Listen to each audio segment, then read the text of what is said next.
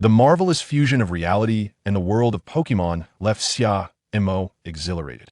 A seasoned player of Pokémon, while others were fraught with anxiety over their first encounters with Pokémon, possessing memories from a past life and unique opportunities, effortlessly acquired a Pokémon of extraordinary potential, accompanied by slightly powerful companions.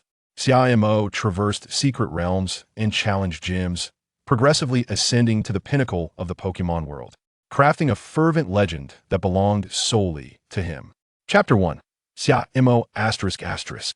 On June 9th, 2018, during the summer, the weather was particularly splendid following yesterday's rainfall. However, as Xia Mo lay in bed, blissfully asleep, he was suddenly struck by a chill. It seems I've forgotten something. Forcing his eyes open, Xia Mo stared blankly at the ceiling.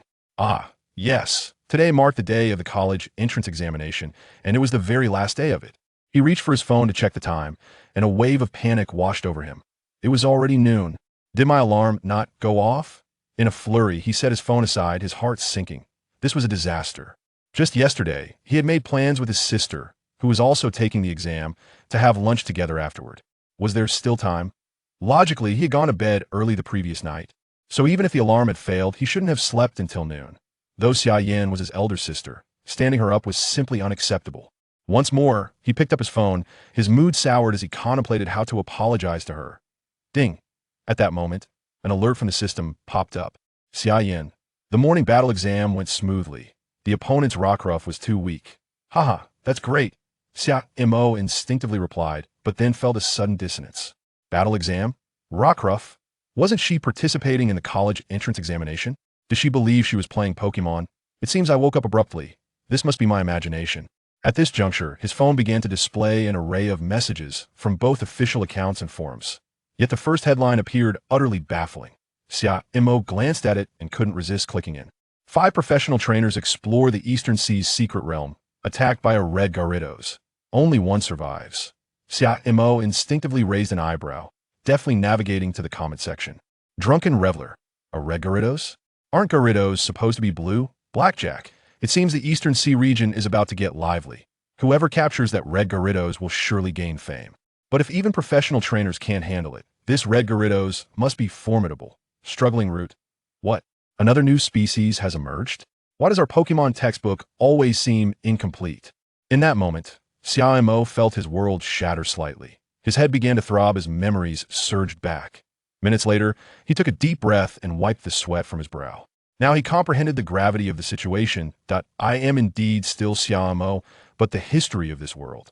Whether it was the Rockruff mentioned by Xia Yan or the red Gyarados reported in the news, both were undeniably real. The worlds of Xia Mo and Pokémon had intertwined, yet for reasons unknown, the Pokémon lore from his previous life had not manifested, although his memories remained intact. This revelation thrilled Xia Mo, a devoted Pokémon enthusiast. Was this not the ultimate stroke of fortune? Calming his thoughts, Xia Mo picked up his phone to search for historical context. Although as a sophomore, he had already memorized such historical knowledge, he felt it prudent to verify. According to the emergence of Pokémon, history could be roughly divided into ancient, modern, and contemporary eras. In ancient times, approximately 500 years ago, countless secret realms appeared globally, each an independent world. Within these realms resided various Pokémon, though initially they were not referred to as Pokémon, but rather as magical beasts. These powerful magical beasts instilled fear in humanity. Yet during that era, the secret realms and the world were largely separate, with minimal influence on one another. Years later, in modern times, with the advent of firearms, humanity finally engaged with these magical beasts. Despite their aggressive tendencies, some are also friendly toward humans. As the realms and reality merged, a war erupted between humans and magical beasts, leading to a deeper understanding of these creatures and the invention of equipment like Pokeballs. These innovations further facilitated the integration of both sides, and with the war's conclusion, the Pokémon League was established, comprising members from countries worldwide. Holding a prominent position in governance. It was during this year that magical beasts were officially recognized as Pokémon by humanity. Now, nations worldwide sought to cultivate more trainers. Warfare had shifted from being dictated by firearms to being determined by trainers, given that a mere gesture from a powerful Pokémon could unleash calamity. Consequently, many educational institutions began reforming their curricula, redefining the concept of high school and elevating the significance of Pokemon-related subjects. Incorporating Pokemon battles into the college entrance examination. Xia Mo perused the information and found it largely consistent with his memories, confirming that he had indeed traversed into another world. Fortunately, he still remained a junior in Jiangsheng, with familial and social relations unchanged. However, it was notable that Jiangsheng No. 3 High School was a prestigious institution specifically aimed at nurturing trainers. Unlike ordinary high schools, Jiangsheng No. 3 primarily focused on teaching Pokemon-related knowledge in the senior year, and during the summer break of the sophomore year, every student received a Pokeball issued by the League, officially becoming trainers. Moreover, the distinction in fees between ordinary and prestigious high schools reflected their differing educational content. The latter invested substantial resources annually, with tuition for the senior year nearing 200,000 yuan, and this was merely the beginning, highlighting the financial barrier to becoming a trainer. Fortunately, Xia Mo's parents held respectable jobs, affording them the means to support both siblings' education, alleviating any financial concerns. This summer, Xia Mo would officially register as a trainer and dedicate himself to preparing for his senior year and the college entrance examination. In contemplation, he picked up his phone and sent his sister Xia Yan a congratulatory Pikachu emoji. Barring any unforeseen circumstances, Xia Yan, as an academic achiever, would smoothly transition to university, embarking on a structured 4-year journey, likely culminating in her becoming a professional trainer. Professional trainers stand apart from ordinary trainers. It's both a profession and a status. With this title, they enjoy complimentary access to over 90 of public facilities and receive exceptional benefits. If all else fails, he could inherit his family's legacy and become a professional officer in Jiangsheng, which happens to be one of Xia Yan's dreams as well. Just like in his previous life, his father was a police officer. However, in this world, most officers were professional trainers, as they were often the first line of defense against the dangers posed by rampaging secret realms and uncontrollable Pokemon. Chapter 2. Jiangsheng No. 3 High School. As a pivotal institution in Jiangsheng, No. 3 High School boasts a formidable faculty and an exceptional student body. While the instances of graduates becoming professional trainers are relatively few, they are not insignificant. This year, as anticipated, Jiangsheng No. 3 High School has been designated as an examination center for the college entrance examination, with the most critical battle assessment being the final component of the exam, indicating that the examination has now concluded. Dressed in a blue and white school uniform, Xia Mo stepped out of his home, making no unnecessary stops as he headed directly to his school. Along the way, he encountered a number of Pokemon, predominantly Caterpies and Pidgeys. With the merging of two worlds, Pokemon have begun to coexist amicably with humans, much akin to their portrayal in anime. Upon entering Jiangsheng No. 3 High School, Xia Mo made his way to Comprehensive Building Room 105, home to a drawing club comprised of over 10 members. His older sister serves as the president of this club. However, as she is set to graduate, the position has become vacant. The club primarily engages in painting, often venturing out for inspiration to depict Pokemon and scenic landscapes. Though such activities have been temporarily suspended with the impending exams. "Oh, sister, are you still here?" Xia Mo pushed open the door, which was unlocked, and upon peering inside, he found his beloved sister. At that moment, Xia Yan was clad in blue denim shorts and a white short-sleeved shirt, exuding vitality. Her eyes curved into crescent moons upon seeing her younger brother, her mood evidently buoyant as she offered him a warm smile. Taken aback by Xia Yan's radiant smile, Xia Mo instinctively inhaled sharply. Those familiar with having a sister might recognize it as the smile of a temptress. Due to the examination, she was not in her usual blue and white uniform, making her appear all the more striking. Beneath her feet lay a yawning Curlia, its expression one of fatigue. "After today, I shall be departing from the drawing club, but there remains some unfinished work. Most importantly, our mother has sent a breeding manual from abroad, and I wish to peruse it at school." "A breeding manual?" Xia Mo inquired. "Indeed, it is said to contain the latest breeding methods from overseas, encompassing techniques for all common Pokemon, complete with Mother-S notes. A Pokemon breeder is an alternative path for trainers.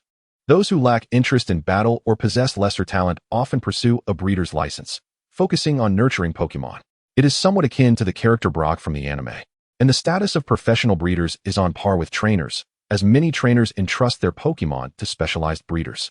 Numerous large enterprises related to Pokemon also recruit breeders, who primarily work behind the scenes rather than engaging in perilous adventures within secret realms.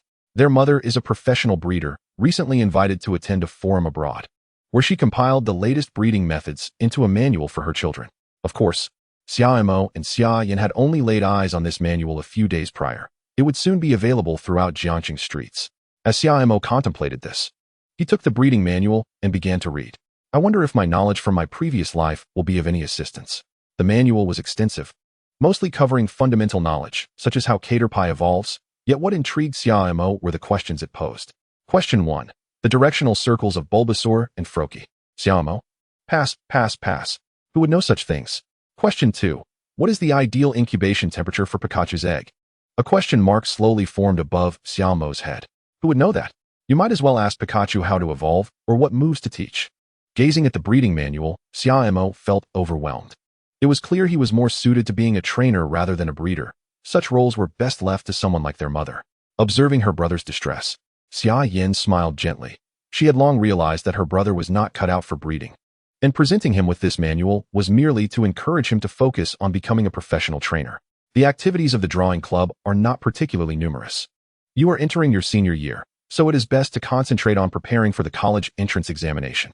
The presidency of the club should be handed over to a second-year student, Xia Yan advised. One's energy is finite. Had it not been for my immense passion for painting, I would not be serving as president in my senior year.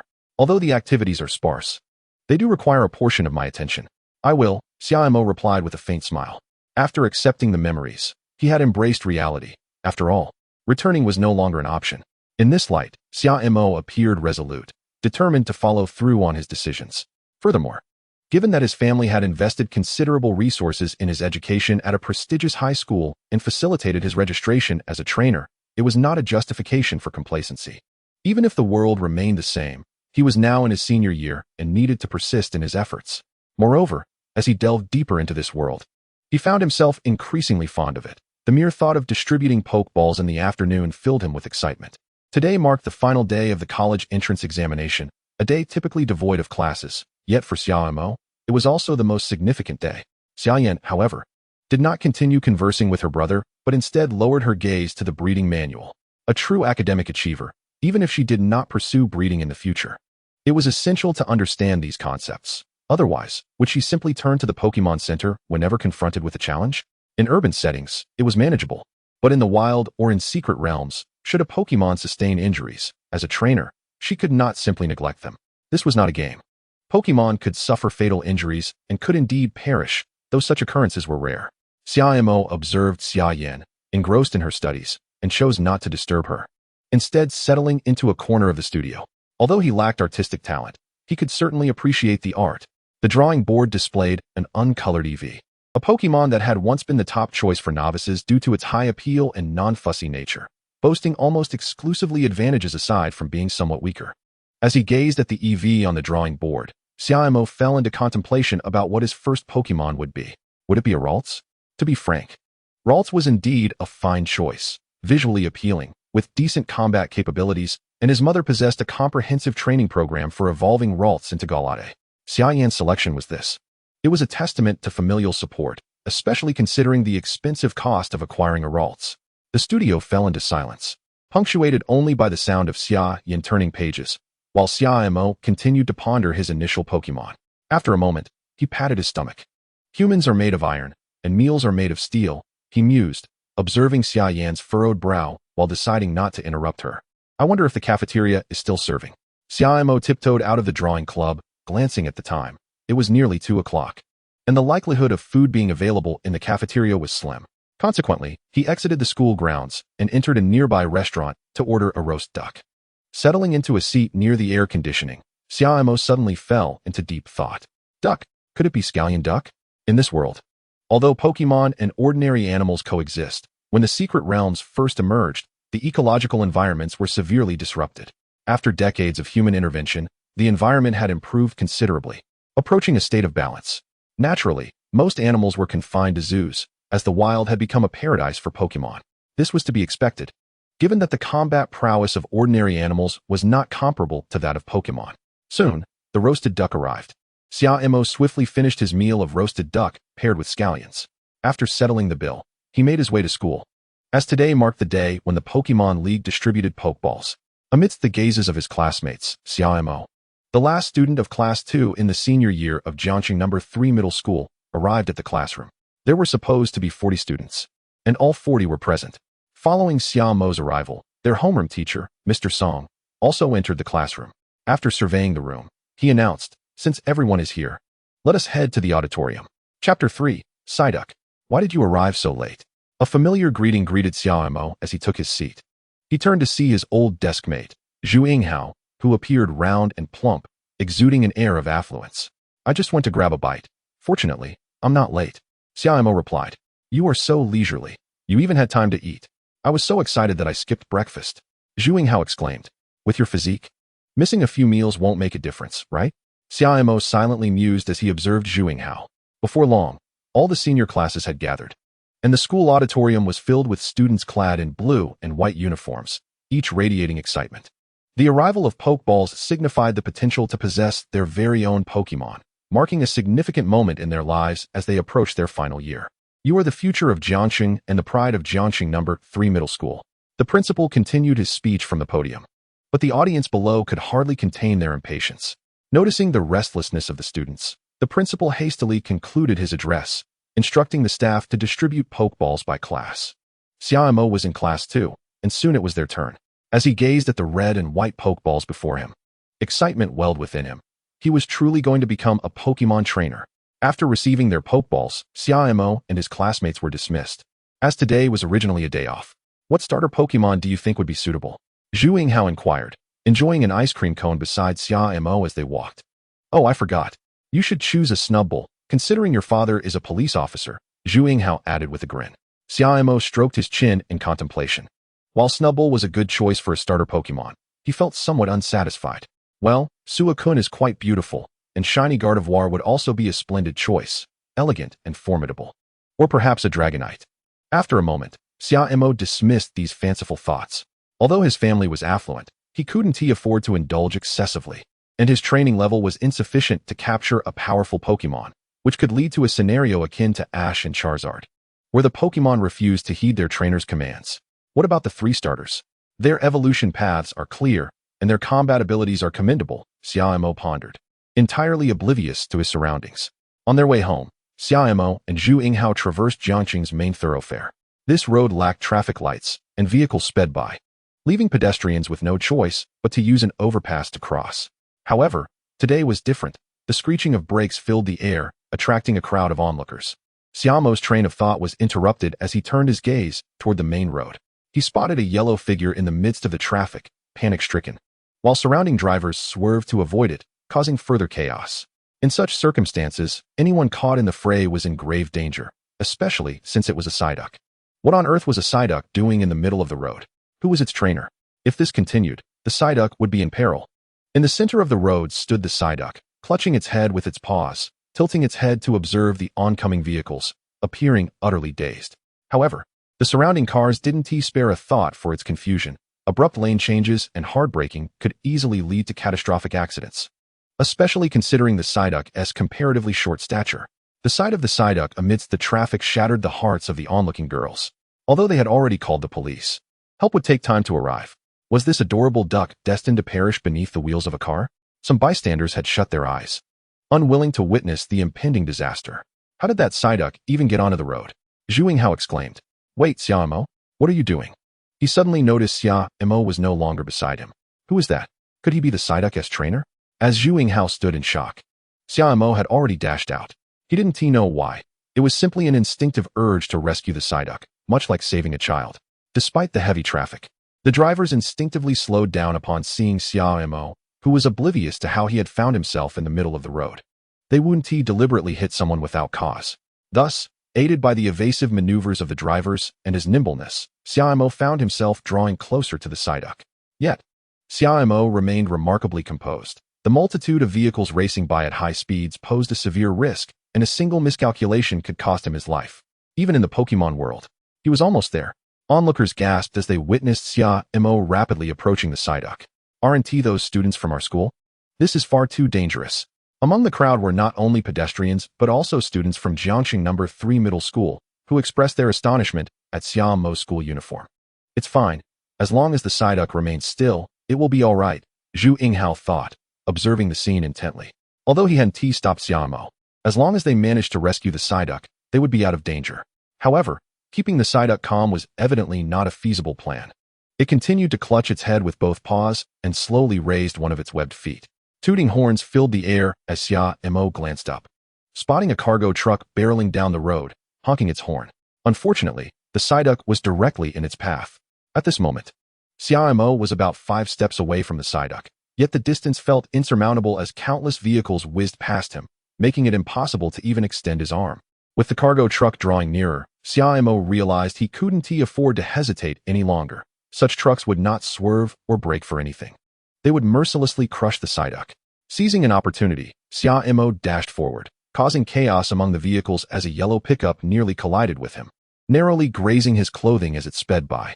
Though Xia Mo took the risk, he was still 3 steps away from the Psyduck, and he could already smell the cargo the truck was transporting. Was there truly no other option? Xia Mo muttered to himself. Suddenly, it seemed he had an epiphany. He pulled out a red and white Pokeball and hurled it toward the Psyduck. A flash of red light enveloped the Psyduck as it transformed into energy and was sucked into the ball. Please don't let it belong to someone else, Xia Mo thought anxiously. A Pokemon belonging to a trainer could not be captured unless its trainer willingly abandoned it. The Pokeball began to shake, and Xia Mo exhaled in relief. This Psyduck was indeed without a trainer. Moments later, the cargo truck whizzed past, fluttering Xia Mo's clothing, while the Pokeball lay safely beneath the truck. Zhu Hao, watching from afar, breathed a sigh of relief. He had feared Xia Mo's daring rescue would cost him dearly, but thankfully, he had used a Pokeball. However, what if he genuinely captured the Psyduck? What then? Zhu Hao pondered, realizing that the Psyduck was not an ideal choice for a novice trainer. At this moment, Xia Mo exhaled deeply, yet soon, a pressing question arose in his mind. Is Psyduck truly a suitable choice for a novice Pokemon? Before long, a truck passed by, and a red and white Pokeball appeared on the pavement, confirming that Psyduck was indeed Xia Mo's beginner Pokemon. He hurried over to retrieve his Pokeball, deftly navigating through the traffic to return to Zhu Hao's side. You're so cool, Xia Mo. Zhu Hao praised his deskmate, acknowledging that such courage is not something everyone possesses. Let us go, Xia Mo urged, noticing the increasing crowd around them. Chapter 4, My Unfortunate Pokemon. The duo quickly departed from the scene, leaving a throng of bystanders searching in confusion. So, are you really going to train Psyduck? Zhu Hao inquired as they walked. While Psyduck may be endearing, its combat capabilities leave much to be desired. It's alright, Psyduck is a perfectly fine beginner Pokemon, Xia Mo replied with composure. Although Psyduck was not the best choice, it was far from being the worst.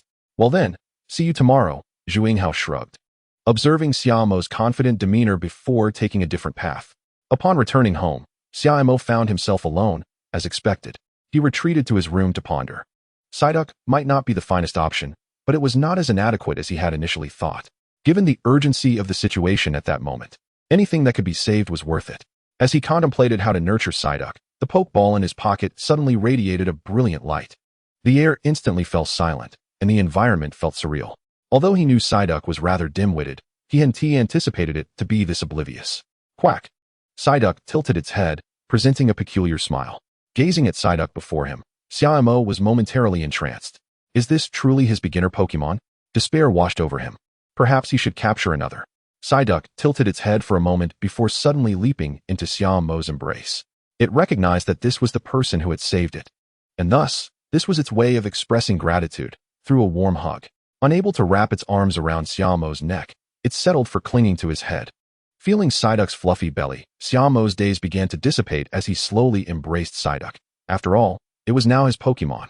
As he gently stroked Psyduck's back, an unprecedented sense of tranquility and harmony enveloped him, lasting until dinner time. Hey, why do you look so glum? During dinner, Xia Yan, his younger sibling, inquired with barely concealed amusement. In the expansive dining room, Xia Mo numbly bit into a steamed bun, his gaze fixated on Psyduck across the table. Psyduck, with its eyes narrowed in joy, eagerly devoured the buns, using its claws to shovel them into its mouth without any signs of stopping. Its yellow, fluffy belly visibly swelled. This is absurd, truly absurd. In the Pokemon world, every form and species of Pokemon has its purpose. Since you have chosen it, you must treat it well. A beginner Pokemon represents a trainer's first attempt, as most Pokemon have similar initial strengths. As their abilities improve, nurturing any desired Pokemon will become a trivial matter. Xia's father approached the dining table with a pot of porridge, observing the gluttonous Psyduck as he comforted Xia Mo. If the path of a trainer doesn't work out, You can become a nurturer like your mother. And if that doesn't appeal to you, being a Pokemon observer in a research institute is also a commendable choice. There are many paths ahead, but the one constant is your friendship and love for Pokemon, he continued. He was aware of Xia Mo's recent actions, having received a call about the incident, yet he maintained a supportive stance regarding Xia Mo capturing Psyduck, not wishing for both siblings to have the same Pokemon. That night, Xia Mo quietly asked Psyduck, "Psyduck, do you know how to use Psychic? You know, the ability that can throw someone across the room?" Having accepted Psyduck's existence, it was time to begin nurturing it. Xia Mo recalled that Psyduck might possess psychic abilities. However, observing Psyduck's expression, he felt his hopes dwindling. Psychic? What is that? Can I eat it? Psyduck pondered, holding its head in a comical manner, resembling an animated emoji. If only a large question mark accompanied it, the scene would be perfect. Psyduck blinked, its gaze vacant. Yet Xia Mo remained undeterred, gesturing with his hand, his eyes glimmering with anticipation. It's the kind of ability that allows you to levitate objects and attack opponents from a distance. For instance, the orange in my hand. You could grab it without using your paws. Wait, Psyduck, what are you doing? Xia Mo watched as Psyduck stood on the chair and leaned towards him, taking a bite of the orange he had just peeled. Quack! Psyduck triumphantly raised its claws. Look, Psychic, I ate the orange without using my paws. Is this what Psychic is? How unimpressive. Xia Mo lamented, feeling a pang of disappointment. Why must Psyduck be such a silly Pokemon? He felt a sense of internal injury. Psyduck, what moves do you actually know? Psyduck appeared disheartened, realizing that it hadn't used Psychic at all, having merely eaten the orange without its claws. However, its moment of disappointment quickly faded as it resumed pondering what other moves it might possess. Psyduck, use Tail Whip. Xia Yan's voice rang out, accompanied by uncontrollable laughter.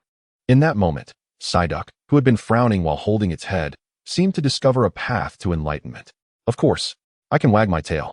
Xia Mo gazed in astonishment as Psyduck turned around, revealing its tail while still clutching its head, beginning to wag its tail in delight. Quack, quack, quack. Seeing this spectacle, Xia Yan could no longer contain her laughter. Quack, quack. After showcasing its move, Psyduck obediently stood aside, looking at Xia Mo with eager anticipation. Well done, but there's no reward. Xia Mo could only sigh, silently returning Psyduck to its Pokeball. He wished he could give it a playful punch, just like Misty. With Psyduck's antics concluded, Xia Mo hesitated for a moment before pulling out a workbook titled 5 Years of College Entrance Examination, 3 Years of Simulation. Despite having captured Psyduck and becoming a trainer, he still had homework to complete. In addition to the subjects of mathematics, language, and foreign languages, he had to contend with physics, chemistry, and biology, not to mention a written examination and battle subjects related to Pokemon knowledge. Not every trainer enjoys a smooth journey toward becoming a competent one. Many lack the talent for battles, and for such individuals, being a trainer may bring not benefits, but financial burdens. However, being a trainer does have its advantages, whether as a doctor, police officer, researcher, worker, actor, or in any other profession. The presence of Pokemon can provide significant assistance.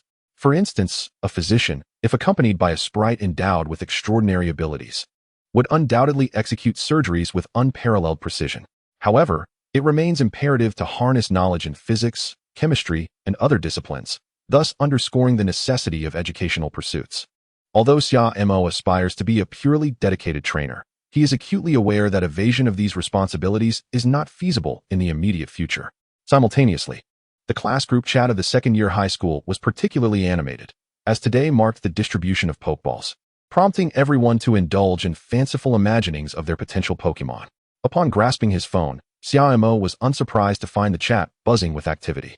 Chinfeng, surely no one has actually captured a Psyduck, right? That can't be true. This was a classmate with whom Xia Mo shared a friendly rapport.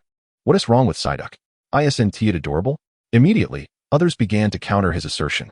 Regardless, the fact that the inaugural day of Pokeball distribution had stirred such discourse was noteworthy. Glancing at the messages in the group, Xia Mo felt a wave of frustration. Must Psyduck merely serve as a source of amusement? Chapter 5. The Magikarp Cup. Maturity signifies the onset of responsibility. As Xia Mo rode his bicycle along the road, this sentiment echoed in his mind. With a miniature Pokeball nestled in his pocket, the thought of Psyduck's vacant expression caused his eyelids to twitch uncontrollably. How on earth am I supposed to train this creature? Before long, the day's academic endeavors commenced, and as Xia Mo entered the classroom, every pair of eyes turned toward him, a gesture he had already experienced twice within the past 2 days. Yet, before his classmates could pose their inquiries, their homeroom teacher, Mr. Song entered, casting a glance around the room until it landed on Xia Mo. Xia Mo, don't forget to register at the Pokémon Center later. Each Pokémon must be bound to its trainer at the Pokémon Center, affirming its ownership and effectively granting it an identity. Xia Mo nodded, recalling his hasty departure the previous day, which had precluded him from completing the registration. Another announcement followed. Before the next semester begins, there will be an inter-school examination involving Pokémon battles. Mr. Song added, the inter-school examination occurs annually. I wonder what my novice Pokémon will be. A lively discussion erupted. Although this event was a yearly tradition, they had previously only observed their seniors participate, and now it was their turn. Our summer vacation starts next week, which will afford you ample time to train your Pokémon, Mr. Song disclosed at an opportune moment. Unsurprisingly, the entire class erupted in excitement. What Pokémon do you intend to capture? Xia Mo inquired of his neighbor, Zhu Yinghao. I've already captured one. Zhu Yinghao replied with a cryptic smile. Observing this expression, Xia Mo understood that Zhu Yinghao was not yet willing to share, but he would eventually divulge the information if Xia Mo refrained from pressing him. As expected, after Xia Mo's inquiry, Zhu Yinghao's smile waned, and he somewhat irritably asked, aren't you curious? Curious indeed. You're so perfunctory. Time swiftly passed, and soon, the bell rang at Jiangxing No. 3 High School, signaling the end of the school day. Xia Mo shook his wrist, stowing his pen, marking the conclusion of a day filled with academic pursuits. As he packed his bag and prepared to depart, the pokeball in his pocket began to tremble. Emitting a flash of red light, Psyduck appeared. At that moment, Psyduck clutched its head and pointed to its mouth, clearly indicating its hunger. Let us first register at the Pokémon Center, then we can get something to eat. Xia Mo sighed at the sight of his endearing Psyduck. After successfully completing the registration, the Pokémon Center welcomed him with the promise of future visits. There, Xia Mo also spotted Zhu Yinghao's Pokémon, a Snorlax, known for its prodigious appetite, making it a costly endeavor to sustain without substantial resources. Fortunately, Zhu Yinghao's family owned a restaurant, ensuring an abundance of food. Quack, quack. Psyduck, having completed its registration, eagerly anticipated its meal, gripping Xia Mo's trousers with its tiny paws. All right, let us go. Xia Mo conceded, bemused. How could Psyduck outpace even Snorlax in its quest for sustenance? It must be the sparkling water that is so delightful. Under the large umbrella at the riverside dock, Xia Mo, Zhu Yinghao, Psyduck, and Snorlax basked in the evening breeze, accompanied by the occasional fizz of the sparkling water. This joy was truly unique. The Pokémon Center in Jiangxing was conveniently situated near the riverside, and Xia Mo had intended to bring Psyduck there, considering its water type. Who knew what skills it might awaken? However, observing Psyduck munching on fries while sipping sparkling water, Xia Mo felt the prospects were dim. Snorlax, not particularly fond of fries, preferred the eel served here, and happily devoured too. Naturally, witnessing Snorlax relish its meal, Psyduck could not resist indulging in a couple of pieces as well. Ultimately, Psyduck consumed even more than Snorlax. Psyduck. Your belly. Although Psyduck's stomach appeared to be at its limit, it somehow managed to finish the remaining soda. Quack. Even while burping, Psyduck would emit an additional rising tone.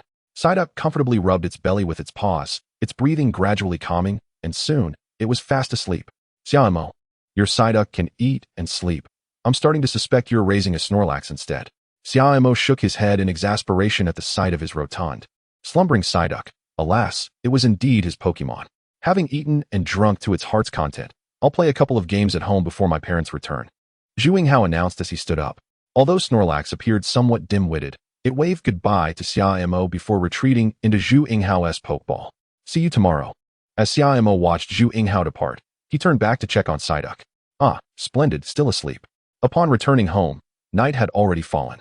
Yet his father had not arrived, a common occurrence given his duties as a police officer. Thus, only Kyrulian and Xia Yan remained at home. Engrossed in a poster they were studying intently. What has captured your attention so thoroughly? Xia Mo inquired as he plopped down on the sofa.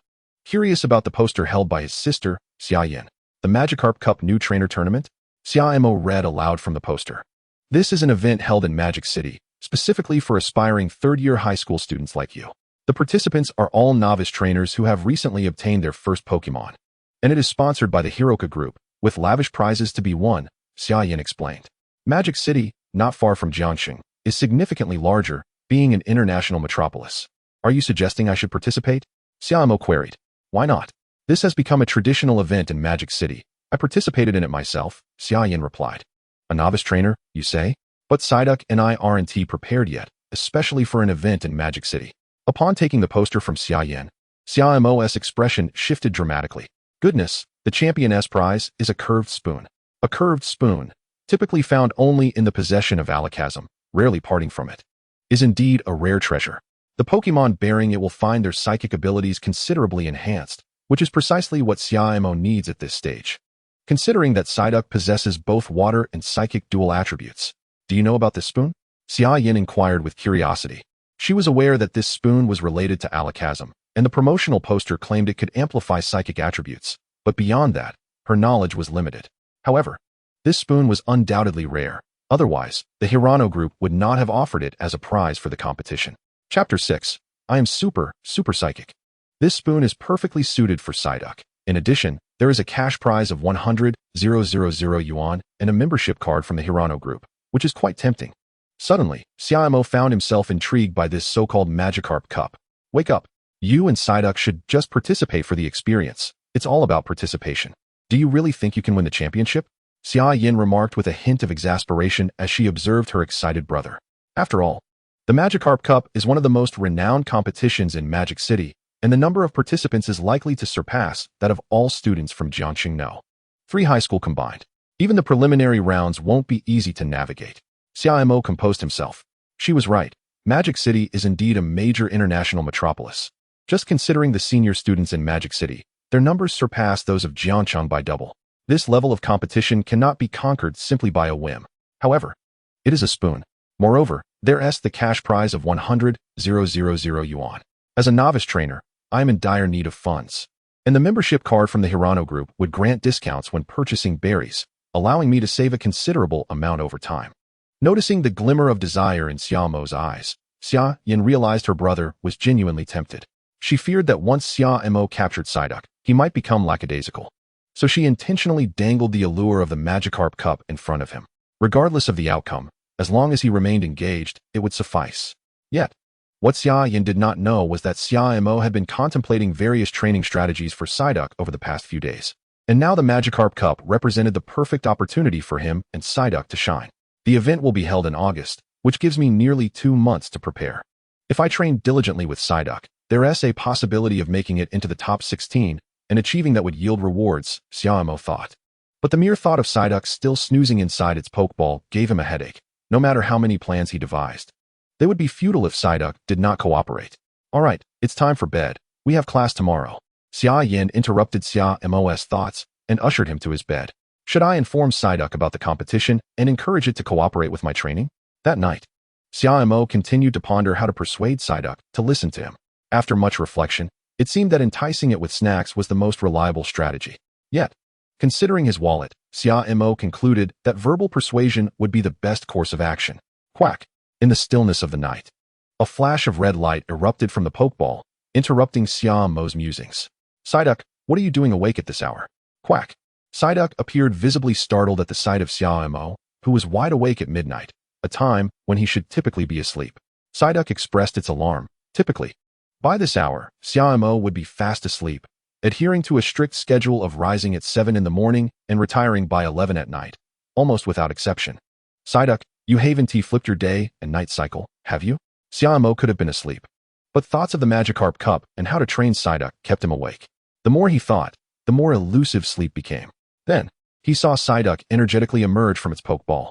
Although curious about Psyduck's ability to exit the Pokeball at will, the pressing matter was its wakefulness at such an hour. However, since Psyduck was so lively, it was time for a serious discussion. Psyduck, do you still want to drink sparkling water and eat eel? Xia Mo asked with a smile. Psyduck nodded eagerly, its eyes narrowing as if recalling something delightful. All right, but both eel and sparkling water require some money, and I don't have much at the moment. Xia Mo feigned a pained expression. Psyduck then rubbed its head, appearing somewhat disappointed. However, there is a competition coming up. If we can secure the championship, we can enjoy eel and sparkling water every day. Upon hearing this, Psyduck's eyes sparkled with excitement at the prospect of daily eel consumption. Yet, winning the championship is no easy feat over the next month. We must train diligently. And you must not slack off. At this, Psyduck clenched its claws, seemingly resolute. Seeing that his motivational speech had taken effect, Xia Mo nodded in satisfaction. He and Psyduck were now united in purpose, and everything was progressing positively. Nonetheless, While Psyduck was now brimming with determination, it still lacked any skills. This realization brought a twinge of frustration to Xia Mo. He felt as if he were the one with a headache. Wait, a headache? Suddenly, a thought struck him. He remembered that in the anime, Psyduck's psychic abilities were triggered by being struck on the head. Xia Mo retrieved his Pokédex and flipped to Psyduck's page. But it was apparent that this world's Pokédex wasn't as comprehensive. It only listed Psyduck as a water type. This indicated that the inhabitants of this world were unaware of Psyduck's potential psychic attribute. Yet, Xia Mo knew that Psyduck possessed that ability, and if it could be harnessed, they could certainly achieve a commendable rank. But how to unlock it? Should I hit Psyduck on the head? Perhaps not. Just as Xia Mo was about to lie back down and sigh, a sudden idea sprang to mind. Psyduck seems to have quite the appetite. Despite its small size, it has an astonishingly large appetite. Perhaps I could leverage this aspect, reminiscent of my own childhood. If you achieve a perfect score on your final exam, your parents will take you to the amusement park. If you win first prize in the math competition, your parents will buy you the toys you desire. Often, under the influence of such incentives, individuals can unleash greater potential. However, what if you achieve a perfect score, but your parents don't take you to the amusement park? Psyduck, just think. When you're enjoying eel, what if a Magikarp suddenly leaps out and snatches your eel away? Psyduck's little paws trembled at the thought. Psyduck, you wouldn't want your eel to be stolen by a Magikarp, would you? So, you would use your psychic powers to retrieve it. Psyduck blinked, its claws instinctively grasping. That dastardly Magikarp dared to steal its eel. And besides eel, there are also those delightful milky cookies, the kind that burst with creamy flavor with each bite. Xia Mo believed that this form of motivational training required some food incentives, and while he couldn't produce eel right now, he did have cookies. He opened his drawer, only to find 2 empty bags staring back at him. He distinctly remembered having 2 packs of cookies. Without a doubt, it must have been Psyduck who stealthily indulged in snacks while Xia Mo slumbered in the dead of night. However, upon closer inspection, it appeared that a small portion remained in one of the bags. Perhaps I ought to express my gratitude to Psyduck for leaving a morsel behind. How infuriating.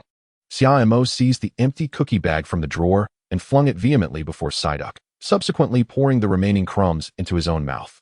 Psyduck gazed at Xia Mo with a mixture of trepidation and dismay as it beheld the gaping maw of its companion. Anxious, Psyduck clutched its head, and in a moment of panic, a peculiar energy surged within its being, manifesting as a soft azure glow in its eyes.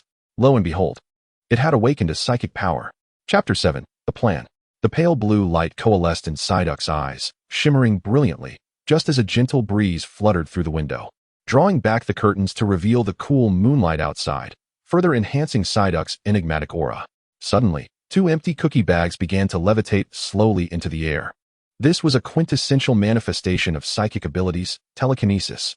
Was this the power of the psychic realm? A gift belonging to Psyduck. Under the inky black sky, Psyduck's azure eyes sparkled like sapphires, transforming from its usual dopey demeanor into that of a noble mage casting a spell, mysterious and captivating. Yet, in the next instant, Psyduck realized its eyes were glowing, resembling a creature afflicted with blue-eye disease. In a fluster, it rubbed its eyes, and in doing so, not only did it lose the elegance of a mage, but it also reverted back to its original foolish appearance. Quack! With the telekinesis fading, the bags that had been suspended in midair began to descend freely. Though the sound was minimal, they fortuitously landed atop Xia Mo's head, scattering crumbs like fireworks across his blanket. Quack! Quack! As Psyduck observed Xia Mo's increasingly grim countenance, it once again clutched its head, quaking in fear. Oh no! I've caused a disaster.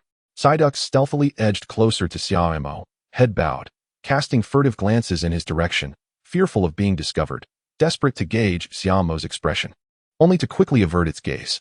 Just as Psyduck was consumed by anxiety, it suddenly noticed itself rising from the ground. How splendid, Psyduck! You have harnessed your psychic abilities. Xia Mo had indeed surmised correctly. When faced with intense pressure, Psyduck could swiftly concentrate its focus, unleashing the latent psychic energy within. This bore resemblance to the Psyduck belonging to Misty in the anime, albeit with certain distinctions. Fortunately, half of the objective had been achieved, and with successful specialized training, the coveted king of the Carp Cup would surely be within reach. Psyduck, do you recall the sensation of using telekinesis just now? Xia Mo inquired with eager anticipation. At this moment, Psyduck, believing it had been forgiven, joyfully cradled its head. The 3 tufts atop its head had morphed into question marks. Telekinesis? What telekinesis? Is it delicious? Upon witnessing Psyduck's furrowed brow in contemplation, Xia Mo recognized that matters had grown complex.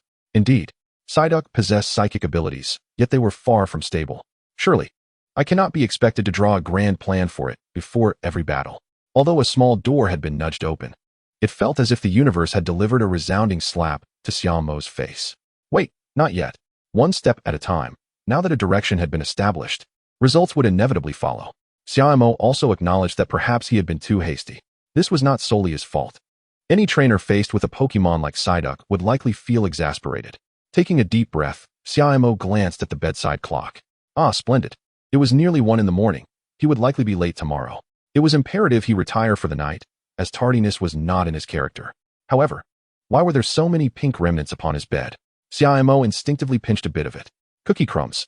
The memory resurfaced, those bags of cookies bursting open like fireworks when Psyduck's psychic energy dissipated. Psyduck! Quack! Quack! Psyduck gazed at Xia Mo, bewildered. Quack! Psyduck has something to say? Wasn't I forgiven? I was even cradled. Why the sudden change of heart? It was evident that Xia Mo had recognized a crucial issue. If he wished to train Psyduck, he must consider the consequences. After all, the control over psychic moves was quite challenging for Psyduck at its current stage. Henceforth, training could not be conducted indoors. Xia Mo clutched the blanket and approached the window, throwing the cookie crumbs outside, as though his actions were meant to cast Psyduck away. Oh, Psyduck, truly. That night, Xia Mo did not sleep soundly. It was quite a headache. A week swiftly passed, and Xia Mo and his peers arrived at the final day of the semester. Please take care on your journey home, and remember to complete your summer assignments on time. Teacher Song reminded them before declaring the end of the school day. From this moment on, Xia Mo and his friends officially entered summer vacation. Xia Mo, where are you planning to go for summer vacation? Zhu Yinghao inquired while packing his backpack beside Xia Mo. I'm heading to Heshan near Jiangqing. It has both mountains and water, perfect for Psyduck, Xia Mo replied. During the past week, he had not been idle. He had scouted locations near Jiangqing suitable for specialized training and devised a comprehensive training plan. Drawing upon his understanding, knowledge from games and anime, coupled with assistance from his mother abroad, he compiled a specialized training template tailored for Psyduck. Training without a clear objective is inefficient. Xia Mo was well aware of this principle. Alright, I also wish to explore Magic City, but it seems I must focus on training now, Zhu Yinghao remarked. Noting Xia Mo's prominent dark circles, recognizing that he too needed to exert effort, as a Pokemon's strength was intricately linked to academic success. With the King of the Carp Cup as their target, Xia Mo and Psyduck would face numerous adversaries ahead, particularly grass and electric-type Pokemon, which were Psyduck's weaknesses. Moreover, ghost types proved to be quite troublesome, and Psyduck's defenses were not particularly robust. Achieving a commendable performance in the King of the Carp Cup necessitated a well-rounded training regimen. As they traveled, Xia Mo reviewed the training plans he had formulated over the past 2 days. The strength of a Pokemon in battle hinges on its fundamental qualities and mastery of techniques. This conclusion had emerged from days of contemplation. Fundamental qualities encompass stamina, physical strength, speed, and explosiveness, among other attributes. Stamina influences a Pokemon's endurance in battle and its recovery afterward. Physical strength affects a Pokemon's resilience and offensive capabilities. Speed is a broad concept, encompassing reaction time, movement speed, and even the speed of executing moves. Additionally, coordination is paramount. In the realm of animation, there exists a profession known as a coordinator trainer, whose expertise lies in the adept manipulation and harmonious combination of Pokemon traits and techniques. To Xia Mo, coordination epitomizes a Pokemon's mastery over its own body, encompassing control over physical form, energy, and other fundamental aspects. The foundational qualities serve as the bedrock for a Pokemon, influencing every facet of its capabilities. A Pokemon endowed with robust foundational qualities can vanquish many opponents merely through physical collisions. Although Psyduck may not rely solely on brute force, it must avoid becoming a fragile entity. Techniques, on the other hand, dictate the outcomes of battles, representing the primary offensive means for Pokemon.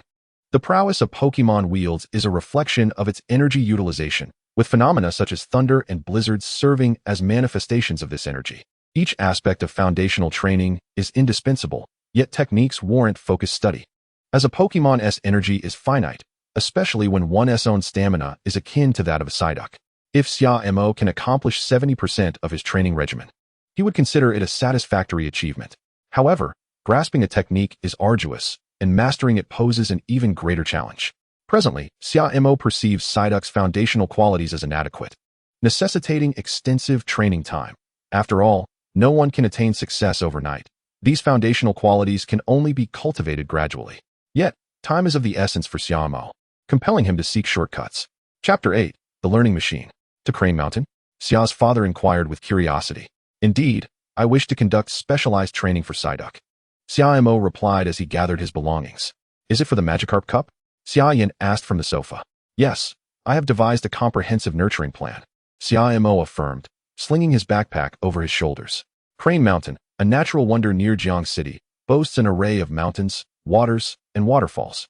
Initially a hidden realm, it later merged with the real world, transforming into a breathtaking landscape. The area teems with wild Pokémon, though most are Pidgey or Caterpie, among others. Nevertheless, training can occur anywhere, and the waterfalls near Crane Mountain will greatly benefit Psyduck's training. Xia's father nodded in agreement. So, are you leaving now? Xia Yin inquired, observing Xia Mo as he readied himself. Surely, I cannot depart at this moment. I plan to visit the Pokémon League store to procure supplies this evening, and we shall set off first thing in the morning.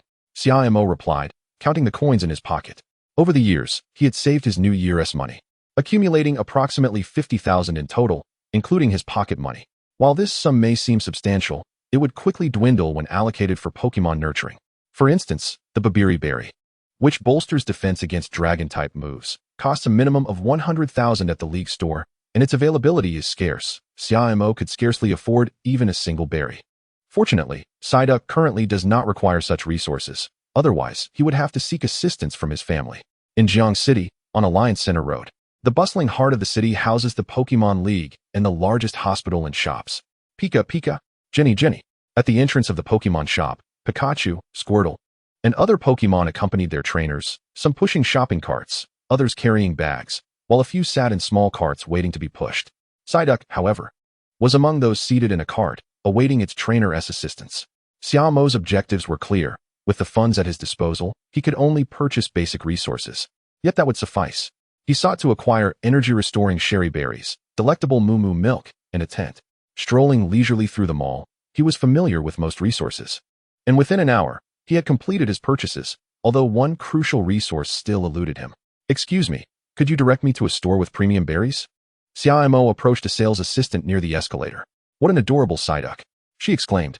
As for berries, you'll find a specialized store on the 5th floor, owned by the Hirano Group, where the selection is the most comprehensive. Thank you very much. Xia Mo replied gratefully. No problem. Your Psyduck is truly charming, the sales assistant said, affectionately patting Psyduck's belly. Psyduck blushed at the attention. Taking the elevator designated for carts, Xia Mo felt Psyduck clutch his wrist tightly as they ascended to greater heights. Soon, he reached the 5th floor and, consulting the map, quickly located the Hirano Group's berry store. Hello, how may I assist you? The sales assistant greeted him with a smile. Do you have any Fulu berries? Xia Mo inquired directly. Fulu berries, among the few effective against psychic types, are not only rare but also costly, forming a core component of Xia Mo's nurturing strategy. Yes, we do, but they are rather pricey, about 50,000 each, the sales assistant replied with a smile. 50,000. That was precisely the total Xia Mo had on hand. Whether this was fortunate or unfortunate remained uncertain. Please pack it up. Though he felt a pang of regret, Xia Mo understood the necessity of this vital resource for Psyduck. Certainly, please hold on. Moments later, with a heavy heart, Xia Mo completed the transaction and took possession of the Fulu berry. Do you have any Sanrine berries? He suddenly remembered to ask as he was about to leave. I'm afraid we're currently out of stock, she replied apologetically. As expected, Sanrine berries, which enhance a Pokémon's speed, are in high demand, and Xia Mo, at this stage, could not afford such coveted resources. After acquiring the Fulu berry, Xia Mo successfully fulfilled his objectives. With some time to spare, he began to explore the mall, as this was his first visit to such a marketplace. Despite his lack of funds, merely indulging his curiosity was a delightful experience. The mall featured an abundance of Pokeballs and potions. However, while the variety of Pokeballs was plentiful, they were predominantly the classic red and white design. In contrast, numerous potions for alleviating status conditions, such as antidotes and paralysis cures, were available. Yet, what captured Xia Mo's attention most were the TM, technical machine devices. TMs are machines that record techniques, allowing Pokémon to learn skills by observing them. However, the prices were exorbitant. Psychic Force TM, 1,000,000. Mind Hammer TM, 800,000. Upon seeing the prices, Xia Mo quietly stepped back.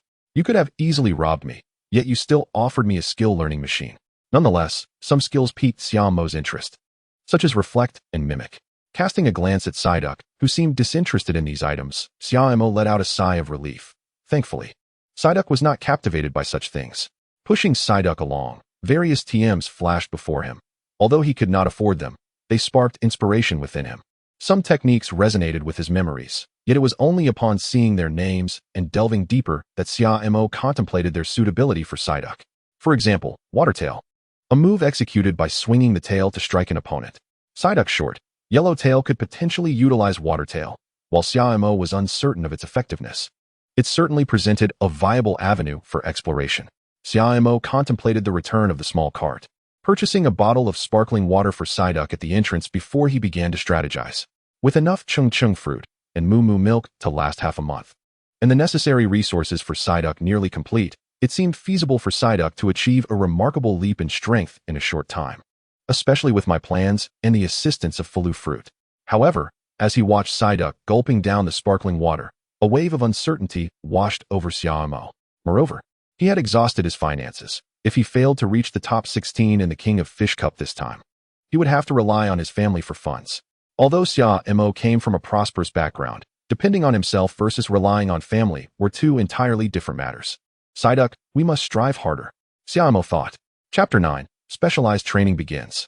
Today marks the first day of summer vacation. Had Xia Mo been a sophomore, he might have lingered in bed, but now that he was a senior, he quickly rose to freshen up. Groggily standing before the sink, brushing his teeth with his eyes barely open, Xia Mo noticed Psyduck nearby, appearing quite spirited, an outcome of Xia Mo enforcing a bedtime for Psyduck the previous night. He certainly did not want Psyduck to doze off during their specialized training. Despite his squinting eyes, Xia Mo's mind was alert, aware that Psyduck faced another daunting challenge: persistence.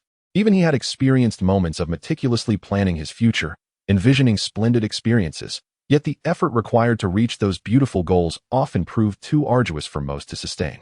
What should be done? Should culinary delights serve as motivation? Honestly, it was a commendable idea, yet relying on that tactic throughout training seemed impractical. Too much indulgence in food would eventually become tiresome. Heishan, Water Forest. The water forest is a natural spectacle within Heishan, named for a small river that flows through the woods. The lush aquatic vegetation attracts many trainers who come to train their Pokémon or enjoy picnics with family. This place is equally suitable for Psyduck, as the presence of water allows for enhanced training of water-type moves. However, the overwhelming number of people in the water forest could easily distract Psyduck, prompting Xia Mo to lead Psyduck deeper into the woods. As they ventured further, the trees grew denser, and only in such proximity could Psyduck truly hone its skills. Yet, Psyduck appeared apprehensive, clutching Xia Mo's leg, intimidated by the eerie depth of the forest. It's all right. I've been here during spring outings. There's nothing to fear. Soon, the pair heard the thunderous sound of rushing water. Xia Mo hastened his pace, carrying Psyduck, until they emerged before a magnificent waterfall, the source of the river within the water forest, a place seldom visited by others. Xia Mo glanced up at the sun. It was still morning, and the sunlight was not yet too harsh, making it the perfect time to set up camp. Psyduck tilted its head in curiosity at the towering waterfall, seemingly lost in thought. Beneath the waterfall, various water-type Pokémon frolicked in the river, with the most abundant being Magikarp, a Pokémon brimming with vitality. Psyduck, why not take a dip? Xia Mo suggested, gently placing Psyduck into the water. To learn water-type moves, contact with water was essential. Psyduck, experiencing water for the first time, appeared flustered, gripping Xia Mo tightly, but soon realized it was buoyant. Gradually, it released its grip and began to paddle excitedly in the water, as would any duck. Watching Psyduck swim joyfully, Xia Mo let out a sigh of relief. While it was only natural for a duck to swim, he had felt a twinge of anxiety. Time flew by, and as the sun began to blaze, Xia Mo had set up a green tent resembling a Bulbasaur. At that moment, Psyduck and Xia Mo were enjoying lunch inside the tent. Anticipating a lengthy training period, Xia Mo had brought an oversized backpack filled with provisions for both himself and Psyduck for the coming days. He estimated that their supplies, supplemented by wild fruit from the forest, would last about a week, after which he would need to restock in Heishan. Psyduck, after we finish our meal, it's time for training, Xia Mo announced, munching on a piece of bread. Psyduck, hearing this, raised its claws and mimicked a gesture of encouragement. Having replenished their energy, Xia Mo and Psyduck approached the riverside woods with renewed confidence. This was the first step in Xia Mo's plan. Due to the dense nature of the trees in this area, the trunks were robust and closely packed. The training method was simple: sprint back and forth through the woods. This exercise would enhance Psyduck's explosive power, speed, endurance, and even physical strength. Although straightforward, it posed some difficulty for Psyduck. Xia Mo marked the starting line, tying a red ribbon around a tree in the woods. Upon reaching the ribbon, Psyduck could return, covering a distance of approximately 400 meters. This should be Psyduck's limit.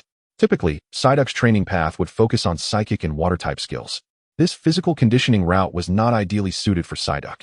However, Xia Mo had his reasoning. Speed and physicality are crucial for sustaining battles. Currently, Psyduck lacked the ability to learn defensive skills like barrier or light screen, compounded by its innate speed disadvantage. After all, as a duck, it would naturally not be quick on land. This meant that in battles, Psyduck would primarily have to withstand attacks head-on. Dodging techniques and recovery must be based on the Pokémon's inherent traits. Even extraordinary abilities require a foundation. Psyduck clutched its head, gazing up at its trainer, who responded with an encouraging look. "You can do it." Starting a timer on his phone, Xia Mo shouted the command. Psyduck, embracing its head, dashed forward.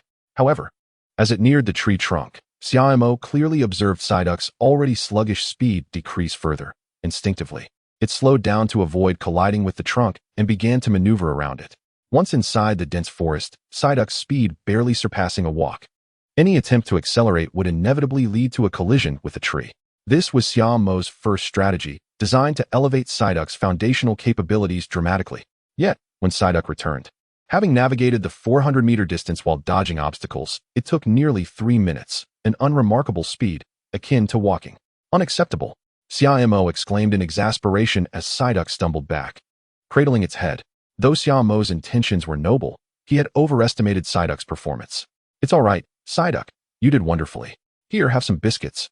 Noticing Psyduck's downcast expression, Xia Mo gently ruffled the tuft of fluff atop Psyduck's head. After all, Psyduck was still a fledgling Pokémon, and such setbacks required encouragement from its trainer. Chapter 10, New Techniques. On the first day of training, and considering that Psyduck needed an acclimatization period, Xia Mo ultimately could not bear to push Psyduck too hard.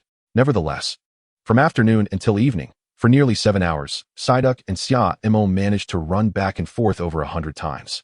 Xia Mo feared that Psyduck would stop midway to rest and return directly, so he accompanied Psyduck in his runs, ensuring he stayed on track. This not only exhausted Psyduck to the point where he lacked the energy to venture out at night, but it also left Xia Mo too fatigued to stand. Yet, in order to set a good example for Psyduck, Xia Mo gritted his teeth and persevered through the day alongside him. Upon returning to the tent, Psyduck collapsed and fell into a deep sleep. During training, Xia Mo had provided Psyduck with invigorating ching fruit and ample moo milk, occasionally employing treats as encouragement. Regardless of the effectiveness, Psyduck ultimately persevered, much to Xia Mo's relief. Plans, no matter how well conceived, require execution. Although Psyduck was now soundly asleep, Xia Mo still needed to summarize the day's training regimen and strategize for the following day. Progress was too slow at this rate. Glancing at his notes, Xia Mo felt a headache coming on. With approximately 2 minutes for each round trip, Psyduck's performance was still insufficient. However, this was already Psyduck's limit, as he was merely a Psyduck. Thus, Xia Mo resolved to slightly alter the training approach. As the sun rose the next day, the alarm clock roused both the peacefully slumbering Psyduck and Xia Mo. Upon awakening, Xia Mo felt a lingering soreness throughout his body. A glance at Psyduck revealed the yellow-feathered duck cradling its head, seemingly in good spirits. It appeared that the ching fruit and moo milk had worked wonders. Ching fruit is a type of berry native to the Secret Realm, a local specialty that has since been cultivated artificially. It is the quintessential choice for replenishing a Pokémon's stamina, albeit at a hefty price. The procurement of ching fruit had already cost Xia Mo a considerable sum, and when combined with moo milk and fulu fruit, it was fair to say that Xia Mo had staked his entire fortune on the koi cup, which contributed to his mounting pressure. On this new day, following the original training plan, Xia Mo intended to take Psyduck to their usual training spot. However, Psyduck suddenly clutched its head, unwilling to move. The echoes of yesterday's training resonated vividly in its memory, and it had no desire to repeat such an ordeal. What to do? If we don't train, we 1T place, and without winnings, we 1T enjoy eel and biscuits, lamented Xia Mo. Upon hearing the prospect of missing out on eel and biscuits, Psyduck's expression shifted, and its webbed feet began to shuffle. How about we train in a different way? But you must promise me to give it your all. As Psyduck hesitated, Xia Mo proposed another idea. Psyduck immediately perked up at this suggestion. Relieved to be spared from further sprinting, Xia Mo smiled gently, having anticipated Psyduck's reluctance to train today. Thus he adjusted the training plan to focus on water-type skills. As a water-type Pokemon, it was unacceptable for Psyduck not to know how to use Water Gun. Xia Mo led Psyduck to the riverbank and presented his phone to him. On the screen, a Squirtle was executing Water Gun. With a swift intake of breath, Squirtle gathered droplets of blue energy before forming a sphere of energy. With a sudden burst, the stream shot forth from Squirtle's mouth. Do you see, Psyduck? This is the Water Gun technique. Do you understand? Xia Mo looked on expectantly at Psyduck. Psyduck gazed back with an expression of wisdom. Let us give it a try, shall we? Observing the gleam in Psyduck's eyes, Xia Mo sensed that the task might not be as straightforward as he hoped. Suddenly, as if struck by a moment of inspiration, Psyduck scampered to the riverbank, lowered its head, and began gulping water with gusto. When Psyduck expelled the water in a fine mist, it instinctively pawed at its own head, bewildered. How could this be? It had mimicked Squirtle's actions perfectly, yet the results were entirely different. Xia Mo, too, found himself momentarily speechless at Psyduck's performance. Psyduck turned to glance at the stunned Xia Mo, its large head filled with confusion. Don't be discouraged, Psyduck. Let us try again. Xia Mo, still recovering from his astonishment, instinctively comforted Psyduck. Once more, as Xia Mo watched Psyduck clench its fists, its dazed expression transformed into one of determination, and it opened its beak wide to take in air. Xia Mo held his breath. Would this time bring success? As he listened to Psyduck inhale, his expression grew serious. Then, all that could be heard was the sound of inhalation. Quack! 10 seconds passed, and nothing happened. A minute went by, and the scene remained silent. By the riverbank, there was no gathering of energy, only Psyduck breathing steadily, cradling its head. This spectacle drew the attention of the normally boisterous Magikarp, who floated on the surface, intrigued. After all, they had never witnessed such a scene. Quack! Psyduck suddenly furrowed its brow. It seemed to realize something. It truly could not perform Water Gun. Although Xia Mo had a sense of reassurance, understanding that Psyduck likely lacked the ability to use Water Gun, he was nonetheless astonished by Psyduck's antics of inhaling and spraying water. Psyduck turned to Xia Mo, cradling its head with an air of embarrassment. At this moment, Xia Mo found himself deep in thought. In the game, Pokémon learn Water Gun as they level up, but in reality, it seemed there were no experience points. Psyduck continued to repeat the actions of inhaling and spraying water, appearing quite earnest in its efforts. Since Psyduck was unable to master Water Gun independently, it was time to switch tactics. Psyduck, why not eat a Fulu fruit? Xia Mo retrieved the costly Fulu fruit from his pocket. Psyduck wasted no time and devoured the fruit in one swift motion. The Fulu fruit is known to activate a Pokémon's latent psychic abilities, a timely boon for Psyduck, who struggled to harness its powers. Upon consuming the Fulu fruit, Psyduck's eyes transformed into a light blue hue. This time, however, it did not panic as it had previously, but instead turned to Xia Mo. Use your psychic powers to control the water and bring it to you, Xia Mo commanded. Psyduck's little paws strained upward. Water. Come to my Psyduck. Chapter 11, Telekinesis. Deep within the waters of the Crane Mountain, an astonishing scene unfolded. Psyduck with its paws raised, and above its head, a large, irregular mass of water flowed, yet it remained firmly under Psyduck's control. Is this the Psyduck harnessing psychic abilities? Xia Mo watched in amazement, never expecting Psyduck's telekinesis to be so formidable.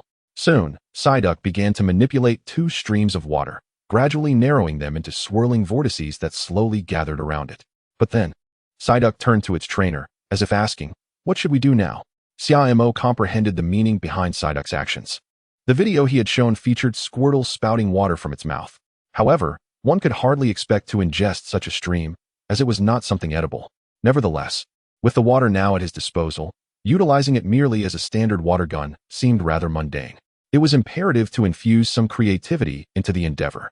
Psyduck, gather the water into a spherical form. Upon hearing this command, Psyduck began to coalesce the streams into a ball, yet beads of sweat soon appeared upon its brow. The dual streams that formed the water sphere were under its control, demanding that neither side exert too much or too little power, akin to riding with both hands simultaneously. This posed a considerable challenge for Psyduck, which had not undergone specialized training. Observing Psyduck's condition, Xia Mo recognized its limits and chose not to press further. Psyduck, hurl it towards the rocks on the opposite bank. Upon receiving the instruction, Psyduck relinquished its hold on the water sphere, with a swift motion of its claws. The spheres surged forth at remarkable speed, resulting in a tremendous crash. The rock was shattered into 2 large pieces and countless smaller fragments, sending debris scattering into the river, startling a multitude of Magikarp. "Fantastic, Psyduck! You've succeeded!" Xia Mo exclaimed, lifting Psyduck in a moment of excitement. Psyduck tilted its head in Xia Mo's embrace, a faint blush gracing its cheeks, praise from its trainer. Thanks to Psyduck's newfound fascination with its psychic abilities, it spent the entire morning manipulating objects with these powers, granting Xia Mo a rare moment of respite to review the training regimen. With Psyduck's current prowess, it should be capable of entering the top 32. However, to advance further, mastery of psychic abilities and enhancement of physical stamina were essential. Xia Mo's estimation was somewhat conservative, considering its competitors were also prospective seniors, all with novice Pokémon. It was unlikely that any creature could pose a challenge to a Pokémon adept in psychic powers. Yet, as the saying goes, there are always those who surpass others. Xia Mo was determined not to underestimate the competition. By afternoon, Psyduck appeared fatigued and retreated to their tent to indulge in a feast. Watching Psyduck savor its meal, Xia Mo gently stroked its tuft of hair. "Once you've finished eating, we'll resume training," he declared. Although the second day of training had yielded rapid progress, complacency was not an option. Upon hearing the prospect of further training, Psyduck paused its eating, understanding the dedication Xia Mo invested in its development, transforming its frustration into appetite. Psyduck polished off 2 Sharon berries and 2 bags of biscuits. The utilization of psychic powers not only demanded strength, but also required a delicate touch. By the riverbank, Xia Mo was instructing Psyduck to use small pebbles to create art along the shore. Psychic manipulation of objects often served as an offensive measure, maximizing output power, which could lead to a waste of energy. Sometimes, merely exerting 70% of one's psychic strength sufficed to overwhelm an opponent. Yet one might still be tempted to exert full force, which severely taxed a Pokémon's stamina. After all, reality diverges from games. Skill deployment hinges on a Pokémon's endurance rather than its power points. Hence, Xia Mo was training Psyduck in the finesse of psychic control, which simultaneously served as a form of coordination training. Once Psyduck acclimated to this, it would lay a foundation for learning new skills and mastering its psychic abilities. At this moment, beads of cold sweat formed on Psyduck's brow. Such meticulous control was no simple feat, particularly as it needed to guide the pebbles to create its artwork, demanding intense concentration. After just a brief training session, Psyduck found itself reminiscing about physical training. "Enough," Xia Mo called out, noticing Psyduck's gaze had grown unfocused. He quickly produced a bottle of moo moo milk to nourish Psyduck. The morning's psychic control, coupled with the afternoon's intricate exercises, proved somewhat challenging for the young Pokémon. Xia Mo began to question whether he was pushing Psyduck too hard, considering it was still a fledgling creature. However, as he watched the yellow-feathered duck gleefully unwrap a biscuit, his doubts dissipated. "Psyduck, we only brought 5 bags of biscuits. What you hold now is the last one. Once it's gone, there will be no more," Xia Mo cautioned. His backpack was not akin to Doraemon's pocket. A significant portion was already occupied by Sharon berries and moo moo milk, alongside the bread he consumed, leaving scant room for additional snacks for Psyduck. Furthermore, Xia Mo had no intention of allowing Psyduck to overindulge in treats. Children who consume excessive snacks often neglect their meals. Upon hearing this, Psyduck's claws, poised to tear open the packaging, hesitated. It scratched its head, and then looked up at Xia Mo with imploring eyes. "We shall remain here for 6 more days. Once the biscuits are gone, they will be truly gone." Xia Mo shrugged at Psyduck's pitiful expression. "Of course, if the results of our special training please me, we might return home early, and then you can eat whatever you desire." Xia Mo tantalizingly painted a picture of rewards for Psyduck. Upon hearing this, Psyduck's eyes sparkled with excitement, raising its claws in a gesture of encouragement. "Then you must give it your all," Xia Mo replied, satisfied with Psyduck's newfound confidence. Special training resembled education. Regardless of others' opinions, one's own aspirations held paramount importance. Moreover, the satisfaction derived from the training's outcome was ultimately determined by oneself. Psyduck carefully stowed away the last bag of biscuits, with some time left before the special training concluded. It could not afford to consume the treat just yet. On the 3rd day at Crane Mountain, Psyduck once again stood before the forest. After a day dedicated to honing its psychic abilities, Psyduck's mental reserves had nearly been depleted. Although it had recuperated significantly overnight, Xia Mo decided a change was in order. After all, they were quite distant from the Pokémon Center, and should Psyduck faint, Xia Mo would find himself at a loss for solutions. Fortunately, Psyduck no longer harbored the same fear it had on the first day, especially after Xia Mo promised it could eat whatever it wanted upon their return. This had greatly bolstered its spirits. Chapter 12, The Secret Realm. Perhaps due to its mastery of psychic powers, today's Psyduck exhibited marked improvement compared to its first day. Not only was it swifter, but its ability to turn and evade had also improved significantly. Were it not for Xia Mo's intimate knowledge of Psyduck, he might have mistaken it for a herdier. As he watched Psyduck sprint back at full speed, Xia Mo clearly discerned the blue glow in its eyes. Psyduck, you're quite clever, Xia Mo mused. Psyduck utilized its psychic abilities to control its own body. Whether turning or accelerating, it was the psychic force at play, with its body serving merely as an aid. While this approach may have involved some clever shortcuts, it was undeniably an effective method. Remarkably, this strategy was entirely of Psyduck's own devising. Xia Mo had not offered any guidance. However, despite the ingenuity of the idea, Xia Mo instructed Psyduck to refrain from relying on psychic assistance during physical training. The training should depend solely on its physical capabilities. Resorting to psychic aid would merely transform it into psychic training once more. Nevertheless, Psyduck exhibited no signs of trepidation. Its fighting spirit remained undiminished. Xia Mo was not a cruel trainer. He called a halt when Psyduck seemed to be nearing its limits. He understood the principle of moderation. Today marked an early conclusion to their training. After finishing, Psyduck gleefully frolicked in the water, while Xia Mo worked on refining his special training plan. As it stands, Psyduck has made remarkable progress in Xia Mo's training regimen, surpassing even Xia Mo's expectations. After all, they have only been in Songshan for 3 days. Yet Psyduck has already mastered psychic and shown slight improvements in physical fitness. Xia Mo's ultimate goal is for Psyduck to proficiently wield psychic ability to simulate various skills, thereby preventing opponents from targeting it during battles. However, Xia Mo has discovered that this is a challenging endeavor. Psyduck can currently only utilize Hydro Pump, contingent on the presence of water nearby. Essentially, this remains a manifestation of psychic power, and to fully replicate other skills, Psyduck would need to mimic them. At this point, Psyduck lacks the capability to imitate, leaving Xia Mo's training plan with a significant flaw. As it is Xia Mo's first time conducting specialized training, his plans, although meticulously crafted, veer somewhat away from practicality. Nevertheless, now that Psyduck has grasped psychic, the next step is simply to refine that skill. Though Xia Mo remains uncertain about how to enable Psyduck to master water-based techniques, both water gun and bubble are exceptional skills that, if executed properly, can yield remarkable results. Yet, lacking any clear direction, Xia Mo decides to shift his focus to Psyduck's physical training. After 2 days of rigorous practice, Psyduck has gained commendable control over its body, no longer stumbling as it did on the first day, which attests to the effectiveness of Xia Mo's training methods. Given this progress, Xia Mo muses that Psyduck's specialized training may soon conclude. As night falls, Xia Mo lies on the grass before his tent, gazing quietly at the myriad stars above. Psyduck is swimming in the nearby stream, having completed its training tasks, and Xia Mo has allowed it to frolic freely in the water. Who knows? It might accidentally learn water gun. The scene is serene and beautiful, yet an unexpected turn of events unfolds 5 kilometers away at the Songshan Trainer Association Center. Preliminary assessments indicate that the secret realm is of a super small size. The predicted location of its emergence has been pinpointed to Songshan Water Forest, with specific coordinates established. Following a second confirmation, a disaster warning is issued, and personnel in the water forest are evacuated. Meanwhile, deep within the forest, Xia Mo, while stargazing, suddenly notices what appears to be a star plummeting from the sky. Is this a novel technology? Xia Mo wonders. Psyduck in the stream continues to quack, albeit with a sense of urgency.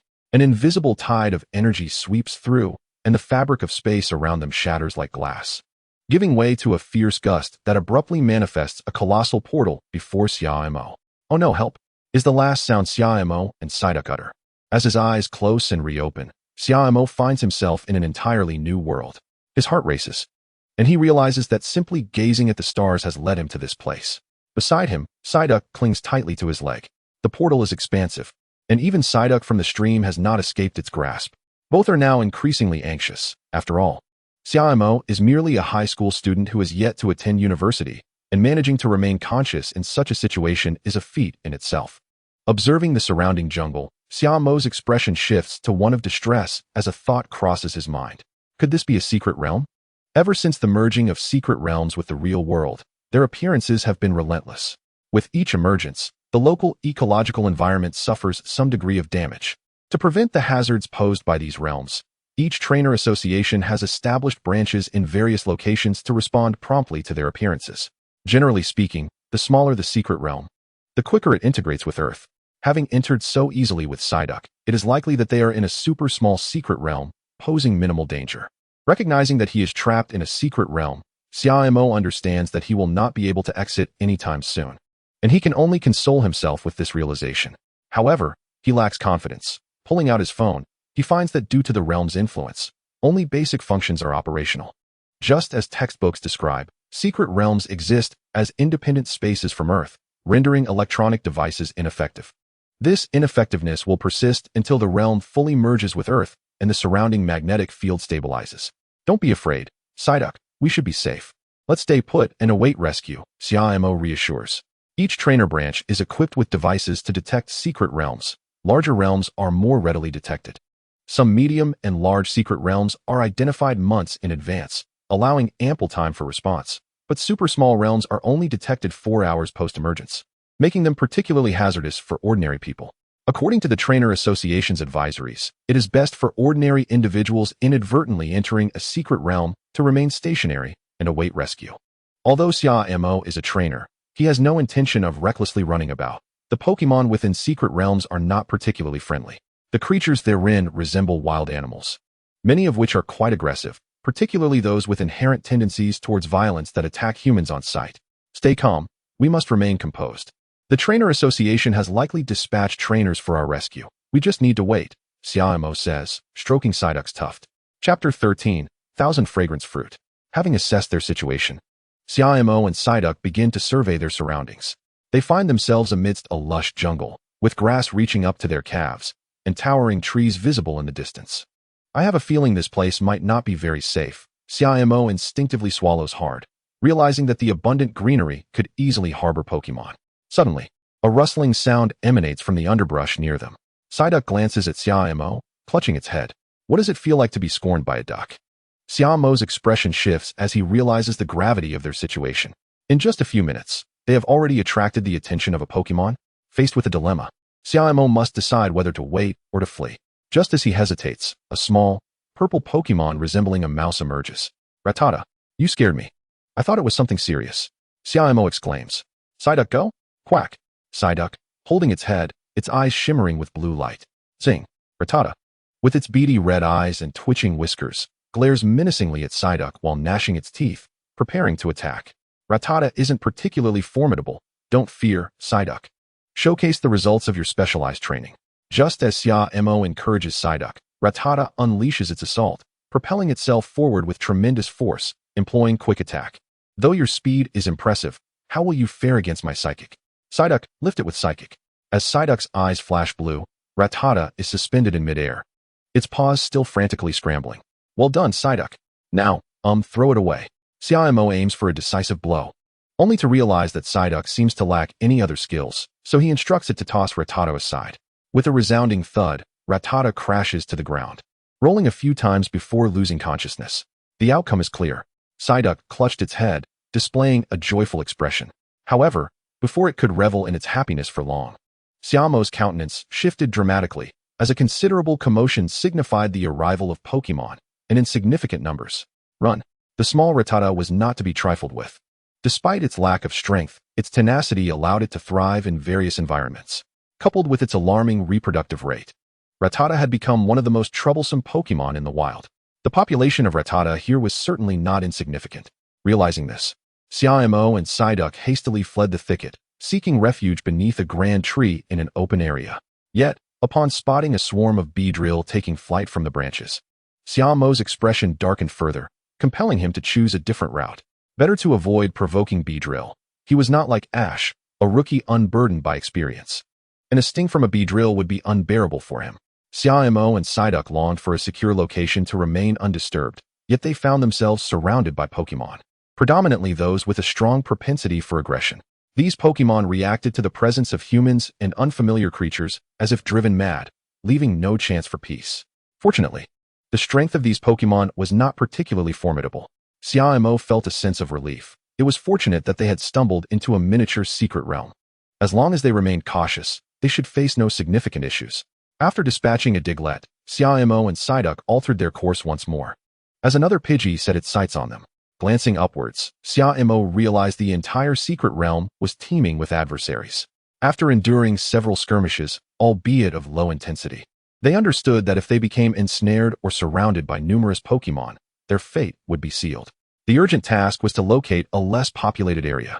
Xia Mo could only be grateful that Psyduck's psychic abilities had been honed through training. Otherwise, without having learned any water-type moves, Psyduck would surely be overwhelmed by these Pokémon.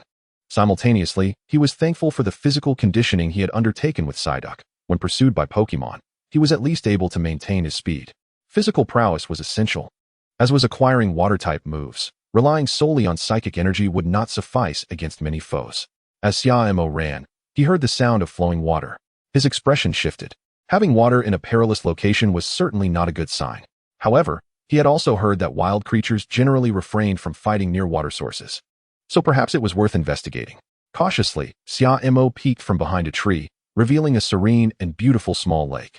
To his relief, there were no Pokémon in sight around the lake, allowing Xia Mo to exhale in relief. Yet, the lake seemed unnaturally quiet. Xia Mo hesitated to approach. Recalling that water sources often harbored Magikarp, a Pokémon known for its remarkable vitality. However, the stillness of the lake suggested a more ominous presence, especially given the absence of any nearby Pokémon. It was reasonable to conclude that a particularly ferocious creature lurked beneath the surface. Could it be a Gyarados? Xia Mo pondered. Positioning himself at a safe distance from the lake, Xia Mo felt fortunate to have discovered such a secluded spot, devoid of Pokémon, where those within the lake would remain hidden. It was an ideal location. Now all he needed to do was wait for rescue. Just as he began to feel idle, he noticed a small patch of land in the center of the lake, where a small tree stood. Could there be fruits growing there? Upon further inspection, he was relieved to find that the lake was not too expansive, enabling him to clearly see several blue fruits adorning the tree. Could it be? Xia Mo recalled, struggling to believe his eyes. Chesto berries. These fruits could awaken the water-type energy within Pokémon. The rarity of these berries was comparable to that of citrus berries. And while a single citrus berry could deplete Xia Mo's wallet, this tree bore 5 chesto berries. If this place contained chesto berries, then it was certain that a dominant Pokémon resided in the lake. No water-type Pokémon could resist the allure of chesto berries. How could he retrieve them? Despite his excitement, Xia Mo remained composed. The first obstacle was the lake itself. He was uncertain of the Pokémon lurking beneath the surface, and this thought weighed heavily on his mind. The chesto berries would undoubtedly enhance Psyduck's water-type abilities, and he was determined to acquire them. He could not afford to wait for a rescue team. By then, he might lose everything. Time was of the essence. Chapter 14. Anger. What? Xia Mo was ensnared within a secret realm? News of Xia Mo's predicament swiftly reached his father. This child, going out for training and encountering such trouble, though he grumbled under his breath. Xia Mo's father promptly delegated his tasks to his subordinates and hastily exited the police station. Charizard, to the Crane Mountain Water Forest. A flash of light heralded the emergence of Charizard from Xia Mo's father's Pokeball, startling passers-by at the police station, as large Pokémon were typically prohibited in the city. However, Xia Mo's father had no time to address the onlookers. He swiftly mounted Charizard's back, and with a powerful flap of its wings, the pair soared towards Songshan. Xia Mo, you must be safe. Psyduck, are you certain your psychic abilities cannot reach that far? Xia Mo inquired, though he already knew the answer. Psyduck nodded. Cradling its head, Xia Mo understood he was pushing Psyduck to its limits. Its psychic reach was only about 20 meters, while the lake's center was at least 40 meters away. What could he do? Did he have to swim? Observing his surroundings, an idea began to form in Xia Mo's mind. He picked up some stones and tossed them into the lake, testing the waters. It remained tranquil, indicating that the Pokémon did not react to minor disturbances, thus increasing Xia Mo's chances of success. He fashioned a small boat using leaves and his clothing. The local foliage was ample, with leaves nearly as large as banana leaves, and combined with his shirt, Xia Mo successfully constructed a vessel capable of accommodating Psyduck. He then placed Psyduck inside the makeshift boat and, with a gentle push, propelled it forward. The noise generated was minimal, akin to that of the stones. Yet Xia Mo's heart raced with tension. He gripped his Pokeball tightly, prepared to recall Psyduck at the first sign of danger. Before long, the boat reached the point where Psyduck could utilize its psychic abilities. With a burst of blue light, the 5 chesto berries swiftly floated into Psyduck's grasp. Xia Mo observed from the shore, and with a flash of red light, Psyduck vanished into the lake. Run.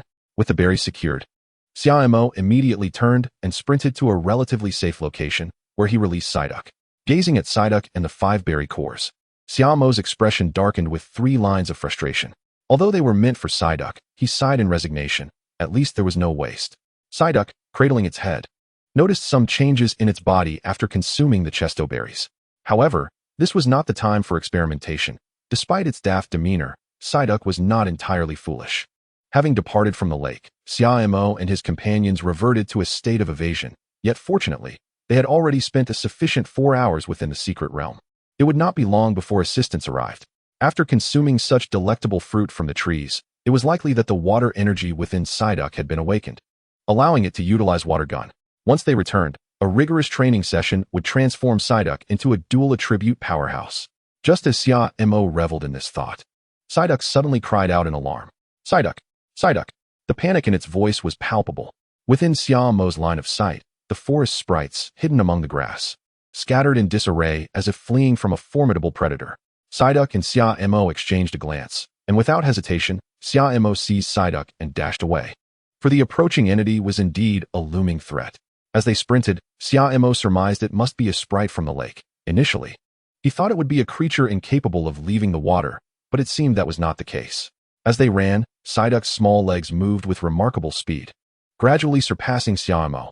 While he felt a sense of pride in Psyduck's physical prowess, he couldn't help but lament. Could you perhaps wait for me? Is it reasonable for you to outrun me while clutching your head? Masquerade. A voice echoed, piercing through Xia Mo's eardrums with a tone laden with fury. Recognizing that voice, Xia Mo realized it was indeed the sprite from the lake. The moment the cry rang out, Psyduck quickened its pace further, compelling Xia Mo to struggle to keep up. A masquerade bounded energetically behind them. This species possesses remarkably developed leg muscles, and to Xia Mo's astonishment, this particular masquerade stood nearly 2 meters tall, significantly exceeding the usual height of around 1.3 meters, covering distance in a single leap that took Xia Mo 3 strides. As the masquerade drew nearer, both Xia Mo and Psyduck understood that escape was no longer an option. Psyduck, prepare for battle. Psyduck.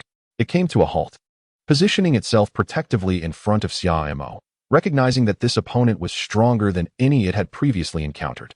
Yet, Psyduck was undaunted, its body readied for action, and the blue light in its eyes shimmered intensely.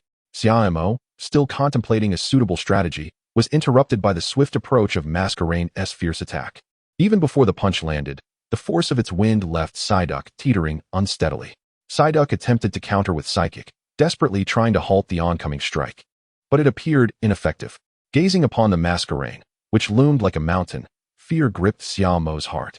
Despite Psyduck's readiness, the disparity in strength was overwhelming. With no other recourse, Xia Mo retrieved a pokeball, preparing to recall Psyduck at the critical moment, knowing that a blow from the Masquerade could be fatal. However, just then, a fiery gust surged forth, the scorching aura forcing Masquerade to retract its punch, its crimson eyes narrowing at the newcomer. It was Charizard, accompanied by Xia Mo's father. Xia Mo, are you alright? Are you hurt? Xia Mo's father called out, directing Charizard to drive back the Masquerade before rushing to Xia Mo's side. Though his years of police experience allowed him to quickly assess that Xia Mo was largely unscathed, he could not suppress his concern. I'm fine, really. Psyduck and I are alright, Xia Mo reassured him hastily. Watching his father command Charizard to defeat the Masquerade, Xia Mo exhaled a long sigh of relief. Life's ups and downs often came so unexpectedly. Psyduck. Psyduck clung to Xia Mo's father's leg, exclaiming, that was terrifying. Let us go home. This was far too dangerous. Xia Mo's father urged, as they mounted Charizard and made their way to safety. He felt immense relief that Xia Mo was unharmed. Had anything happened to him, he wouldn't know how to explain it to his wife. Is this how you watch over the kids? Xia Mo's father thought, recalling his wife's impending fury, and he urged Charizard to hasten their flight. Chapter 15. Compensation, Dad. How did you know we had been caught in the secret realm? Xia Mo inquired curiously. Once the He Mountain Water Forest issued a warning about the secret realm, the Trainer Association here promptly contacted the Trainer Association in Jiang City, which then notified the police. Upon hearing of the incident at the Water Forest, I called your phone, and when I discovered you were unreachable, I rushed over. His father explained. Normally, such a minor secret realm would not necessitate his intervention, but given the circumstances surrounding Xia Mo, he felt compelled to act. Moreover, the location of this secret realm was rather remote, leaving Xia Mo as the sole individual ensnared within it. Xia Mo felt somewhat exasperated. Was this secret realm specifically targeting him? Fortunately, he had not encountered any grave dangers and had garnered significant rewards. After flying for a while, Charizard descended, and to Xia Mo's surprise, they encountered a considerable number of personnel nearby, with the police having cordoned off the area. That area is the safe zone. We need to walk over. I'll ensure you get checked out before you head home. Your sister is waiting for you, his father stated. All right, Xia Mo replied, not opposing the plan. After undergoing a thorough search, Xia Mo and Psyduck were escorted home in a police vehicle, where an officer inquired after Xia Mo's well-being, checking for any injuries. Although no casualties occurred during the Secret Realm incident, the He Mountain Trainer Association faced repercussions. The typical rescue time for a Secret Realm is around half an hour, yet this one took approximately 4 hours from its emergence to the commencement of rescue efforts. While the remoteness contributed to the delay, it was not an acceptable excuse. Thus, upon learning that Xia Mo was a novice trainer, the Trainer Association planned to offer him some resources as compensation, but that was a matter for another time. Now, Xia Mo lay comfortably upon his bed.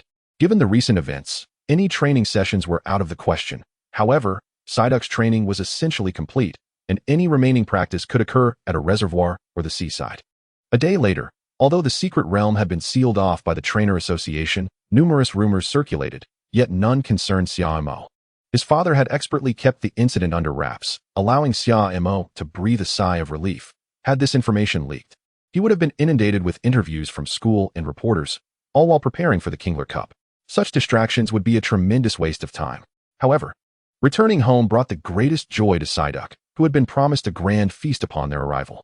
Although the manner of their return was less than ideal, a trainer must honor their commitments, mustn't they?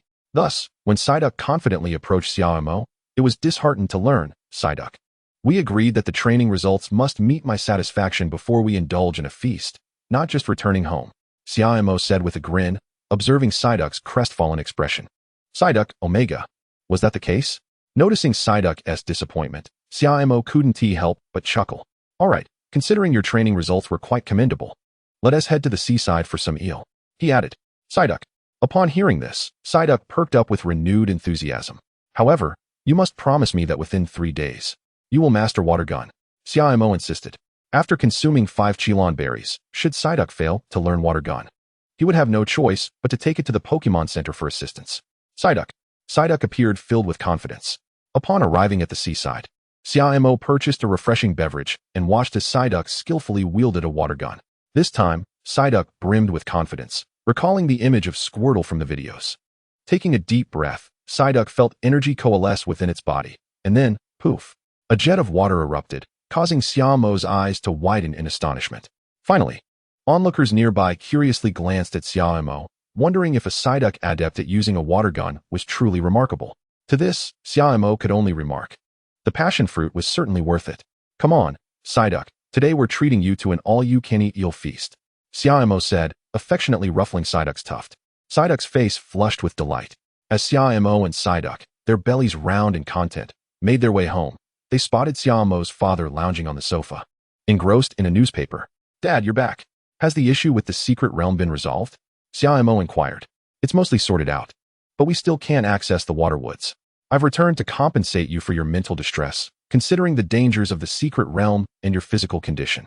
You have 2 options to choose from, Xia Mo's father replied. Compensation for mental distress.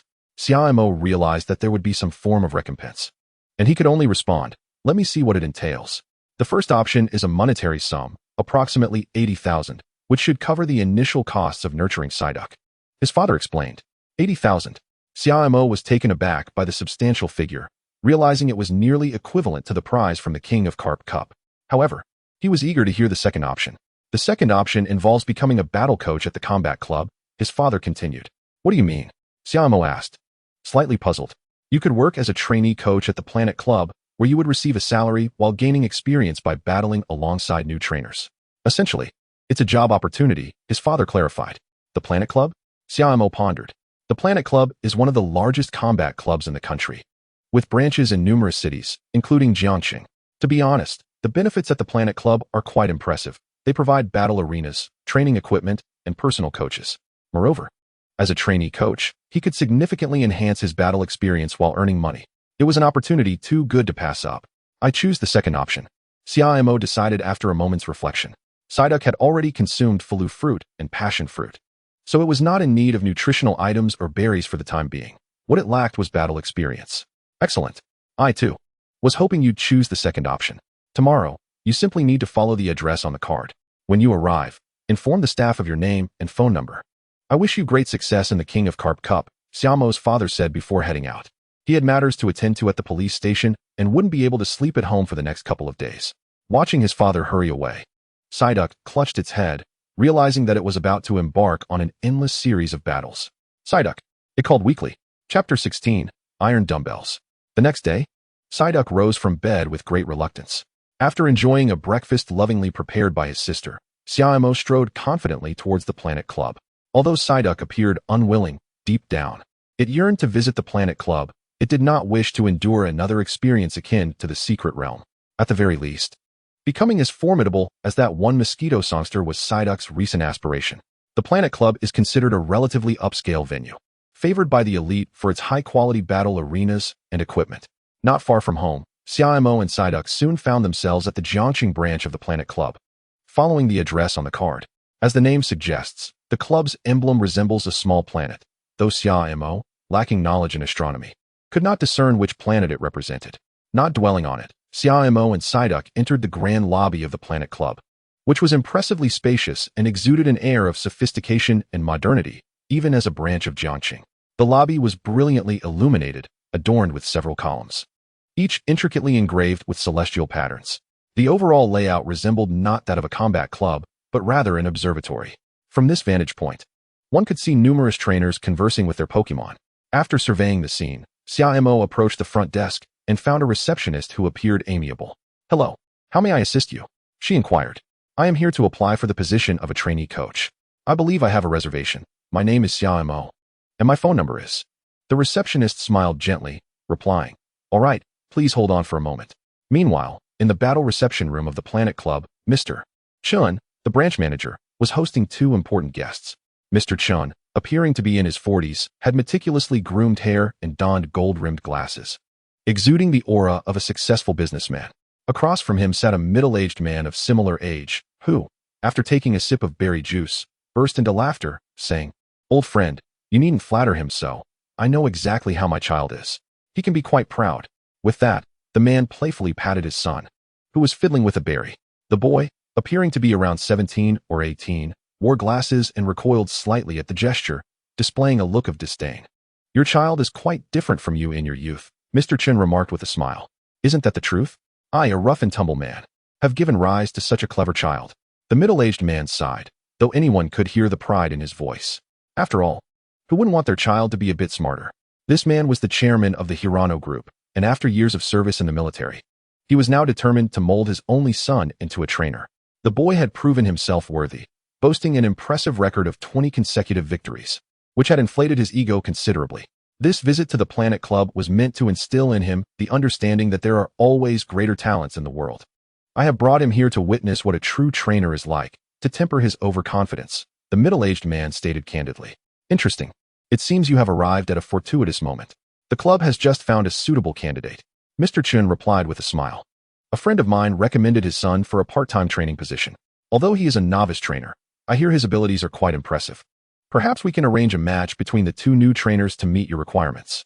Given the involvement of Xia Mo in the Secret Realm situation, the Trainer Association had asked his father to communicate with the Planet Club and provide some form of compensation. After all, the Trainer Association is an official organization and cannot directly engage with private entities. "That sounds excellent. This arrangement works perfectly," the middle-aged man responded with a grin. As they conversed, a knock echoed at the door, and Mr. Chin's secretary relayed the front desk's message. Once the secretary departed, Mr. Chin's smile became more pronounced. "What a coincidence. Just as I mentioned that new trainer, he has arrived. Are you both available now? Right now is perfect." The middle-aged man stood up, his decisive demeanor reflecting his former identity. "What a luxurious place. The salary must be substantial," Xia Mo thought to himself, brimming with enthusiasm. Xia Mo, finding himself with a surplus of leisure time, began to meander about, discovering an abundance of battle arenas, both outdoors and seemingly indoors, catering to a variety of needs.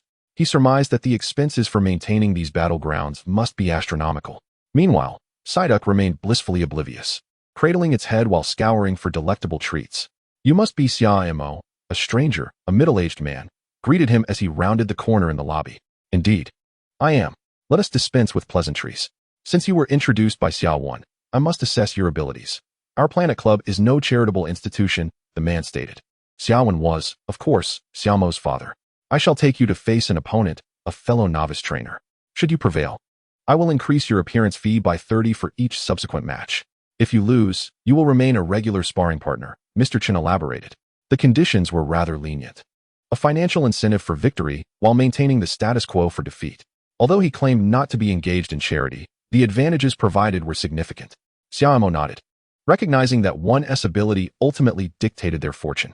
From Mr. Chen's words, he gleaned crucial information about his opponent, who, like him, was a rookie trainer. Given that they were both novices, there was little to discuss. As long as the opponent was not an electric type, he and Psyduck had nothing to fear. "You seem quite confident," Mr. Chen remarked, observing Xia Mo and Psyduck with a smile. "Confidence often outweighs mere strength. Let us proceed. I will first inform you about your adversary. He, like you, is a prospective senior high school student this year, but from Jiangxing No. 1 High School. His starter Pokemon is a Magnemite, known for its high intelligence, and his trainer is a meticulous strategist. Together, they have achieved an impressive 20 consecutive victories. Although all their opponents have also been novice trainers, so do not be overly anxious." Magnemite. Xia Mo felt a twinge of apprehension. It was evident that the Planet Club attracted affluent trainers. Acquiring such a Pokemon required a fortune, not to mention the subsequent training. A well-trained Magnemite could serve as a second brain for its trainer, particularly in the realm of scientific research, where its evolved form, Magnezone, was indispensable. Additionally, Magnemite's psychic typing would undoubtedly diminish Psyduck's advantages. Though the opponent appeared formidable, Xia Mo retained his confidence in Psyduck. Psyduck, cradling its head, gazed vacantly at Xia Mo. Lost in thought. "We should be fine." Chapter 17. The fateful first battle, Yang Luo versus Xia Mo. Mr. Chen led them to a private battle room. Spacious yet devoid of spectators. As Xia Mo stepped into the arena, a surge of excitement coursed through him. This marked his and Psyduck's inaugural formal battle. He felt no significant anxiety, only anticipation. Though they had encountered skirmishes in the wilderness, those experiences paled in comparison to a structured match. "I am Yang Luo," the opponent stated coolly, adjusting his glasses as he observed Xia Mo. In his eyes, other novice trainers were merely stepping stones, unworthy of his attention. This attitude was no doubt a reflection of his prowess. As a top student at Jiangxing No. 1 High School, he had consistently ranked among the top 3 in exams and had secured 20 victories with his Pokemon. Both in intellect and skill, he had every reason to feel proud. "I am Xia Mo, your challenger." Despite Yang Luo's frigid demeanor, Xia Mo remained undeterred, eager to display his enthusiasm as a novice trainer. "Is your starter Pokemon Psyduck?" "Quite adorable," Yang Luo remarked, curiosity flickering in his eyes. Though Psyduck was indeed charming, it was widely regarded as a weaker Pokemon, with its evolved form, Golduck, being significantly stronger. "Yes, but do not underestimate it," Xia Mo replied, ruffling Psyduck's tuft of hair. Psyduck, too, seemed invigorated. The thrill of its first formal battle igniting its spirit. "Yang Luo, can he not perceive the mockery in my words? Clearly, he has been assimilated by his Psyduck." "Mr.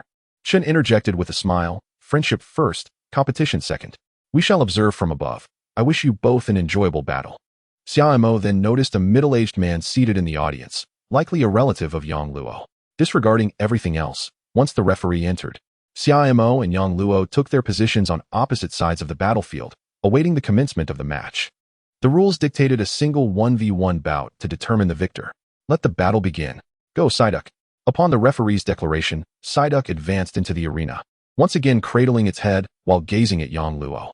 "Go, Magnemite." As before, let us secure a clean victory.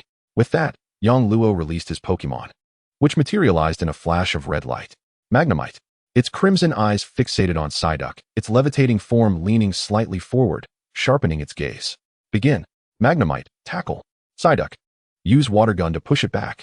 Magnemite's forward-leaning stance showcased its advantages as it launched its attack. The magnetic forces within its mechanical body interacted with the ground's magnetism, generating a powerful repulsive force. As the tackle move was initiated, this power manifested as a formidable impact. When combined with Magnemite's metallic frame, it had a clear edge over most Pokemon in a direct collision. Flesh could hardly contend with steel. With its piercing red eye locked onto Psyduck, Magnemite surged forward like a missile, intent on delivering a heavy blow. Psyduck sensed the impending pressure. Fortunately, as it unleashed its water gun, the attack successfully countered Magnemite's charge, halting the metallic Pokémon's advance. Magnemite's rapid approach was gradually stymied by the force of Psyduck's water gun, ultimately coming to a standstill mid-trajectory. Psyduck had effectively neutralized Magnemite's tackle. Xia Mo remained composed. Psyduck had consumed 5 scented fruits, and its water-type energy was abundant, making such a result hardly surprising. However, Yang Luo's perspective differed. In previous encounters, he had witnessed water-type Pokémon attempt to use water gun to impede Magnemite's tackle, only to be effortlessly sent flying. In most cases, once a Pokémon was struck by Magnemite, the battle was as good as over. Magnemite's mechanical form was no trivial matter. Yet, what had eluded many Pokémon was now achieved by a mere Psyduck. Yang Luo felt a twinge of caution. Though proud, he was not arrogant. It was evident that Xia Mo's Psyduck had undergone considerable training. However, the Iron Dumbbell is not limited to merely executing this one move. Rather, most Pokémon are incapable of withstanding even a single attack. Iron Dumbbell, use Psychic. An invisible force emanated from the Iron Dumbbell, and in the blink of an eye, the psychic energy reached the Psyduck. The Iron Dumbbell also possesses psychic attributes. How might one defend against such psychic prowess? Yang Luo pondered silently.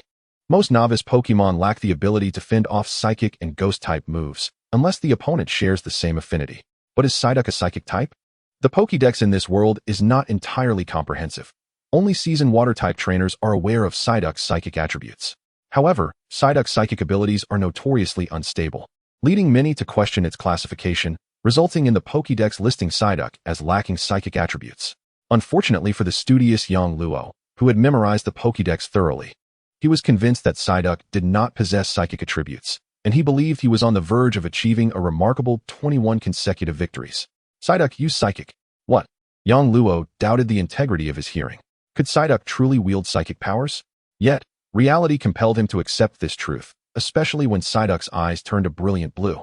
The two psychic forces collided, dissipating into nothingness. Could it be that Psyduck actually possesses psychic attributes? Yang Luo had heard whispers of this, but having dismissed it as mere rumor due to the Pokédex's silence on the matter, he was now confronted with a startling revelation. To his astonishment, this Psyduck could indeed execute psychic-type moves. Meanwhile, in the stands, Yang Luo's father wore an expression of disbelief. Although he was aware of Psyduck's psychic attributes, it felt akin to discovering a hidden treasure. 9 out of 10 Psyducks lack such abilities. Otherwise, their value would have skyrocketed. Mr. Chun, the trainer from the Planet Club, also realized for the first time that Psyduck possessed such powers. Yet this awareness did not deter him from promoting the Planet Club. In the arena, Yang Luo took a deep breath. The collision would be thwarted by Water Gun, and Psychic would counter Psychic. At this moment, the Iron Dumbbell found itself at a stalemate. In that case, Iron Dumbbell, let us employ that move. Chapter 18, Mind Hammer. Iron Dumbbell. Concentrate your psychic energy and unleash that move. Yang Luo understood that without altering their strategy, victory against Psyduck was unattainable. Thus, he resolved to deploy their trump card. Mind Hammer. Was it truly that move?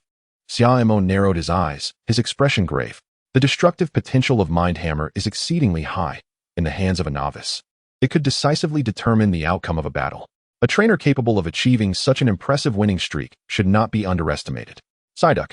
Gather Water Gun using your psychic abilities. Knowing this tactic, Xia Mo was hardly caught off guard. Psyduck unleashed Water Gun, not towards the Iron Dumbbell, but directed at its own hand, where a stream of water coalesced, forming a swirling vortex under the influence of its psychic powers. What on earth is that? Yang's father inquired, perplexed by the vortex in Psyduck's hand. Perhaps it is a tidal whirl? Mr. Chen replied uncertainly, having never anticipated that Yang Luo's Iron Dumbbell would employ Mind Hammer. He initially believed Xia Mo was destined to lose, yet it appeared they had a surprise in store. This move was a water gun simulated by Psyduck immediately after activating its psychic abilities, which Xia Mo later refined. This hybrid attack combined the strengths of both psychic and water types, serving as Psyduck and Xia Mo's ultimate weapon. The blue psychic energy coalescing in Psyduck's eyes was more vibrant than its usual light blue hue. The amalgamation of these two forces rendered the vortex even more formidable than the original. With exceptional psychic talent, Psyduck unleashed unprecedented power. Launch it, Psyduck. Upon hearing this command, Psyduck aimed the swirling vortex of water at the charging Iron Dumbbell. The shape of the Mind Hammer move mirrored the head of the Iron Dumbbell. appearing broader than its actual head when observed with the naked eye. Boom! A tremendous explosion erupted within the training arena.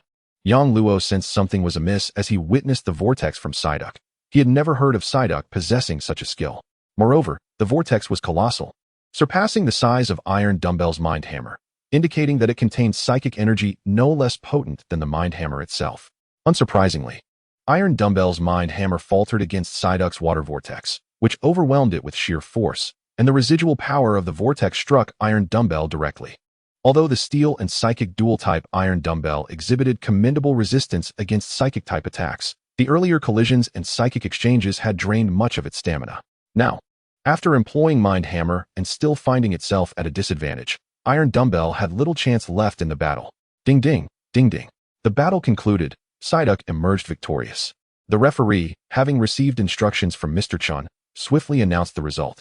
It's over, Psyduck, return. Upon hearing the outcome, Xia Mo displayed little elation. Mind your demeanor.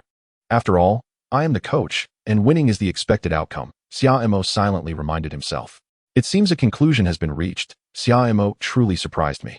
Psyduck's proficiency and his command exceeded expectations for someone of his age. The Planet Club indeed harbors remarkable talent, Yang's father mused. By sheer luck. Yang Luo's strategy was not fundamentally flawed.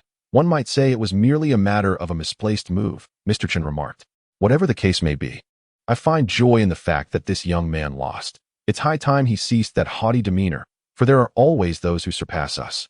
Yang's father expressed his satisfaction, having brought his child to the Planet Club with the intention of seeing him humbled. Especially now, losing to Psyduck must be a bitter pill to swallow.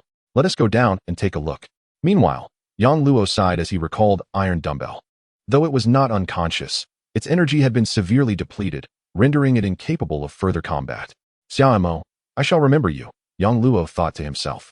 Confronted by this peer who had bested him, he felt a twinge of frustration, yet he was not one to shy away from defeat. No one can win indefinitely, but the swiftness of this day caught him off guard.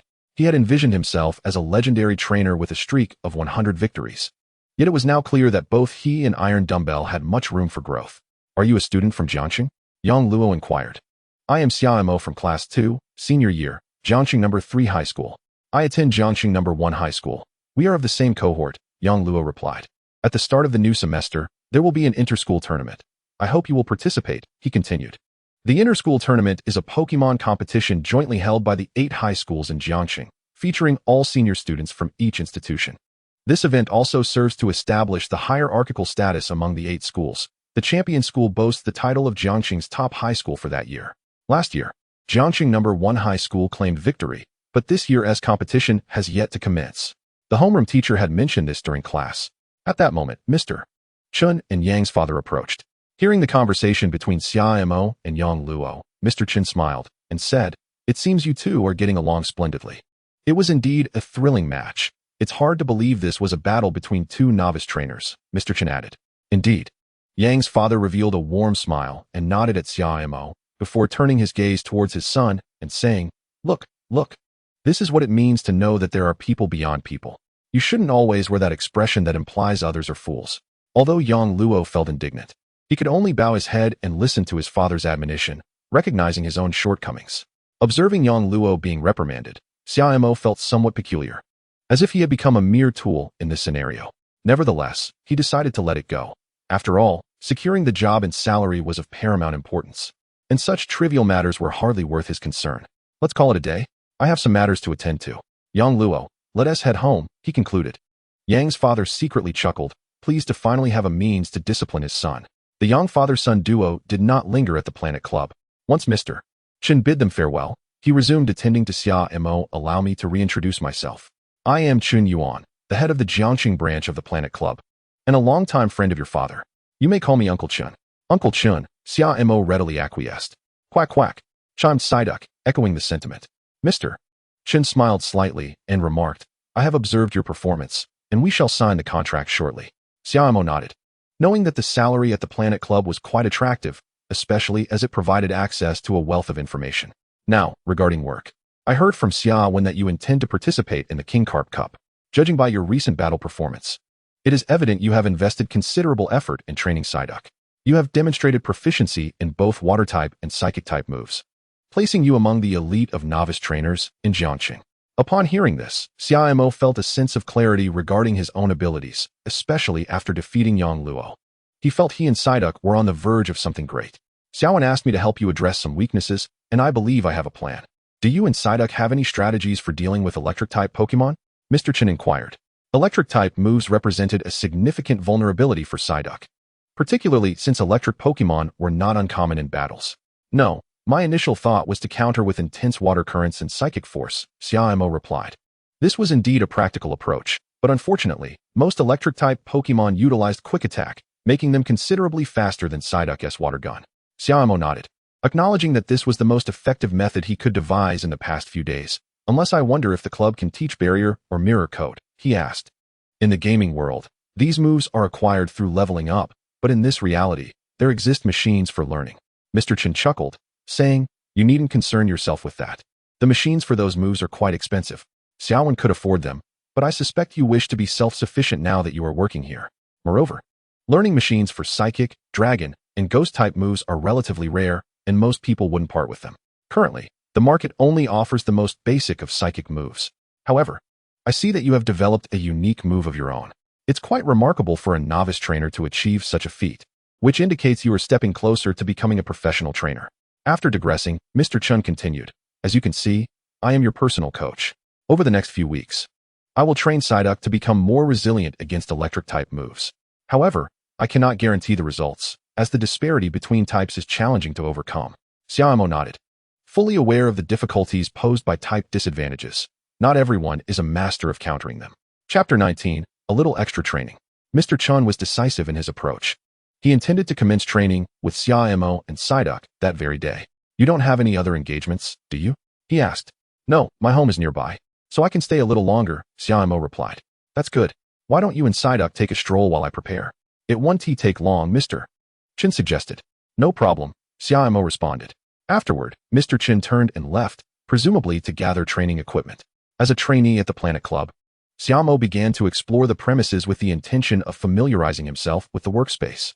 However, after only a few steps, Psyduck clutched its head and refused to move any further.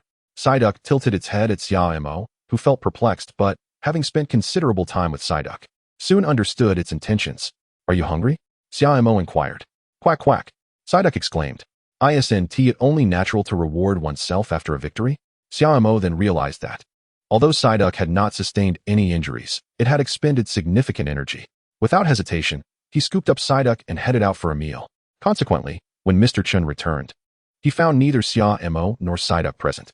I should have exchanged contact details, he mused as he spotted Xia Mo entering with Psyduck in his arms. My apologies. Uncle Chun. Psyduck used quite a bit of energy, so I took it out for a meal, Xia Mo said, sheepishly scratching his head as he noticed Mr. Chun seated beside the equipment. He felt guilty for having left without informing Mr. Chun, who must have been waiting for quite some time. That is perfectly fine. The Pokemon stamina is crucial as well. It was my oversight. However, there is a Pokemon Center within the Planet Club, so you won't need to go outside in the future, Mr. Chen replied. I just thought of 2 key points for countering electric-type moves. The first is to enhance Psyduck's physical condition, allowing it to withstand a few hits before defeating the opponent. However, this is quite challenging, so we will focus on the second point. The second point extends your original plan.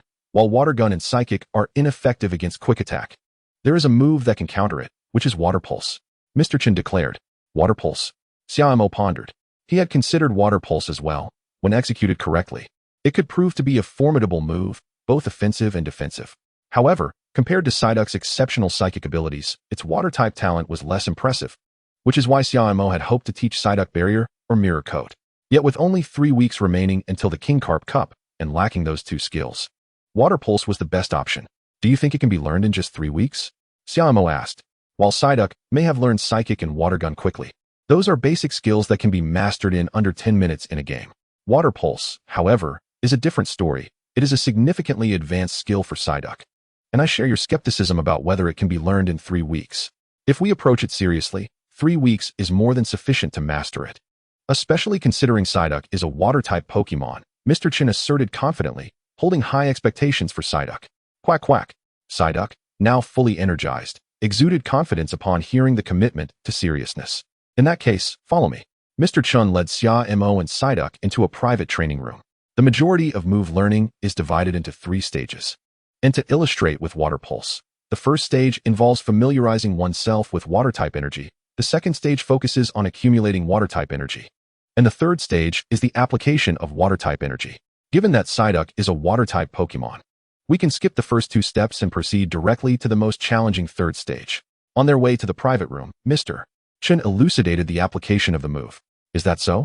Xia Mo thought, as Mr. Chin's words opened a new realm of understanding for him. Ultimately, practical experience surpasses theoretical knowledge. Xia Mo finally grasped the mechanics of the move, providing him with a theoretical foundation for any future creative maneuvers. During Xia Mo's research, Uncle Chun had already led them to a room. This was an independent battleground, devoid of any extravagant training apparatus, resembling an ordinary chamber. However, as he followed Uncle Chun near a platform, his eyelids involuntarily twitched. At the 4 corners of the platform were 4 small stands. What was the purpose of this? Amidst Psyduck's bewildered gaze, Uncle Chun tossed out 4 Pokeballs, and in the next moment, 4 graceful figures materialized at the corners of the platform. Vaporeon. The Eevee family is remarkably vast, boasting 5 recognized evolutionary forms. As an evolution of Eevee, Vaporeon possesses the water type and boasts a strength that surpasses that of ordinary Pokémon. A single Vaporeon could secure a decent university in the national joint examinations. Now, with 4 of them at the Planet Club, it was no surprise that it was a nationally renowned establishment, demonstrating formidable strength. These 4 Vaporeon were club members, adept at utilizing water pulse. As long as Psyduck stood at the center of the platform, the relentless water pulses would continuously assail it. And it could only defend using water pulse. Neither confusion nor water gun would suffice. A demon. This was pure malevolence. Although the power of water pulse wasn't immense, the cumulative effect could easily leave Psyduck dazed. Fear not. As long as Psyduck possesses sufficient comprehension, it will master it swiftly. Moreover, the daily training for water pulse should not exceed 1 hour, lest complications arise. Haste makes waste, and if Psyduck were to sustain serious injuries, it must be rushed to the Pokémon Center. All right, I understand, Xia Mo replied. Then let's let Psyduck give it a try. Uncle Chin smiled. Uncle Chin shared only this much with Xia Mo before introducing him and Psyduck to the 4 Vaporeon. As Psyduck tilted its head and clutched its head while gazing at the Vaporeon, the 4 Vaporeon appeared somewhat speechless, feeling as though they had encountered a mental block. That day, under Uncle Chin's guidance, Psyduck commenced its initial training with the 4 Vaporeon. These Vaporeon were evidently well trained, utilizing water pulse at a level that pushed Psyduck to its limits, forcing it to either evade in a rather clumsy manner or to endure attacks without suffering significant harm. In its battles against the Vaporeon, Psyduck found itself in dire straits. Confusion could only serve to shield itself, rendering it utterly powerless. However, during the skirmishes, Xia Mo unexpectedly discovered that Psyduck's psychic abilities had advanced. The blue glow in its eyes began to exhibit a hint of purple. Though it remained uncertain if Psyduck could master water pulse, its psychic prowess was undoubtedly on the rise. Chapter 20. Unlocking an Advantage. In the afternoon, after the intense training concluded, Xia Mo sat in the Pokémon Center. Unsurprisingly, Psyduck ended the training utterly exhausted, collapsing from fatigue, a testament to the day's training far exceeding both Xia Mo and Psyduck's expectations. Number 23. Xia Mo. Upon hearing the announcement, Xia Mo rose to welcome Psyduck. The Pokémon Center truly was a wondrous place. Seeing Psyduck emerge with its head clutched and tilted, Xia Mo felt a sense of relief, as this demeanor suggested that Psyduck was unharmed. Psyduck. As soon as it exited, Psyduck grasped Xia Mo's hand and began to lead him out. Recognizing the familiar stride, Xia Mo understood Psyduck's intent and quickly lifted it into his arms. No rush, let's eat first, and then we can go, Xia Mo reassured. Recently, Psyduck seemed heavier. After a while in his arms, Xia Mo felt his muscles beginning to ache. Should I consider putting Psyduck on a diet? He pondered. Ever since returning from the water forest, Xia Mo had indulged Psyduck in whatever it desired, resulting in a steady increase in its weight. Upon departing from the Planet Club, Uncle Chun had taken Xia Mo and the others to collect fresh milk and biscuits, a perk for the staff. As Psyduck's eyes remained glued to the milk and biscuits, Xia Mo quickly reminded, after dinner. Observing Psyduck's eager expression, Xia Mo hurriedly took it for dinner. This is delightful, Xia Mo exclaimed, watching Psyduck relish its eel dish. Even after enduring rigorous training, Psyduck found joy in even the simplest of meals. However, Xia Mo's situation was starkly different. He had invested all his savings in the Magikarp Cup, which left him in a state of constant anxiety. Thus, Xia Mo resolved to entrust his dirty laundry to Psyduck. While a washing machine was convenient, Xia Mo contemplated using this as an opportunity to reinforce Psyduck's learning outcomes, preparing it for future outdoor endeavors where it could take on the responsibility of laundry. Psyduck. When Xia Mo piled the dirty clothes before Psyduck, it clutched its head and began to fumble with its legs, exclaiming that the trainer was a tyrant. However, resistance was futile. Xia Mo swiftly scooped Psyduck up with one hand and commenced an earnest persuasion. You'll need to wash clothes when we go out. And you must train your water pulse, and you wouldn't want to go hungry, would you? After successfully convincing Psyduck to begin hand-washing the clothes in the bathroom, Xia Mo retreated to his room to contemplate. Relying solely on water pulse against electric-type Pokémon was precarious. Xia Mo conceived a new idea. The inspiration struck him while working on a problem set, as he retrieved a physics workbook and located a question regarding centrifugal force. Centrifugal force is a fictitious force derived from inertia, pushing rotating objects away from their center of rotation, a phenomenon resulting from rotation. This notion had sparked Xia Mo's recollection of a battle tactic from the animation. The counter shield, also known as the rebound protection shield, was a strategy developed by Ash Ketchum in the Diamond and Pearl series. It successfully thwarted gym leader Melissa's ghost-type Pokémon's hypnosis, proving pivotal in Ash's victory, earning even the opponent's admiration. The counter shield simultaneously facilitates offense and defense. Fundamentally, it is an application of rotation. It employs a Pokémon's spinning motion to disperse attacks across a broad area rather than concentrating them in a single direction, transforming damaging moves into tactics that balance both offense and defense. This maneuver has inspired numerous new strategies in the anime, originating from a captivating contest display, wherein moves envelop a Pokémon's body without leaving any gaps, akin to donning armor. Ash seized upon this inspiration and successfully crafted a new tactic. Of course, in this realm, such techniques should not be uncommon among skilled practitioners, but they could undoubtedly assist both Psyduck and Xia Mo in becoming formidable against electric-type Pokémon. However, a dilemma arose. Both Water Gun and Confusion could construct the counter shield, yet psychic abilities resembled a psychic field, while Water Gun served as the true counter shield. Nonetheless, Psyduck could presently only choose to learn one of them, and Xia Mo favored the Water Gun variant of the counter shield, while for psychic abilities, he wished for a barrier and mirror coat.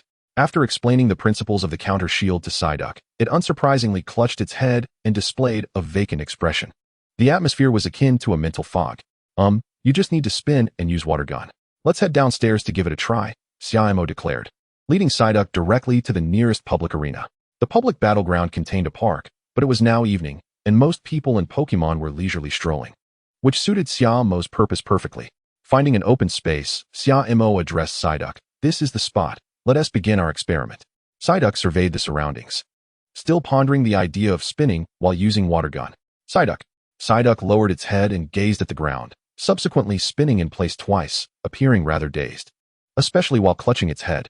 Suddenly, a Water Gun was unleashed, though its efficacy was dismal. The water did not converge around Psyduck. Instead, it scattered haphazardly. As it twirled, it continued to use the Water Gun. Xia Mo, standing nearby, offered a reminder.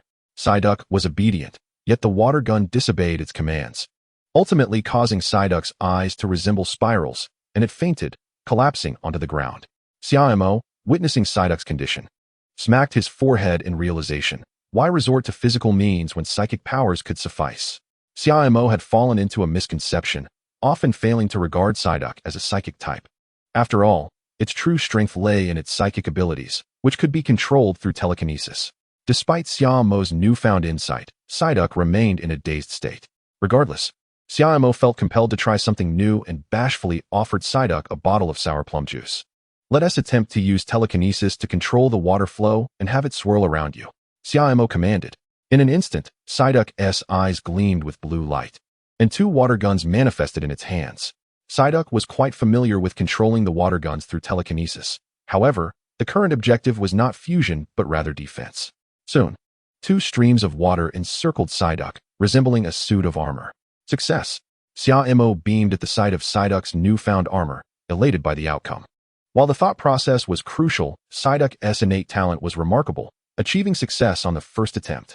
By this point, Xia Mo had ceased to agonize over his novice Pokémon. Perhaps Psyduck was indeed the finest gift he could have received. Chapter 21. The second battle the following day. Xia Mo returned to the Planet Club with Psyduck. Once again, Uncle Chen welcomed them, though he did not lead Xia Mo directly to the specialized training room as he had before. From today onwards, I want to accompany you for the water pulse training. I have other matters to attend to, Uncle Chen stated. Understood, Xia Mo nodded.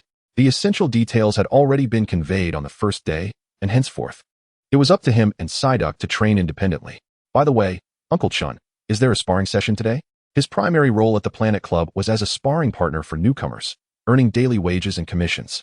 Yesterday, he had already received approximately 400 yuan, which thrilled Xia Mo. If he continued this way, he could potentially earn over 10,000 yuan a month. Was this the earning potential of a Pokemon trainer? Even as a novice, he could achieve such income. One could only imagine the wealth of seasoned trainers. There isn't one in the morning, but there should be one in the afternoon. Your current strength is quite formidable among novice trainers, so you typically wouldn't be scheduled unless the opponent is equally strong. Uncle Chen explained. Xia Mo understood that his prowess as a novice sparring partner was too great to provide a proper challenge for other newcomers, implying that he might need to hold back. All right, you two go train. I'll call for you if someone shows up in the afternoon. Uncle Chen concluded before hastily departing, busy with his responsibilities as the club manager.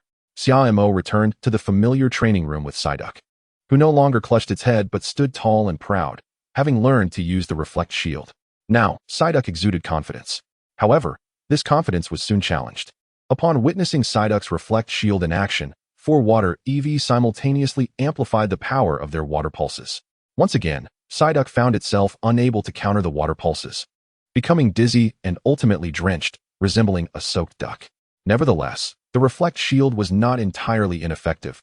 Psyduck managed to endure for a noticeably longer duration. After a healing session at the Pokémon Center, Psyduck exhibited some reluctance towards the water pulse training, as the move had a small chance of causing dizziness. It was inevitable that amidst the barrage of water pulses, Psyduck would be caught in a dizzying spell at least once, and the sensation was far from pleasant. With no other option, Xia Mo guided Psyduck on a leisurely stroll, hoping to discover new training equipment. To his delight, he stumbled upon an excellent training location, a small pond with numerous stone pillars, a common battlefield for water-type Pokémon.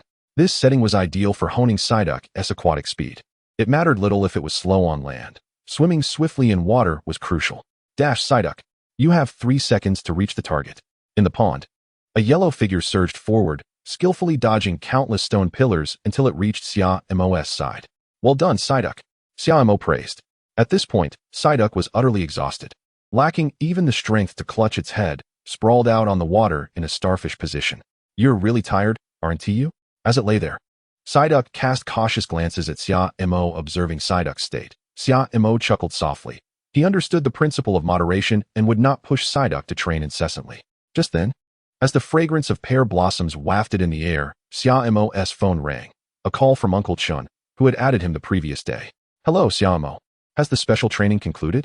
There's a newcomer sparring session this afternoon that requires your presence, Uncle Chen stated directly. All right, Xia Mo replied. Give it your all. Don't hold back. It's someone you know, Uncle Chen added before hanging up. A familiar face? Could it possibly be Yang Luo? Xia Mo pondered. The only person Uncle Chen would refer to as someone Xia Mo knew must be Yang Luo, who had returned. Indeed. Your iron dumbbell has made significant progress and nearly defeated Psyduck, Xia Mo remarked, observing Yang Luo as he recalled his iron dumbbell. Yang Luo stared at the Psyduck, which had its eyes narrowed in a seemingly cheerful expression. This time, the defeat was even more apparent than before. The opponent had made no offensive moves, merely utilizing the water gun to encircle itself, rendering iron dumbbell's mind headbutt ineffective, leading to an inevitable surrender. Since his previous loss, Yang Luo had been unable to comprehend how he had been bested by Psyduck and sought out Xia Mo again today, resulting in the current scenario. Your Psyduck's coordination and training is impressive. How did you achieve that? Yang Luo inquired, having noticed Psyduck's adeptness in seamlessly merging its water-type energy with its psychic energy. This demonstrated a remarkable level of coordination. Even Yang Luo himself struggled to make his iron dumbbell execute 2 moves simultaneously, let alone achieve a 1-1 greater than 2 effect. I have it practiced drawing 2 pictures simultaneously using its psychic abilities, Xia Mo explained. This training was developed in the water forest, he added, although he understood that Psyduck's strength lay not in coordination but rather in its exceptional psychic talent, enabling it to control the flow of the water guns through telekinesis. A basic training regimen, Yang Luo commented. He had also implemented similar training with his iron dumbbell. But the results were not as effective as those of Xia Mo and Psyduck. Now it was clear that Psyduck's innate talent was indeed remarkable, and Yang Luo consoled himself that his loss was not too embarrassing. I'll return next week. I hope you'll still be here, he said.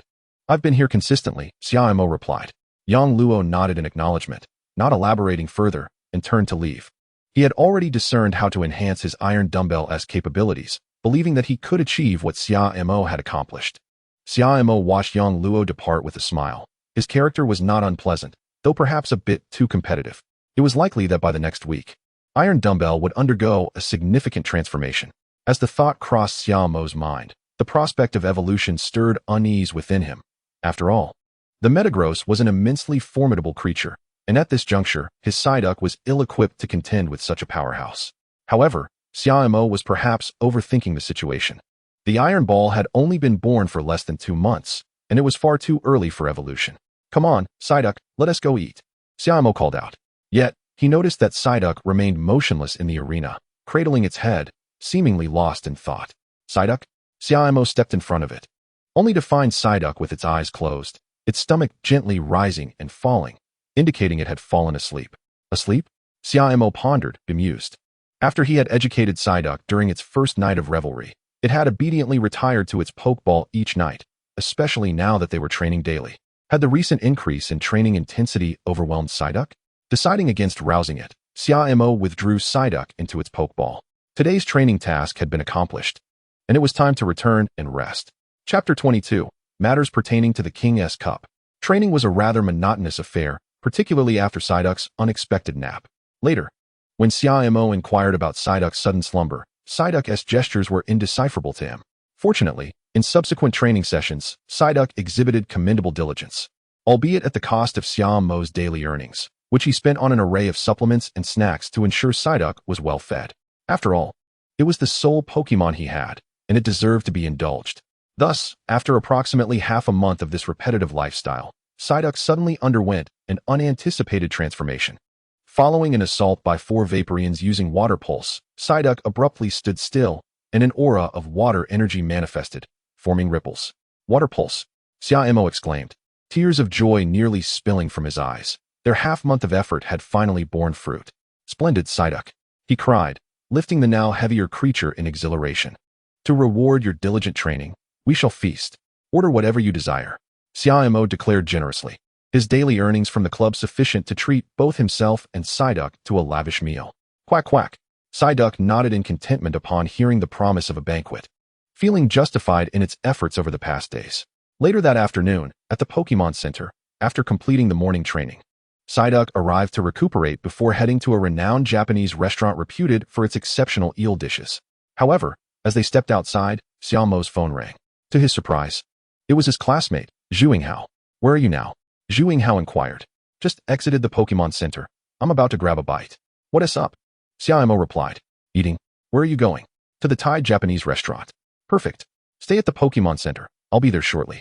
I have something important to discuss with you. Pondering Zhu Yinghao's motives, Xia Mo felt a twinge of confusion. What scheme was this chubby friend concocting? As the sun blazed overhead, the heat was becoming unbearable for Psyduck, and Xia Mo realized he couldn't just stand there idly waiting. How about we grab some cold drinks, Psyduck? He suggested. Quack. Psyduck eagerly agreed. While waiting for Zhu Yinghao, Xia Mo and Psyduck purchased 2 cups of orange juice from a nearby shop, happily sipping together. Psyduck savored its drink, finishing it at an astonishing pace, then glanced at Xia Mo, who quickly downed his own juice in response. Psyduck then stood still, appearing somewhat forlorn, lost in thought. Before long, Zhu Yinghao, donning a pair of sunglasses, approached Xia Mo, breathless and clutching his stomach. Let us go to Thai Japanese. I'm treating. Xia Mo paused, suspicious of this unexpected generosity. This was not the first time Zhu Yinghao had offered a meal after they had engaged in some mischief, with Xia Mo often taking the blame. But this time, Xia Mo had done nothing wrong. What is the important matter? Don't worry. Let's eat first, and we can discuss it as we go, Zhu Yinghao suggested, clearly eager. All right then, Xia Mo relented. Curiosity piqued about Zhu Yinghao's intentions. In just a few minutes, they arrived at the Japanese restaurant. Xia Mo glanced at the sign, which bore a simple yet elegant black design with just 2 characters. Thai Japanese restaurant was quite a prestigious establishment, known for its exquisite ambience, and Xia Mo had only dined there a few times with his mother. Few places could impress his mother, and thus, the prices here were substantial. A meal typically cost around 1,000 per person, and with special ingredients for Pokémon, dining here would set one back at least 3,000. The fact that Zhu Yinghao offered to cover the bill made Xia Mo feel that the situation was more complex than it seemed. Yet he trusted Zhu Yinghao not to deceive him. They approached the front desk with familiarity, and Zhu Yinghao greeted the hostess, Sister Lu. My friend and I would like to have a meal. Could you arrange a quiet room for us? Oh, I forgot. This is your family's business, Xia Mo remarked. Facepalming. Zhu Yinghao's family was indeed in the restaurant business, which explained how they could afford a Snorlax. Once seated in a private room, Zhu Yinghao articulated his purpose. I heard you're participating in the King's Cup in Magic City? He began. Who told you that? Xia Mo asked, intrigued. Not many were aware of this, and he had not publicized it widely. How had Zhu Yinghao found out? Yang Luo informed me, Zhu Yinghao replied candidly. You know Yang Luo? Xia Mo was taken aback. In his memory, Yang Luo was quite a proud individual, seemingly uninterested in many people. Yes, our families have a cooperative relationship, Zhu Yinghao explained. That makes sense. The thing is, my family recently opened a new fruit juice shop and planned to promote it in Magic City. With the King's Cup coming up, I intended to use the event for advertising.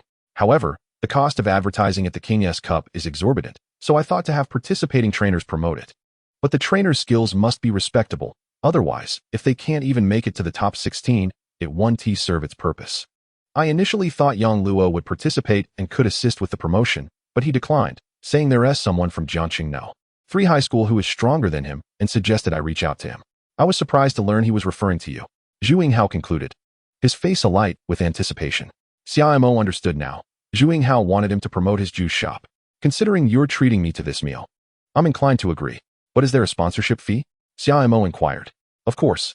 I've researched the event's popularity. Any trainer who makes it to the top 16 will have their battles streamed live on various platforms, and reporters will come to cover the event. If you reach the top 16, you'll receive a 30% share of the profits.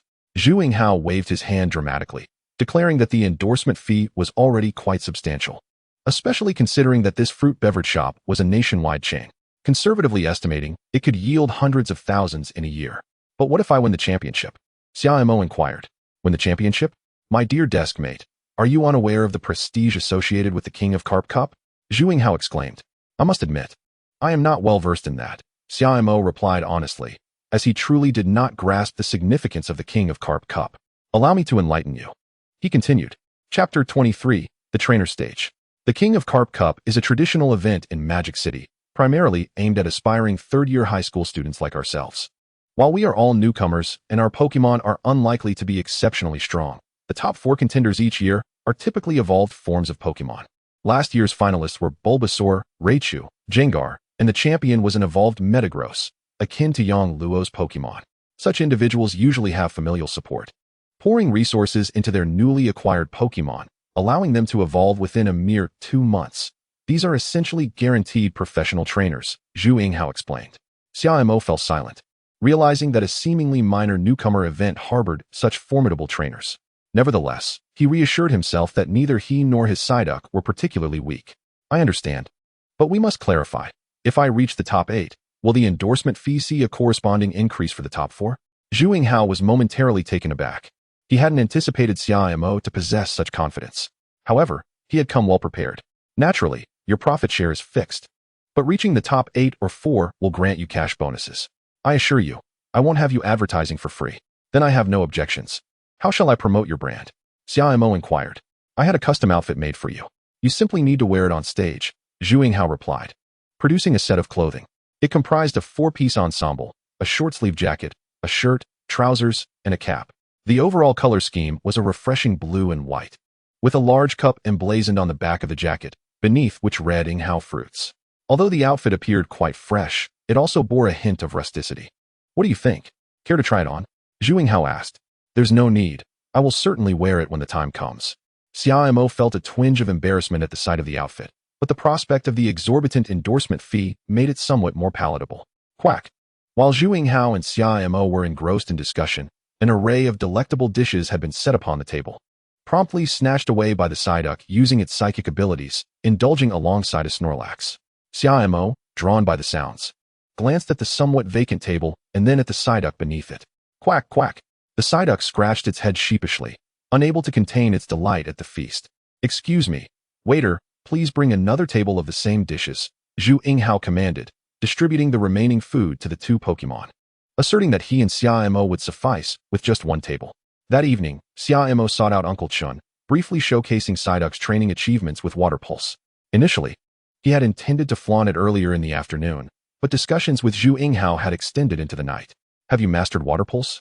Combining it with psychic abilities, Psyduck should have no trouble reaching the top 16, provided it avoids those seed candidates."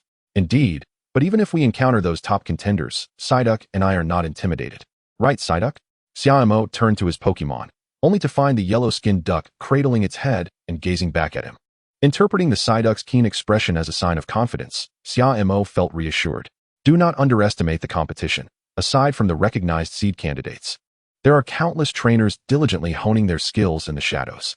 Although you and Psyduck are working hard, this is merely the basic requirement on the path of a trainer. You must understand, in Magic City, there are innumerable training facilities similar to Planet Club, where others seek out coaches and sparring partners, Uncle Chen advised. Xia Mo's expression turned grim. The situation sounded daunting. "Isn't this just a novice cup?" Noticing Xia Mo's demeanor, Uncle Chen chuckled. "Haha, I merely wish to temper your pride. After all, the King of Carp Cup is indeed a novice tournament, and the participants are all in the same boat as you. So, don't be overly concerned. Of course, worrying now serves no purpose. The tournament is fast approaching, and you must focus on mastering Water Pulse to significantly enhance Psyduck's combat capabilities." Wait. Just as Xia Mo was preparing to leave, Uncle Chen called out to him. As the head of the club, he had countless matters to attend to daily, leading him to delegate Xia Mo to 4 water-type Pokémon. He had assumed that without external supervision, Psyduck would take longer to learn Water Pulse. But he was pleasantly surprised by Xia Mo and Psyduck's self-discipline. This admiration prompted Uncle Chun to share some additional insights. Considering Xia Mo's father was a police officer and likely busier than himself, "Do you know how trainers are classified after many years in the field?" Uncle Chen inquired. "Is it based on dojo trainers and champions?" Xia Mo mused, recalling previous narratives, but ultimately shook his head. "You are already among the elite of novice trainers, a fact underscored by your victory over Yang Luo. However, the realm of novice trainers is vast. Strictly speaking, anyone registered as a trainer within a year is considered a novice. Due to recent policies, most novice trainers are aspiring third-year high school students. And your primary competitors are these individuals, starting on the same footing as you. Furthermore, there are ordinary trainers whose Pokémon have been nurtured over a substantial period. These trainers possess Pokémon of considerable quality, and in the short term, you and Psyduck cannot yet compete with them. This category also harbors the largest number of trainers.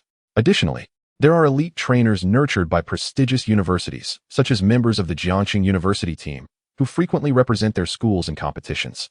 These are the creme de la creme of trainers. Then, there are those who are on the brink of becoming professional trainers, but, for various reasons, have not passed the qualification assessments. Some are still striving to become professional trainers, while others have integrated into various societal roles, such as police officers, firefighters, or professional coaches within clubs. These individuals form the backbone of the trainer community, as many trainers go their entire lives without attaining professional status. Finally, we have the professional trainers, like your father, who primarily operate on the front lines, safeguarding and exploring secret realms, ensuring the safety and well-being of ordinary citizens. This is also why your father cannot personally guide you. Each professional trainer is exceedingly busy, and a moment's carelessness can lead to fatal risks, which is why their numbers remain limited. The road ahead is still long. Xia Mo pondered. Novice trainers, ordinary trainers, elite trainers, seasoned trainers, professional trainers. These are the 5 stages of trainers. Such knowledge should have been familiar to him, yet hearing it from Uncle Chun felt far more enlightening. Chapter 24. Here we go, to Magic City. In the time that followed, Xia Mo and Psyduck repeatedly engaged in the same training regimen. In fact, Psyduck had now reached a plateau. The specialized training content had become routine, and Xia Mo found it challenging to introduce new variations in the short term. Particularly as the training became repetitive, Psyduck's enthusiasm waned, and even the allure of gourmet food struggled to rekindle its fighting spirit. Fortunately, Psyduck's proficiency in Water Pulse has been steadily improving, allowing for a more effortless command over its abilities. Xia Mo attempted to have Psyduck utilize Water Pulse to create a defensive barrier, yet he was met with repeated failures. He surmised that the energy of Water Pulse was too potent for Psyduck's current telekinetic capabilities to manipulate effectively. In the final week, Xia Mo and Psyduck focused on reinforcing their training results, Although Psyduck exhibited a lack of enthusiasm, it managed to fulfill the training requirements. All right, Psyduck, Eevee, you may stop, Xia Mo announced, and with his voice resonating through the Planet Club, the water Eevees ceased their assault while Psyduck retracted its water pulse. This marked the conclusion of their intensive training at the Planet Club, as tomorrow he would embark on his journey to the Magic City for the King of Fish Cup. Thank you, Uncle Chun, for these past few weeks, Xia Mo expressed, glancing at the middle-aged man beside him. No need for gratitude. It is your own diligence that has brought you this far. The efforts you and Psyduck have put in will not go unrewarded. I look forward to seeing both of you on television, Uncle Chun replied. Quack quack, Psyduck chirped, sensing an unusual atmosphere. No worries, await my good news, Xia Mo reassured as he lifted Psyduck into his arms, noticing its weight had increased, making it somewhat strenuous to carry. Today marked the definitive end of Xia Mo's specialized training, aimed at preparing for any potential electric-type Pokémon that might emerge during the competition. After bidding farewell to Uncle Chun, Xia Mo and Psyduck departed, likely not to return for some time. Upon returning home, Xia Mo opened his wardrobe and retrieved a set of blue and white attire, designed for him by Zhu Yinghao as promotional apparel, complementing it with a pair of blue and white sneakers he had found. This would be his outfit for the King of Fish Cup. Who would have thought I would become an advertising spokesperson at such a young age? Truly a remarkable achievement. Speaking of which, being a trainer in this world is quite lucrative. The King of Fish Cup is notably one of the more popular events in the Magic City. The ticket sales alone have filled the organizers' coffers, not to mention the revenue from online broadcasts and advertisements. Xia Mo could scarcely imagine the profits. This reflects the nature of this world, where popular sports like basketball and football from his previous life have garnered little attention. Who wouldn't want to witness magical confrontations? How's the preparation going? Do you have confidence? Just as Xia Mo pondered, his sister, Xia Yan, walked into the room, dressed in her usual refreshing attire. Everything is in order. My Psyduck is no longer the bumbling fool it once was, Xia Mo replied, glancing back to see Psyduck tilting its head at its sister. Well, it seems you're quite confident, Xia Yan chuckled, suppressing a smile before heading downstairs. Oh, you yellow-feathered duck, you're impossible to praise, Xia Mo remarked, exasperatedly observing Psyduck, who was still clutching its head. While other trainers' Pokémon exhibited good behavior and understanding, his duck preferred to play around. On their final day at home, Xia Mo and Psyduck fully relaxed, lying on the garden lawn, gazing at the stars and the moon. This world had no light pollution, revealing a myriad of stars. Psyduck, which star do you find beautiful? Psyduck pointed its paw at the brightest star. Oh, that one. That is the North Star, the brightest of them all. Quack quack. Psyduck was in high spirits, having not seen the night sky in a long time. Days without training were indeed delightful. Xia Mo felt the same. He seldom had the chance to pause and truly appreciate this new world, how magnificent the night sky was. I know, Mom. It's fine. I'm about to become an adult. You needn't worry, Xia Mo said as he hung up the phone after a call from his mother. He yawned, recalling how he had boarded the high-speed train early that morning, and as soon as he got on, his mother, who was abroad, called him, showering him with countless reminders. This was his first time traveling far, and ideally, someone would accompany him, but his father was perpetually busy, having only suggested he go to the Planet Club the last time they met. His sister, Xia Fu, was also out with friends, leaving him to journey alone to the Magic City. The King of Fish Cup Newcomer Battle Tournament would commence tomorrow, followed by a 3-day preliminary round, with the main event spanning roughly a week. This meant that Xia Mo and Psyduck would be in the Magic City for an entire week. Xia Mo was not overly concerned about the competition, but the cost of the hotel was indeed steep, especially during peak travel season, compounded by the popularity of the King of Fish Cup, meaning his father would ultimately have to cover the expenses. Fortunately, I had the foresight to book a hotel in advance. Finding accommodation now could have left me homeless on the streets. That would have made the journey quite dull. As the high-speed train sped along, Xia Mo found himself feeling somewhat bored, eagerly anticipating their arrival. The Magic City, an international metropolis, welcomed Xia Mo as he disembarked. Humming a little tune, he stepped into this unfamiliar city. After alighting, he released Psyduck, believing that such a global city should not be experienced alone. However, amidst the throngs of people, Psyduck appeared somewhat disoriented, clinging tightly to Xia Mo's leg. Let me see, where is the Oriental Pearl sub-venue? Perhaps I should head to the hotel first and then register. Xia Mo had deliberately chosen a hotel near the venue, although somewhat pricey. It spared him from experiencing the congestion of the Magic City, which he deemed quite suitable. After spending some time locating the hotel, Xia Mo recorded a video for his parents before browsing online for posts about the King of Fish Cup. Unsurprisingly, the event had begun to gain traction. As one of the most prestigious newcomer battle tournaments, the popularity of the King of Fish Cup had been rising year by year, and the skill level of the participants had also been increasing. Posts were already predicting the top 4 contenders for this year's cup. Xia Mo, intrigued, clicked on the hottest post titled Analysis of King of Fish Cup Participants and Predictions for the Top 4 Champions. Although he had great confidence in Psyduck's abilities, understanding both oneself and one's opponents is crucial for success. Thus, pre-competition intelligence analysis was vital, and the readily available information online saved him the trouble of gathering it himself. Chapter 25. Which new trainer's beginner Pokemon is the 7 Stars bird? The annual King of Fish Cup is set to unfold soon in the Magic City, and let us follow the author's perspective to explore the noteworthy competitors in this competition. The post exuded a strong journalistic flair, leading Xia Mo to suspect it might be an official announcement. First introduced was the popular contender, Feng Yi, a rookie trainer boasting a Scyther. He is a local student from the Magic City and, despite having only trained his Scyther for 2 months, has achieved an impressive 18 consecutive victories at the Stellar Club, defeating numerous seasoned trainers in the process. The Stellar Club, like the Planet Club, is among the largest battle clubs in the country, and unlike the Planet Club, the Stellar Club is its headquarters. An 18-match winning streak at headquarters is certainly enough to make Feng Yi stand out in this competition. The second contender hails from the imperial capital, Yufeng, whose beginner Pokemon is a Charmander, which has recently evolved into a Charmeleon. Not only that, but he has also successfully defeated a novice Pokemon belonging to an ordinary trainer, an impressive feat, considering that ordinary trainers typically have their beginner Pokemon trained for at least a year. Xia Mo's eyes sparkled. Aside from the evolution of a beginner Pokemon, defeating an ordinary trainer's beginner Pokemon was something that truly showcased the capabilities of a rookie trainer. Taking a deep breath, Xia Mo continued to read on. The third contender is a young girl named Lin Duo, whose novice Pokemon is the relatively rare psychic type, Kadabra. Although she has no notable battle records, the mere possession of such a rare Pokemon attests to her prowess.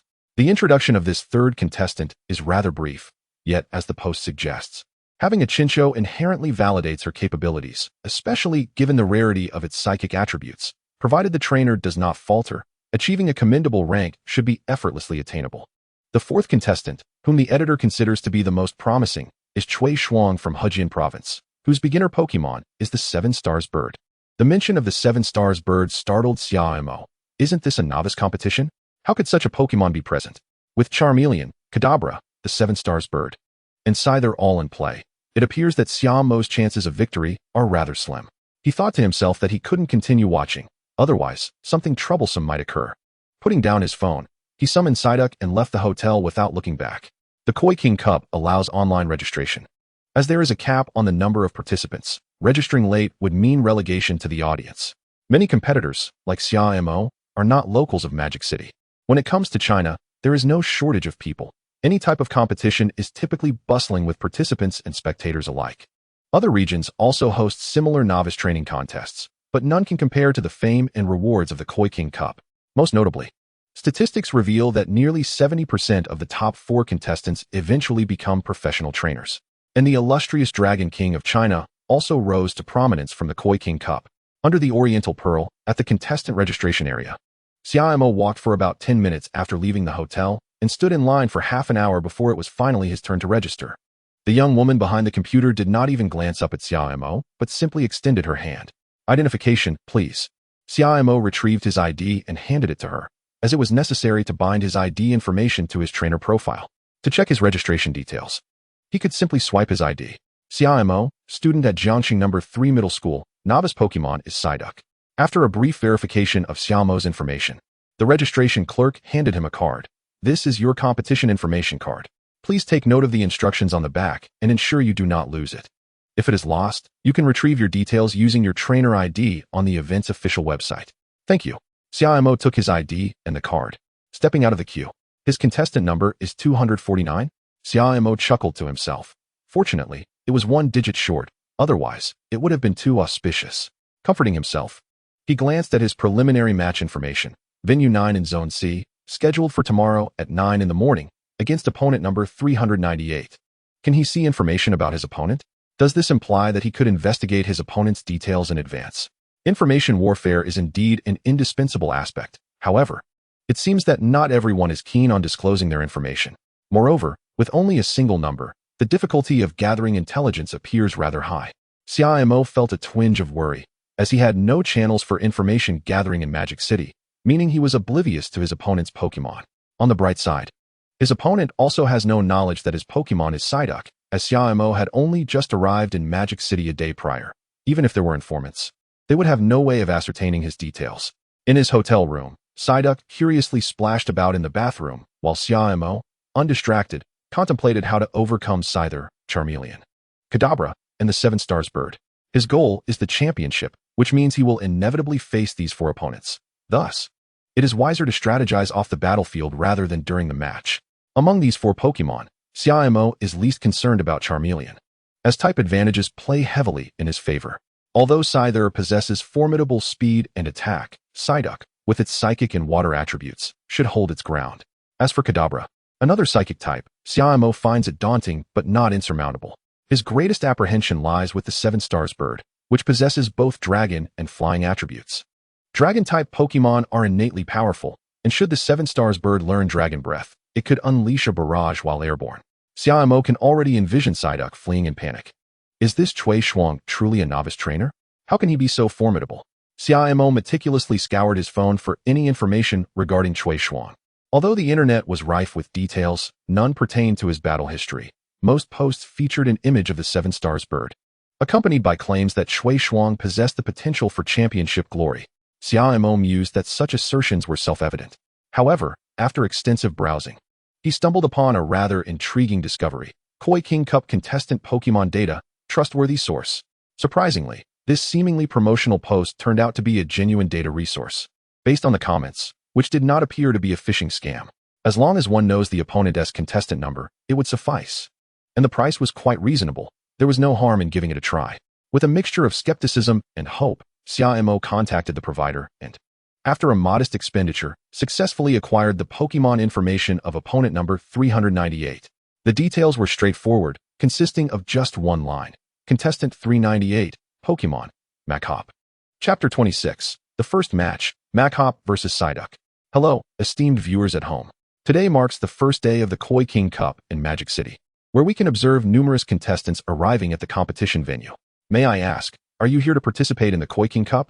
Xia Mo stood bewildered before the reporter and camera, having just arrived in Zone C when he was pulled aside for an interview. He was about to decline, but then a thought crossed his mind. With a wide smile, he faced the camera and declared, "Yes, I am a contestant in this competition." "Excellent. May I have your name, and what are your aspirations for this contest?" The reporter, having finally found a presentable contestant, bombarded him with questions. "I am Xia Mo from Inghao Fruit Industry. Drink fruit tea. Choose Inghao Fruit Industry. As for my aspirations, I aim for the championship," Xia Mo replied casually. "Thank you for your time. We shall now move on to our next guest." The reporter wore an expression of exasperation, thinking that this was a commercial plug. Luckily, it was just the first day and merely the preliminary rounds, so the viewership was not particularly high. As the preliminaries are underway over the next 2 days, multiple venues are simultaneously hosting battles. Xia Mo was informed yesterday that he had been assigned to Zone C. This setup will continue until the top 128 are determined.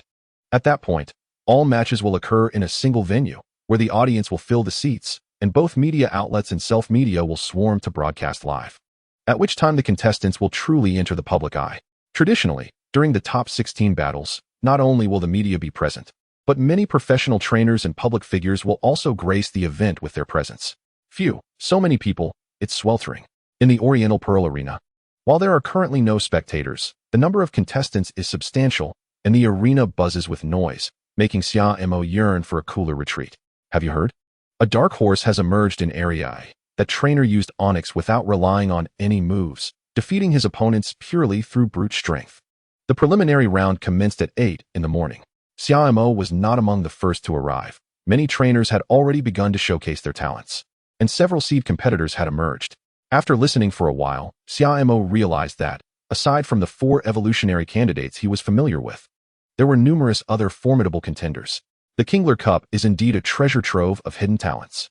Xia Mo mused. To his surprise, there was even a Spearow, a Pokémon seldom seen in his homeland. Fortunately, his superior skills prevailed, leading him to a triumphant victory. Ah, what an exhilarating battle it was. I'm so glad I won. Listening to the conversations of trainers who had already concluded their matches, Xia Mo felt not an ounce of anxiety. Rather, he grew increasingly composed. He observed several ongoing battles and noted that the majority of trainers were indeed novices, unfamiliar with their Pokémon's moves and lacking in strategic command.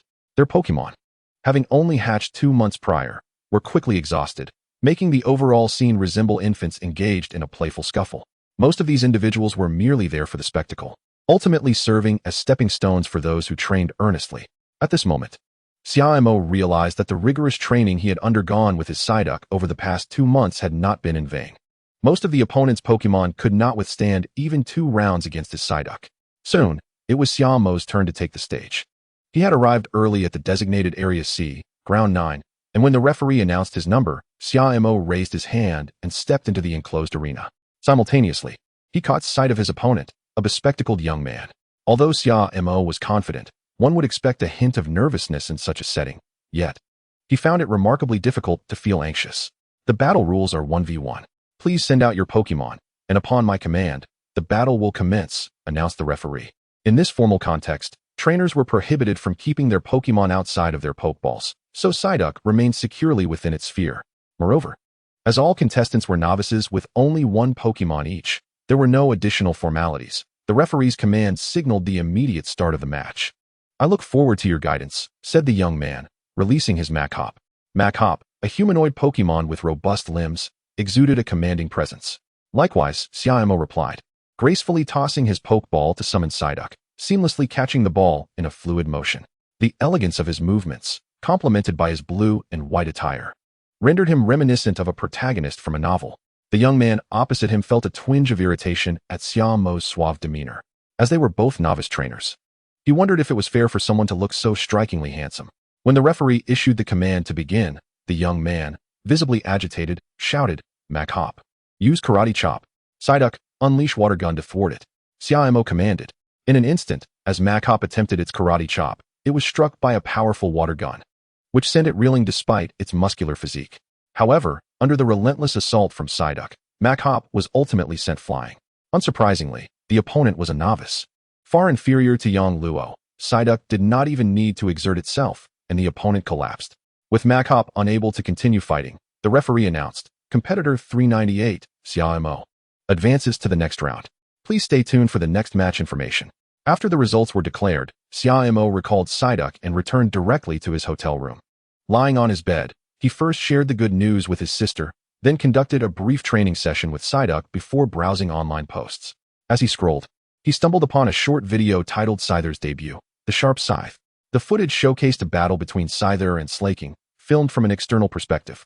Slaking, a normal-type Pokémon, appeared well-groomed and vibrant, though it lacked the imposing aura of its opponent, Scyther. As the battle commenced, Scyther soared into the air, placing it at a distinct advantage, as Slaking had no effective moves to counter it. However, Feng Yi, its trainer, was clearly not interested in a war of attrition. He commanded Scyther to attack. Use Metal Claw? Scyther's pincers shimmered with a slight alteration in hue before it descended upon Slaking with a fierce strike. In a single blow, Slaking was sent flying. And before it could react, Scyther executed a wing attack, rendering Slaking incapable of further combat. Chapter 27, Mismagius. In the afternoon, Xia Mo found himself at the familiar venue, preparing for his second battle. The allure of the Kingler Cup was undeniably formidable, as each participant was required to engage in 2 matches daily across multiple arenas simultaneously. Without such a rigorous schedule, completing all the matches within a week would be nearly impossible. Psyduck, you are indeed adorable, but you shall face my Budew with great difficulty, remarked Xia Mo's opponent, who appeared quite loquacious and exerted a peculiar pressure. Had it been someone else, they might have been affected by this demeanor. However, Xia Mo was no ordinary individual. He understood the importance of maintaining composure, especially in a televised event. While Budew held a type advantage, Xia Mo was confident in his abilities. After all, turning the tables against type disadvantages was not uncommon. Moreover, with Psyduck's prowess, it was less about a comeback and more about domination. At the referee's signal, a water gun struck Budew with pinpoint accuracy. Before Budew could make a move, it was propelled into the air by the force of the water, subsequently losing its ability to continue fighting. Witnessing Budew's rapid defeat, Xia Mo's opponent turned crimson with indignation, repeatedly muttering, "This is unfair. Rematch." My Beauty trains martial arts every day. How could this happen? Competitor 398, Xia Mo, advanced once more, and the referee glanced at him, recalling that he had officiated Xia Mo's earlier match. Although refereeing numerous battles throughout the day could blur memories, Xia Mo's performance had left a lasting impression. 2 water guns effortlessly vanquished 2 opponents, showcasing a level of skill comparable to that of seed competitors. Psyduck's combat prowess was truly remarkable, prompting the referee to mentally note this trainer's name. Well done, Psyduck. Let us continue advancing. After 2 matches, Xia Mo had gained insight into his own strength. The specialized training for Psyduck had not been in vain. While other trainers' Pokémon were still frolicking and napping, Psyduck had already embarked on its rigorous training regimen. It was evident that these 2 opponents lacked significant training experience, and it was likely that 70 of the trainers present were similarly inexperienced. Most were merely there for the excitement, perhaps hoping for a stroke of luck to advance, but the progression of the competition would inevitably eliminate them. Following his second match, Xia Mo chose not to rush away. Instead, he leisurely wandered around the arena, seeking potential rivals of note. After all, the information he purchased only indicated the types of Pokémon, but revealed no other details.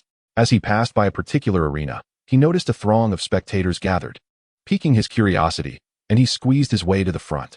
There, he beheld 2 Pokémon engaged in battle, a Doduo and a Mismagius. Xia Mo recognized the ghost-type Pokémon, characterized by its dark, ethereal form and hints of pink in its hair. Suddenly, Mismagius unleashed a peculiar light that struck Doduo, triggering a state of confusion. Although ghost-type Pokémon are scarce, this was insufficient to deter Xia Mo, who was astonished by the prowess of the Dream Demoness training. The state of confusion would cause the opponent's moves to backfire, but it was not a certainty. Ultimately, a direct confrontation was inevitable. Yet, direct confrontation was evidently not the forte of ghost types. Thus, the Dream Demon employed an alternative strategy, utilizing its flight and speed to toy with the Dada, culminating in a final illusion ray. Throughout the entire process, the Dream Demoness trainer remained silent, relying solely on the Pokémon's own capabilities. Xia Mo watched in admiration as the Dream Demon showcased its skills. He anticipated a challenging battle against the Psyduck, realizing he had encountered a trainer of remarkable strength. Who is that? They appear quite formidable, inquired a passerby. That is Lu from the Shadow Dojo. She had never left the dojo prior to the Kingler Cup. It's understandable that you're unaware, another bystander replied. The Shadow Dojo indeed. I can't believe it's the Shadow Dojo. Murmurs of astonishment rippled through the crowd, all taken aback by this revelation. Since she hasn't left the dojo, how do you know her? Another passerby asked. Oh, because I am her master. The first replied with calm assurance. Dojos are unique establishments in this world, primarily founded by retired professional trainers with the aim of nurturing more trainers. Unlike universities, dojo students focus solely on one subject, Pokémon battles, neglecting all else. Upon entering a dojo, students will take on a master, who then oversees their sustenance, living arrangements, and training. They resemble ancient sects, but the focus has shifted from humans to Pokémon. Although their skill trees may appear somewhat skewed, their combat prowess is genuinely formidable. However, dojos typically refrain from participating in such competitions. Their trainees mostly practice under the guidance of their masters, engaging in battles solely with other dojos. As Xia Mo observed the Dream Demon-S trainer depart, he too left the arena, returning to the training grounds beneath his hotel. Despite having secured victories in his last 2 matches with relative ease, the sight of today's Dream Demon instilled a sense of apprehension in him. Not every participant was merely there to make up the numbers. The forums for the Kingler Cup had already revealed numerous contenders of significant strength, and many prediction threads had shifted from their earlier forecasts. In the latest predictions, Feng Yi and his Scyther had dropped out of the top 4, having engaged in a grueling battle against a Frogadier that had nearly resulted in defeat, undoubtedly casting doubts upon his prowess. This development prompted Xia Mo to adopt a serious attitude. He resolved to enhance Psyduck's counter shield, or rather, to fortify it. While the previous counter shield formed from 2 water guns had proven strong, it lacked reliability. He envisioned Psyduck utilizing water pulse to create the counter shield. However, after numerous failed attempts, Xia Mo recognized the need for patience. The power of water pulse was too formidable, and Psyduck's telekinesis struggled to maintain control. It seemed that coordination training was essential. Xia Mo recalled when Yang Luo had asked how Psyduck fused 2 forces to create the counter shield. He had replied with coordination training, yet he knew Psyduck's coordination training was not exceptional.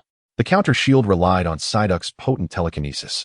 Now, with water pulse being even stronger than telekinesis, Forming the counter shield would require enhancing telekinesis or coordinating the two forces. However, improving telekinesis was quite challenging. The prize for the tournament champion would indeed facilitate telekinesis enhancement, but it was still too early for Xia Mo, observing Psyduck diligently practicing the counter shield. Xia Mo exhaled a sigh of relief. It had been quite a while since he had treated Psyduck to a grand feast. Let us go, Psyduck. Enough training for now. Let us indulge in a feast. What do you wish to eat? Quack quack. I want grilled fish. Psyduck replied eagerly. Perfect, I want that too. Xia Mo said with a smile. Chapter 28. Quite the business savvy. On the second day of the preliminary rounds, after breakfast, Xia Mo and Psyduck set off once more to the Oriental Pearl Arena. The familiar surroundings and the familiar referee contrasted with today's opponent, a Pikachu, an electric-type Pokémon. Xia Mo mused. The significance of Psyduck learning Water Pulse lay precisely in countering electric types, and now, the classic Pikachu had arrived. Summoning Psyduck, he prepared for battle. The trainer of Pikachu appeared somewhat taciturn, merely nodding in acknowledgement of Xia Mo's presence without uttering a word. Xia Mo was inclined to engage in banter. Yet upon reflection, he realized he lacked any suitable quips. After all, he was merely a high school senior. As he resolved to research witty retorts upon returning, the referee announced the commencement of the battle. Pikachu, quick attack. In an instant, Pikachu transformed into a yellow blur, a signature move of electric types that was typically difficult to counter. Psyduck furrowed its brow, unsure of where to direct its attack. Psyduck, utilize Water Pulse to push forward. Fortunately, Xia Mo did not leave Psyduck to fend for itself. He swiftly issued his command. After a brief moment of contemplation, Psyduck launched a stream of water sideways, which then began to vibrate. Stop, Pikachu. Jump to evade. The opponent recognized the necessity of avoiding a direct confrontation with Water Pulse. Pikachu's base stats were not robust enough to withstand multiple hits. However, the trainer was not without recourse. He quickly commanded, use Thunderbolt. Here it comes. Xia Mo thought as he observed the yellow lightning. This classic electric move appeared frequently in the anime and possessed considerable power. Psyduck, Water Pulse. Xia Mo remained unfazed. Psyduck's training had not been in vain. Boom. The two moves collided in midair, dissipating into nothingness. Psyduck, Water Gun. Xia Mo did not allow the opponent a moment to react. A water gun shot forth, striking Pikachu with precision under the control of Psyduck's telekinesis. Pika. Pika. Although Pikachu endured the water gun, today's opponent was evidently not comparable to yesterday's. The attack merely caused it minor discomfort. Pikachu, follow up with Thunderbolt. The opponent would not remain passive, directing Pikachu to launch another assault. Faced with a familiar move, Xia Mo chose not to repeat the use of Water Pulse. Instead, he instructed Psyduck to utilize two water guns, deliberately foregoing the formation of a counter shield. With two streams of water in its grasp, Psyduck expertly targeted the incoming lightning, quickly nullifying it. Psyduck held the two streams with an aura reminiscent of a Tai Chi symbol. Following this, Psyduck unleashed a Water Pulse. Pikachu, unable to dodge in time, succumbed to defeat. As the referee departed, he glanced at Xia Mo with newfound interest. This contestant number 249 possesses some merit. If he secures victory, he should be considered for seed placement, the referee thought. Few realized that the online prediction threads were actually posted by the staff of the Kingler Cup. Only they possessed insight into the capabilities of these novice trainers. Psyduck's reaction speed, stamina, and recovery were markedly superior to those of other Pokémon, and it seemingly had developed a novel technique. For an average competitor, overcoming Psyduck would prove exceedingly difficult. It appears that Psyduck can also utilize psychic-type moves, the referee mused, stroking his chin thoughtfully. Upon exiting the Oriental Pearl Tower, Xia Mo became acutely aware that his abilities had been revealed. However, he merely simulated a counter shield using a water gun. Unless one possessed exceptional eyesight, it would be nearly impossible to discern that it was a counter shield. In the afternoon, during the fourth round, Xia Mo faced an opponent who was rather unremarkable in skill. Nevertheless, Psyduck's water gun and water pulse were more than sufficient to dispatch the adversary. Thus, the preliminary rounds concluded on the second day, with the competitors for the main event already filtered out, leaving merely 200 contenders. Each judge from the various regions reported their respective battle statuses to the organizers. After thorough deliberation, the organizers selected 16 seed competitors, placing them into different groups for the main event. These 16 were nominated by the judges from each region, and their names could be found on the event's official website. With a plethora of talented competitors, these selections were made with great care. However, it was glaringly evident that Xia Mo was not among them. How infuriating! 30 years in the East, 30 years in the West, Do not underestimate the impoverished youth, Xia Mo exclaimed, leaping up in frustration upon discovering he was absent from the seed list. Nevertheless, he understood precisely why he had not been chosen. Psyduck was simply too harmless in appearance. The organizers evaluated seed candidates based on their Pokémon types, educational background, battle records, and other factors. Unsurprisingly, Psyduck's classification did not qualify for selection.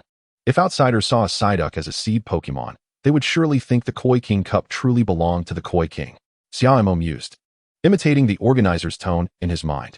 However, the final competition comprised 128 participants, and since there were already more than 128 remaining, a third day of preliminaries was necessary.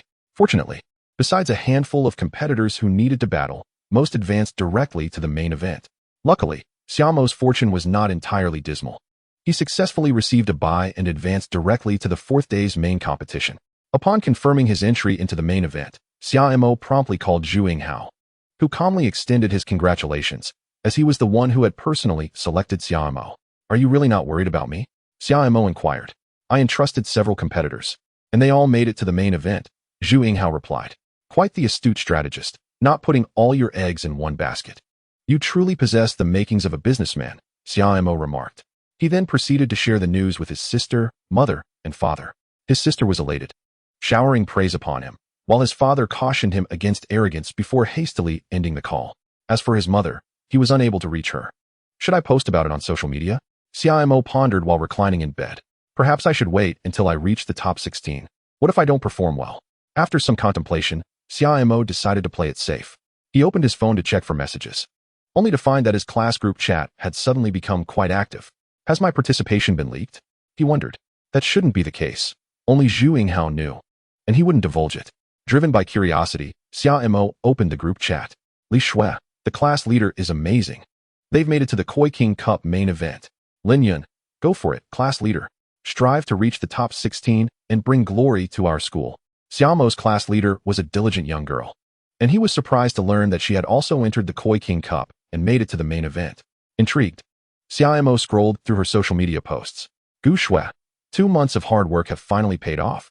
I've successfully entered the Koi King Cup main event. The accompanying photo featured Gu Shui alongside a snowy elf. Chapter 29. Shall we begin? Encountering a classmate was unexpected for Xia Mo, yet he could accept it. The standards at Jiangxing No. 3 Middle School were commendable, and Gu Shui's father appeared to be a seasoned trainer, making her prowess less surprising. However, he had no intention of reaching out to Gu Shui, as he considered himself somewhat of an invisible presence in class, typically only close to Zhu Hao. He feared that contacting her might come across as boasting.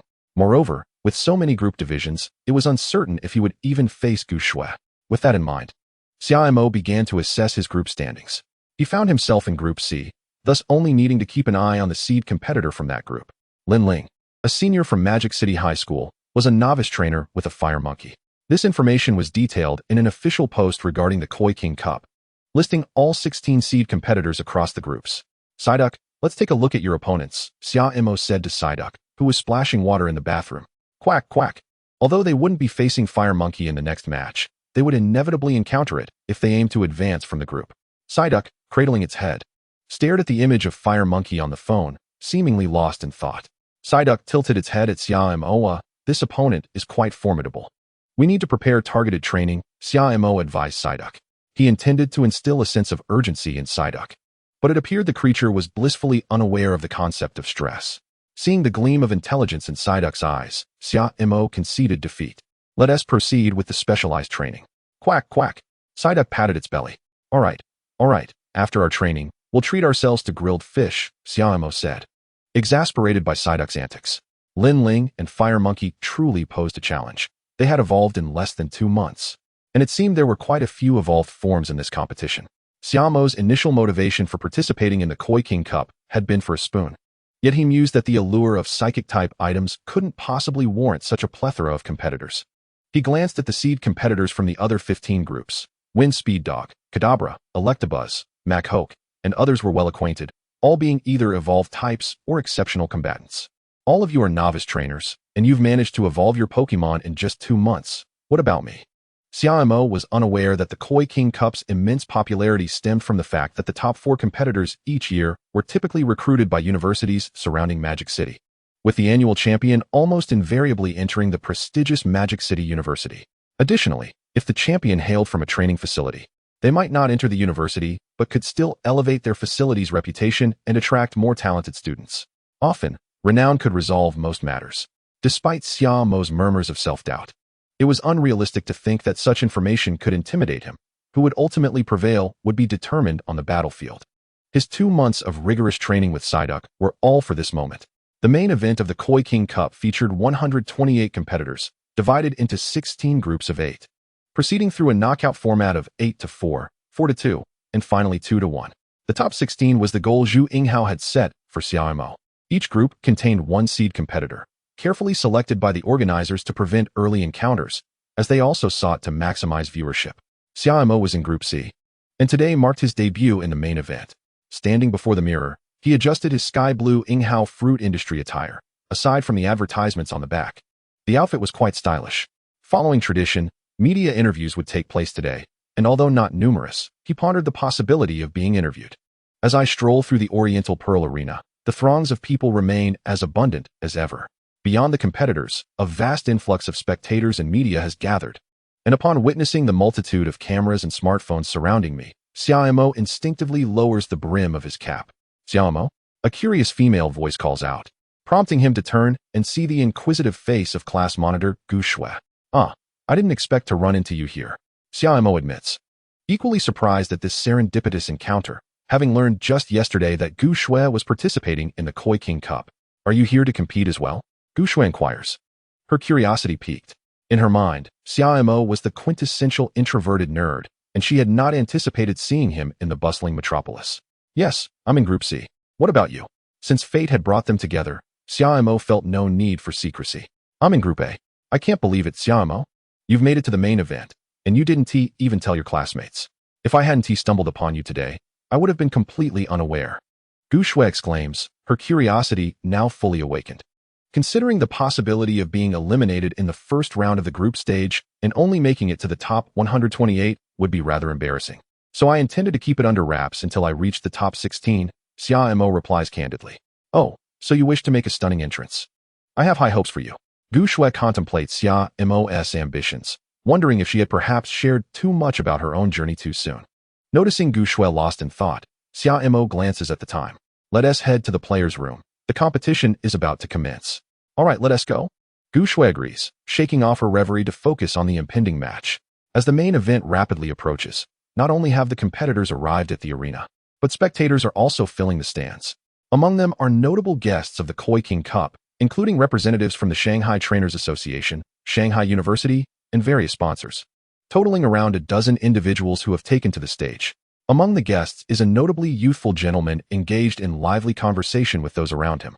I'm here to support my junior who is competing, he remarks. Oh, I've also heard that there is a remarkably talented student at the Heartflow Dojo. It appears to be true, another guest responds with enthusiasm. Ha ha ha, I'll trouble you to introduce me later, Lu, the young man says with a knowing smile. The Heartflow Dojo is a gathering place for superhumans in China, indicating that this competition includes participants with extraordinary abilities.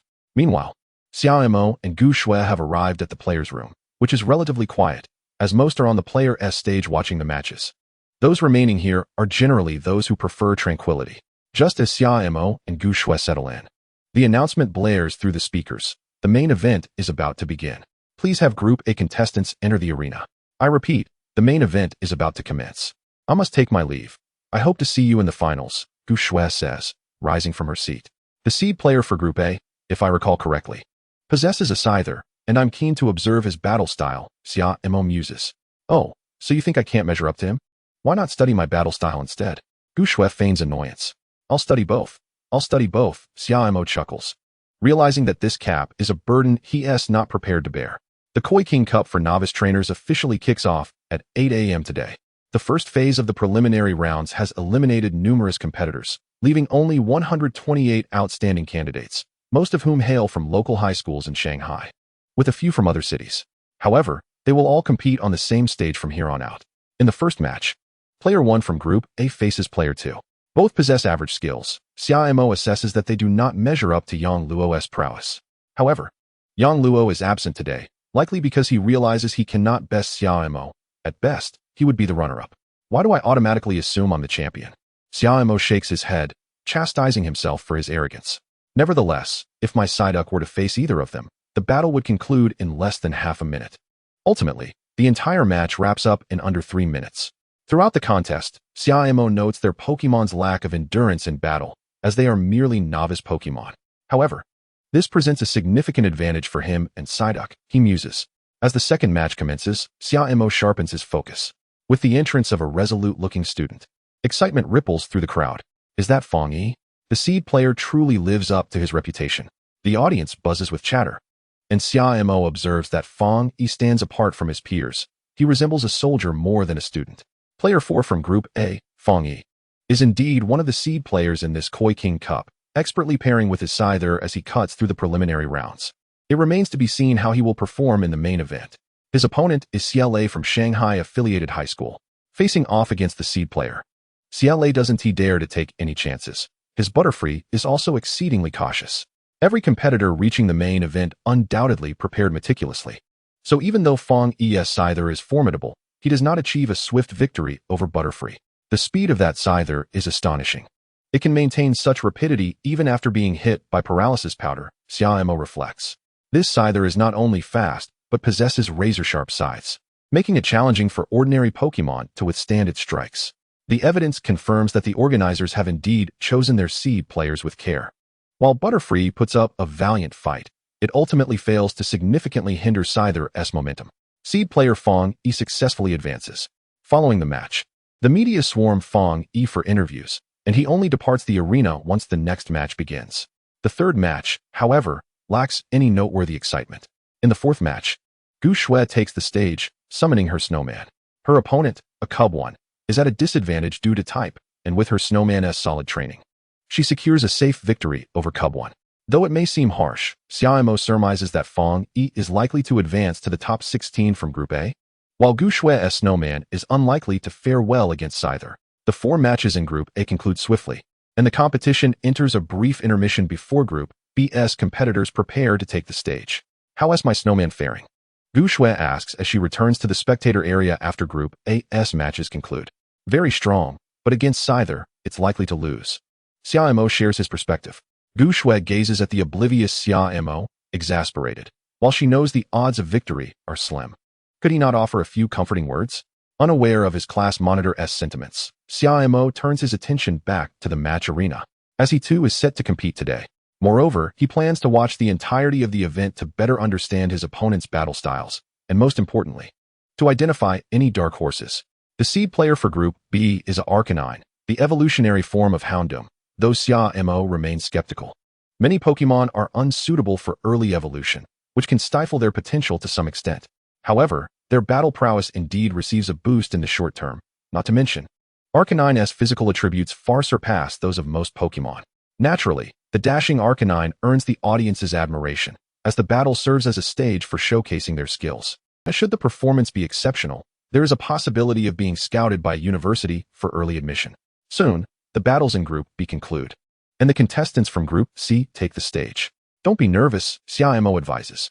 Gu Shui responds with a perplexed expression. Is that meant for me? Isn't it a bit late for that? I've already finished my match. Isn't it you who should be nervous? Gu Shui remarked, her confusion evident. Indeed. Xia Mo replied. If you're not anxious, then cheer for me from the sidelines, and perhaps record a video to prove I was here. Only through frequent reviews can one recognize their shortcomings. Xia Mo was no deity, striving only to minimize his errors. Gu Shui was at a loss for words. Yet upon reflection, capturing a video for posterity seemed a fine idea. Should he fail to reach the top 16, at least the footage would attest to his efforts. Soon, the first match in Group C concluded, and Xia Mo entered the player's tunnel, awaiting his turn. Outside, the commentators began introducing the competitors. The next match, the 10th of the day, featured on the left, Xia Mo, a student from Jiangxing No. 3 Middle School, who had effortlessly triumphed over his opponents in the preliminaries, exhibiting formidable prowess.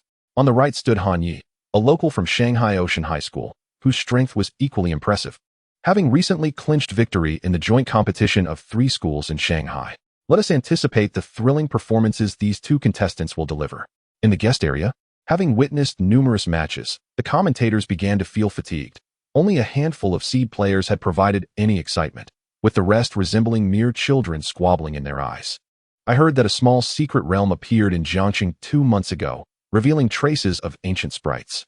Surely that can't lead to any trouble? One guest inquired. No matter how small, a secret realm is no trifling matter, replied a representative from the Shanghai Trainer Association. Jiangxing is not a small city, and its trainer association is certainly not to be underestimated. Other guests nodded in agreement. While professional trainers were indeed rare, each city typically had a few to ensure safety, 3 or 4 at most, 1 or 2 at least. Chapter 31, Advancement. The battles commenced below, and once again, Xia Mo found himself confronted with the vexing electric-type Pokémon. Magnemite. Do these creatures reside in power plants? How did you capture it? Did you catch it at a power plant? Xia Mo inquired, his curiosity purely innocent, with no intent to distract his opponent. However, it was clear that Han Yi had received excellent battle training, ignoring Xia Mo entirely as he focused on commanding Magnemite to attack. Seeing Han Yi's demeanor, Xia Mo realized that verbal tactics would likely be ineffective, leaving him no choice but to rely on sheer strength to secure victory. However, Psyduck was not truly a simpleton. Were it not for the significance of the Kingler Cup, who wouldn't prefer to be a quiet and handsome gentleman? Magnemite's combat capability was comparable to that of the Pikachu from the preliminaries, yet the electric type's attributes still posed a challenge for Psyduck. Thunderbolt. A bolt of electricity surged towards Psyduck. In the preliminaries, Han Yi had also encountered water-type Pokémon, but typically his Magnemite could secure victory with a single Thunderbolt. Water Pulse. A wave of water successfully intercepted the incoming electric attack. Speaking of which, it had been quite some time since Xia Mo had encountered a trainer who nurtured a Psyduck. The rarity of trainers raising such Pokémon was notable. The previously bored guests perked up upon seeing Xia Mo's Psyduck. After all, trainers who nurture Psyduck are exceedingly rare. And while its evolved form is formidable, not every novice trainer can manage to raise one to its final stage. Additionally, this Psyduck was well trained, having learned Water Pulse. Warranting attention, several representatives from Shanghai universities took note of Xia Mo. They understood how challenging it was for someone his age to cultivate a Psyduck to this level. Even if Xia Mo were not suited to be a trainer, he would certainly excel as a breeder, and such talent should not be overlooked. Magnemite. Use Supersonic. A piercing sound filled the air, forcing Psyduck to cover its head. This soundwave attack was difficult to counter. Han Yi, displaying sharp reflexes, swiftly switched tactics when the electric-type move proved ineffective. Psyduck, use Water Gun. Xia Mo commanded, yet it was evident that Psyduck was in distress. Although it heard Xia Mo's orders, it was unable to comply under the sonic assault, and its head began to throb painfully, its eyes turning blue. Xia Mo noticed the change in Psyduck and silently lamented. He had intended to keep its psychic abilities hidden, but plans often fall prey to unforeseen circumstances. Psyduck, use Psychic. With that, Xia Mo retrieved a Pokeball. An invisible wave of psychic power surged forth, and before anyone could react, Magnemite found itself seemingly under control. Hurtling through the air, the audience erupted in astonishment. Who could have anticipated such a dramatic turn of events? Was that psychic? Who would have guessed that his Psyduck possessed psychic abilities? What do you think, Lou? The guests turned to a young man in the guest area. If anyone here was well-versed in psychic abilities, it was the practitioners of the Mind Flow Dojo. This Xia Mo is rather intriguing, Lou responded, observing the prowess of Xia Mo's Psyduck. With his discerning eye, he recognized Psyduck's exceptional qualities and felt a twinge of curiosity towards Xia Mo. After all, most individuals, even if aware of Psyduck's psychic potential, cannot activate it. Lou had previously nurtured a Psyduck himself, yet it had only manifested water attributes. Upon hearing Lou's remarks, the guests in the area harbored various thoughts. Every one of them coveted an exceptional novice trainer. Yet they were not reckless enough to act solely based on a single match and Lou's evaluation. Come back, Psyduck. You did well, Xia Mo said, recalling Psyduck after the referee announced the results. Was that psychic? Han Yi asked, bewildered. The instant his Magnemite was sent flying, Han Yi could think of no other explanation than psychic power. Xia Mo nodded, turning to leave, his back adorned with the glimmering insignia of heroic fruit. A true expert. Succinct in speech, Han Yi sighed, gazing at Xia Mo's retreating figure. A psychic-type Psyduck was indeed beyond his capacity to contend with. Did you capture it on video? Returning to the sidelines, Xia Mo found Gu Shui looking utterly bewildered. I did record it, but what exactly did Psyduck do at the end? Why did Magnemite suddenly fly away? Gu Shui asked, perplexed. Psyduck's psychic traits were not indicated in the Pokédex. Only those who had specifically studied it would be aware of its psychic capabilities. That was Psyduck's psychic, Xia Mo replied succinctly. Psychic? A psychic attribute? Psyduck actually possesses psychic abilities? Gu Shui exclaimed in astonishment. Indeed, I stumbled upon it by chance, Xia Mo admitted, not wishing to conceal anything from Gu Shui, as today's events would likely spread quickly. The distinction between a Psyduck with psychic powers and one without was monumental. However, this battle served as a wake-up call for Xia Mo. Magnemite was not particularly strong. Psyduck could have defeated it merely with Water Pulse. Yet it ultimately revealed the existence of its psychic abilities. Xia Mo bore a significant portion of the responsibility. Battles are not solely the Pokémon's affair. Trainers must shoulder their duties as well. Calm judgment, decisive commands, accurate guidance, meticulous observation, a solid foundation of knowledge, robust psychological resilience, and anticipatory vision. These are the hallmarks of a true trainer. Xia Mo must remain vigilant. This time, the strength of the Magnemite is not as formidable as it seems. Its sonic wave attack has merely revealed one of its trump cards, yet he cannot afford to be so complacent in the future. Upon receiving the video from Gu Shui, Xia Mo began to analyze the battle. The electric shock from Magnemite was effectively neutralized by the water wave, but Xia Mo failed to react to the ultrasonic attack. Or rather, he underestimated the swift velocity of the sound waves. The crux of the matter lies in the fact that after being struck, Psyduck exhibited clear signs of a headache, making it arduous for it to employ other moves, thus forcing it to rely solely on its psychic abilities. From the footage, it became evident that the power of Psyduck's telekinesis should not be underestimated. Meanwhile, the matches in Group D commenced, concluding rather swiftly. The seed player in Group D was a trainer with an electrode, posing a significant threat to Psyduck. As Xia Mo observed the opponent's electrode effortlessly defeating its adversary, he began to take the situation more seriously. However, today his focus was not on this match, but rather on another competitor. In the first match of Group E, Cui Shuang faced off against Yang Han, and the participants took their positions. Soon, Xia Mo beheld the most promising contender for the championship, Cui Shuang. Cui Shuang's entrance undoubtedly elevated the enthusiasm of the crowd, invigorating even the guests seated nearby. His opponent, on the other hand, appeared rather ordinary. Bewildered upon learning he was to battle Cui Shuang, yet he was not one to concede easily. Chapter 32, the inaugural battle of the 7 Stars Bird. In this world, Dragon-type Pokémon are a rarity, and the emergence of a Dragon-type Pokémon undoubtedly captured everyone's attention. As the battle commenced, the 7 Stars Bird unleashed a veil of white mist. Cui Shuang adeptly capitalized on the aerial advantage of the 7 Stars Bird, issuing commands to release the swirling mist over the open battleground. The 7 Stars Bird flapped its cottony wings, shaking off the mist like a sieve while emitting a piercing cry and soaring high above the arena. This seemingly innocuous mist move, devoid of wind, rendered it nearly impossible for the opponent to catch sight of the 7 Stars Bird amidst the haze.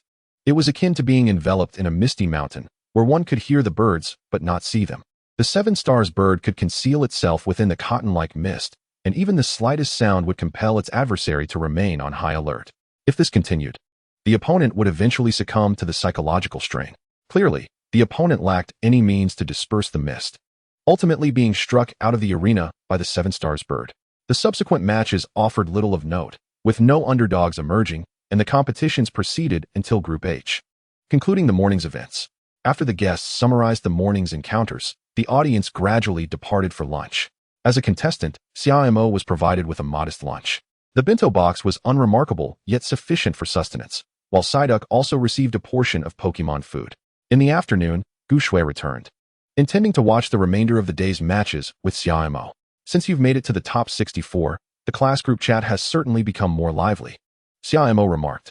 If I were to reveal your progress, the chat would be even more animated, Gu Shui replied. That won't be necessary. I've made up my mind. Once I am eliminated, I will sell you off.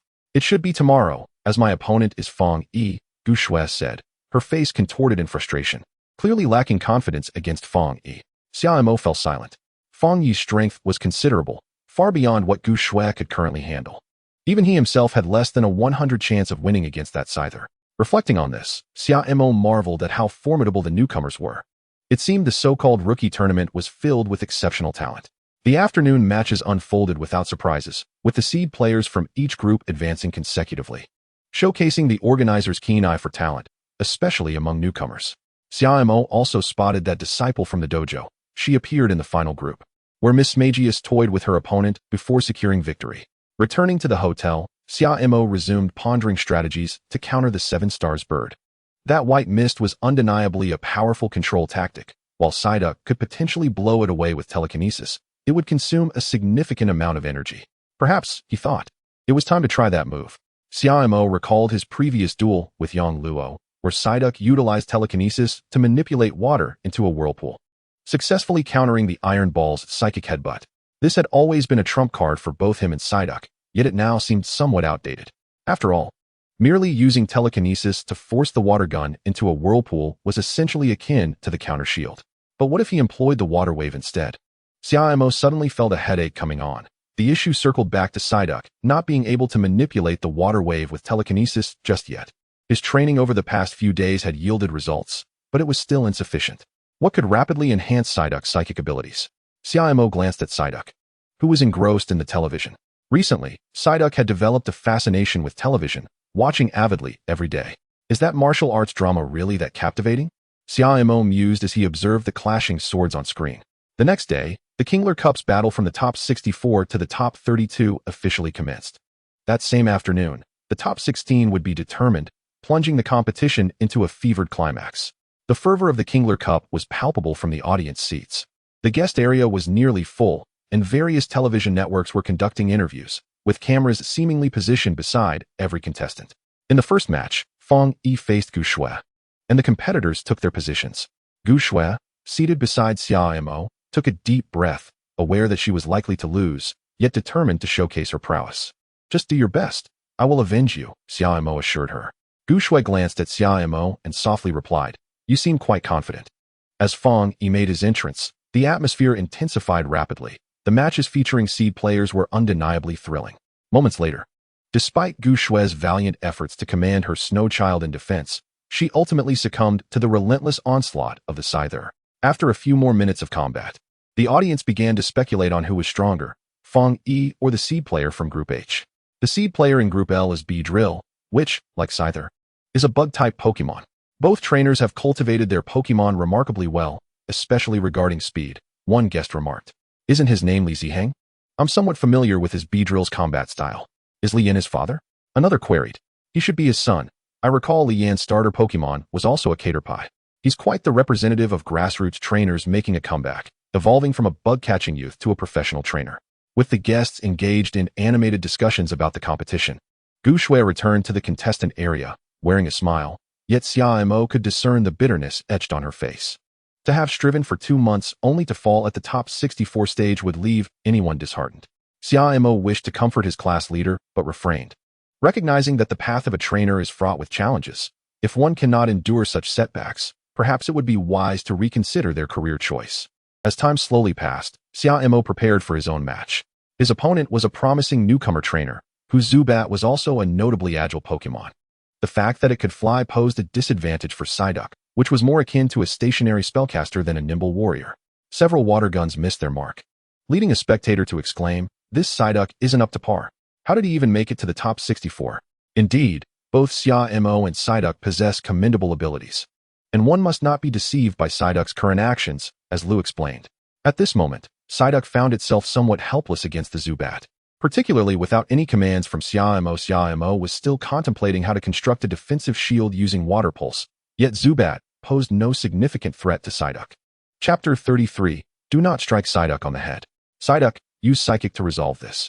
A surge of psychic energy manifested, directly seizing control of the Zubat hovering above, leaving the opponent visibly astonished. Although he was aware of Xia Mo's formidable Psyduck, he was unaware that it possessed the psychic ability. He had stepped out to use the restroom during Psyduck's previous battle. This unfortunate timing left him cognizant of the strength of the round of 64 opponent, yet ignorant of Psyduck's psychic prowess. However, he was not a complete novice. He promptly commanded Zubat to unleash a supersonic attack. Coincidentally, the supersonic struck Psyduck's head once more. Observing Psyduck's eyes transition to a deep blue, Xia Mo gasped. Could it be so fortuitous? Psyduck struck on the head twice in succession? Most critically, both incidents involved supersonic. Xia Mo understood that Psyduck's psychic abilities stemmed from its head, the very source of its strength, and now its power had been unleashed. The ferocious psychic force swiftly incapacitated the Zubat, creating a whirlpool of psychic energy on the battlefield. Psyduck, what has happened to you? Xia Mo inquired, somewhat flustered. The referee, unperturbed, announced Xia Mo as the victor before releasing his own Pokémon. Gyarados. Use Psychic to restrain Psyduck. A wave of psychic energy surged forth, firmly controlling Psyduck's uncontrollable psychic outburst. However, it appeared that both Pokémon were evenly matched, making it difficult to determine a clear victor at that moment. Gengar, subdue Psyduck. A voice called out, and simultaneously, a stronger wave of psychic energy surged. As the two combined forces finally managed to restrain the rampaging Psyduck. Psyduck! It cried out in anguish before collapsing onto the arena floor. Xia Mo, unable to spare a moment to thank the spectators and referee, swiftly scooped up Psyduck and hurried toward the Pokémon Center. Lose Gengar has evolved. The audience marveled at the sight of Gengar, acknowledging that Gengar was certainly not a Pokémon for beginners. It evolved 3 months ago, but that's inconsequential. Psyduck, however, is quite intriguing, Lou remarked. The spectators nodded in agreement, their discerning eyes recognizing Psyduck's exceptional qualities.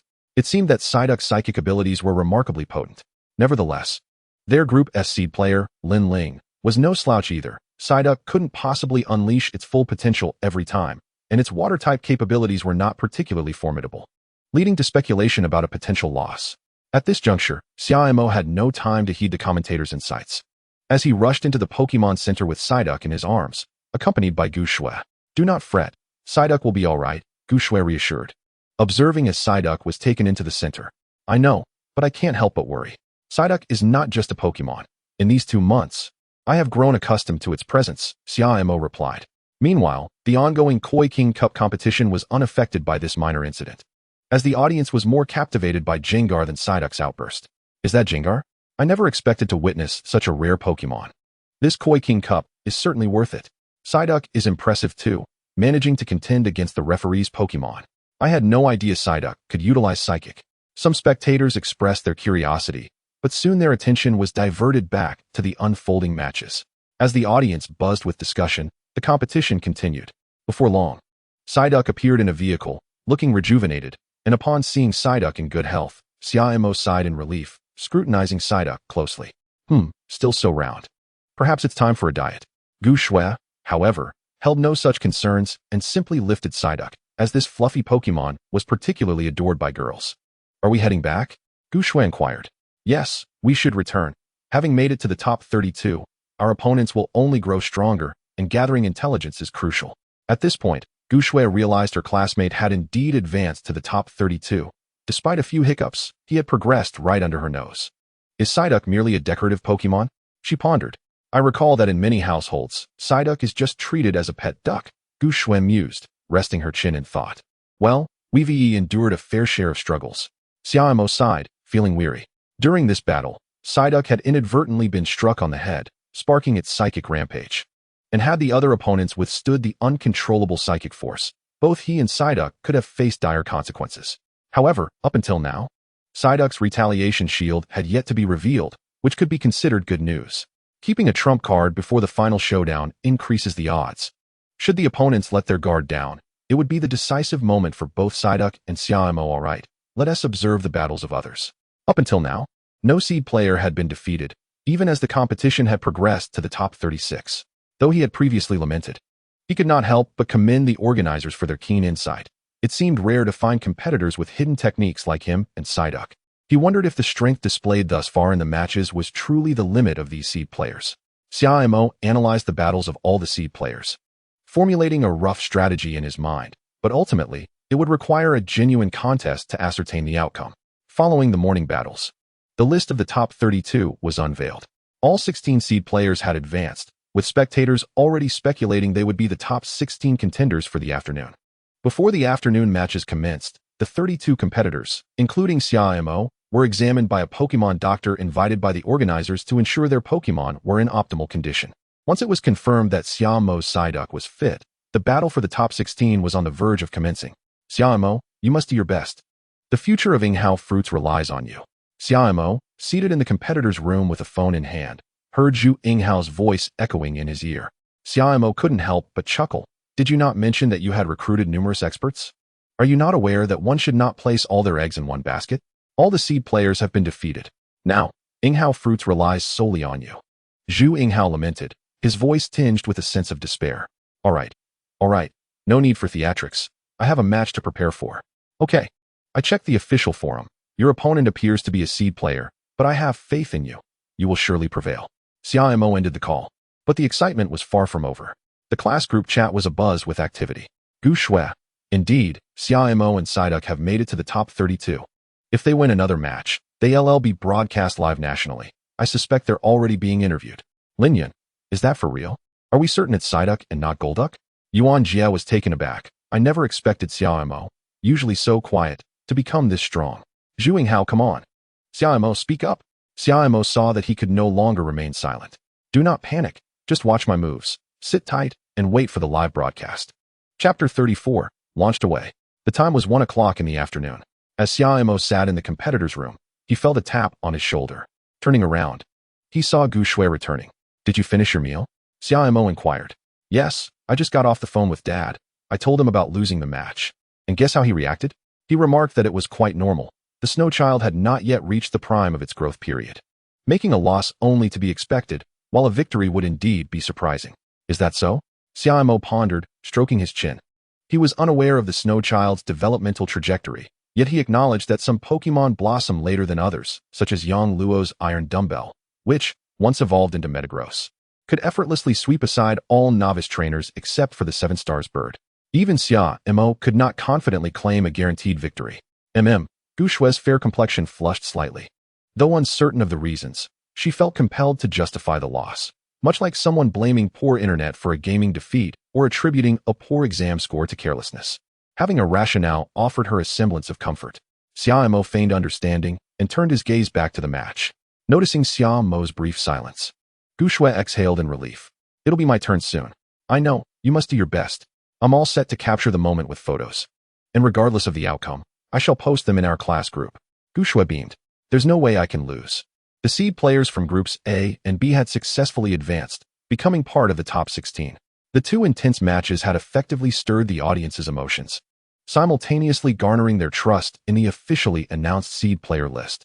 With Group B concluded, it was time for Group C, featuring Lin Ling and that trainer named Xia Mo. Indeed, I truly hope the adorable Psyduck triumphs. I never imagined such a Pokémon could reach the top 32. I wish to see it continue to win. That's impossible. Did you not see Lin Ling's Infernape? It's significantly larger than the average, and with Psyduck's diminutive stature, a single punch could reduce it to mere fragments. Exactly. A pet Pokémon should simply perform its role as an ornamental creature. Someone gritted their teeth in frustration. They were all eliminated contestants, incensed by the sight of weaker opponents standing atop their ambitions. Meanwhile, news of the absence of electric-type Pokémon among the seed players from groups A, B, C, and D was a silver lining, although Psyduck would still need to exercise caution against the formidable Infernape. It appeared that this Infernape was slightly larger than usual. What had it consumed? Perhaps some kind of rare nutrient? Xia Mo mused as he perused the contestants' profiles.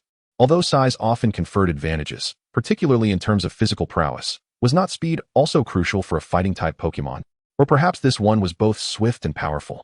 In the contestant corridor, Xia Mo stood alone, awaiting his turn to enter the arena. After this match, he would secure a position among the top 16. Achieving this milestone would not only grant him exposure on a streaming platform with millions of viewers, but also the chance to engage with journalists, an extraordinary accomplishment for a high school student. It was a testament to their 2 months of hard work and, for Xia Mo, a validation of the bond he shared with Psyduck. Next up is the third match of the afternoon, featuring contestant Lin Ling against contestant Xia Mo. I believe everyone is familiar with both of them, announced the commentator. As Xia Mo and Lin Ling took to the stage, Lin Ling surveyed the surroundings, bursting into laughter upon realizing his opponent was Psyduck. After a brief nap, he now exuded confidence. He envisioned the surge of prestige awaiting him post-victory, expecting that even his goddess would regard him with newfound admiration. However, he first needed to address his current adversary. Hey over there, I suggest you concede now. Otherwise, the ensuing scene will be quite embarrassing. Lin Ling declared with a self-assured smile. Xia Mo, however, chose to ignore him and tossed a pokeball in his direction. Very well, proceed as you wish. But don't blame me for my ruthlessness. With Lin Ling's pokeball thrown, Infernape and Psyduck faced each other across the arena, their gazes locked in a fierce rivalry. Although Psyduck's expression was inscrutable, Xia Mo understood that Lin Ling's earlier taunts were merely bluster. Compared to Xia Mo, Lin Ling's trash talk was adept, akin to a brainless antagonist in a novel who rarely survived past 3 chapters. Yet Xia Mo had his own strategy, silence, and an air of expertise. Humph, Lin Ling scoffed. In response, Infernape executed the move Glare. This was a subtle synchronization between trainer and Pokémon, utilizing sounds such as scoffs to invoke specific attacks, allowing them to forego vocalizing the names of their moves during battle. However, Pokémon could not remember overly complex commands. A mere scoff could not represent Glare, nor could a cough signify a karate chop. Most Pokémon could only memorize one command. Infernape's Glare could reduce the opponent's defense and instill fear, impacting the Pokémon's state.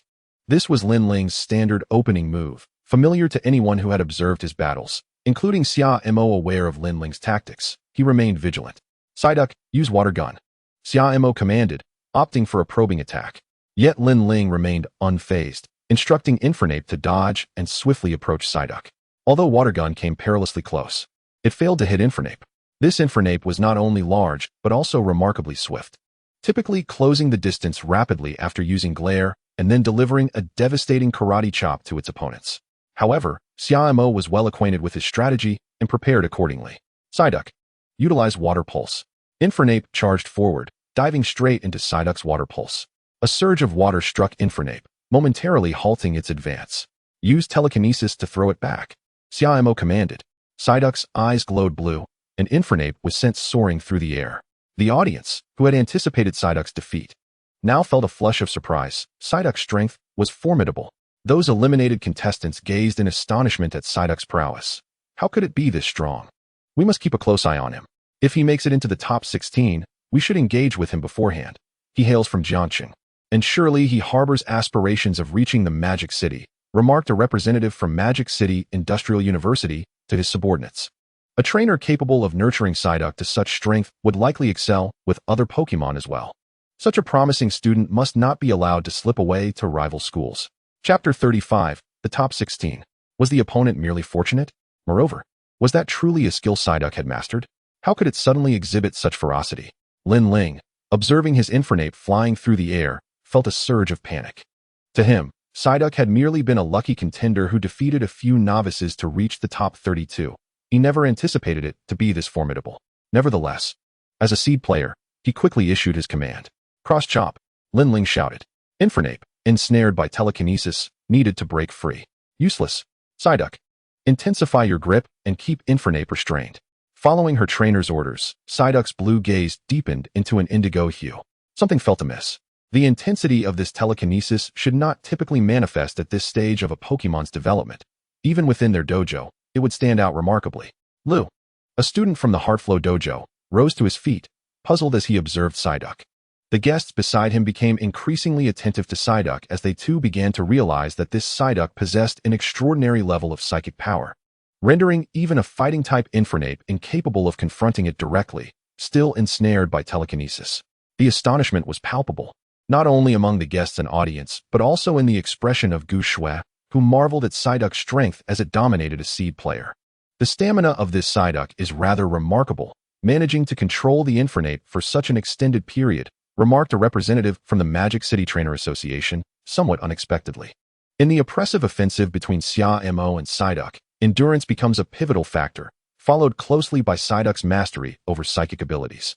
Despite the Infernape's continuous struggles, it found itself ensnared, leading to a prolonged stalemate, with the visible fatigue of the Infernape becoming increasingly apparent. Within less than a minute, Lin Ling was on the verge of defeat. The Infernape now bore numerous vulnerabilities. Who would have guessed that we were mistaken? Xia Mo's trump card is extraordinarily potent.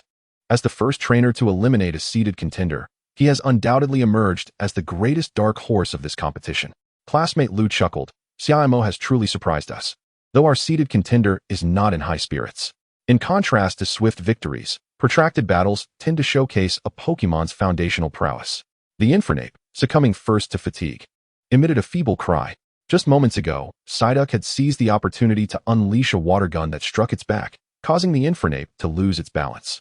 However, the lengthy battle had not left Psyduck entirely unscathed, as its eye color had noticeably faded. Fortunately, Psyduck remained uninjured and would quickly recover after the match. The advantage of Psyduck was steadily increasing, akin to a snowball effect, gradually evolving into a colossal force that overwhelmed the Infernape's final line of defense. Amidst the swirling forms, Lin Ling recognized his course of action. The Infernape's condition was deteriorating. The battle was a contest of stamina and reflexes between trainers. Lin Ling surveyed the outdoor arena, inhaled deeply, and contemplated his fate as a seeded contender defeated, ridiculed by netizens, and scorned by his crush. Gazing at Psyduck on the field, he issued his final command. Infernape, unleash a chaotic frenzy. With a resounding roar, the Infernape broke free from the psychic grasp. Oh, this Infernape can even execute that move? Yet, it is likely at the end of its tether. Psyduck, deliver a devastating water pulse. The Infernape charged forward, succumbing to madness, striking indiscriminately. Although this move possessed great power, it could not evade Psyduck's counter, resulting in further disarray on its part, a skill that assured defeat rather than victory. A wave of energy intercepted the Infernape.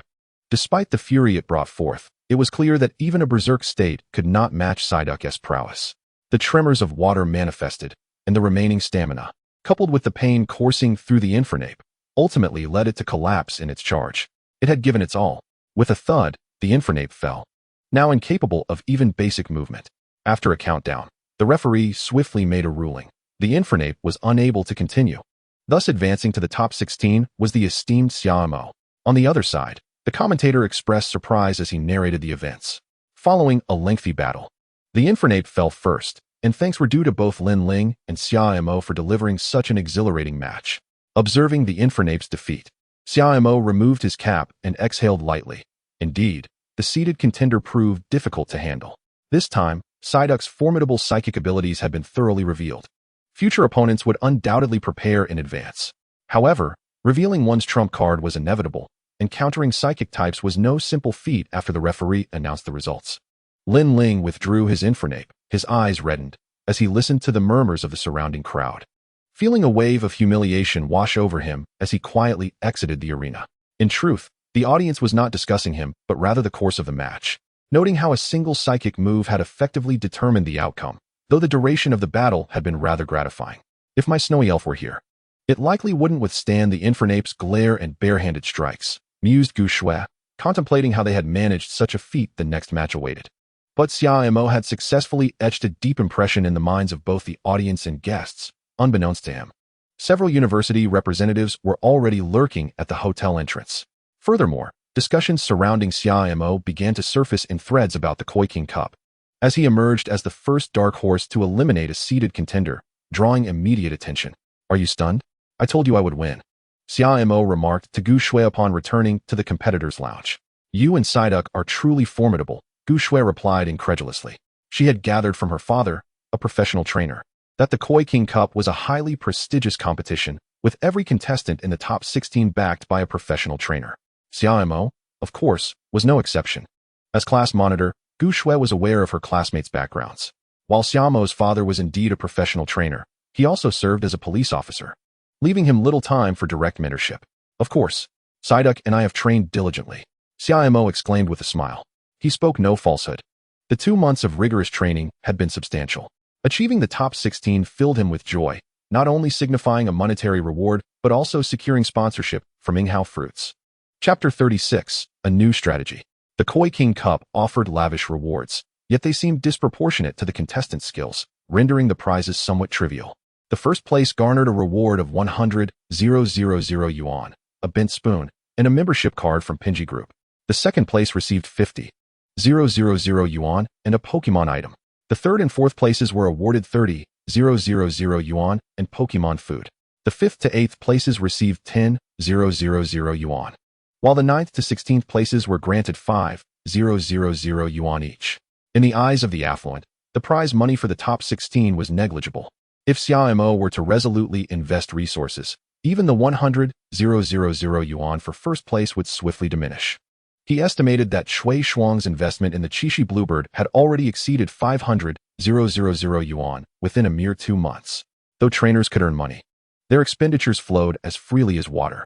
Xia Mo had firmly resolved that should he clinch the championship, he would certainly request a reward from his parents.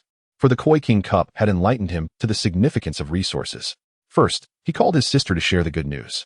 Summer Yen, on vacation at the time, was thrilled to hear her brother's success and engaged in conversation with him for a while. Next, Xia Mo conveyed his victory to Zhu Yinghao, affirming that entering the top 16 signified the success of their plans. On the other end of the line, Zhu Yinghao was almost elated. realizing that the dream of expanding Inghao fruits nationwide was within reach. Others were equally excited upon learning the news in their class group chat. The members initially fell silent before messages began to flood in, prompting Xia Mo to hastily turn off his phone. When do you plan to leave? Xia Mo inquired of Gu Shui, standing on the platform of the Oriental Pearl Arena. My purpose in coming to the Magic City was twofold: to compete and to explore the universities here. Moreover, I must see the champion of the Koi King Cup. Gu Shui replied, if you wish to explore the universities after the competition, I would be delighted to accompany you.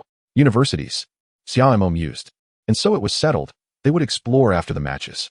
Following the completion of Group C's competition, the battles in Group D commenced. Subsequently, the remaining groups gradually determined their victors. To Xia Mo's surprise, he found himself the only non-seeded contender to advance.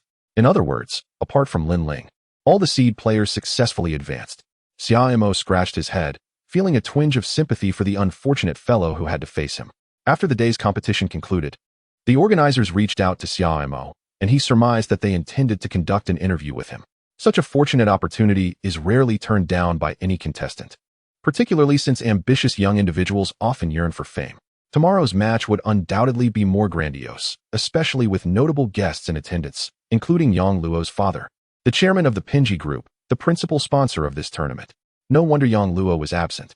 The matches held today had already been broadcasted on certain channels, garnering a positive response, and Xia Mo had even spotted some edited clips featuring his Psyduck.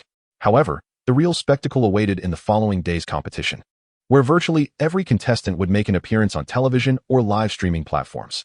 Thus, prior to the round of 16, the organizers naturally aimed to amplify their promotional efforts. The first order of business was to interview each contestant and subsequently post the interviews on the official website, forums, and streaming platforms to attract viewership. The Kingler Cup had been held numerous times, and such promotional tactics were second nature to the organizers. This interview, however, should deviate from the conventional path. Xia Mo resolved to present himself uniquely compared to the other players to create a memorable moment. He silently vowed to primarily discuss his insights on trainers, adopting a more entertaining style. Conventionality lacked intrigue, and the audience relished the unconventional. Nevertheless, before doing so, he needed to study his Psyduck further. Today's competition had been thrilling yet safe, and Xia Mo had noticed that Psyduck's psychic abilities seemed even stronger. Could striking its head enhance Psyduck's psychic power? Should he consider it? Psyduck, to the public battle zone, he commanded. As Xia Mo led Psyduck into the arena, a group of individuals suddenly emerged, surrounding him. What are you doing? Psyduck is preparing to unleash its psychic power. The blue energy coalesced in Psyduck's eyes as Xia Mo regarded the newcomers. The group exchanged glances, and one stepped forward with a smile, saying, Xia Mo, please don't misunderstand. We are representatives from various universities in Magic City, here to learn more about you. As he handed over a business card, Xia Mo scratched his head, realizing these individuals did indeed appear to be university representatives, and he had overreacted. I apologize for startling you all, he said sincerely, and Psyduck echoed its apology. No harm done. I'm from Magic City Industrial University. After some casual conversation, Xia Mo gleaned their intentions. They were merely scouts for prospective students. He mused internally, recognizing the undeniable truth that skill was paramount. Performing well directly translated to university admission. From their words, it seemed that if he wished to enroll now, he could bypass the college entrance examination and simply wait for an acceptance letter. However, Xia Mo refrained from making any commitments, as he was unaware of these university strengths and preferred to gather more information before making any decisions. After bidding farewell to the university representatives, Xia Mo arrived at the battle arena. Psyduck, utilize your psychic power to control the water's oscillation and create a whirlpool, he instructed. Psyduck's eyes instantly transformed to blue, and a powerful current surged forth. Guided by its psychic energy, the water began to swirl rather than rush outward. The whirlpool intensified, and the blue hue in Psyduck's eyes deepened. 28, 29, 30. Psyduck, stop! Xia Mo called out, glancing at his stopwatch. Soon, the whirlpool ceased, and Psyduck panted heavily. They had succeeded, yet this move was extremely taxing. At its current stage, Psyduck could only maintain it for roughly 30 seconds. As Xia Mo fed Psyduck some Qingling fruit, he contemplated the efficacy of their training in the water. Psyduck's foundational abilities were impressive, otherwise, it would not have been able to sustain the whirlpool. However, the strength of the water's oscillation was evidently overwhelming. He resolved to purchase some supplements after the Kingler Cup concluded. Psyduck's physical condition needed to keep pace. Even if it did not become Gandalf, it certainly could not afford to be a fragile roast duck. Chapter 37. Have you learned? There was a day in the middle of the Kingler Cup designated for rest, specifically during the transition from the round of 16 to the quarterfinals. While Pokémon could recuperate at the Pokémon Center, novice trainers could not endure continuous competitions, as this would adversely affect their performance. Moreover, these contestants had even more significant roles to fulfill. Today was the day of interviews, intended to build momentum for the upcoming matches. A young female journalist, likely fresh from university, had been assigned to him. She exuded a youthful vibrancy. Surprisingly, this was the same journalist Xia Mo had encountered during the preliminary round. "I can't believe it's you," she exclaimed, astonished that the contestant she casually interviewed had made it to the top 16, which struck her as absurd. "See, I wasn't lying." Xia Mo shrugged, responding nonchalantly. "All right, that was a brief interview. Now we're doing a proper one," she stated. "Don't be nervous, just answer my questions. And if anything doesn't go well, we can edit it out later." In the contestants' room, the journalist smiled at Xia Mo as she sat across from him. "All right." Xia Mo nodded. Meanwhile, Psyduck tilted its head curiously at the journalist, leaving everyone wondering what thoughts occupied its mind. "Okay, let us begin." The young journalist signaled to the cameraman before turning her gaze back to Xia Mo and Psyduck. After a brief introduction, the journalist, Xiao Shuang, posed her first question. "Xia Mo, what do you believe has enabled you and Psyduck to reach this stage?" "I think many novice trainers today are overly impatient and lack the essential qualities of a true trainer," Xia Mo articulated. "Oh." The journalist's eyes sparkled with interest. Such an unreserved response hinted at a potential scoop. This newcomer was rather intriguing, deviating from the norm. "Could you elaborate on the true qualities a trainer should possess?" Xiao Shuang inquired. "A trainer is akin to a coach for professional players. They devise strategies before the match and then unleash their tactics on the battlefield," Xia Mo explained. Glancing at Psyduck. "Psyduck," it replied, tilting its head once more. It appears that Xia Mo's Psyduck wholeheartedly agrees with this approach. Xia Mo embodies a refreshing perspective among trainers, allowing Pokémon to express their individuality and style. Xiao Shuang remarked, observing Psyduck's quizzical expression. "Isn't this Psyduck a bit daft? Could it really be a top 16 contender?" Xiao Shuang internally mused. Xia Mo hesitated, sensing that the journalist might have misinterpreted his intent.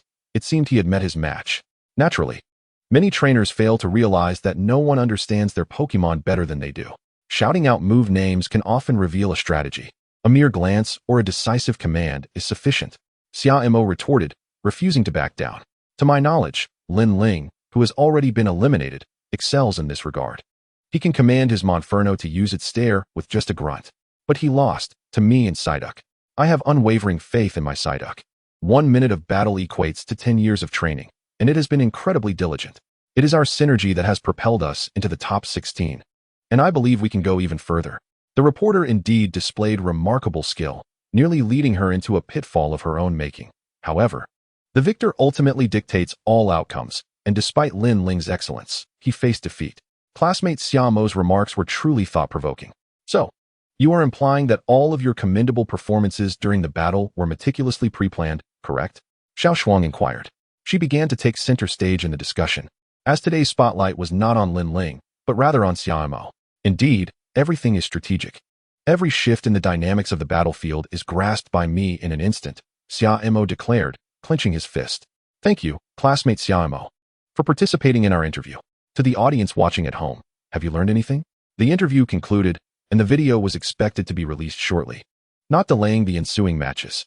In fact, the team responsible for this segment was seasoned and aware of what kind of videos could potentially go viral, barring any unforeseen circumstances.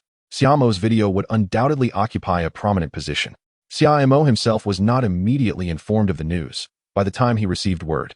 The video had rapidly amassed over 100,000 views, with the numbers continuing to rise. Zhu Yinghao remarked, "Well done, deskmate. Your interview video has become a sensation, outpacing the others by leaps and bounds, and it's only been a few minutes." Xia Mo responded in disbelief. "Really?" He then opened the video of his interview. The interview video had indeed gone viral. The frenzied scrolling comments startled Xia Mo, especially after Xiao Shuang had posed the question, "Have you learned anything, dear viewers?" Comments erupted. "I can't believe such profound insights could emerge from a novice trainer. He speaks a remarkable truth. Though the competitions we have been exposed to have yet to reach this level. I've heard that professional trainers exploring secret realms face dangers that change in an instant. They hardly have time to issue commands. The Pokemon's reactions and judgments can sometimes determine the survival of a team. Another viewer commented, as a participant in multiple university leagues, I must say that although I am unclear about what professional trainers endure, the command aspect of the competitions has become increasingly overwhelming for me. My Pokemon reacts far faster than I do. Sometimes, it can respond to attacks before I even register them. While minimizing command jargon is crucial, the quality of the commander is equally indispensable. A harmonious bond between Pokemon and trainer is essential for proper growth. Xia Mo found himself engrossed, surprised that someone had composed an extensive critique in response to the comments. He gleaned considerable knowledge from reading through them and took a moment to reply to Zhu Yinghao. I fulfilled my promise. Remember to transfer the money to me. Xia Mo reminded him kindly. Of course, I won't forget, but I'll have to wait for Yinghao's business to start before the funds are available. Probably around the beginning of the next semester, Zhu Yinghao replied. Chapter 38. The Electric-type Pokemon's Inherent Impressions. In preparation for tomorrow's victory, Xia Mo and Psyduck once again delved into strategizing against their opponent that evening. The adversary was the seed player from Group D, wielding an Electrode. Despite its name suggesting a dragon, Electrode is solely of the electric type. However, its trainer had cultivated it quite well. Electrode typically commenced battles with Thunder Wave, followed by a combination of Fire Punch and Thunder Punch. Truth be told, although most were aware of its tactics, they were notoriously challenging to counter in practice. If a Pokemon could evade Electrode's combination moves with sufficient speed, it could potentially deliver a heavy blow to the opponent. Yet most trainees encountered difficulties avoiding Electrode's strikes, being merely novice trainers. This was not particularly favorable news for Psyduck either, as it too was positioned as a stationary spellcaster. However, once Psyduck learned Water Pulse, there would be little reason for concern. If the opponent had no hidden trump cards, tomorrow's battle should conclude swiftly. Xia Mo gazed at Psyduck and chuckled. Psyduck? Psyduck looked at its trainer, a large question mark seemingly flashing above its head, its brow furrowed in contemplation. All right, give it your all, Psyduck. If we win, we'll feast. Xia Mo encouraged. Quack. Psyduck's eyes glimmered, its demeanor appearing significantly more resolute. The top 16 battles differed from those of the preceding days. Not only would a local television crew be present to capture the events, but the entire match would also be streamed live on the Pinji platform. It was easy to foresee that the upcoming matches would garner heightened attention. Traditionally, the most highly anticipated matches included the finals and several bouts from the first day. Xia Mo and Psyduck were set to compete in the second match, which positioned them favorably, perhaps due to the prior day's interview. As Xia Mo entered the Player's lounge, he was greeted by numerous staff members. This unexpected attention left him feeling rather buoyant. Was this the sensation of fame? Today, there were rumors of special guests attending, including several professional trainers. The team from EV Television was also present, known for their high profile within the trainer community. As Xia Mo walked through the venue, a wave of excitement washed over him, causing him to sit in the Player's lounge for an extended period before he could compose himself. Xia Mo, are you ready? Suddenly, the door swung open, and Gu Shui rushed in from who knows where, cheerfully taking a seat beside Xia Mo. What brings you here? I thought you'd be waiting in a cooler spot to watch the matches, he remarked. It doesn't matter where I watch. Soon you'll be up. I'm here to cheer for you on behalf of the entire class. Gu Shui replied. Thank you. Xia Mo expressed his gratitude. How are you feeling? Do you have confidence? Gu Shui inquired. Absolutely. Don't worry, I'll leave you all speechless, Xia Mo declared, shaking his fist with determination. Inside the arena, after the commentator introduced the guests, the first match was about to commence. This was a clash between the seed players of Groups A and B, featuring Scyther against Shuckle. This match vividly showcased the cunning nature of Psychic-type Pokemon. As Scyther approached Shuckle, it was unexpectedly ensnared by Psychic control, struggling to move and unable to leverage its speed advantage. Immediately thereafter, Shuckle unleashed several magical leaves, and despite bearing the brunt of one attack, Scyther managed to break free from the Psychic hold. Without the restraint of Psychic, Fang Yi quickly commanded Scyther, and in no time, it had positioned itself beside Shuckle, launching a relentless series of slashes. Simultaneously, Shuckle hastily retreated, generating a peculiar force field at its fingertips to solidify the air and create a tangible barrier to withstand the onslaught. Nonetheless, Scyther showed no signs of halting its assault, pressing Shuckle relentlessly to prevent it from gathering its focus again due to the looming threat of Psychic. Ultimately, Shuckle, not being adept in close combat, gradually found itself at a disadvantage. When battling Psychic-type Pokemon, the key lies in preventing the opponent from concentrating and channeling their psychic energy. The execution was commendable. Xia Mo observed the entire match, realizing that, Barring unforeseen circumstances, his next opponent would be Scyther. This newfound experience against Psychic-type Pokémon would not bode well for Psyduck. As time passed gradually, the suction cup puppet finally fell, and with the conclusion of the first battle, the audience erupted into cheers, subsequently engaging in animated discussions. For the second match, who was the contender? It was Tang Xi and Xia Mo, with their respective Pokémon being Ampharos and Psyduck. That's Psyduck with psychic abilities. Yet Ampharos undoubtedly holds a significant advantage over it. It seems Psyduck is destined for defeat. Amidst the audience's chatter, Xia Mo and his opponent Tang Xi emerged from the competitors' tunnel, taking their positions on opposite sides of the central arena. The commentator then proceeded to introduce the contestants once more, sparking yet another wave of fervent interaction among the viewers both online and in the stands. Go, Xia Mo. Xia Mo, your sister believes in you.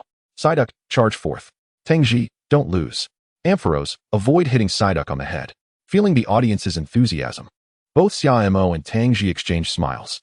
With only 16 competitors remaining, the audience was well acquainted with these contenders, leading them to rally behind their favored Pokémon and players. Please treat me well, Tang Xi said, adjusting his glasses as he addressed Xia Mo. How infuriating, a scholarly type, indeed. Such a suave young man like me is at a distinct disadvantage. Xia Mo mused silently, eyeing Tang Xi's gold-rimmed glasses. Enough with the pleasantries, Psyduck. Go and give him a taste of your power. Psyduck appeared, clutching its head and casting a puzzled glance at Tang Xi. Ultimately, given the fierce demeanor of his opponent, Tang Xi reluctantly sent out Ampharos. As both competitors readied their Pokémon, the referee signaled the commencement of this knockout round. The two Pokémon stood poised on the battlefield, exuding an air of intensity, yet neither made a move.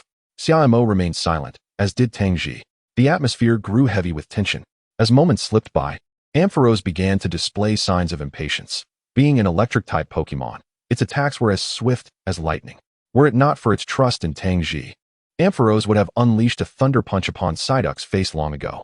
However, Psyduck remained steady, its expression betraying no extraneous information, as it typically maintained a singular demeanor. All right. Ampharos, use Thunderwave. Thunderwave. Tang Xi finally could no longer contain himself. To him, Psyduck seemed to be rife with vulnerabilities. Yet one must not underestimate a competitor who has reached the top 16. He understood his Pokémon well. Prolonging the encounter would only exacerbate Ampharos's agitation. A thunder wave surged forth, not particularly swift, merely a probing attack. Observing this, Xia Mo silently affirmed their stability. Tang Xi's strategy undoubtedly bore the marks of an experienced mentor. It could be said that it was currently the most synergistic technique for Ampharos. Though simplistic, this trifecta of moves sufficed to vanquish the majority of opponents. Yet it was evident that Xia Mo represented that rare exception. He was resolute in his ambition to triumph in today's match. Psyduck, use Water Pulse. A water pulse materialized, swiftly shattering the thunder wave before surging toward Ampharos. What? Dodge, Ampharos!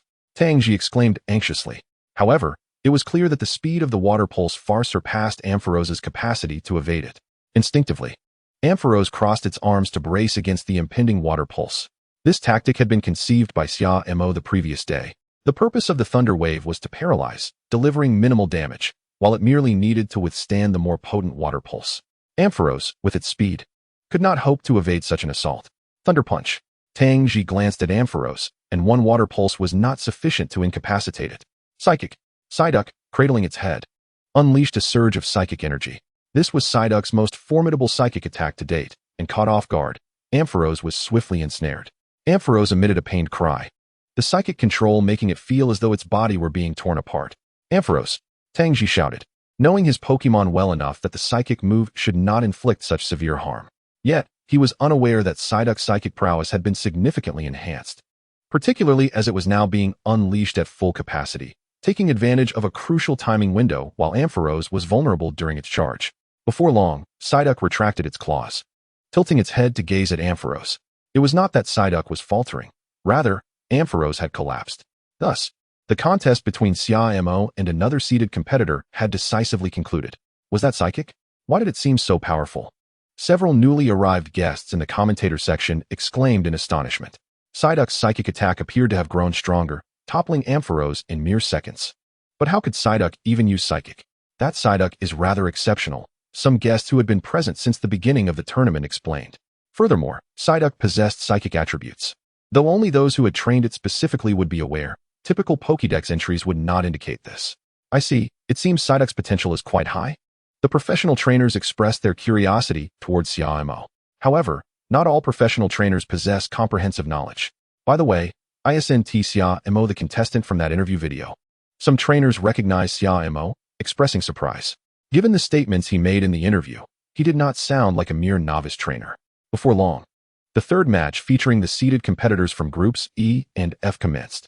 The Group E seed was the familiar Chui Shuang, while his opponent, Zhang Tian from the Magic Capital's affiliated school, had a Onyx as his Pokémon. Impressive, it seems Psyduck has grown even stronger, Gu Shui remarked, observing Xia Mo. How on earth did he cultivate that Psyduck? Gu Shui pondered. My bond with Psyduck is no mere pretense. Xia Mo declared emphatically. Let us focus on your future opponent. Although you might not be able to overcome Fang Yi, Gu Shui awkwardly redirected the topic, finding the notion of such a bond rather embarrassing. There's nothing of note to see. The battle between Qixi Qingyao and Onyx will be a breeze.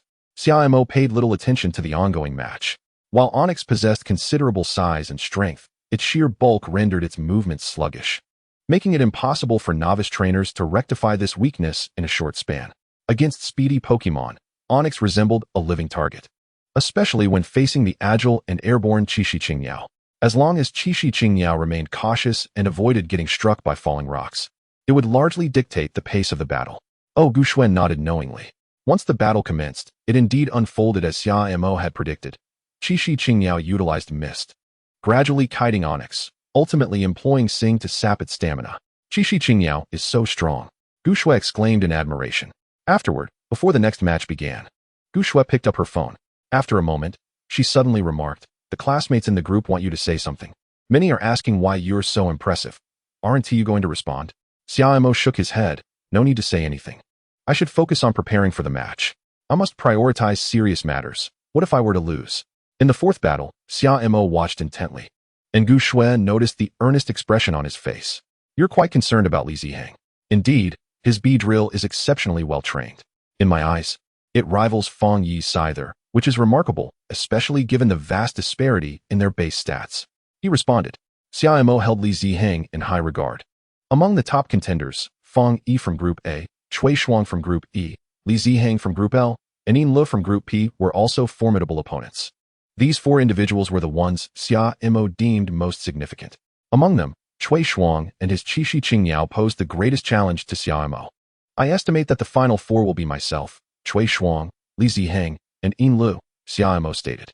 Such confidence? Gu Shui expressed her surprise, not only at Xia Mo's prowess, but also at his predictions. Someone mentioned this on the forum. Though I replaced Fang Yi with myself, Xia Mo candidly admitted. The fourth match unfolded as Xia Mo had anticipated, with the B drill emerging victorious. Having observed the entire battle, Xia Mo gained a deeper understanding of B drill, realizing that its speed and poisonous stingers rendered it nearly invincible. The outcomes of the other groups were largely as Xia Mo had expected, until Yin Lu took the stage. Xia Mo's gaze shifted toward the guest area, sharpening his focus.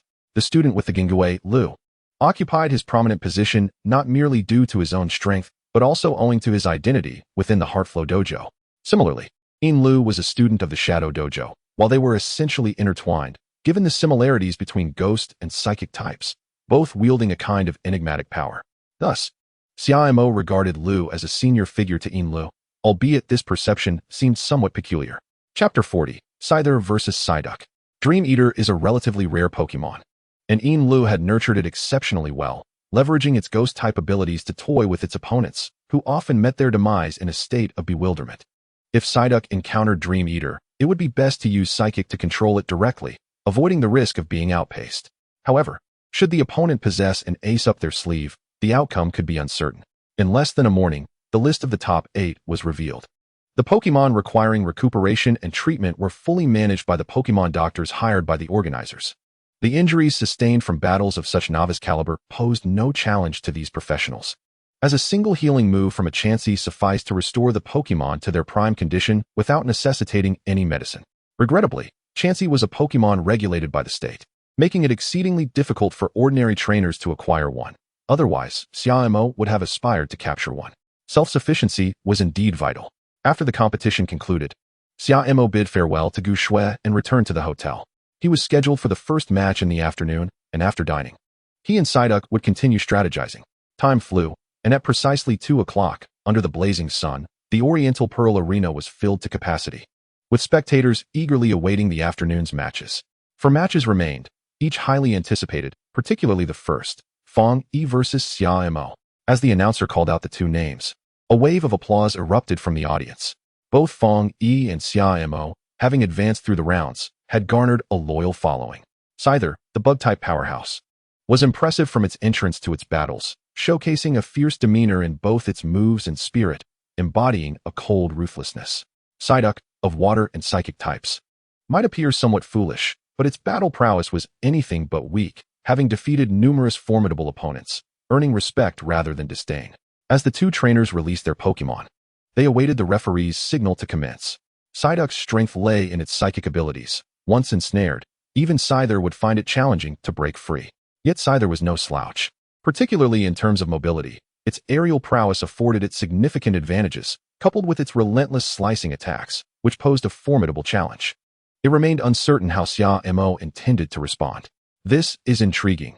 It's akin to a mage confronting an assassin, with the flying Scyther imposing significant limitations on Psyduck.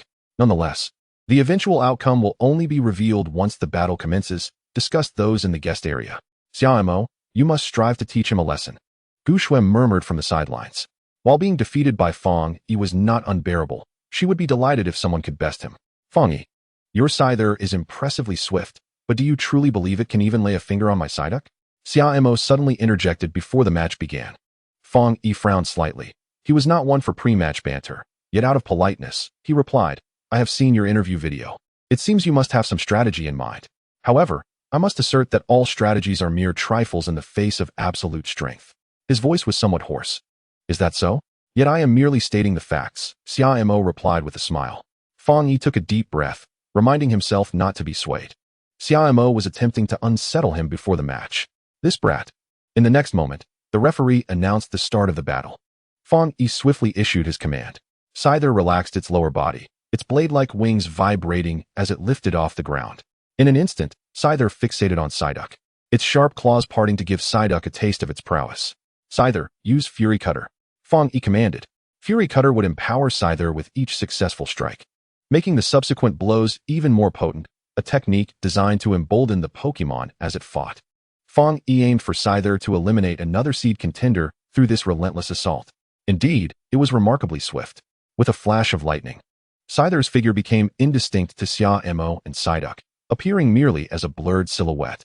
This speed sharpened the lethality of Scyther's scythes. Xia Mo and Psyduck focused intently.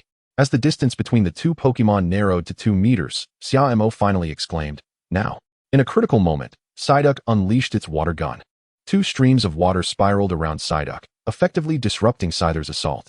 Seeing the attack miss, Fong Yi and Scyther tensed, quickly assessing the situation.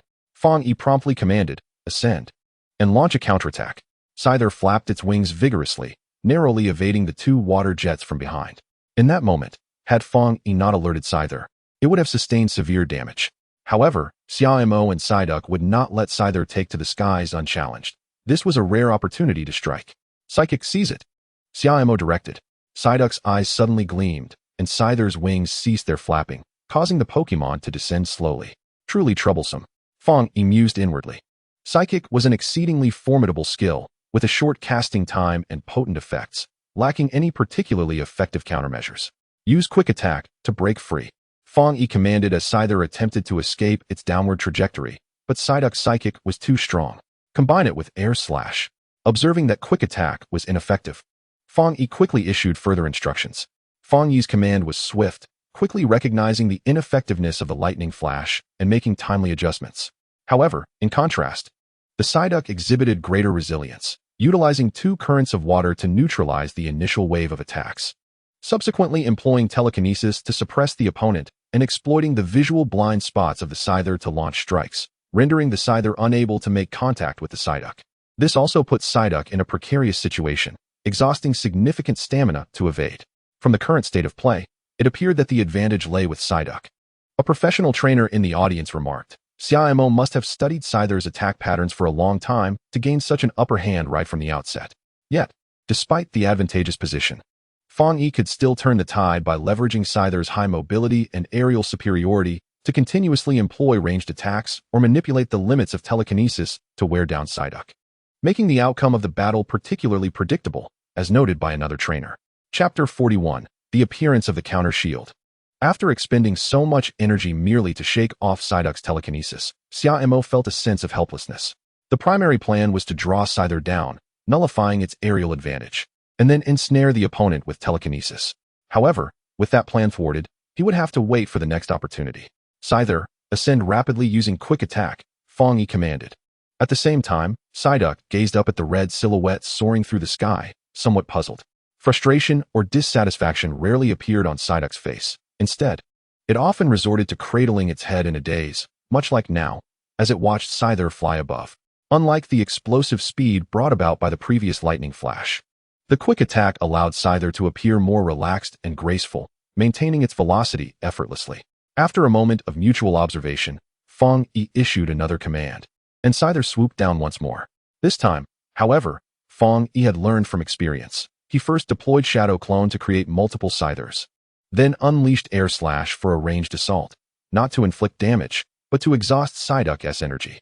Faced with a barrage of attacks, Psyduck was forced to utilize telekinetic defense, as mere evasion would leave it vulnerable to being exploited.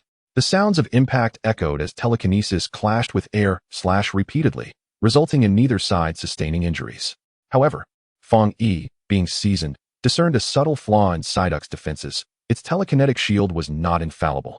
After all, Pokémon are not machines. It was natural for Psyduck to be unable to maintain full power output indefinitely. Typically, Psyduck's telekinesis would distribute evenly around its body, enhancing defense at points of impact, which was not inherently a weakness, as it was challenging for opponents to breach Psyduck's defenses. Nonetheless, this vulnerability could be exploited by Fang Yi, as speed was his trump card.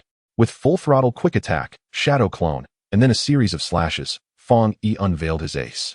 The consecutive moves were difficult for the opponent to counter, especially with the combination of quick attack and Shadow Clone, resulting in several Scyther apparitions appearing on the battlefield, each wielding their pincers. Furthermore, it wasn't merely the pincers, wings, the horns atop its head, and the spikes on its feet. All served as Scyther's arsenal. And what did Psyduck possess? Scyther stood as a valiant warrior clad in armor, while Psyduck resembled a fragile duckling. It seemed that Xia Mo's hopes would come to a halt here. Indeed, Scyther, as a species, was a natural-born fighter, and this particular specimen was quite well trained. Defeating it would be exceedingly challenging for a Pokémon like Psyduck. To have held its ground against Scyther to this extent was already an impressive feat for Xia Mo and his Psyduck.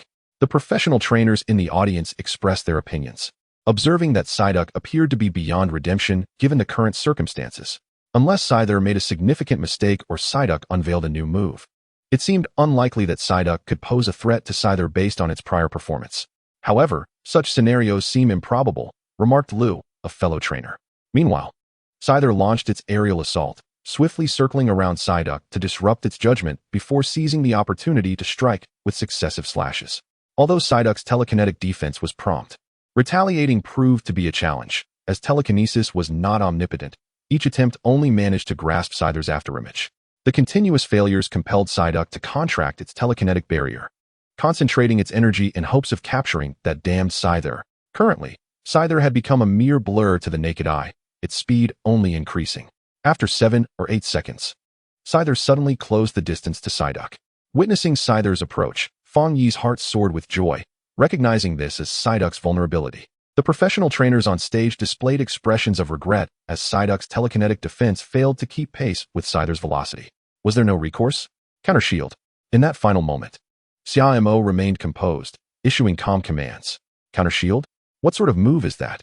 The professional trainers in the audience wore puzzled expressions. Was this an undiscovered new technique? Surrounding Psyduck, the telekinesis began to whirl rapidly, coalescing into 2 torrents of water that spun around it like ropes. The force of the rapid rotation propelled the gathered water, and upon witnessing this shift, Scyther flapped its wings vigorously, but it proved futile against the swirling currents. As Scyther attempted a slash, the second water rope swiftly followed, colliding with a resounding thud, delivering a powerful blow to Scyther's body, wings, and face. With a cry of pain, Scyther was forced to descend, allowing Psyduck to capitalize on the opportunity, unleashing a wave that struck fiercely against Scyther's abdomen. Impossible. In the next moment, several guests abruptly stood, their expressions grave as they scrutinized Psyduck on the field. What just happened with that water flow? I warned you, we prepared a secret weapon. Why didn't you believe me? Xia Mo said, his face beaming with joy. The rotating water flow. This is a tactical modification of the counter shield inspired by an anime. Now unveiled before the audience of this world. The arena fell silent. Unbelievable, Psyduck executed a move never before seen, which directly placed Scyther at a disadvantage. A reversal. A grand reversal. The commentator exclaimed excitedly. Observing Scyther's fallen form, both guests and spectators, who had already anticipated the outcome of this confrontation, found it hard to accept. After the referee announced the results, the audience erupted in cheers. Did you all see that vortex? One of the professional trainers in the audience spoke up. Lu, can you replicate that? He directed his gaze toward the youngest trainer present, Lu. The principle behind it is to induce rotation in the move, thereby enhancing both its range and power, transforming it into a dual-purpose technique. While mastering a specific move to such a degree is not particularly difficult, it is hard to fathom that this came from a novice trainer. This Psyduck was capable of such, and I suspect it was aided by telekinesis. I noticed Psyduck's eyes turned blue, Lu admitted candidly. What just happened? Did we win? What transpired just now? Is there a replay? Not only the guests but also the audience in the stands and the viewers in the live broadcast were left in awe by the fleeting whirlpool technique that had just unfolded, resulting in a flurry of inquiries following the silence.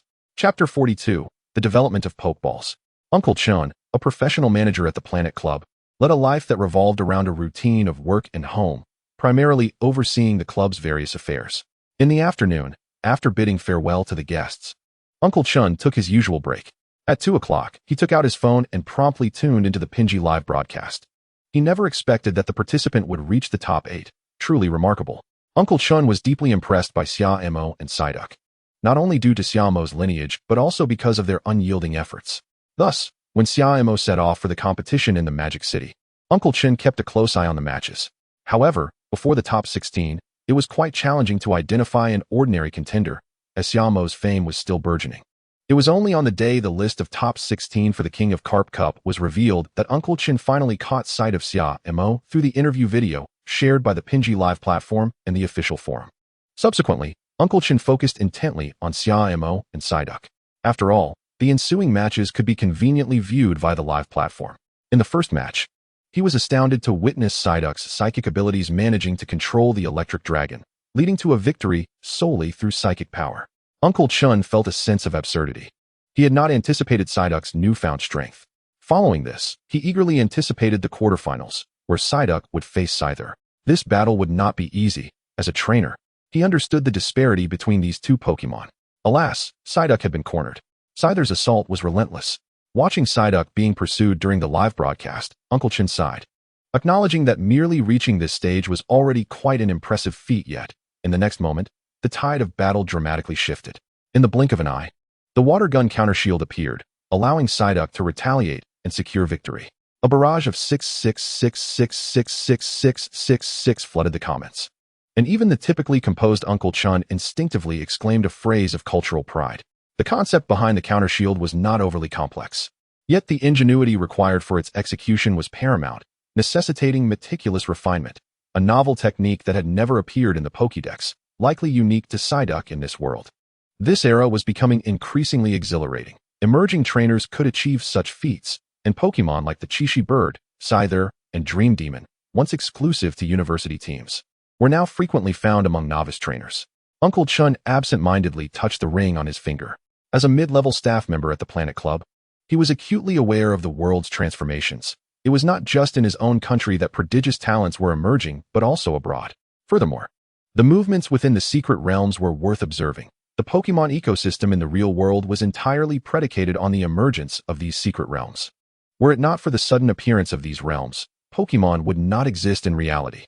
Now, seeing rare Pokémon like the Chishi Bird and Scyther in the hands of novice trainers indicated that the occurrence of such realms was becoming more frequent. Otherwise, novice trainers would struggle to access rare Pokémon, which would have long been appropriated and nurtured by professional trainers. Whether regarding international dynamics or the secret realms, the stability of the past had dissipated. It was likely that increasingly rare Pokémon would emerge in the future, potentially even entirely unprecedented species or techniques. What a tumultuous season! Uncle Chun mused while seated in his chair. To his astonishment, Xia Mo had made it to the top 4. Was that still the ordinary Psyduck? Was he certain it wasn't a Gyarados masquerading in Psyduck's guise? Since Xia Mo's victory over Fang Yi, the class group chat had been abuzz with activity. There were shock enthusiasts, bewildered members, lemon enthusiasts, and those feigning calmness, among others. Gu Shui, you're there live, right? Quickly tell us what is happening. No. Get Xia Mo to surface. Did he lose his phone? Yes. I really want my Maril to learn that move, if Psyduck can do it. Maril should be able to as well, right? Xia Mo still hasn't shown up. Is he forcing me to unleash my special red envelope for him? 1 cent for you. In the Oriental Pearl Arena, Gu Shui hurriedly turned off her phone and glanced at Xia Mo, who was making his way down the steps. Big shot. Here, have a cold Coke. She handed him a bottle, gazing at him with the wonder of someone observing a mythical creature. I must ask, what was that whirlpool all about? Burp. Xia Mo, feeling refreshed, replied, it's nothing difficult. Just practice the method of rolling meatballs. Rolling meatballs? What kind of meatballs? For happiness meatballs. Gu Shui queried. Xia Mo took another sip of Coke, lamenting the sweltering weather. Extending his palm and examining his hand, he said, Rasengan. Got it. Gu Shui remarked. This person seems rather dim-witted. Observing Gu Shui's perplexed expression, Xia Mo shrugged. After all, it was not his fault that this world lacked even Pokémon and Naruto. As the first match concluded, the atmosphere became lively, and 3 more matches awaited. Following a brief intermission, the second match was about to commence. Yufeng was set to face Cui Shuang, featuring a battle between Charizard and Qiqi Bird. Upon seeing Yufeng, Xia Mo recalled the first post he had seen upon arriving in the Magic City, which had predicted the top 4 for this competition. Fang Yi with his Scyther, Yufeng with Charizard, Lin Duo with Kadabra, and Cui Shuang with Qiqi Bird. In retrospect, the accuracy of that post seemed rather low.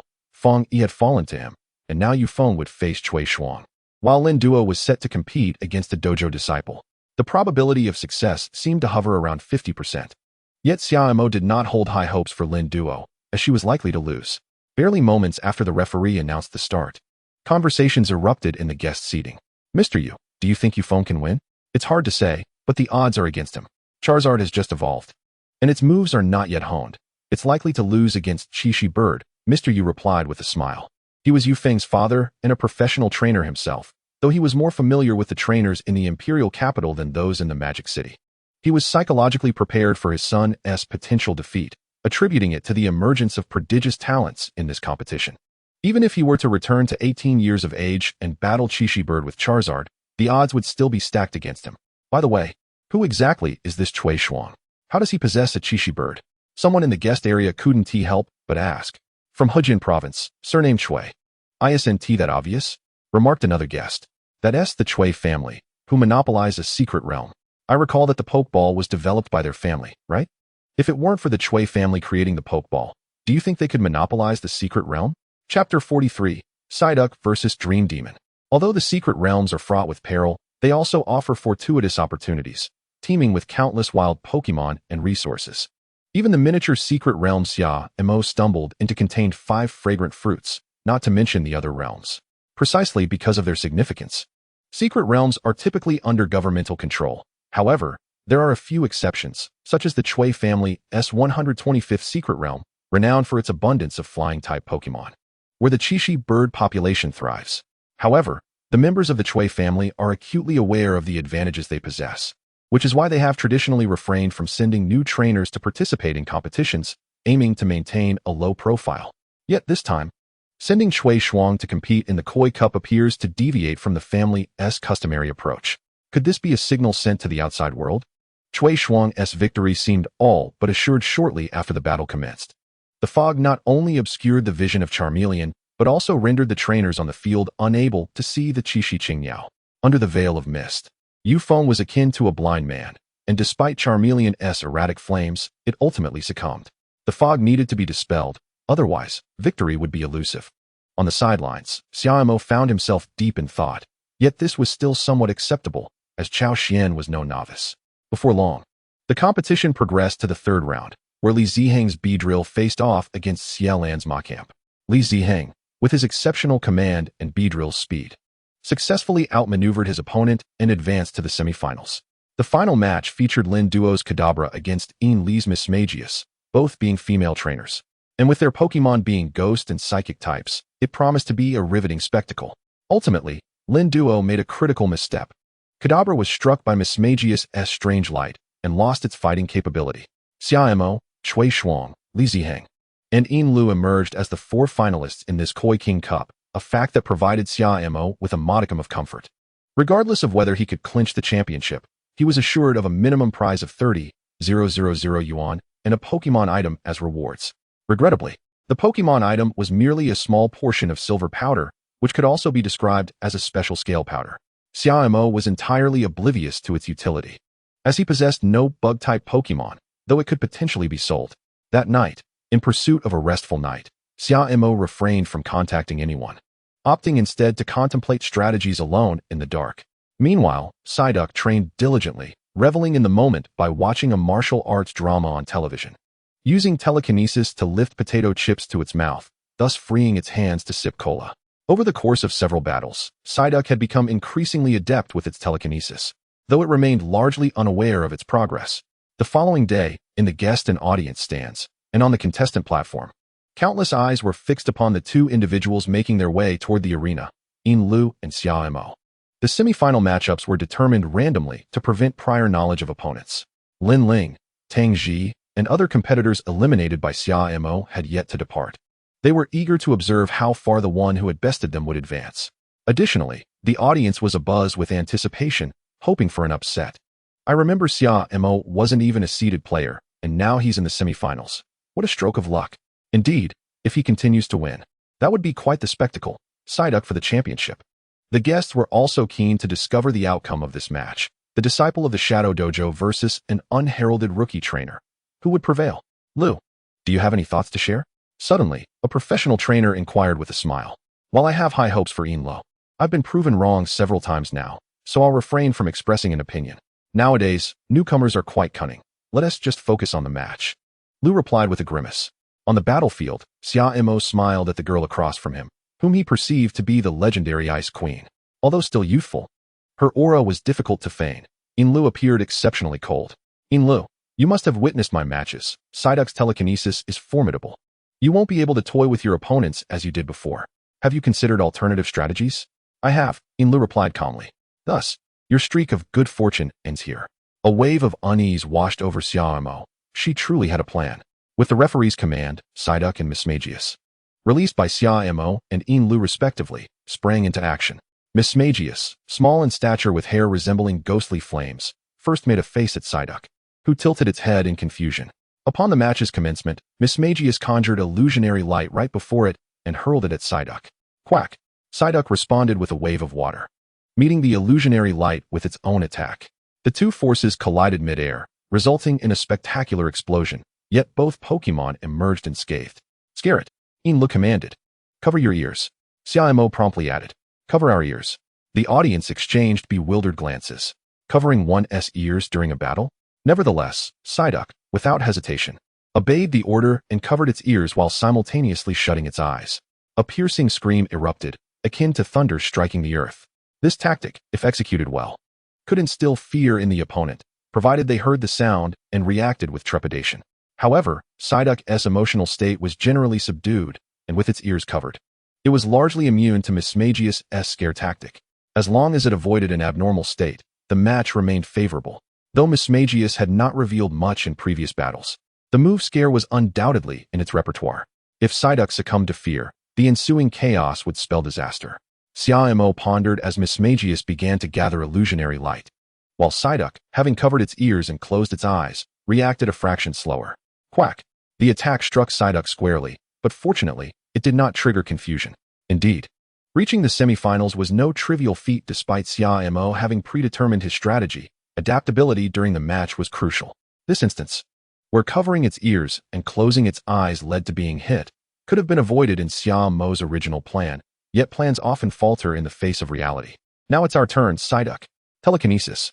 Despite being struck by illusionary light, Psyduck was not entirely without means of retaliation. It had been primarily on the defensive, and its stamina remained relatively robust.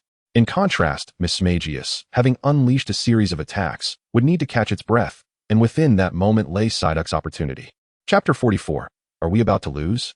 Psyduck's eyes suddenly transformed to a vibrant blue, and Mismagius was propelled uncontrollably towards Psyduck. It was under the influence of telekinesis. Miss Magius seemed utterly defenseless, groaning helplessly. Observing the ensnared Miss Magius, Xia Mo instinctively sensed that something was amiss, but there was no time to dwell on it. He decided to unleash a powerful move. Let us determine the outcome. Tidal Wave. Tidal Wave was a variant of the Shield of Reprisal. Not limited to Psyduck's immediate vicinity, but capable of manifesting wherever telekinesis could reach. More critically, the water flow was not merely a water gun, but rather a wave of water. This undoubtedly amplified Tidal Wave as potency. Miss Magius emitted a pained whimper. If all went as expected, its petite form could not withstand the onslaught for long. However, witnessing Li's frosty demeanor, Xia Mo felt the situation was far from straightforward. Share the pain. Upon hearing Li's command, Xia Mo clenched his fists, knowing she had a contingency plan. The move Share the Pain in the game involved redistributing both Pokemon's health points, averaging them out. In a scenario where one was low on health and the other was at full strength, it was an extraordinary technique. And that was precisely the situation at hand. Miss Magius was on the verge of losing its fighting capability, while Psyduck remained in excellent condition. Miss Magius's maneuver had instantly turned the tide of the match, much like Psyduck had once reversed its fate against the Scyther. Indeed, it is through the Shield of Retaliation that the Dream Demon's stamina is depleted, followed by the use of pain sharing to redistribute energy. Truly, the apprentice of the Shadow Dojo displays both boldness and meticulousness. Lu's eyes sparkled with realization. At this juncture, Psyduck's stamina was no longer advantageous, especially after being forced to interrupt its move. Simultaneously, the commentator began to elucidate the situation, and the audience soon grasped the concept. What a masterstroke! This was Li's strategy. After all, the Dream Demon and Psyduck share similar roles, neither particularly excelling in physical prowess. In direct confrontation, Dream Demon would likely struggle against Psyduck's psychic abilities and could only resort to risky maneuvers. As it stands, this tactic has succeeded. On the field, Psyduck appeared to have taken a heavy hit. Its water spin abruptly halted. In contrast, the Dream Demon seemed invigorated. Phantom Ray, let it end, commanded Lo. Knowing Psyduck was in no condition to withstand such an attack. Was this truly the conclusion? Xia Mo gazed at the suffering Psyduck, feeling helpless. Quack! Suddenly, Psyduck let out a cry, its eyes transforming into a vivid purple. Psyduck? This unexpected change far surpassed Xia Mo's expectations. He had prepared himself for defeat. Yet Psyduck seemed to have other intentions.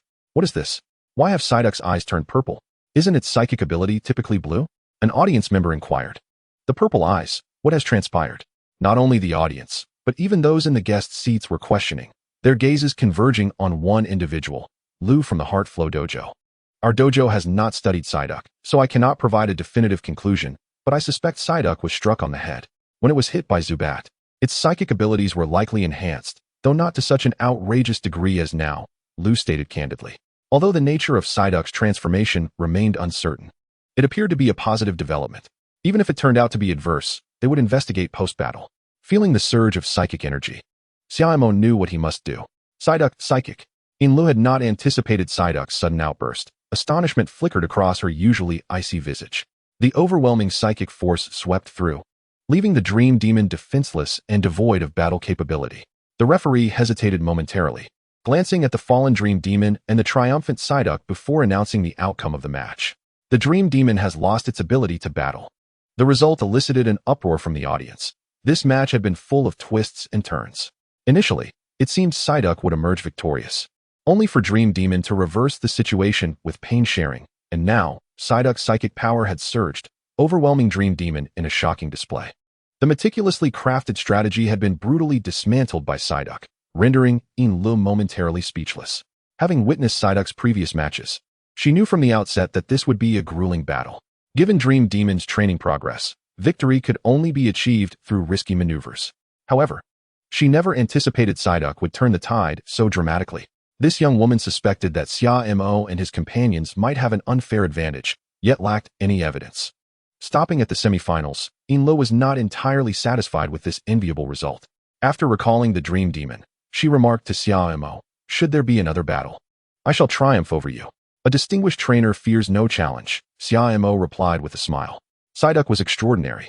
This battle was predominantly propelled by the prowess of the Divine Duck, and he nearly shouted 666 in excitement. However, this was not the time for celebration. He hastily recalled Psyduck and dashed towards the Pokémon Center. For that purple eye was of great concern to him.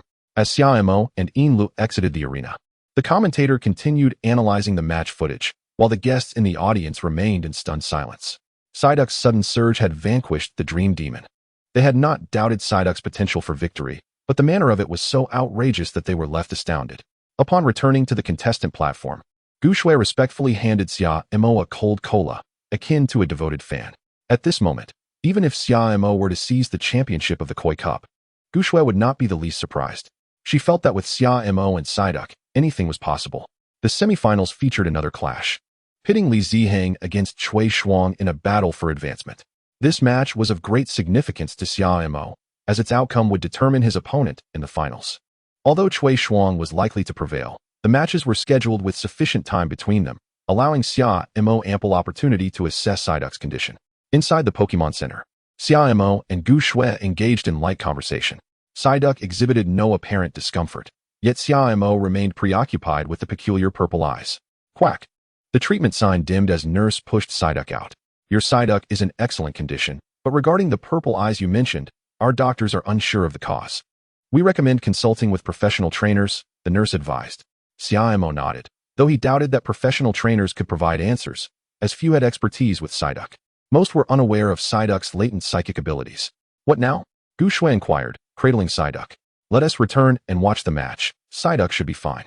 Xia Mo smiled at Psyduck, who was holding its head. Chapter 45, The Disparity. Xia Mo was not unconcerned for Psyduck. Rather, he harbored certain suspicions. Most likely, the extraordinary surge of psychic energy had caused the change in eye color. However, such thoughts remained unspoken, as few would believe that a mere duck could possess such remarkable psychic talents. After lunch, Guxue and Xia Mo returned to the Oriental Pearl Tower. After a brief respite, they heard the commentator's voice. Please welcome Cui Shuang and Li Ziheng to the arena. On the field, Qixi Qingyao faced off against Beedrill. Both possessing aerial capabilities, though Qixi Qingyao's mist ability would not perform particularly well. As the referee signaled the commencement, Qixi Qingyao swiftly unleashed mist, enveloping the entire arena. This maneuver was familiar to the audience, who, with seasoned eyes, turned to the broadcast screens. In this match of novice trainers, combat had typically involved water guns or collisions. Yet now a new contender had emerged, instantly altering the battlefield state, akin to a weather team's effect. This mist was not ordinary fog. It bore a degree of humidity that proved remarkably effective against Beedrill, which relied on speed to secure victory. Dragon Pulse. The mist provided an excellent opportunity for Qixi Qingyao, as the deep purple dragon-type energy began to coalesce almost immediately upon the mist's arrival. Beedrill lacked any means to disperse the mist, compelling Li Ziheng to instruct Beedrill to move at high speed to enhance its velocity. Though this strategy appeared somewhat passive, the mist's duration was not infinite. If he could stall Qixi Qingyao long enough to dissipate the mist, Beedrill's chances of victory would increase. At that point, as long as Qixi Qingyao failed to land a hit on Beedrill, its superior speed would suffice to defeat Qixi Qingyao. Cui Shuang was likely aware of this, which is why he sought to avoid a protracted engagement, opting instead to unleash Dragon Pulse directly. Within the mist, a surge of purple energy gathered, its brightness sufficient for the audience to see through the haze. This also meant that Beedrill and Li Ziheng could perceive it as well. However, when they beheld the sight, it signified that Cui Shuang possessed unwavering confidence in his accuracy. Boom! The Dragon Pulse struck precisely at the abdomen of the Beedrill, causing it to plummet to the ground like a kite severed from its string. Could the Beedrill rise again? Li Ziheng gazed at the fallen creature. Disbelief etched across his features. Give it up. The disparity between bug types and dragon types is as vast as the heavens. Even if you nurture it meticulously, it shall never rival a dragon type. Perhaps if your father were here, it might be a different story, Cui Shuang remarked with an air of indifference. His disdain was not directed at Li Ziheng per se, but rather at all novice trainers outside of the Cui family.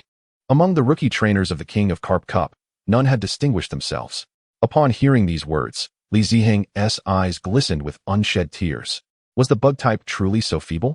Was this the external world that the Grand Elder fretted over day and night? How disappointing. Cui Shuang mused inwardly before retracting his Qixi Qingyao and departing without a backward glance. Simultaneously, the referee announced the outcome of the match. This battle stirred up a considerable uproar, particularly due to Cui Shuang's final remarks regarding the chasm between bug types and dragon types, and his insinuation that even his father could match them.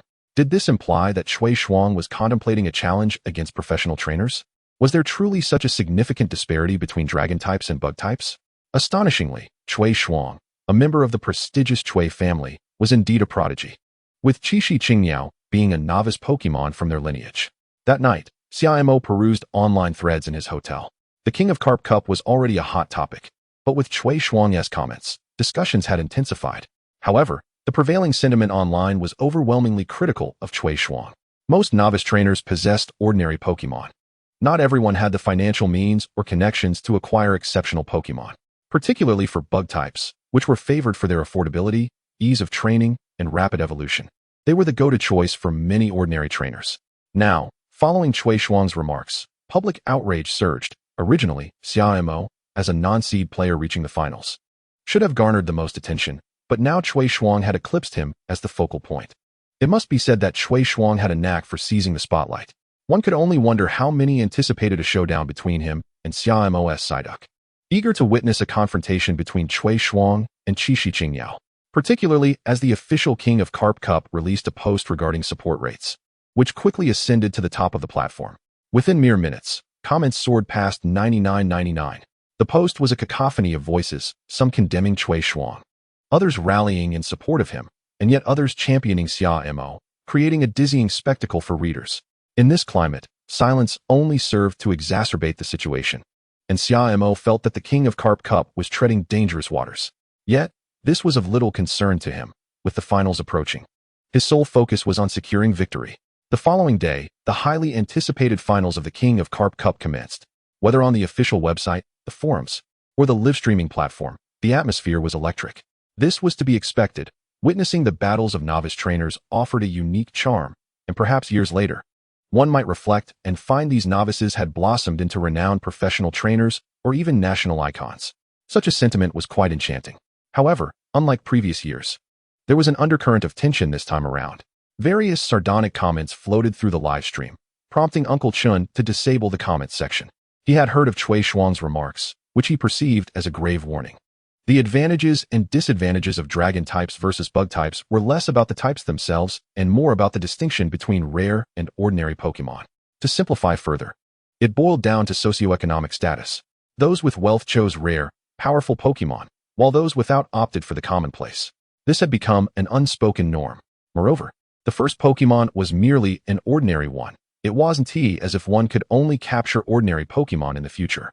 Henceforth, while envy existed, it seldom escalated to genuine jealousy or animosity. Trainers with rare Pokémon were aware that their prowess stemmed from their family's wealth. Thus, they remained humble, striving to prove themselves worthy of their Pokémon lest they be abandoned. The notion of a Pokémon abandoning its trainer, while seemingly preposterous, had indeed transpired. When a Pokémon's strength surged too rapidly, it would inevitably raise its expectations of its trainer. Why heed your commands when I can battle on my own? What use are you to me? Now, however, Cui Shuang's emergence shattered this tacit understanding. He flaunted his Qixi Qingyao, acquired through familial privilege, and yet dared to mock them, particularly the bug-type trainers. The tension had reached a boiling point. If Cui Shuang were to emerge victorious, the public might very well be outraged, and Xia Mo could find himself swept up in the backlash. After all, Xia Mo had come to embody the role of a savior. He was akin to the protagonist of a novel, and this time he had to win. There was no room for failure. Chapter 46, The Finals. At the Oriental Pearl Combat Tower, the audience had arrived early, eagerly awaiting the commencement of the final battle. Unlike the raucous atmosphere of previous years, the crowd was subdued. On the other side, the guests gradually assembled, engaging in light-hearted discussions about the impending battle. Yet, their words belied the tension that lingered behind their smiles. Isn't Cui Shuang being a bit too brazen? Openly deriding bug-type trainers and even taking a jab at Li Yin? Remarked Principal Shun of the Marine University of Magic City. Li Yin was, without question, the preeminent bug-type professional trainer in the country. Perhaps this is a signal from the Cui family. If they wish to enter the fray, they need to amass sufficient achievements. And Li Yin could serve as their stepping stone, said a younger guest. What do you mean by entering the fray? As long as he stands on this land, he is subject to the nation's regulations, interjected the representative from Pinji Group. This matter was serious, and they harbored a palpable disdain for Cui Shuang. What was wrong with bug types? Bug-type trainers were among their major clients. After the representative's statement, the guest area fell into silence. A prominent family re-emerging required careful relationship management, and the stakes involved were exorbitant.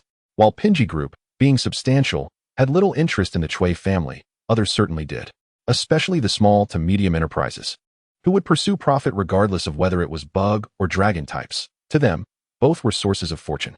After a brief silence among the guests, a voice broke through. Xia Mo is truly unexpected. Principal Lin, are you not the one who relishes poaching talent? Xia Mo's school appears to be a high school in Jiangcheng. If you could extend an invitation, he might be inclined to transfer. Who knows? After next year's college entrance examination, he may become another distinguished student of Magic City University. You talk too much. Principal Lin shot a glare at the guest who spoke. Yet inwardly he began to ponder. Their institution was not lacking in funds, but rather in talent. Once these graduates ascended to become professional trainers, their alma mater would bask in the glory as well. Let us investigate after the event. If it's a good fit, we can discuss further, Principal Lin mused. 10 minutes later, everything was in place. Referees and commentators had taken their positions. As the match time approached, amidst the applause of the audience, Xia Mo and Cui Shuang emerged from opposite tunnels. Cui Shuang appeared unchanged, draped in black attire that exuded a somber aura. He had perused the online discussions and was taken aback by the sheer volume of vitriol directed at him. He saw nothing amiss in his assertions. How could bug types ever rival dragon types? Xia Mo was adorned in a classic ensemble, a striking combination of blue and white, while the brilliant heroic fruits behind him were a testament to Zhu Yinghao's success at home. The atmosphere in the arena, however, was far from favorable, as a multitude of voices clamored for Xia Mo to decisively defeat Cui Shuang, further exacerbated by the official support ratings, which left Cui Shuang in a state of displeasure. Psyduck, an ornamental Pokémon, merely illustrates the declining caliber of competitors in the Carp Cup, Cui Shuang remarked nonchalantly. What's wrong with Psyduck? What's wrong with bug-type Pokémon? That is hardly a valid reason for mockery, Xia Mo retorted, lowering the brim of his hat. Regardless of the Pokémon's type, trainers undoubtedly cherish them, particularly novice Pokémon, which are often the culmination of a trainer's dedication and effort. Reflecting on his own Psyduck, what once was disdain has transformed into an indispensable companion in his life. As for Li Ziheng, he likely grew up surrounded by bug-type Pokémon, his father being one of the nation's foremost bug trainers. He could have easily chosen a powerful novice Pokémon, but opted for a bug type instead. Is that not a testament to passion? Choosing a novice Pokémon is, after all, a reflection of one's personal preferences. Such is the allure of the Pokémon world. Cui Shuang smiled dismissively at Xia Mo, who was still adjusting his hat, confident that he would soon illustrate the concept of disparity. Begin. After a brief pause, the referee signaled, plunging the entire Oriental Pearl arena into silence. The audience ceased their discussions, their gazes fixed on the battlefield. Given that Psyduck is a water-type Pokémon, a small pool of water was present in the arena. Cui Shuang's Qixi Qingyao faced off against Xia Mo's Psyduck on opposite sides of the field. Perhaps influenced by its trainer, Psyduck appeared more composed than before, gazing steadily at Qixi Qingyao, no longer displaying its usual silly demeanor. Psyduck was not foolish. It sensed Xia Mo's frustration, which had persisted since the previous night, even preventing it from enjoying its favorite martial arts dramas. Qixi Qingyao unleashed mist. Cui Shuang commanded. Psyduck used Psychic. He adeptly leveraged Qixi Qingyao's aerial advantage, directing it to release a veil of mist over the open battle arena. Beware of aerial assaults. This is Qixi Qingyao's signature move. Previously oblivious to its intricacies, Xia Mo now comprehended the formidable nature of the mist, realizing why Yu Feng and Li Ziheng had fallen short. Nonetheless, Xia Mo had a countermeasure. Psyduck. Use Whirlpool to disperse the mist and reveal the clear skies. Psyduck's psychic ability could partially dissipate the mist, yet the results were evidently insufficient. The successive waves of mist proved challenging to eliminate entirely. Although Psyduck could not utilize flying-type moves to disperse the fog, the Whirlpool technique, akin to a water tornado, had a similar effect in the air. Let the Whirlpool sweep across the skies. Cui Shuang once more commanded the release of mist. How would Psyduck respond? He was well aware of how to exploit Qixi Qingyao's flight capabilities, leaving Psyduck with the daunting task of attacking from the ground amidst the obscuring mist. How could it discern Qixi Qingyao's position? The mist had to be entirely cleared, but how could Psyduck achieve that? Whirlpool. Psyduck executed the move. The mist parted, restoring clarity to the open arena sky. The commentator's voice rang out, brimming with astonishment. As the Whirlpool concluded, Psyduck's psychic continued to operate, intensifying. Dragon Pulse. As the Whirlpool cleared the mist, Qixi Qingyao hovered high above, its location obscured by the fog. As the mist dissipated, Qixi Qingyao's gaze swiftly locked onto Psyduck below. Subsequently, Violet energy coalesced, and at the moment Psyduck cleared the mist, Dragon Pulse descended from the sky. Psyduck, use Psychic for defense. Xia Mo had anticipated the sequence. After the mist, the Dragon Pulse would follow. He could not afford to replicate Li Ziheng's blunder. Psyduck's eyes, charged with psychic energy, detected the anomaly above and instinctively fortified its defenses as the mist cleared. Chapter 47, A Glimmer of Hope.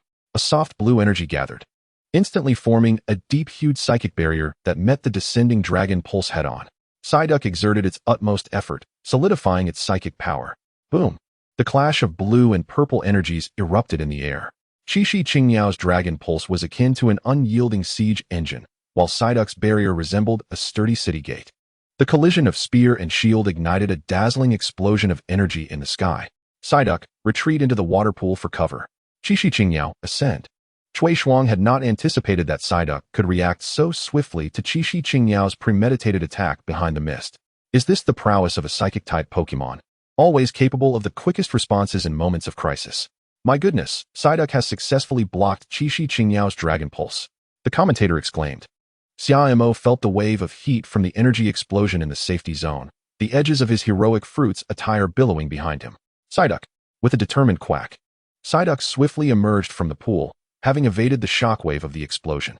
The pool, closest to the epicenter of the blast, had lost a significant amount of water.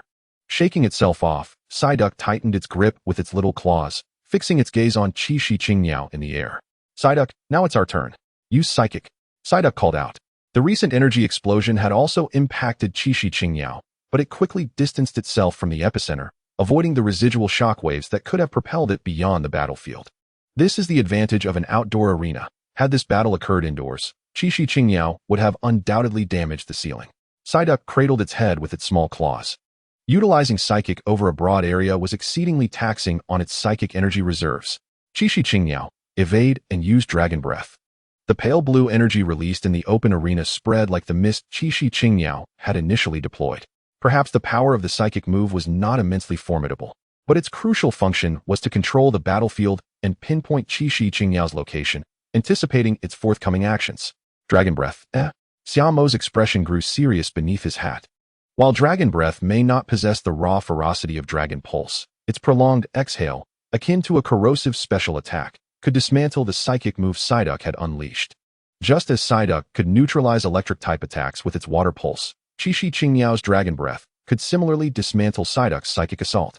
It felt like punching cotton, utterly ineffective. Cui Shuang's Qixi Qingniao was the most formidable opponent Psyduck had encountered thus far, with neither the Pokémon nor the trainer revealing any significant vulnerabilities. Within the tumult of battle, the majestic Seven Stars Phoenix exhibited a potent display of draconic prowess, both in its offensive maneuvers and its formidable defensive capabilities. Its physical and special defenses were equally impressive, allowing it to withstand assaults with grace. Even when struck by an opponent's attack, the Seven Stars Phoenix could rely on its cotton cloud-like wings to mitigate physical damage, thus rendering it a daunting adversary for Psyduck, who sought to exploit its psychic prowess to secure victory. Yet, the question lingered. Was there a possibility for a breakthrough? Inside the Oriental Pearl Tower, a stalemate ensued between Psyduck and the Seven Stars Phoenix. Psyduck's psychic attacks faltered under the relentless pressure of the draconic breath. Observant onlookers could discern that should this impasse persist, Psyduck would inevitably face defeat. Meanwhile, Cui Shuang felt the weight of mounting pressure. He had not anticipated that Xia Mo's Psyduck could push his Seven Stars Phoenix into a defensive posture. Yet, a glimmer of relief flickered within him. Although Psyduck appeared to be the aggressor, the tides of battle were destined to shift. At that moment, Psyduck would find itself unable to maintain its defense, tilting the scales of victory towards the Seven Stars Phoenix. This was the inherent advantage of Dragon-type Pokémon, endowed with a robust physique. Xia Mo recognized this truth. Beads of sweat began to form upon Psyduck's brow as its psychic attacks failed to penetrate the draconic breath. The stalemate would surely lead to Psyduck's downfall. The depth of the Seven Stars Phoenix's strength overshadowed that of his Psyduck. To claim victory, he had to forsake the notion of winning or losing and seek a slender thread of hope amidst certain defeat. Drawing a deep breath, Xia Mo commanded Psyduck. Use Water Pulse. Psyduck's azure eyes ignited with a newfound brilliance. Though the Water Pulse, a water-type move, would yield minimal damage against the Seven Stars Phoenix, it represented Xia Mo and Psyduck's sole opportunity in the face of an impasse. If defeat was inevitable, Why not take a stand in the face of certain loss and seek one last chance for redemption? Psyduck relinquished its psychic focus. The ethereal glow of psychic energy dissipated from the battleground. Psyduck's abandonment of its psychic attack momentarily stunned Cui Shuang. However, he would not squander this rare opportunity. This was a self-imposed surrender of the championship. 7 Stars Phoenix, unleash your draconic breath and conclude this battle. Water pulse erupted from Psyduck's beak, infused with psychic energy, yet the once lively wave of water now lay tranquil in Psyduck's grasp. If a water gun could be held, then water pulse should pose no difficulty. Even in impending defeat, it sought to fall with valor. With every ounce of strength, Psyduck unleashed its final chance. Water pulse, slash. An arc of water, akin to a slashing blade, radiated with cerulean energy, cleaving through the air and generating a fearsome shockwave. Particularly as it intersected with the 7 Stars Phoenix's draconic breath, seemingly severing it in an instant. What? Cui Shuang's pupils constricted. 7 Stars Phoenix, evade. The energy slash of water pulse, in stark contrast to the previous dense psychic strikes, surged forward with unstoppable momentum, as if a swordsman had cleaved through a waterfall. Chapter 48. Victory belongs to the brave. The water pulse sliced through the draconic breath and struck the 7 Stars Phoenix, which let out a heart-wrenching cry midair. Though the actual energy damage inflicted by water pulse was minimal, the acute pain upon impact resonated deeply within the 7 Stars Phoenix. The water pulse had penetrated the draconic breath and directly assaulted the Pokémon's essence. The commentator erupted with excitement, exclaiming, "What a reversal! Xia Mo has once again performed the unbelievable." The audience, both in the stands and on live streams, erupted into cheers, captivated by the underdog story of triumph. Gu Shui clenched her fists in the crowd, fervently whispering, "Xia Mo, you must win." Psyduck. Though Psyduck's water pulse had successfully struck the 7 Stars Phoenix, the residual force of the draconic breath cascaded down, impacting Psyduck on the ground. In the moment Psyduck committed to its full-strength water pulse, it had forfeited all remaining psychic defenses. A searing torrent enveloped Psyduck's seemingly frail form. The might of the 7 Stars Phoenix's draconic breath was undeniable. As the scorching energy surged, Psyduck attempted to rise, only to find itself ensnared by a debilitating paralysis. The effects of the draconic breath had taken hold. Yet, Psyduck persevered, its eyes shimmering with an indefinable emotion. It understood Cui Shuang's taunts, akin to those directed at ordinary Pokémon like itself. Once more, the water energy coalesced, merging with its psychic essence. Psyduck, determined not to succumb, ignited with a final burst of energy. 7 Stars Phoenix, unleash Dragon Pulse. Cui Shuang finally comprehended Xia Mo's command. Psyduck's sudden abandonment of its psychic move was strategic, for the psychic attack could not breach the draconic breath, while Water Pulse could. Even if the potential damage from Water Pulse was negligible, it was undeniably more advantageous than a futile psychic strike against an impenetrable defense. Such pointless struggles, Cui Shuang scoffed, observing Psyduck's arduous stance upon the battlefield. Surely, you don't believe you can win? Just as the 7 Stars Phoenix gathered its draconic energy for a final Dragon Pulse, a surge of water energy intertwined with psychic energy manifested an extraordinary chaotic effect within the Phoenix's mind. Blinded by dazzling lights, confusion ensued. As the name suggests, confusion could lead one to strike at their own allies. Much like the paralysis effect of the draconic breath, Psyduck's water pulse, combined with psychic energy, triggered a rare chance of confusion, albeit a mere 10 probability, that successfully took hold of the 7 Stars Phoenix. 7 Stars Phoenix. Cui Shuang's astonishment peaked as he beheld the Phoenix's form contorting midair, flapping its wings vigorously toward its own head. What happens when a gathering of draconic energy spirals out of control? Boom! From the heavens, the 7 Stars Phoenix plummeted. Such a meager 10 chance rewarded the brave. Moments later, the referee deemed the 7 Stars Phoenix incapable of continuing the fight, and after a brief silence, the audience erupted into a fervent cheer. "We won. We actually won." Gu Shui murmured in disbelief, feeling as though the entire event was a dream. "This individual has limitless potential. We cannot let the capital snatch them away." Haha, this time the Cui family has truly suffered a loss, failing to secure even the championship title of the Koi Cup on the Qixi Festival. The previously tense atmosphere in the guest seating has dissipated entirely. Had the Cui family triumphed, it would have heralded their ascendance, a prospect that would scarcely be welcome news for them. The cake is but so large. There's no room for another to partake. Soon, the results of the Koi Cup were announced. This time, the outcome was nothing short of an upset. With an unseeded rookie trainer claiming the championship title, a rare occurrence indeed, particularly against the formidable Qixi Bluebird, which took many by surprise. On the battlefield below, Cui Shuang gazed at the Psyduck, enveloped in a momentary silence. Defeated by the very ordinary Pokémon he so despised. Observing the uproar around him, he inhaled deeply. Grandfather, perhaps you were right. The outside world is not as feeble as anticipated. With one last glance at Xia Mo, Cui Shuang recalled the Qixi Bluebird and turned to leave.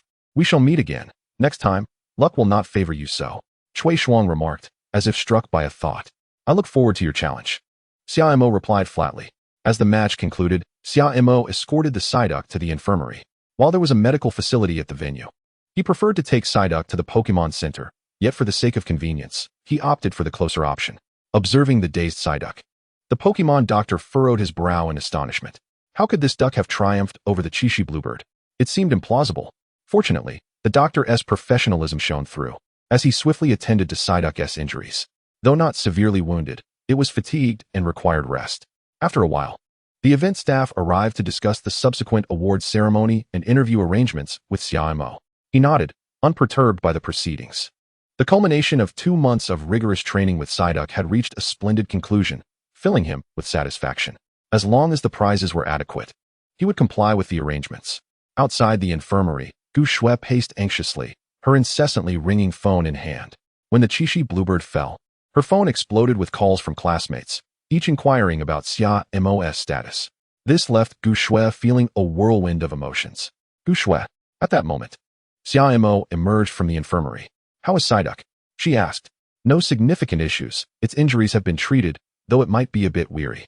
The doctor advised it to take a nap to recuperate, Xia Mo replied. That's a relief, Gu Shui exhaled, patting her chest. I never imagined you would truly win. Your opponent in the finals was the Qixi Bluebird. I still feel as though I'm dreaming. The champion is my classmate. Chapter 49, The Champion's Turmoil. Although I wish to congratulate you, have you considered how to face the impending tempest? She shook her phone, alluding to the deluge of messages. The final battle was indeed thrilling, Xia Mo admitted, still haunted by the experience. Luck played a significant role, otherwise, the outcome could have easily been reversed. Dragon Breath, Dragon Pulse, Mist, and the unutilized singing move of the Qixi Bluebird. All these factors contributed to the result, underscoring that both skill and fortune are indispensable. As for the tempest Gu Shui spoke of, Xia Mo smiled wryly. One must simply confront challenges as they arise. Meanwhile, in Jiang City, within the Trainer Association, in a tranquil and elegant room, an elderly man with graying hair leisurely tended to his plants. He was the president of the Jiang City Trainer Association, and recent accolades from the Provincial Association regarding the harvest at Hashan Water Forest had buoyed his spirits. Despite a student having inadvertently entered a secret realm, timely rescue had averted disaster. Consequently, he had been in a splendid mood for the past month, enjoying life as he delved into early retirement. Though Jiang City is a bustling metropolis, necessary repose is essential.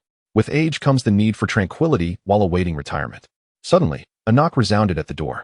The president, reclining in his chair, sighed. He recognized the knock as that of his secretary. Likely, another issue has arisen. Coming upon entering, the young secretary promptly reported, President, there's a call from the headquarters of the Trainer Association in Magic City. What? The president sprang to his feet. The Magic City Trainer Association? This was of greater significance than their provincial association. However, he had no connections with them. What could they possibly want? Are you aware of the Koi Cup event? The secretary inquired. I have some recollection. It's a renowned competition for novice trainers in Magic City. Isn't it? Indeed, therein lies the issue. Our Jiang City No. 3 High School has a student participating, and he achieved remarkable results. The representative from the Magic City Trainer Association, who was a guest at the event, called to extend their congratulations to us. Oh, the president's interest piqued. So it's this year's batch of novice trainers from Jiang City? Pray tell, did he secure a commendable rank? Let me guess, the top 16? Perhaps even the top 8? The secretary chuckled wryly. If he were merely in the top 8, they wouldn't have called to congratulate us. This student, Xia Mo, has directly overcome an apprentice from the Heartflow Dojo and a rookie trainer with a Qixi Bluebird, ultimately claiming the championship title. The president nearly spat out his tea in astonishment. Wait a moment, did you say his name is Xia Mo? The president suddenly recalled something and retrieved his personal number to call Xiaowen. Hello, Xia, my dear brother, is your son named Xia Mo? On the other end, Xiaowen was beaming upon hearing that his son had won the Koi Cup. I can't believe you, as a father, have shown no concern for your son. It took my informing you. The president was at a loss for words. Well, I've been rather busy. There have been some issues at sea lately. At sea? That is quite troublesome. Do you require me to send some personnel to assist? The president inquired. No need for that. But I have indeed been overwhelmed and have lost track of my son's affairs, Xiaowen admitted with a hint of remorse. Being a professional trainer is both an honor and a responsibility. Upon ending the call, the president turned to his secretary. Xia Mo's consecutive victories over the apprentice from the Heartflow Dojo and the Chishi Bluebird indicate immense potential. He will undoubtedly attract attention from the local high schools in Magic City, seeking to lure him away from Jiang City. Though Magic City's high schools are formidable, we cannot relinquish such a promising talent. This pertains to future resource allocations. Moreover, he is the child of Xiao Wen and Yang Ruru. The president stroked his hair, resolute in his decision. Reach out to the principal of Jiang City No. 3 High School. It has been years since a trainer of such promise has emerged. We cannot allow him to be poached by another city. On that very day, Xia Mo attended the award ceremony for the Koi Cup. 4 items were obtained. The first, the most practical for Xia Mo at present, was a cash prize of 100,000 yuan. With this sum, Xia Mo no longer needed to fret over the nutritional supplements for his Psyduck in the near future. The second item was their competition goal, a bent spoon. This spoon, a type of Pokémon tool, would enhance the affinity of the Pokémon carrying it towards psychic-type moves, thereby augmenting the potency of such moves to a certain extent. The third item was a membership card for the Hayama Group. As one of the leading corporations in the country, Hayama Group was a manufacturer of Pokémon products and berries, and it also invested in various competitions, including involvement in internet ventures. The Pokédex was a collaborative effort between the Trainer Association and Hayama Group, and they were also the sponsors of this Koi Cup. Thus, this platinum membership card, valid for 1 year, would be immensely beneficial for Xia Mo, saving him a significant amount of money, even though it paled in comparison to the perks of his mother Yang Ruru's permanent star diamond membership card. The fourth item was a trophy, a symbol of honor and a testament to Ash's aspirations. While aesthetically pleasing, it held little practical value. After completing the interview and sharing his victory speech, Xia Mo successfully concluded his participation in the Koi King Cup. That evening, upon returning to his rented hotel, Xia Mo collapsed onto the bed. This past week had been exhausting.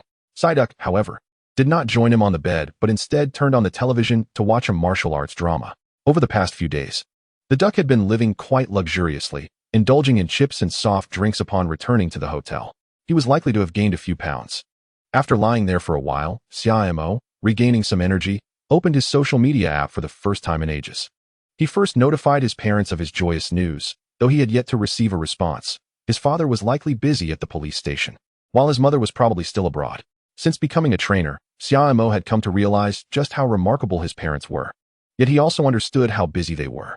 The burden of being a professional trainer was substantial, often leaving their children feeling deprived of parental affection. Xia Mo was acutely aware of this, often going months without seeing his parents, living like a left-behind child even when they were nearby. Chapter 50, Materializing Psychic Power. He too was destined to tread the path of a professional trainer. Xia Mo sighed. His social media was inundated with unread messages, largely repetitive in nature, and he couldn't be bothered to respond to each one individually.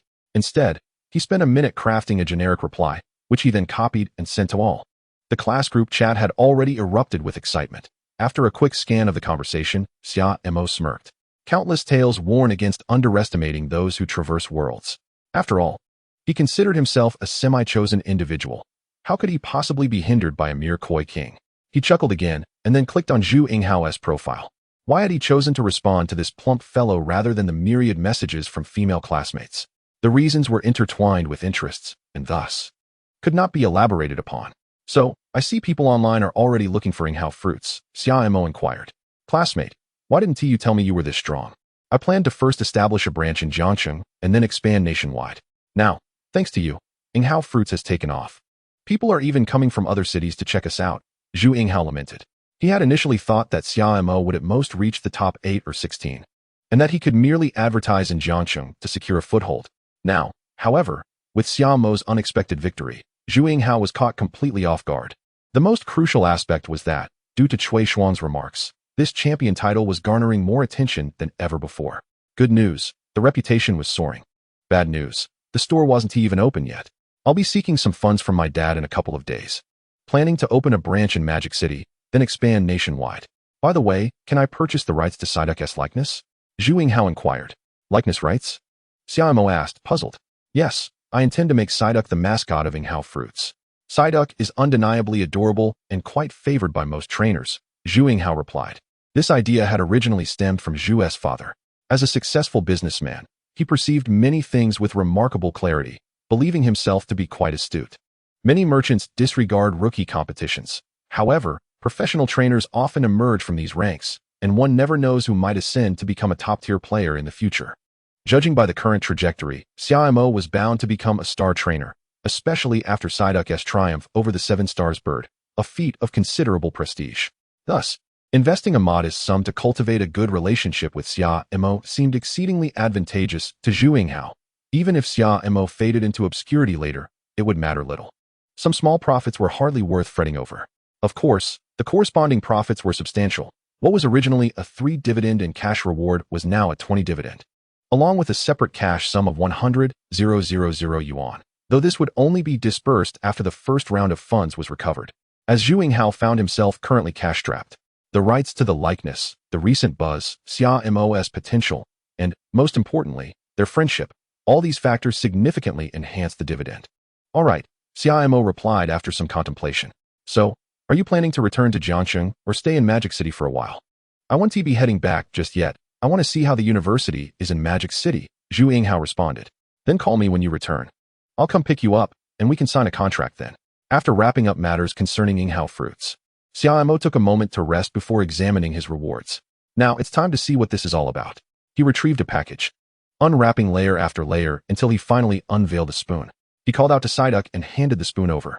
Psyduck tilted its head, regarding Xia Mo curiously. Psy, did you feel an affinity for psychic attributes? Psyduck seemed perplexed as it stared at the spoon. Suddenly, its eyes turned blue, and a psychic aura enveloped the spoon. In an instant, a long sword materialized in Psyduck's grasp. Materializing psychic power? Xia Mo exclaimed in surprise. The sword shimmered a pale blue, unmistakably a manifestation of psychic energy. Although Psyduck could achieve materialization, it typically required maximum effort. Now, with the spoon's influence, Psyduck found it effortless to manifest its psychic power. Subsequently, Psyduck sheathed the sword, but then its eyes widened in surprise, and the sword was swiftly drawn once more. This is a hotel, Xia Mo shouted as he watched the sword swing dangerously close to the television. At the moment the sword was about to strike the screen, Psyduck's eyes returned to normal, and the sword dissipated. Xia Mo noticed a fleeting smile on Psyduck's face, as if it had merely twitched the corner of its mouth. Slightly mischievous Psyduck. All right, put the spoon away. By the way, why did it manifest as a long sword? Has it been influenced by too much martial arts drama? Xia Mo pondered. This spoon significantly enhanced Psyduck's capabilities. Its psychic abilities were no longer confined to mere control. Moreover, it might even facilitate synergies with other moves, though that was not something to explore just yet. He resolved to test it further upon returning to Jiangsheng. The next morning, Xia Mo and Psyduck rose early, as scheduled.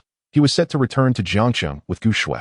However, Xia Mo was suddenly informed that his mother, Yang Ru, had returned from abroad, and it seemed that Gu Shui could no longer stay in Magic City.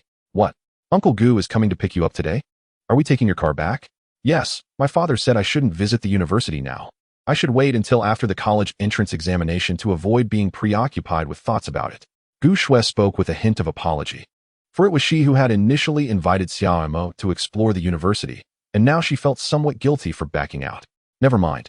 My mother is back from abroad as well. Let us go home together. Xia Mo hung up the phone and waited quietly. He had already packed his belongings and checked out of the hotel, ready to leave at any moment. 10 minutes later, Gu Shui called again. Xia Mo stepped out of the hotel.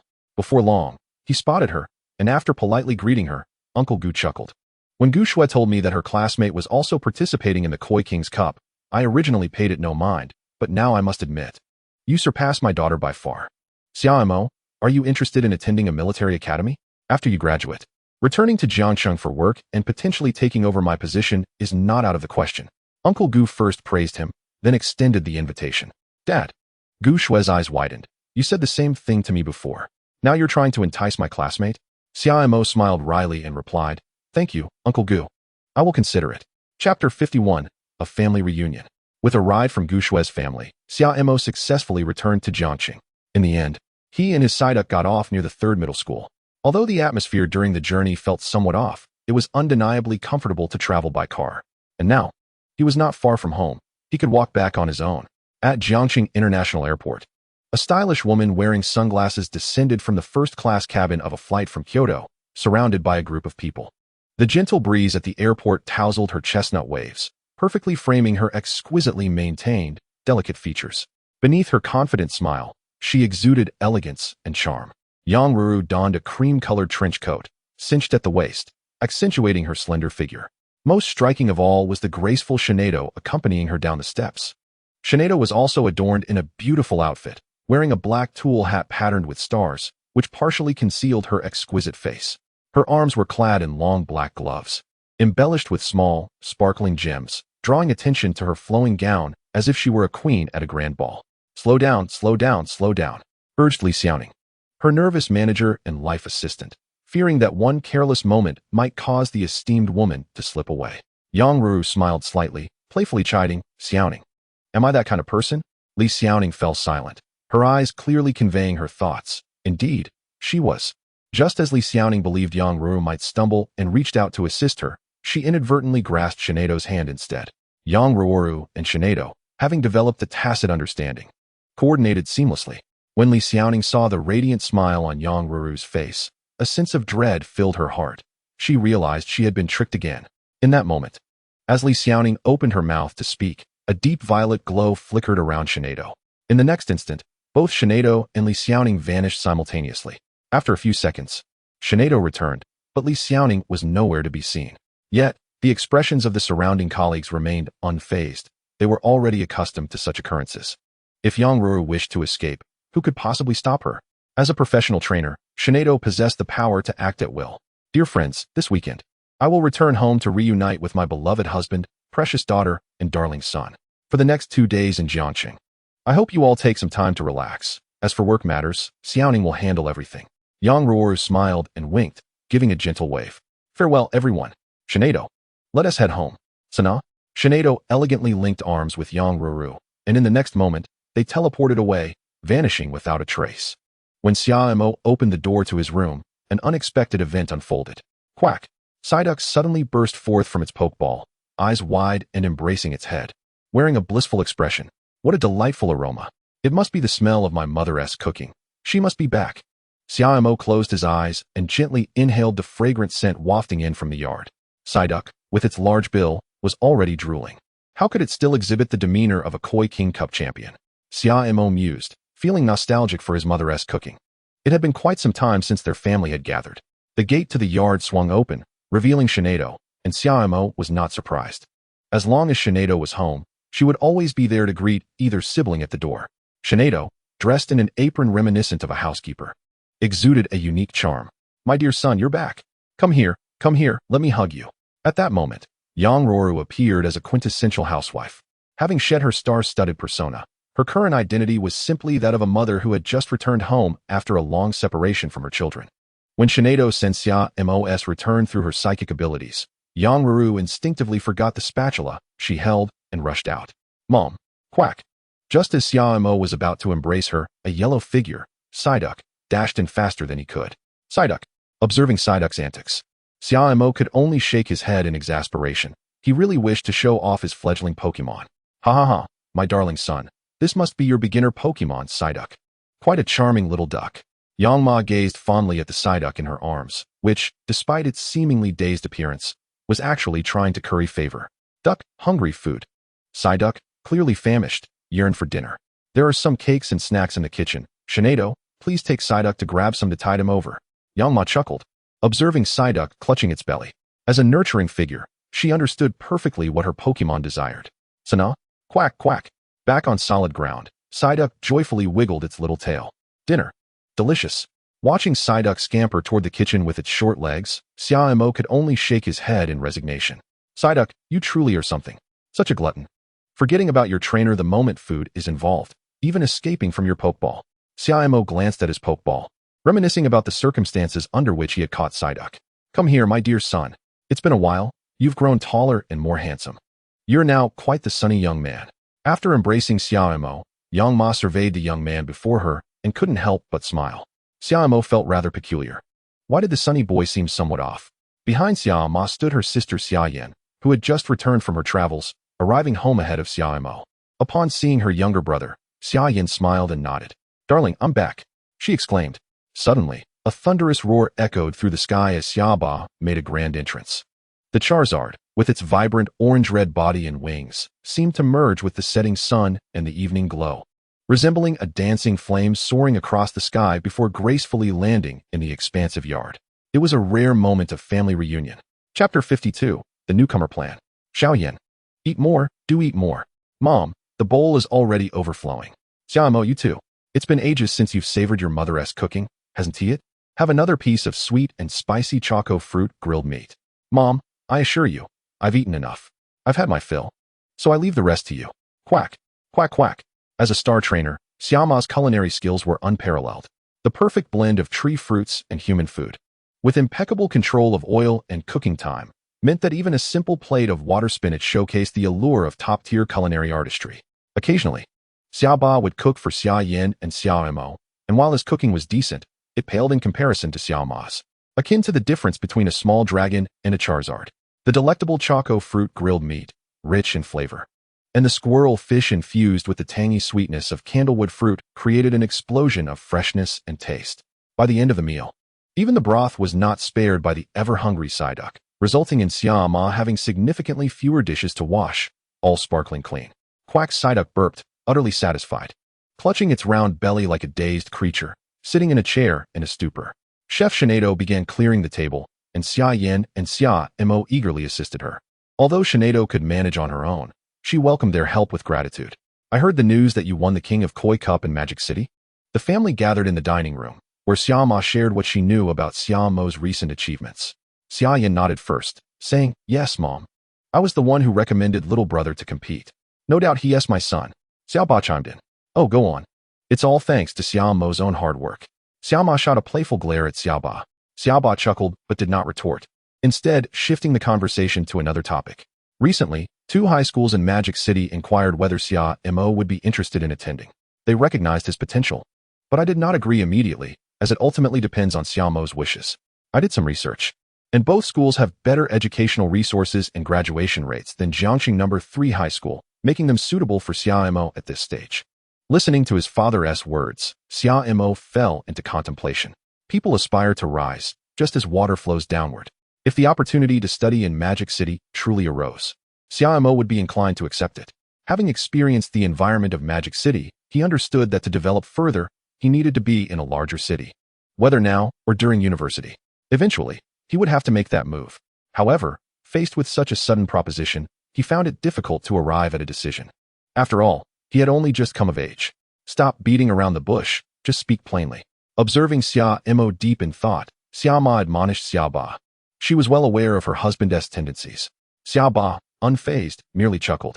After the King of Koi Cup concluded, Chairman Son of the Trainer Association and I had a discussion. Recently, the secret realm of Hashan Water Conservancy has brought additional resources to Jiangxing. To utilize these resources effectively, the association has partnered with several local high schools to initiate a newcomer plan. The primary goal is to support local novice trainers, particularly during their senior year, providing various subsidies and independent instruction. Xia Mo is the first participant in this newcomer plan. If he joins directly, he could have the chance to receive learning machines, Pokémon items, and more. After sharing this in one breath, Xia Ba fell silent. Xia Ma no longer dwelled on Xia Ba's earlier teasing. She rhythmically tapped her fingers on the table, lost in thought, causing Xia Ba, Xia Yan, and Xia Mo, seated around the table, to hold their breath. Fearing to disrupt her contemplation, the familial dynamics were evident. Xia Mo's earlier musings were merely for show. He understood the decision was not his to make. He was simply demonstrating his attentiveness, a necessary skill for any student. Tap, tap. Outside the dining room, in the yard, the Charizard gently tapped its fingertips, lowering its neck to peek through the window. Upon spotting Shinado exiting the kitchen, it promptly offered a massive, empty bowl, which Shinado accepted with a nod in its direction. Charizard, who usually flaunted its prowess in the sky, exhibited remarkable humility before Shinado. After all, who could challenge her? Even a dragon had to be respectful in her presence. Shinado's dual attributes of psychic and fairy made her formidable, and although Charizard was called a fire-breathing dragon, it lacked true dragon attributes. In my view, attending Magic City could be beneficial, but it is not essential. Over there, outstanding novice trainers abound. When it comes to resource allocation, Even if Xia Mo excels, the resources are finite, and schools must consider distribution. It may be wiser for him to remain in Jiangxing and participate in the newcomer plan. The critical point is that senior year lasts only a year. It's not worth making such a fuss. As for the quality of teaching, Shinado is also a psychic-type Pokémon. Xia Mo thoughtfully evaluated the differences between Magic City and Jiangxing, concluding that a move to Magic City was unnecessary. Xia Mo and the others nodded in agreement. As a professional breeder, Xia Mo's words held sway in their family. After all, Xia Mo's achievement as a professional trainer was largely attributable to Xia Mo. Tonight, let us all go out for a stroll. It's been a while since we've shopped together. While we're out, we can have Shinado teach Carillion and Psyduck some meditation in the yard, Xia Mo suggested with a smile, sealing the decision with a cheerful determination. Meditation? Xia Mo and Xia Yan exchanged incredulous glances at their mother. Was it the same meditation they knew? In the games, meditation enhances special attack and special defense, a move belonging to the psychic type. In reality, Xia Mo suspected it was similar, but primarily, meditation was a valuable technique. If learned through a learning machine, it would likely cost a fortune. Xia Mo chuckled at her astonished children. Why the surprise? You are my own flesh and blood. I never expected your Psyduck to show such talent and psychic abilities, making it perfectly reasonable for Shinado to teach your beginner Pokemon how to meditate. She added, meditation isn't like a high-powered attack move. Even if Shinado wished to teach it, this stage of Psyduck wouldn't be able to learn it. Chapter 53, a different kind of meditation. After Xia's mother finished speaking, Xia's father chimed in. Your mother is renowned for her expertise in psychic-type Pokemon. When Xiao Yin chose Ralts as her beginner Pokemon, I thought you would follow in your father's footsteps and select a fire-type Pokemon, perhaps a Charmander. Who would have guessed that a Psyduck would appear instead? If Psyduck were merely a water-type Pokemon, Xiao's father might have felt a tad better. However, to his utter astonishment, Psyduck turned out to be a traitor hidden among water types, possessing psychic abilities. Now, while Xiao's mother can have Shinado guide our son and daughter with their beginner Pokemon, what? I ask you, should I do? Should I have Charizard teach Psyduck and Curlia how to breathe fire? Or perhaps how to fly? Xiaowen, are you feeling envious of your dear sister and our beloved children? Xiao's mother chuckled as she gazed at Xiao's father. And no. Upon hearing Xiao's mother address him by his full name, Xiao's father knew he had to concede, shaking his head vehemently in denial. The move meditate sparked a flurry of thoughts in Xia Mo's mind. If it were in the realm of cultivation, meditate could very well be deemed the pinnacle of psychic-type cultivation techniques, a move capable of significantly enhancing a Pokemon's battle prowess. If only he could master meditate, he wouldn't need to forcefully change tactics against the Xinyan bird, where luck was the final deciding factor in his victory. His mother, truly a goddess. Meditate, a means to calm the mind and enhance both defense and attack. When Xiao's father, Xiao's mother, Xia Mo, and Xia Yan returned from their shopping excursion, Shinado slowly opened her gem-like eyes, shimmering with the power of the psychic type, the colors swirling like the Milky Way above. Shinado quietly opened the door. Still training? Xiao's mother inquired softly. Sanai? Shinado nodded slightly, following her gaze. In a corner of the garden amidst the flowers, beside a small pond where Curlia often played, two little Pokemon seemed to be immersed in their own world, deeply focused. Lu, Curlia's psychic sensing detected the return of her trainer, Xia Yan, and instinctively lifted her head. Realizing she might be interrupting Ralt's meditation, Xia Yan immediately raised a finger to her lips and gently whispered, Shill, Curlia, I want to disturb you. Continue your training. Lalo. Curlia obediently nodded and returned to her tranquil state. Surrounded by the flowers that Curlia often watered, the serene and fragrant environment allowed her to focus more easily. Looking closer to the pond, Psyduck appeared to be meditating quite successfully, its little belly rising and falling. It seemed to have drifted off into a peaceful slumber. Is Psyduck meditating or simply asleep? Xia's mother chuckled softly at Psyduck's dazed demeanor. Such a silly duck, it's truly amusing. How could I have overlooked Psyduck during my earlier Pokemon cultivation? Shinado was teaching Psyduck and Curlia how to meditate, selecting the most suitable environment in the yard for both young Pokemon to focus. It was entirely normal for them to fall asleep while meditating. The tranquil atmosphere, coupled with the gentle evening breeze, the soft chirping of birds among the branches, and the fragrant flowers by the pond, made for a delightful scene, with the stars twinkling in the night sky reflected in the pond's shimmering surface. If the little Pokemon grew tired, it was only natural for them to fall asleep. Sanai. Shinado hesitated momentarily at the mention of Psyduck's meditative slumber. Through their psychic link, Xia's mother's expression gradually shifted to one of surprise. What is it, Ru? Xia's father, being perceptive, quickly understood Xia's mother's unspoken thoughts at the slightest change in her demeanor. It must be something extraordinary regarding Psyduck that left Xia's mother feeling incredulous. Meditating while asleep? Sleeping while meditating? Xia's mother gestured gently for Xia's father to wait a moment as she pondered the implications of such a phenomenon within Psychic-type Pokémon, considering the connections to Dream Eater and Dream Mist. But Psyduck was a unique case. Dream Eater? Dream Mist? Xia Yin found himself puzzled, unsure why his mother would mention these two Pokémon. However, with his knowledge as a transmigrator and understanding of Psyduck, Xia Mo began to grasp why Psyduck might be experiencing this meditative slumber. Xia Yin, being an ordinary trainer, lacked familiarity with Psyduck and subconsciously believed it was merely asleep. The similarities between Psyduck and Dream Eater, Dream Mist were evident. Sleeping could indeed be a form of meditation, and perhaps the most comfortable one at that. Xia's mother stepped softly towards Psyduck, crouching down to observe the serene sleeping posture of the little Pokémon, and remarked with a smile, "I never expected Psyduck to teach me a lesson. It turns out our Pokémon world is not limited to just Dream Eater and Dream Mist for achieving meditative states. My son Psyduck can do it too.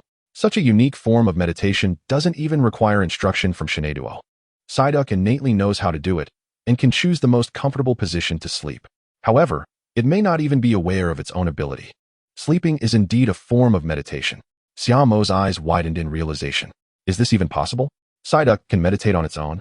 Not only that, but it seems Psyduck has no awareness of its own meditative abilities. What an astonishing revelation. No wonder Psyduck sometimes drifts off unexpectedly. This was where Psyduck's unique meditation diverged from that of Dream Eater and Dream Mist. Dream Eater, Dream Mist, half asleep, half awake Pokémon. And then there's Psyduck. Xia's mother stood up and turned to see Xia Mo deep in thought. His expression bore traces of confusion and relief, yet lacked the shock exhibited by his sister, suggesting he understood something profound. Xia Mo comprehended Psyduck. He knew his beginner Pokémon better than anyone. Keep up the good work, trust your instincts, and believe in Psyduck's capabilities. Xia Yin, you too. Curly's growth may be gradual, akin to a bud waiting to bloom, requiring your patient nurturing and companionship.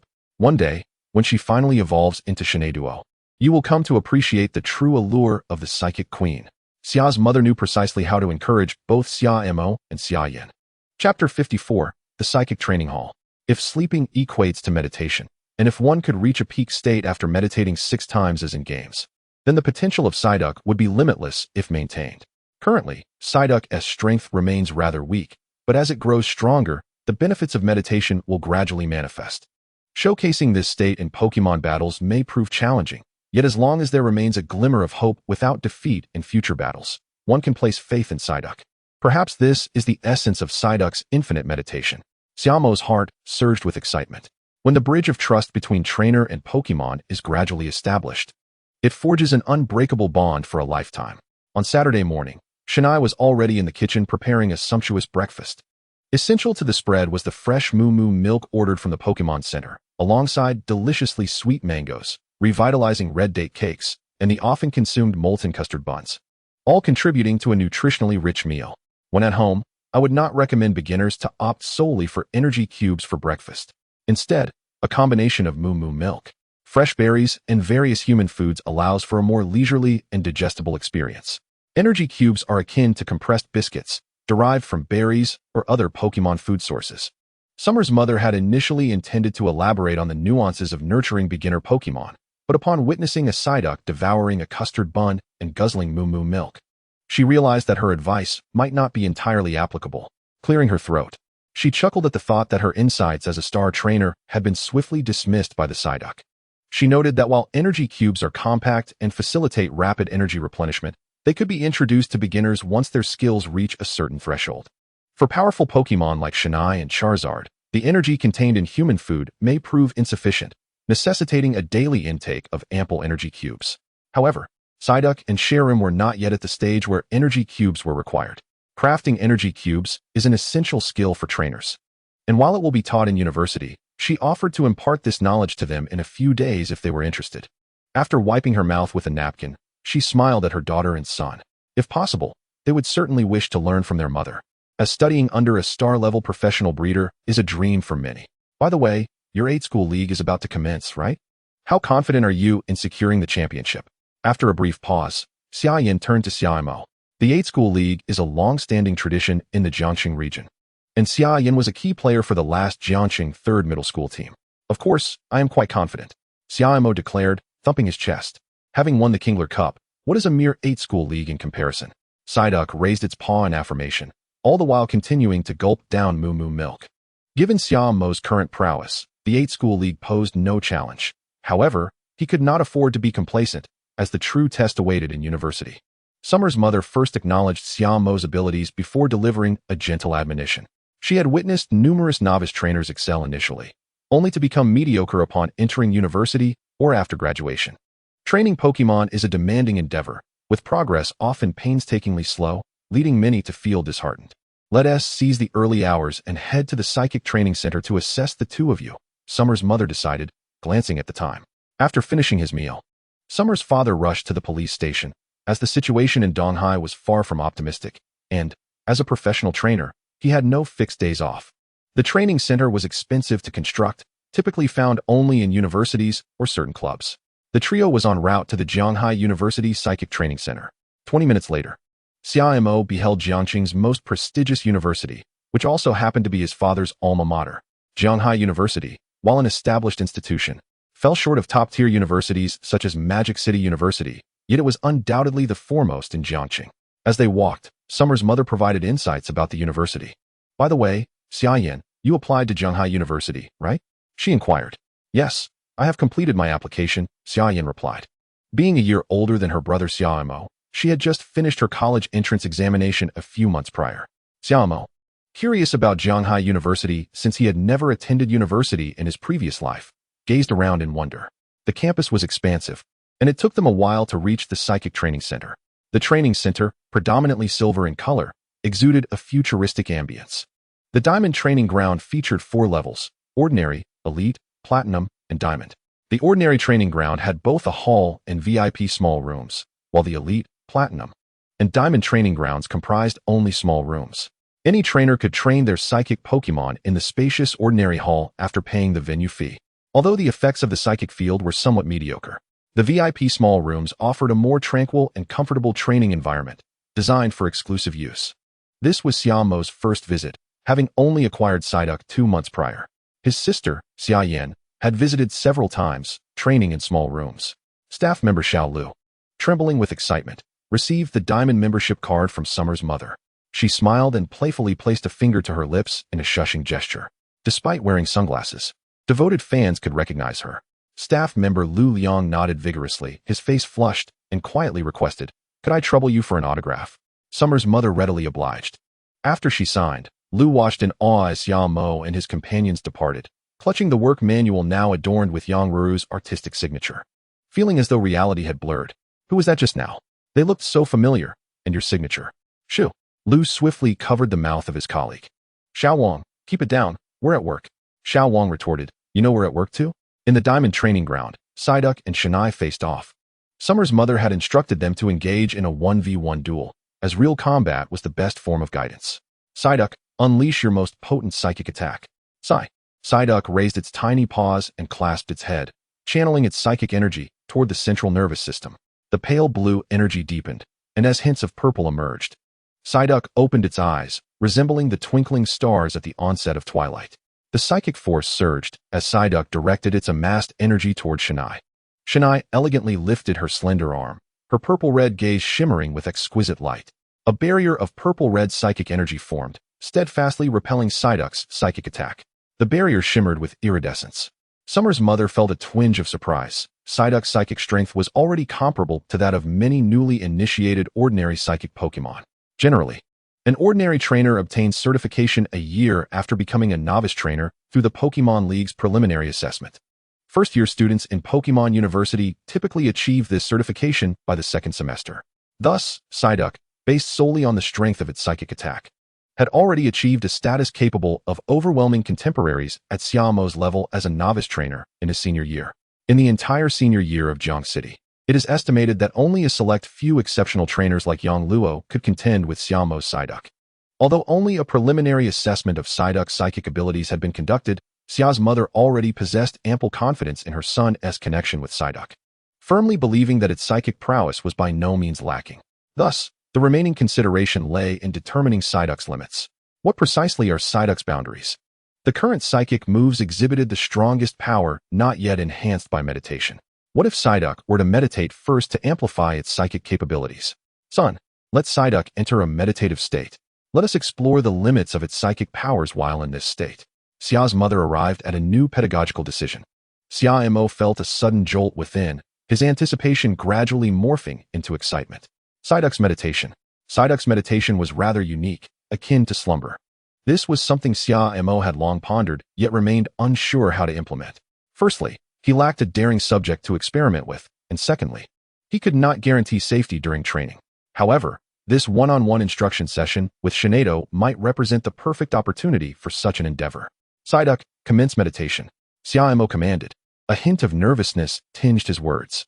He was anxious to witness Psyduck's performance during meditation. Quack. Psyduck suddenly clasped its head, tilting it in confusion. Gazing blankly at trainer Xia Mo. Meditation? What is meditation? 3 question marks seemed to hover above Psyduck's head. Xia Mo took a deep breath, eagerly awaiting Psyduck to display its most formidable form, but upon seeing Psyduck clutching its head and turning with that bewildered expression, he nearly exhaled his breath in disbelief. Cough. Cough. Psyduck, just take a nap. Quack. Psyduck exclaimed. If you had said it was sleep, I would have understood. Meditation? What on earth is that? Psyduck seemed utterly oblivious to the concept. Quack, quack, quack. Yet, the astute Psyduck sensed that something was amiss. Why was trainer Xia Mo instructing it to sleep? In the past, the trainer had always sought to wake it when it was slumbering. Quack. Psyduck's bewilderment gradually transformed into a visage of profound curiosity. Could it be true? Was it really being encouraged to sleep? Would trainer Xia Mo seize the opportunity to indulge in delectable treats while it napped? Psyduck smirked, feeling it had unraveled the riddle. Observing Psyduck's expression, Xia Mo could only facepalm in exasperation. What expression was this? The crooked-mouthed Duck King was having another round of fun? Meanwhile, Shinado, utilizing its psychic abilities, had crafted an environment eminently conducive to meditation, an exceptionally comfortable setting ideal for Psyduck's slumber. Quack. At this moment, Psyduck truly comprehended the situation. Evidently, trainer Xia Mo genuinely wished for it to sleep. This was no jest. Sleep, sleep. If not now, then when? Psyduck slowly closed its eyes, succumbing to slumber. With its plump webbed feet cradling its large head, it stood motionless, resembling a statue of Psyduck, soundly asleep. The ability to sleep while standing was indeed a remarkable talent, something Xia Yin had never witnessed before. She gasped from the audience. The ease with which Psyduck fell asleep would certainly evoke envy in those plagued by insomnia. Suddenly, Xia's mother realized something crucial. Psyduck's method of meditation involved entering a state of sleep. However, this sleep-induced meditation differed from the half-awake, half-asleep state often associated with Dream Eater. Psyduck was truly in a deep slumber. Psyduck? Psyduck? Xia's mother gently called out, but Psyduck remained unresponsive. Shinado? Shinado? Shinado attempted to communicate telepathically with the sleeping Psyduck, but soon discovered the folly of her efforts. The comfortable meditative space she had crafted was intended to assist Psyduck in entering a state of sleep meditation for the next phase of exploration in testing its limits. However, the outcome was that Psyduck was so deeply asleep that it could not heed any commands. Even Shinado's psychic communication proved ineffective. Was I too idealistic? Xia's mother uttered this self-deprecating remark, unable to suppress a chuckle. Son, the next step is yours to navigate. How shall we proceed with our teaching? Xia Mo, you have matured into a seasoned trainer. It is time for you to devise a one-on-one teaching plan. Xia's mother had never encountered Psyduck's current state in her 2 decades of nurturing experience. While previous knowledge could serve as a reference, it could not be wholly applied to Psyduck. In light of Psyduck's profound slumber, Xia's mother decisively transferred the initiative of the one-on-one training to her son, Xia Mo. After all, this was a training session between Xia Mo and Psyduck, especially considering the unfamiliarity with such a Pokémon. Xia Mo nodded thoughtfully. If all goes as expected, Psyduck has likely entered a meditative state. Thus, awakening it would be futile. After all, we aim to test its meditative condition, and waking it would negate the meditation. After contemplating for a moment, a bold idea began to take shape in Xia Mo's mind. While it was true that Psyduck could not be directed in its sleeping state, they could arrange for Shinado to launch an attack on Psyduck. A daring notion indeed. Since meditation increases special defense and special attack, they could test its special defense instead. This would reveal Psyduck's limits, though the intensity would need careful management. Shinado, let us attempt a feeble psychic strike. Xia's mother issued the command. The description of feeble was perfectly fitting. Shana. Shinado, already attuned to Xia's mother's thoughts, gently raised her delicate hand, conjuring a faint psychic energy that swiftly transformed into a beam of light, aimed at the stationary, slumbering Psyduck. The eyes of Xia's mother, Xia Yan, and Xia Mo were all fixed on Psyduck. Xia Mo felt a wave of anxiety wash over him. Psyduck must react. Just as the faint beam was about to reach Psyduck, it stirred. Psyduck took a small step to the left. Shinato's weak psychic beam missed its target. At that moment, Xia Mo's initial trepidation was swiftly replaced by boundless joy. It had worked, just as he had surmised. Until now, Xia Mo had only analyzed Psyduck's sleeping condition through the knowledge he possessed. Due to various factors, he had not applied it in practice, leaving it merely theoretical. However, today, Psyduck had accomplished it. In this seemingly insignificant step taken by Psyduck during its slumber, a monumental stride is achieved by Xia Mo likewise. It marks a significant advancement in the cognitive learning of Xia Ma and Xia Yan. Psyduck's meditative state of sleep indeed proves to be extraordinary. Xia Mo, brimming with anticipation, exclaimed, "Shinai Duo, would you kindly employ a broader telekinetic attack, akin to a net, enveloping Psyduck from all directions? This way, it will be less able to evade." Shinai Duo glanced towards Xia Ma, who offered a slight nod of approval. Xia Mo's command struck a chord with her. "Sanai." Shinai Duo maintained her initial stance, extending one hand forward. The telekinetic force, taking the form of a beam, gradually spread outward, transforming into an impenetrable web of psychic energy, with Psyduck as its target. This time, let us observe Psyduck's reaction. Xia Mo clenched his fists in anticipation.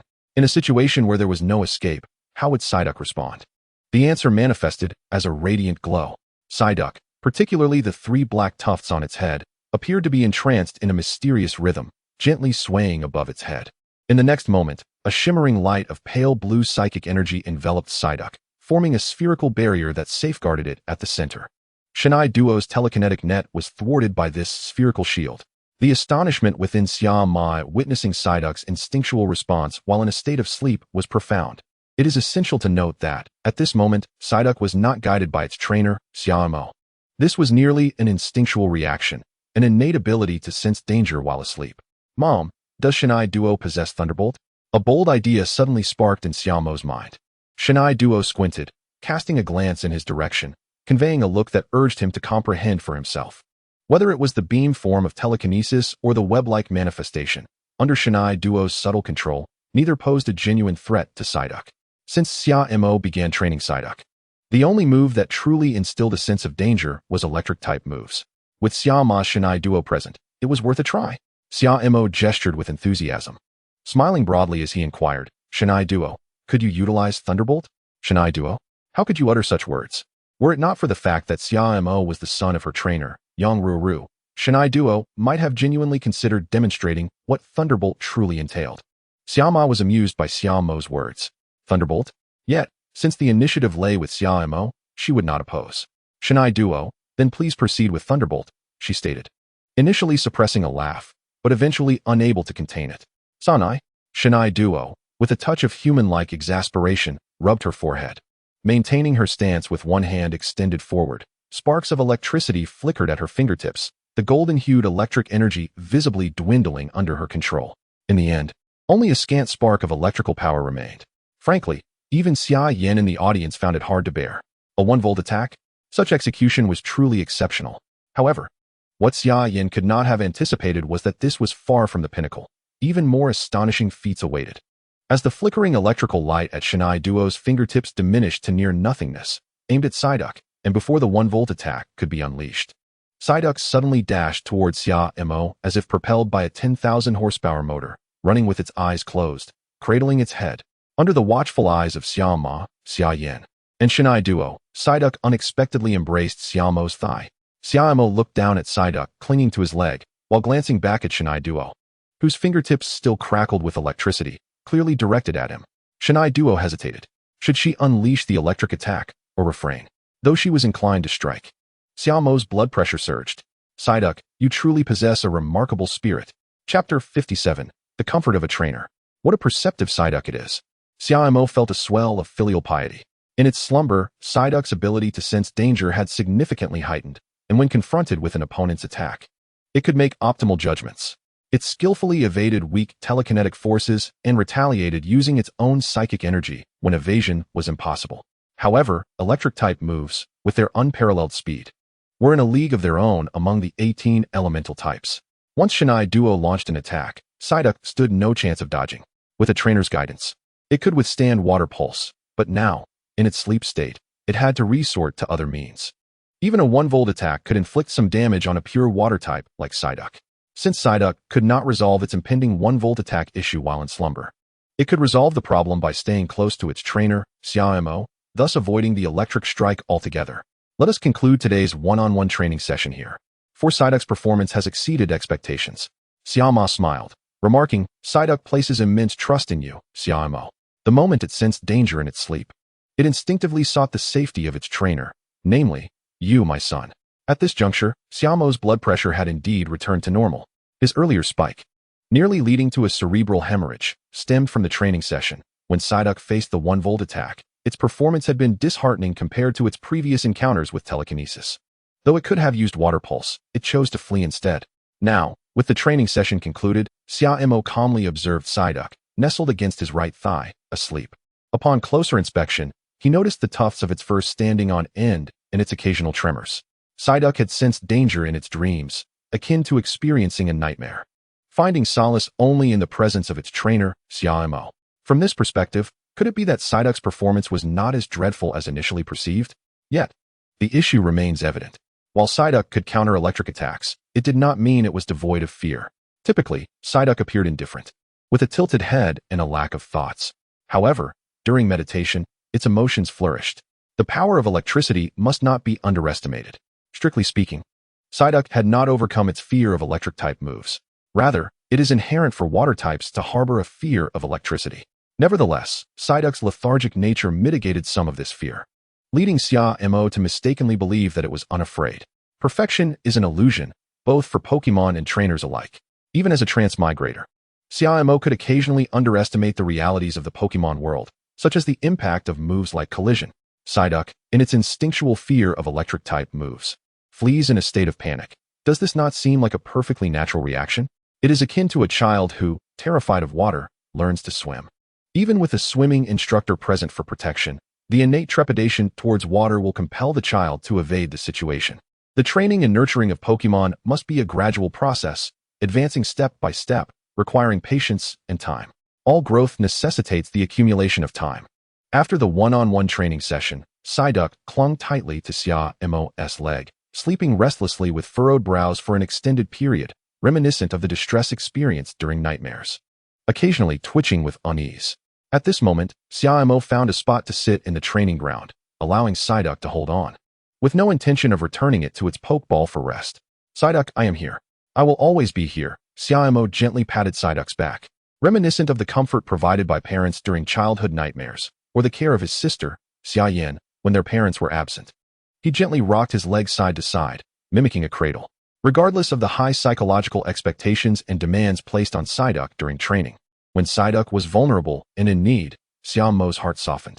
Training is predominantly arduous. The age-old adage of enduring hardship before savoring sweetness remains true. There will invariably be setbacks, and a trainer must face them alongside their Pokémon, enduring and overcoming together. Under the soothing whispers of Xia Mo and the gentle rocking of his thigh, Psyduck's breathing gradually steadied, the tremors subsiding, and the tightly knit brows began to relax. Psyduck finally found solace in sleep. Xia Mo, feeling somewhat fatigued, unexpectedly dozed off in the chair. It wasn't until he sensed a subtle movement beside him that he groggily opened his eyes to behold the comical face of Psyduck, tilting its head side to side in a silly manner, devoid of worries. Psyduck, cradling its head, gazed at its trainer, Xia Mo, with a look of genuine concern, seemingly anxious about Xia Mo's condition. "You're awake, Duck?" Upon seeing Xia Mo's eyes flutter open, Psyduck's face broke into a joyful smile. "Are you all right, Psyduck?" Xia Mo asked in a daze. Psyduck immediately raised its webbed paws high, bouncing from the chair to the ground, wiggling its little tail. It appeared to be in excellent spirits. With today's training successfully concluded, Xia Mo and his companions returned home amidst laughter and chatter. However, the pleasant atmosphere was short-lived. Just as Xia Mo's mother began to prepare dinner, a phone call interrupted the moment. "Dear, where are you?" On the other end was Xia Mo's father, sounding somewhat agitated against a backdrop of ocean sounds. "I'm at home preparing dinner. What's the matter?" Xia Mo's mother set down her spatula, sensing her husband's urgency. Could you come to the East Sea? There has been a Pokémon riot, and I fear it might affect Jiangcheng, Xia Mo's father explained hastily. A Pokémon riot. I'll be right there. Xia Mo's mother responded without hesitation, quickly hanging up and removing her apron. My dear son, my precious daughter. I need to head to the sea for a bit. Take care of yourselves at home. Despite the urgency, she maintained a light-hearted tone. Xia Yan and Xia Mo nodded, having overheard the conversation. Shawnade, teleport. In a flash of light, Xia Mo's mother vanished from sight. Observing the increasingly gloomy weather outside, Xia Mo felt a twinge of melancholy. Chapter 58, Pokémon Riot? A Pokémon riot is no trivial matter. Wild Pokémon can enter a frenzied state for various reasons, attacking indiscriminately everything in their vicinity. While this would be manageable within a secret realm, merely securing the entrances until the Pokémon calm down, if it occurs in the real world, it necessitates the intervention of professional trainers. If there is no threat to humans, observation is warranted. If there is a danger, force must be employed to quell the riot. It's likely the Gyarados swarm in the East Sea. They have been restless since the beginning of the year, Xia Yan stated. Gyarados? I recall a news report about a red Gyarados sighting, Xia Mo recalled, remembering seeing a report about a red Gyarados during his sister's college entrance exams. Indeed. But there is currently no evidence linking the Gyarados riot to the red Gyarados, Xia Yan replied. The siblings fell into a contemplative silence, gazing out the window at the increasingly overcast skies. How many professional trainers are currently in the East Sea? President Sun of the Jiangxing Trainer Association inquired of his secretary. Principal Yao from Jianhai University, Mr. Yang from Pinji Corporation, Mr. Han from the Planet Club, Deputy Director Xia Wen from the police station, and his wife, Yang Ruru. The secretary answered. President Sun sighed heavily. His previously comfortable retirement was now disrupted by the Pokémon riot. If handled well, he might receive accolades, but if poorly managed, he risked dismissal. At his age, all he hoped for was a safe retirement. What is the scale of the Pokémon riot?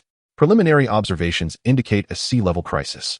Gyarados are attacking each other near the coast, but it's unclear what is happening further out, as satellites cannot penetrate the mist over the East Sea, and trainers dare not venture too deeply. This information was relayed by Xia Wen from the East Sea. Pokémon riots are classified into strict levels. D level represents minimal threat, manageable by a couple of professional trainers without impacting a village. C level poses a risk to an entire city if not addressed swiftly. B level requires the combined efforts of an entire province, often resulting in post-conflict reconstruction. Since the advent of the Pokémon world, there has only been one B-level riot in China.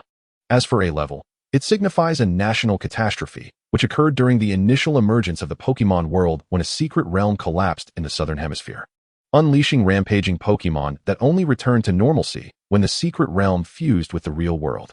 At that time, the real world was ill-equipped to contend with Pokémon. Following that incident, nations began to formally recognize the significance of Pokémon, gradually establishing a Pokémon system. Now, Jiangxing faces a sea-level riot. If not managed properly, it could spell danger for the city. We need more intelligence to ascertain the exact level of threat to request reinforcements from other provinces. President Sun pondered before dismissing the idea of directly calling for help. Let us contact Hai Lao. This maritime reconnaissance should be entrusted to him. Hai Lao, a professional water-type trainer, typically operates in a semi-retirement state, yet in urgent situations like this, he must return to action. Understood. On the East Sea, light rain began to fall. The beach was cordoned off, and aside from the faint silhouettes of Gyarados, only a few flying and surface Pokémon could be seen. What is going on with these Gyarados? Could they be in heat? Principal Yao, standing atop a Blastoise's back, questioned. Not entirely sure, but if they dare to approach, I will not hesitate to confront them.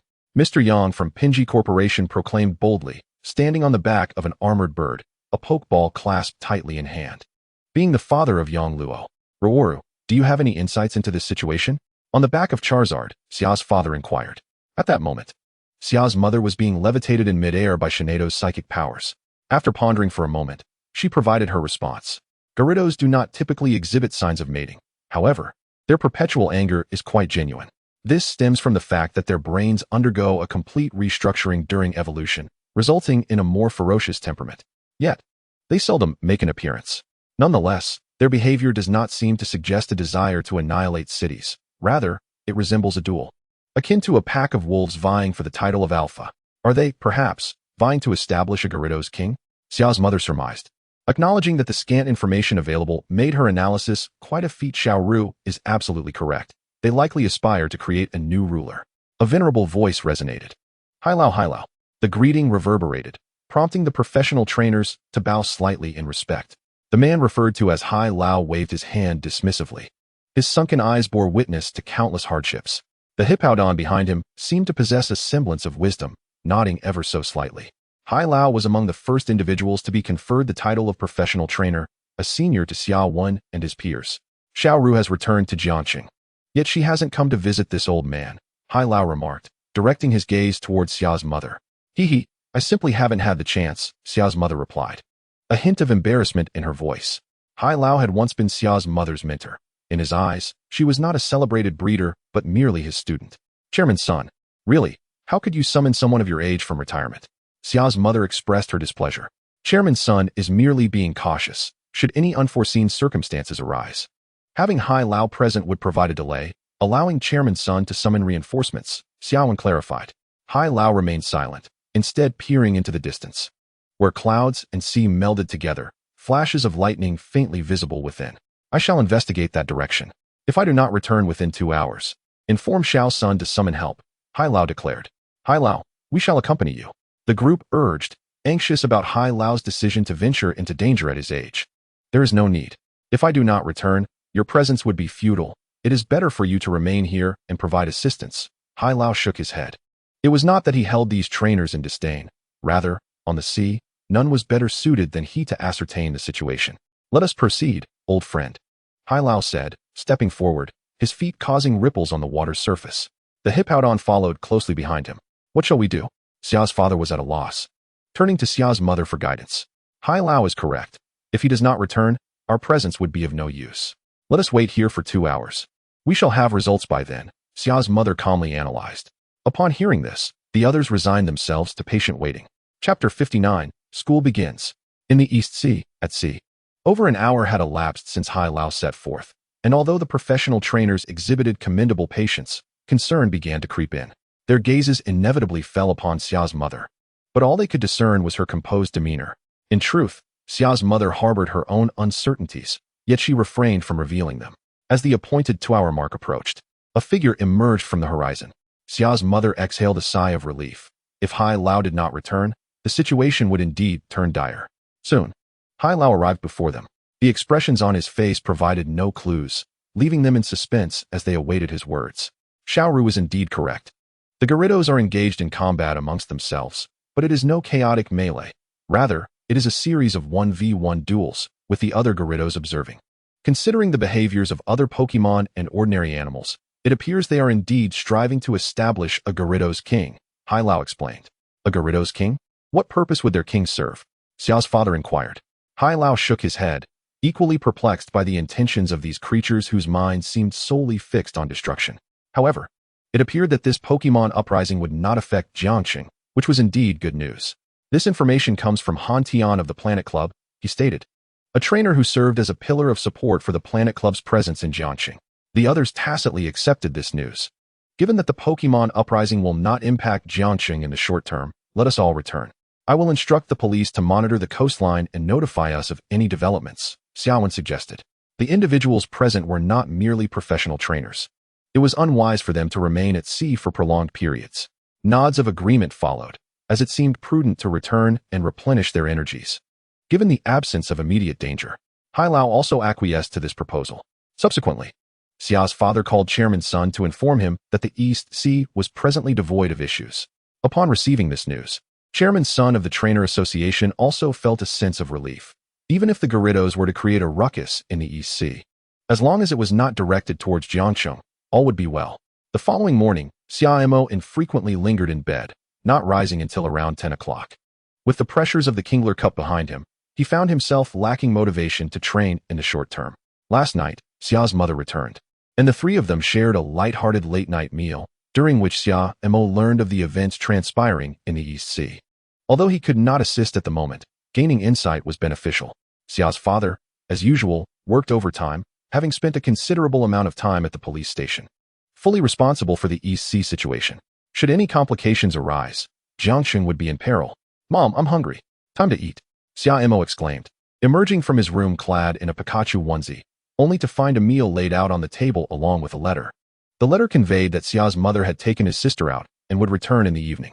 So, it seems I'm the only one left at home. Before Xia Mo could formulate plans for the day, the doorbell rang. Oh, no one's home today? Where are Auntie and your sister? Zhu Yinghao remarked, as if he were at his own home, lounging on the couch, while his Snorlax companion headed straight for the kitchen. Zhu Yinghao and Xia Mo not only shared a desk, but their families also enjoyed a close relationship. Zhu Yinghao's father was an old acquaintance of Xia's father, and he was well aware of Xia's mother's return a couple of days prior. They've gone out. What brings you here? Xia Mo asked, retrieving some oranges to feed Psyduck and Snorlax. I came to deliver the contract. I was supposed to come yesterday, but the weather was rather ominous. And I heard there was a Pokémon uprising in the East Sea, so I hesitated, Zhu Yinghao explained, handing over a piece of paper. Xia Mo, having finished feeding the 2 Pokémon, examined the contract and found no major issues. This is an astronomical sum. Is it truly acceptable to receive such a large amount for mere portrait rights? Xia Mo mused, realizing that if the stores were established nationwide, his share would indeed be monumental. Let me temper your expectations. At this stage, Yinghao Fruit Company does not have much in the way of dividends. By the time the stores are set up nationwide, it could take 3 to 5 years at best, and that's considering no unforeseen circumstances arise, like sudden closures, acquisitions, or malicious competition. So, realistically, it's quite unlikely that you'll become a millionaire overnight, Zhu Yinghao clarified, counting off on his fingers. Xia Mo understood that he could not expect to gain everything at once, and simply nodded, signing the contract with a flourish. Watching as the signature was completed, Zhu Yinghao carefully took back the document and broached another subject. Are you aware of the newcomer program? The newcomer program? I know it is said to have been initiated because of me, Xia Mo replied casually. This was not mere bravado. It was indeed the truth. My goodness. The champion speaks entirely differently now. Do you have any idea how fiercely the competition has become outside for just one slot? Look, Zhu Yinghao said, extending his hand. 50,000. 500,000. Is that a joke? 500,000. This time, Xia Mo was genuinely shocked. He was aware that the new trainer program was a focal project in Jiangcheng, but could the investment in a rookie trainer really exceed 500,000? With that amount, one could nurture Pokémon oneself. Why even bother with the new trainer program? You truly have no idea about the current situation in Jiangcheng, Zhu Yinghao shook his head. 500,000 is merely the ideal figure, and it's not just about having money. The trainer must possess genuine strength as well, lest they reveal their inadequacy during assessments. Zhu Yinghao continued. The crucial question is whether the resources in this new trainer program are indeed so abundant. I've heard they originate solely from the Water Forest Secret Realm, which is an incredibly small secret realm. Are the resources from such a diminutive secret realm really worth it? Xia Mo questioned, his brow furrowing in contemplation. That's why I say you are well suited to be a professional trainer. You not only lack understanding of Jiangcheng, but also of Zhanghai province, Zhu Yinghao scoffed. Xia Mo couldn't help but chuckle. Although he was unaware of the broader circumstances, Zhu Yinghao's pompous demeanor was amusing to him. What is so funny? Let me enlighten you about the challenges Jiangcheng is currently facing, Champion Xia. Zhanghai province comprises 13 cities, and in terms of GDP and overall strength, Jiangcheng is indisputably the second, only overshadowed by the provincial capital. However, Jiangcheng is grappling with a critical issue, the dearth of upcoming trainers. There are only 5 professional trainers residing in Jiangcheng.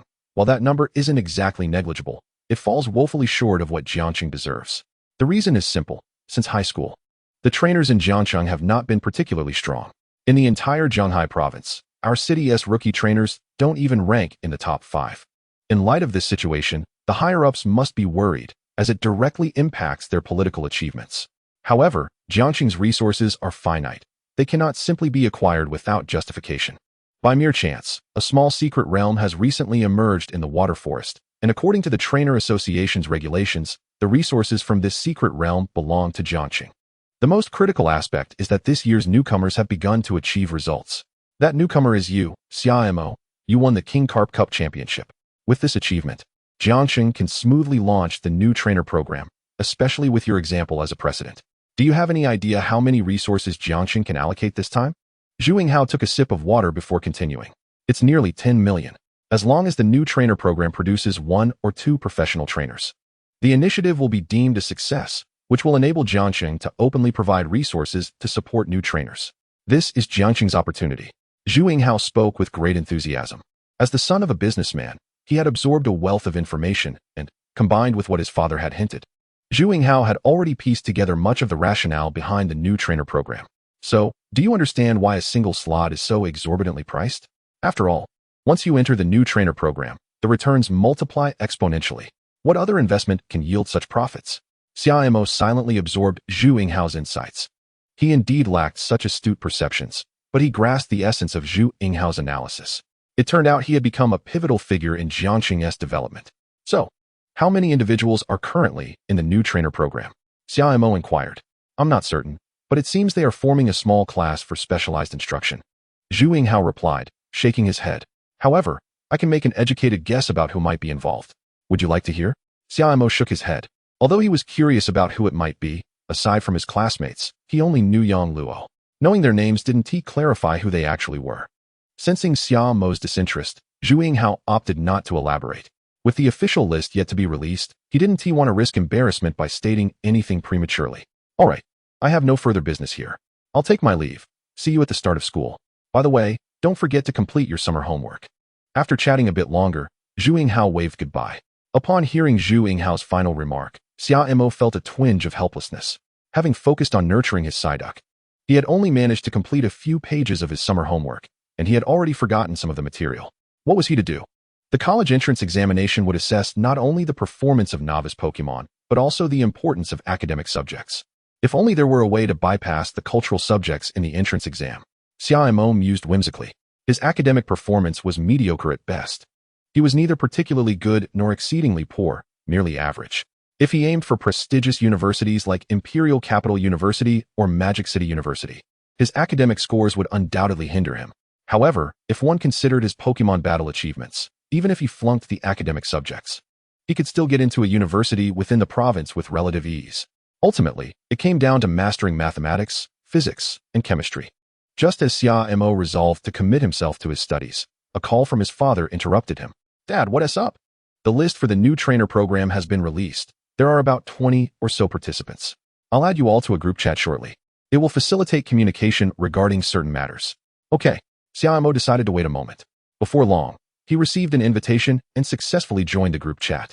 With Xia Mo included, the group comprised exactly 26 participants, all of whom seemed to have entered around the same time. After adding one last person, Xia Mo's father exited the group, leaving 31 members in total. In the group chat, Xia Mo spotted familiar names, Gu Shui and Yang Luo. His father had previously mentioned that the new trainer program aimed to support local rookie trainers, and it appeared that this support was indeed quite discerning. Among the 30 participants, most were either children of affluent families or had trainers in their households, with perhaps only one or two hailing from ordinary backgrounds. Though Zhu Yinghao had informed him about the value of the slots, Xia Mo was not resistant to the new trainer program. After all, it was an elite initiative, and Jiangxing required tangible results. He realized just how youthful and naive he still was. The strong would grow stronger while the weak would falter, and without effort, one could only face relentless elimination. Such is the reality. Hello everyone, I am your instructor for this new trainer program, Dupont. A profile picture depicting mountains and rivers appeared in the chat. You are all the future trainers of Jiangxing, and I am delighted to be your teacher. Now, let us discuss the academic schedule following the commencement of classes. After the school year begins, you will attend regular classes from Monday to Friday, following the school's curriculum. On Saturdays and Sundays, you will need to attend additional training at the Trainer Association. In other words, for the upcoming year, barring exceptional circumstances, you will have no days off. As soon as those words were spoken, the group fell into a profound silence. No one offered any opinions until Du Peng typed a question mark. One by one, the members began to respond with acknowledgements. Was this how willingly they accepted the arrangement? Well, there was no choice in the matter, as everyone had requested to join the new trainer program. But wasn't this just an after-school tutoring class? Did they think changing the name would make it unrecognizable to him? Xia Mo scoffed inwardly. If one were to ask a student what time passes the quickest, they would undoubtedly respond that it is during their holidays. Xia Mo could relate deeply. Before he knew it, September 1st arrived, the day Jiangxing No. 3 middle school commenced its academic year. Having returned from the Magic City, Xia Mo felt a sense of disorientation, as if time had slipped away in an instant. Aside from completing a portion of his summer homework, he had accomplished little else. After all, he had dedicated 2 months to training for the King Carp Cup. Though he had technically begun his summer break early, by the time the competition concluded, summer had almost drawn to a close.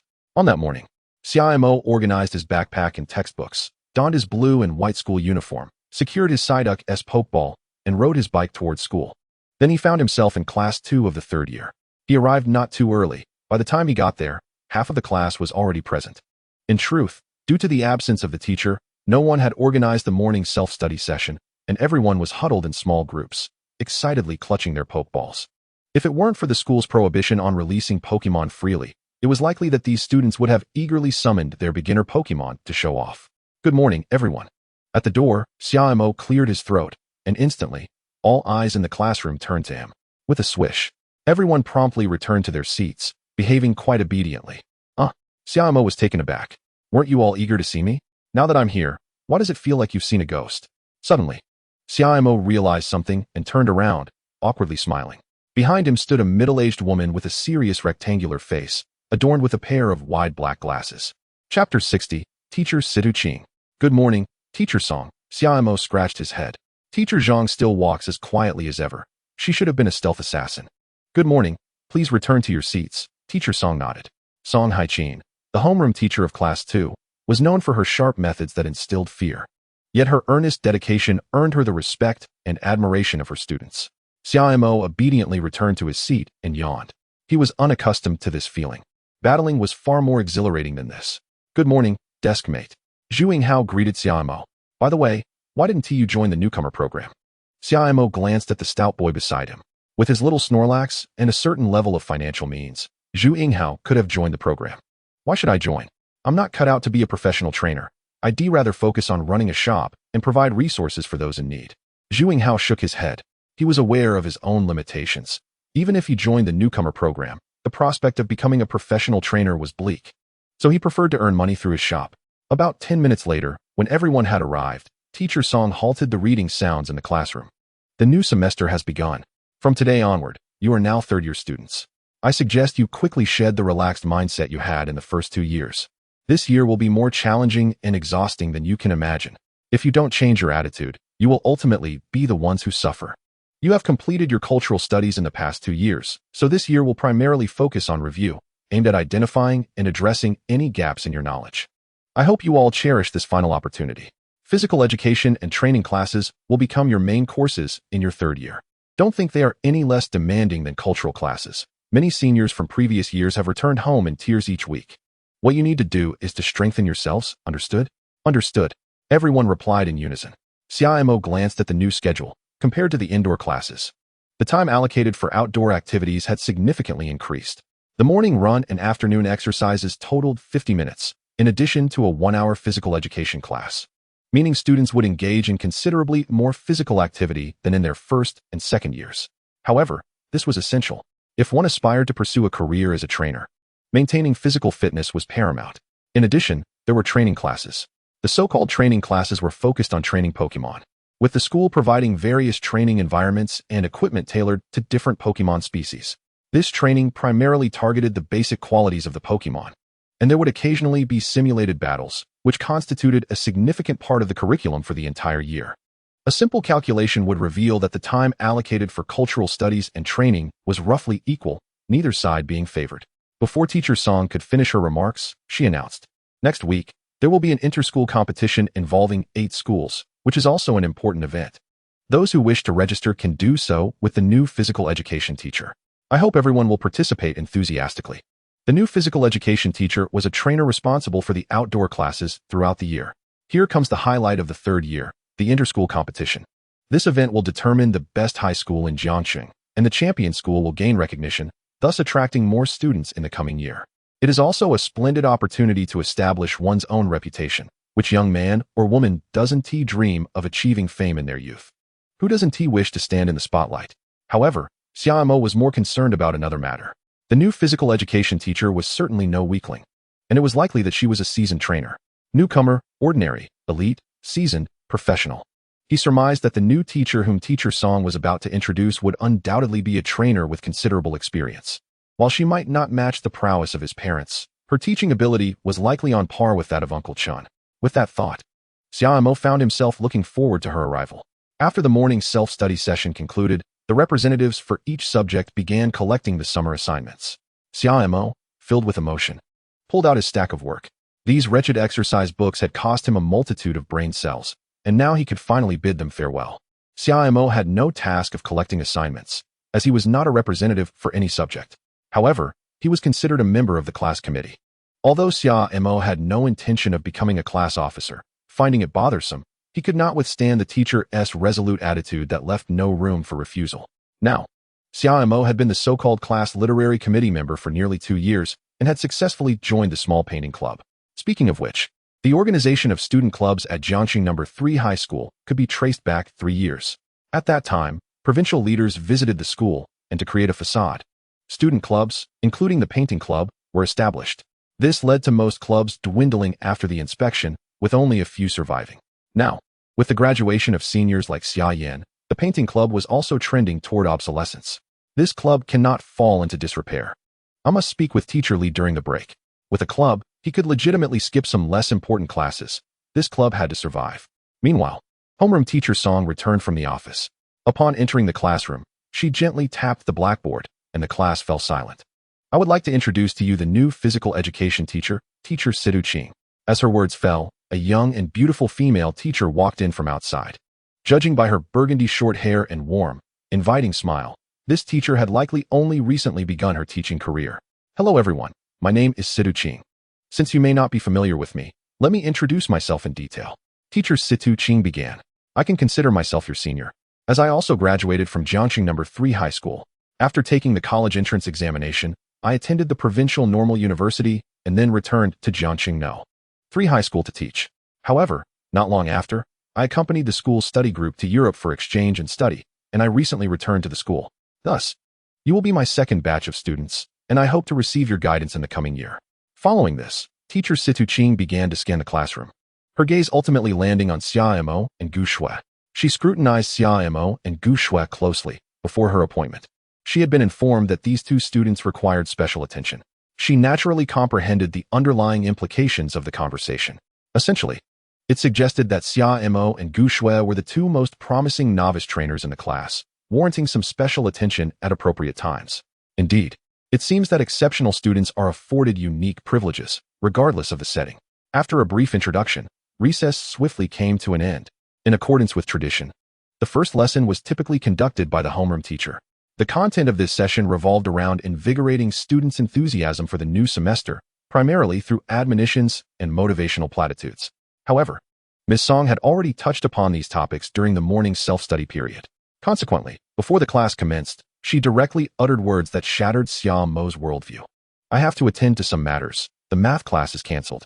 Teacher Situ Qing will conduct your physical education class instead. Please adhere to her instructions.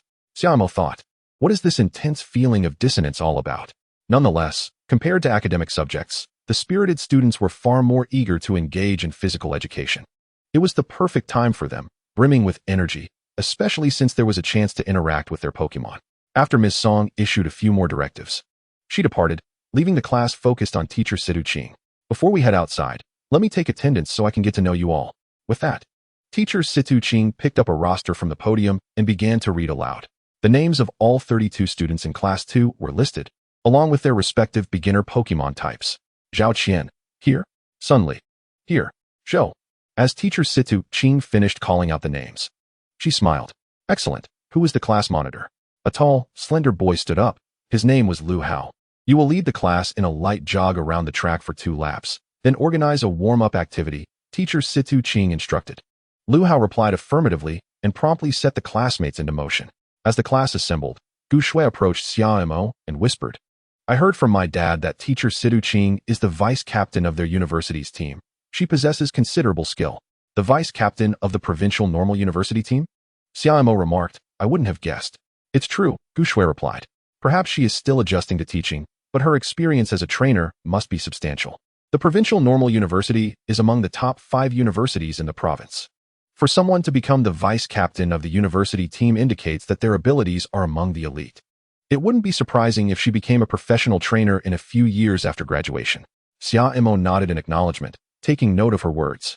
Shortly thereafter, under the guidance of the class monitor, Class 2 completed their 2 laps around the track.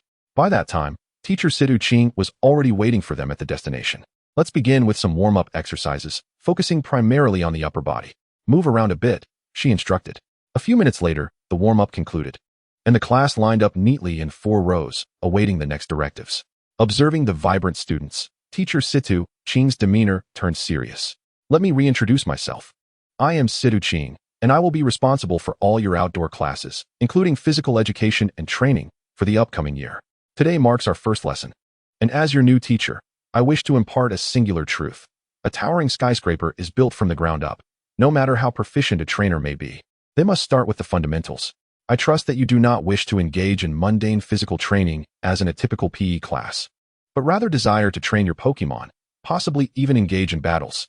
Therefore, I will provide you with this opportunity. Here, we will commence our teaching with the basic skills of a trainer. Xia Mo, step forward. Instantly, all eyes were fixed upon him. Xia Mo himself was taken aback. What was happening? Teacher Situ Qing continued. Next, Xia Mo will release his Pokémon and demonstrate the first fundamental skill of a trainer. Xia Mo realized that the new teacher had chosen him as a subject for demonstration.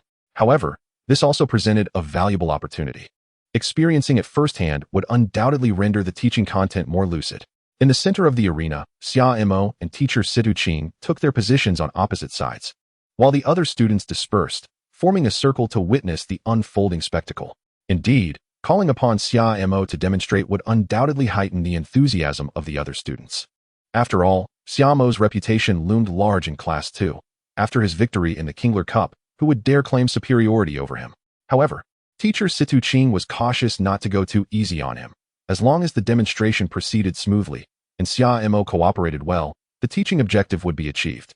Of course, should an opportunity arise, it would be beneficial to humble Xia Mo somewhat, preventing any burgeoning arrogance. Teacher Situ Qing had encountered many proud novice trainers, and most never advanced to become professional trainers. Meanwhile, teacher Situ Qing produced a Pokeball and released a Shroomish. The Shroomish, a grass and fighting type resembling a kangaroo, possessed elastic wrists and two red claw-like digits on its limbs, which served as its primary weapons. Xia Mo, in turn, released a Psyduck. Upon seeing the Psyduck, teacher Situ Qing observed closely, noting its commendable training. The Psyduck tilted its head curiously at teacher Situ Qing, then displayed an odd smile. Xia Mo, wait for me to command Shroomish to attack. You will direct Psyduck to defend. When I say go, you will recall Psyduck with the Pokeball, teacher Situ Qing instructed. Ignoring the Psyduck's peculiar expression, Xia Mo understood the fundamental skill she referred to, but Psyduck's defense relied on telekinesis. And it seemed there were no Psychic-type Pokémon in the class. In the next moment, teacher Situ Qing shifted her gaze from Xia Mo to Shroomish, commanding Aerial Ace. With that, Shroomish dashed forward, its agile steps rendering its movements almost imperceptible. On the opposite side, Psyduck's expression shifted from a smile to calmness, then to a tilt of its head, an expression of astonishment. Within the competitive arena of the Oriental Pearl, Psyduck had faced countless challenges. Yet the speed of Shroomish surpassed its expectations. The Pokémon of novice trainers and those of seasoned trainers were evidently not on the same level. As Shroomish unleashed its Aerial Ace, Psyduck barely registered a flash of white light before Shroomish appeared before it. At that moment, Psyduck's telekinesis was just beginning to activate, insufficient to form a proper defense. However, upon reaching Psyduck, Shroomish suddenly slowed its assault, granting Psyduck a moment to breathe. Psyduck hurriedly evaded, yet Shroomish relentlessly pursued, its extendable arms delivering a flurry of punches that forced Psyduck into a retreat. Psyduck was not untrained in physical conditioning, but it had never encountered an opponent so close in proximity. That's enough, teacher Situ Qing instructed Xia Mo. That's enough. Upon hearing this, Xia Mo immediately retrieved the Pokeball, pressing the button to recall his Pokémon. A beam of red light shot towards Psyduck's location. However, due to Psyduck's evasive maneuvers, Xia Mo's action misfired, failing to hit Psyduck. Continue. The attack of the Shroomish remained relentless, and Xia Mo furrowed his brows, repeatedly pressing the recall button. Yet not once did he successfully retrieve the Psyduck. He discerned that the Shroomish was deliberately restricting Psyduck's movements, preventing him from easily recalling it. At that moment, teacher Situ Qing clapped her hands, calling for a halt. I believe you have all understood. If this were a 2 vs 2 battle, even if the rules permitted it, a trainer would lack the ability to immediately recall a Pokémon when faced with adversity, resulting in the ultimate consequence of losing the match. In a perilous wild battle, such a blunder could very well lead to a Pokémon's demise, Situ Qing stated bluntly. This was the first fundamental skill she intended to impart to the trainers, the accurate use of Pokeballs to recall their Pokémon. Xia Mo, holding the Pokeball of Psyduck, was momentarily taken aback. Indeed, being a trainer was not as simple as he had imagined. Xia Mo, It's now your turn to direct Psyduck in an attack. Teacher Situ-Ching continued after her explanation. Xia Mo nodded. He had not engaged in training of this nature before and had to concede that Teacher Situ-Ching's words held merit. If a trainer's fundamentals were lacking, it could lead to potentially fatal consequences during battle. Xia Mo issued his command, and on the field, Psyduck launched a fierce assault, switching roles with the Shroomish. Utilizing its psychic powers, Psyduck exerted itself to reclaim the initiative.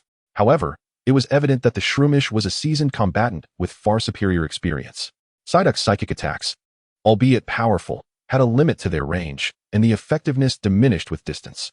Frustrated, Xia Mo wished for Psyduck to engage in close combat with its water gun. Just then, Teacher Situ-Ching announced, "I will recall the Shroomish." Psyduck's eyes began to glimmer with a hint of purple. Yet, to Xia Mo's dismay, Teacher Situ-Ching smiled gently and raised her arm. As her right arm elevated and hovered in front of her for no more than a second, the red light from the Pokeball struck the retreating Shroomish as if it had not been aimed at all. The process of recalling the Pokemon transpired in an instant. As the Shroomish vanished, Psyduck was compelled to cease its psychic release. Psyduck? It tilted its head in confusion. Teacher Situ-Ching, having retrieved the Shroomish, smiled and remarked, "These are skills that require consistent practice to master, and during actual combat, synchronization between the Pokemon and the trainer is essential to achieve the swiftest Pokemon exchanges." Well, now that we've concluded the demonstration, anyone with questions may speak up. Or, if anyone believes they have fully grasped this fundamental skill, feel free to step forward and give it a try. With that, Teacher Situ-Ching scanned the observing students. No one responded. Satisfied, she nodded. "In that case, I declare the first lesson's content to be." The entire class of Senior 3, Class 2, felt despondent. Teacher Situ-Ching was certainly not as gentle as her appearance suggested. Indeed, the more beautiful a woman, the sharper her heart seemed to be. Just when everyone anticipated that the training would involve attempting to recall Pokemon during battles, Teacher Situ-Ching instead presented a box of Pokeball props, instructing everyone to practice raising their arms. The posture must be correct, the force must be controlled, but most importantly, the movements must be swift. There is no time for adjustments. During the arm-raising process, you must press the central button to enlarge the Pokeball, and the front of the Pokeball must be aimed directly forward, thus past the class. By the end, every student's arms felt utterly fatigued. This was not at all what they had envisioned for an outdoor lesson. When would they be able to engage in Pokemon battles? In the short term, it seemed impossible. Had they not heard Teacher Situ-Ching mention that this was merely one of the trainer's foundational skills? One of them, despair loomed. Who said this wasn't physical training? If they completed the entire curriculum, Xia Mo estimated he could shed a few pounds. Upon returning to the classroom, everyone was tenderly massaging their arms. Xia Mo fared slightly better. Due to the exercise over the summer, he found this level of training relatively easier to endure. However, before anyone could adequately rest, morning running time arrived once again. Xia Mo chose not to attend and discreetly slipped away. It wasn't that he feared exhaustion. Rather, he had other matters to attend to. He made his way to room 102 of the comprehensive building, the venue for the art club's activities. The room was empty and desolate. Subsequently, Xia Mo wandered into several adjacent offices, yet he found no sign of the club's supervising teacher. Where could they be? Eventually, a passing teacher informed Xia Mo that Teacher Li had gone for a morning run on the playground. A perfect miss. While waiting for someone, Xia Mo plopped down in room 302 and began perusing a newspaper. Approximately 15 minutes later, a middle-aged man with thick eyebrows and a sports towel draped around his neck entered. "Xia Mo, my boy, I've been hearing quite a bit about you lately." Teacher Li, the only nurturing instructor at Jiangxing No. 3 High School, was hired by the school at a generous salary, resembling more of a consultant than an ordinary teacher. Yet, Teacher Li was quite down to earth and especially enjoyed assisting senior students in resolving their psychological issues with their Pokemon. He was a friendly uncle. Not at all. Xia Mo chuckled. "It's all just hearsay. By the way, Teacher Li, I'm here regarding the art club. You see, there are only a few members left. When can we recruit new ones?" Upon hearing this, Teacher Li shook his head in resignation. "I knew you were here for that. However, I've been quite busy lately, and I will be away from school for a significant portion of this month, so I fear I won't have time to manage the club's affairs." Xia Mo was taken aback. Did this mean the art club would falter? "I understand your intention. You want to escape your studies with club activities," Teacher Li remarked, having once been a student himself and recognizing Xia Mo's motives. Xia Mo scratched his head. "How about this? I can transfer you to the psychology club. Unlike the anime or music clubs, I find the psychology club to be quite meaningful and worthy of continuation. It won't be neglected." Teacher Li explained that the existence of the psychology club was indeed significant, a sentiment Xia Mo did not dispute.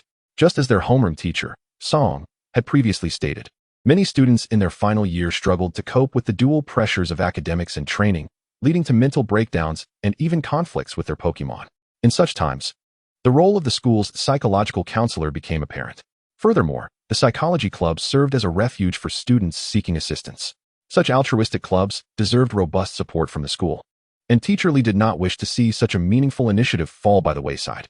Very well, I hereby appoint you as the president of the psychology club. Currently, the club is nearly vacant due to the previous cohort's graduation and has not yet begun recruitment. If you have any suitable classmates in mind, you may bring them in, Teacher Li stated. There are no specific requirements, just a cheerful disposition, a willingness to help, and good communication skills will suffice. Absolutely, Xia Mo nodded. He simply wished to use the club activities as a means of escape. Any club would do. However, regarding the issue of recruitment, as long as a few individuals can be enlisted to prevent the psychological society from becoming defunct, it is indeed feasible to bring Gu Shui aboard. She aspires to become a professional trainer, and in due course, Xia Mo can accompany her in her endeavors. After reaching an agreement with Teacher Li, Xia Mo returned to the classroom. The remainder of the morning was occupied with indoor classes. For some, time might seem to drag on interminably, while for others, it may pass swiftly, like for Xia Mo. He found himself unaccustomed to following the teacher's pace in revision, preferring instead to delve into the knowledge independently. Although Xia Mo was uncertain if this method would enhance his learning efficiency, he was aware that it at least kept him from developing a profound aversion to studying. With this assurance, Xia Mo felt satisfied. Thus, immersed in his own world, he perceived the morning hours as fleeting. At noon, during lunch, as a day student, he usually returned home to eat and rest, but today he opted to accompany Gu Shui to the cafeteria. What's the matter? You started looking for me this morning. By the way, didn't you go to morning exercises? Gu Shui inquired, gazing at Xia Mo. I didn't go because I had other matters to attend to. Are you familiar with the psychological society? Xia Mo admitted, a bit embarrassed, but swiftly changed the topic. You want me to join? That's not an issue. I've already spoken to Teacher Song about stepping down from my role as class monitor this new semester, so I'll have quite a bit of free time. Gu Shui was pursuing a career as a professional trainer, and the responsibilities of being a class monitor were too burdensome for her. The psychological society, on the other hand, was something she had never heard of before. She found it quite intriguing.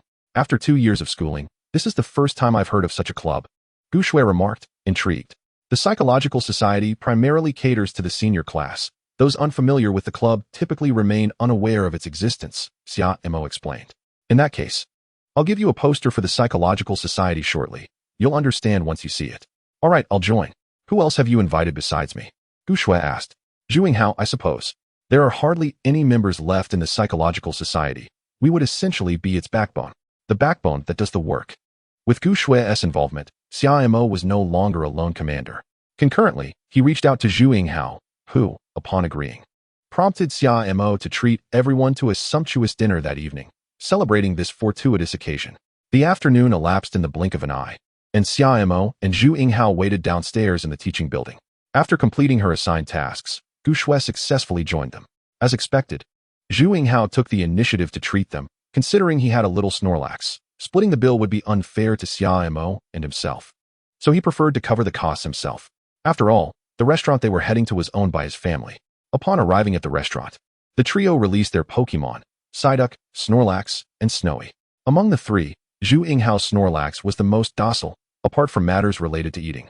It remained indifferent to everything else. In contrast, Xia Mo's Psyduck exuded a remarkable vivacity, completely unlike its usual demeanor. After all, it was a remarkable Psyduck that could freely enter and exit its Pokeball, but after being sternly warned by Xia Mo not to come out during school hours, it had become quite restless. As for Snowy, it affectionately embraced Gu Shui, embodying the typical rapport between a Pokemon and its trainer.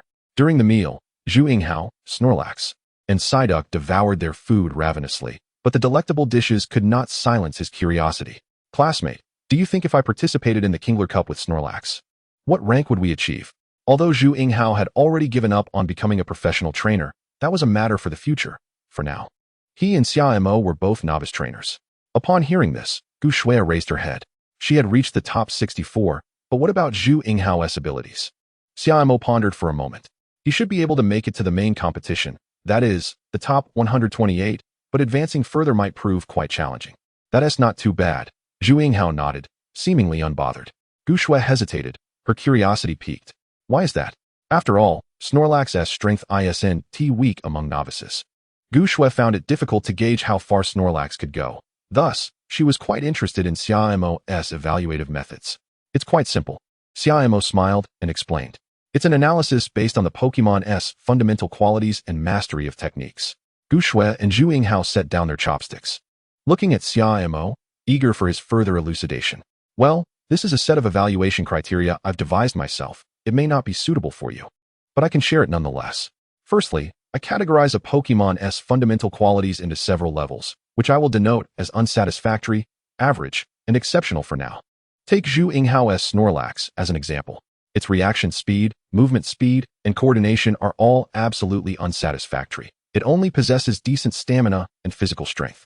Moreover, its application of techniques is rather ordinary. Without the ability to compensate for these shortcomings through techniques, Snorlax becomes quite vulnerable to opponents. However, Snorlax does possess certain advantages, specifically its stamina and physical strength, which are relatively outstanding compared to most competitors. Therefore, overall, Snorlax should have no trouble dealing with inexperienced opponents. But when it comes to battling seed players, its weaknesses are too pronounced. Zhu Yinghao scratched his head in resignation, glancing at Snorlax. These are innate weaknesses of Snorlax. They cannot be perfected in just 2 months. Fortunately, he was not pursuing a path as a professional trainer. As long as Snorlax grew up healthy, that was enough. Ultimately, it boils down to the limited techniques it knows. Snorlax isn't particularly relying on speed. Once it learns more techniques, it can use different moves to offset its shortcomings.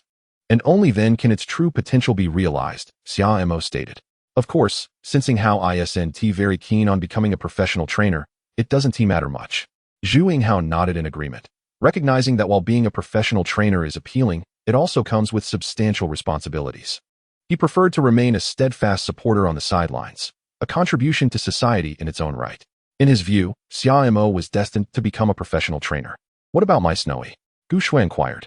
Its training is quite comprehensive. However, to put it another way, being well-rounded can also mean lacking specialization. While it has no evident weaknesses, it also lacks strengths, missing that decisive edge. Snowy was on a path of holistic development, yet it was more suited for singular growth. Nonetheless, as a newly emerged Pokémon, establishing a solid foundation would pave the way for better prospects in the future. As for Psyduck, it required no such adjustment. Its exceptional telekinetic talent had already charted its course, which explained its proficiency with moves like Barrier and Hydro Pump, allowing it to utilize Psychic-type techniques despite being primarily a Water-type Pokémon. Psyduck's potential could be considered exceedingly high, though its shortcomings were glaring. Its speed was inadequate, and its stamina was not particularly advantageous. However, these foundational physical qualities could be compensated for through training. If all else fails, it could always evolve. The strength of Golduck far surpassed that of Psyduck. Xia Mo succinctly conveyed his analysis of their strengths, leaving Gu Shui in contemplation while Zhu Yinghao resumed eating. Noting that if they didn't hurry, there would be nothing left to eat. Little Snorlax and Psyduck had already devoured an entire feast, and Zhu Yinghao was not to be outdone. If he couldn't surpass Snorlax, could he possibly fall short of little Snorlax? Upon returning home that evening, Xia Mo began to reflect on the day. For him, it had been somewhat unproductive, not due to his own actions, but because of Psyduck. Most of the time, Psyduck remained in its Pokeball, rendering that time essentially wasted. Xia Mo felt that this was unacceptable. Such precious moments could not be squandered. Even allowing Psyduck to swim in the water would be more meaningful than leaving it cooped up in its ball. Should he leave Psyduck at home while attending school? That seemed impractical, especially with outdoor classes next week that would involve training and Pokemon battles. It was imperative to devise a method that would allow Psyduck to accompany him to school, while also providing sufficient space for it to move. Eventually, an idea struck Xia Mo.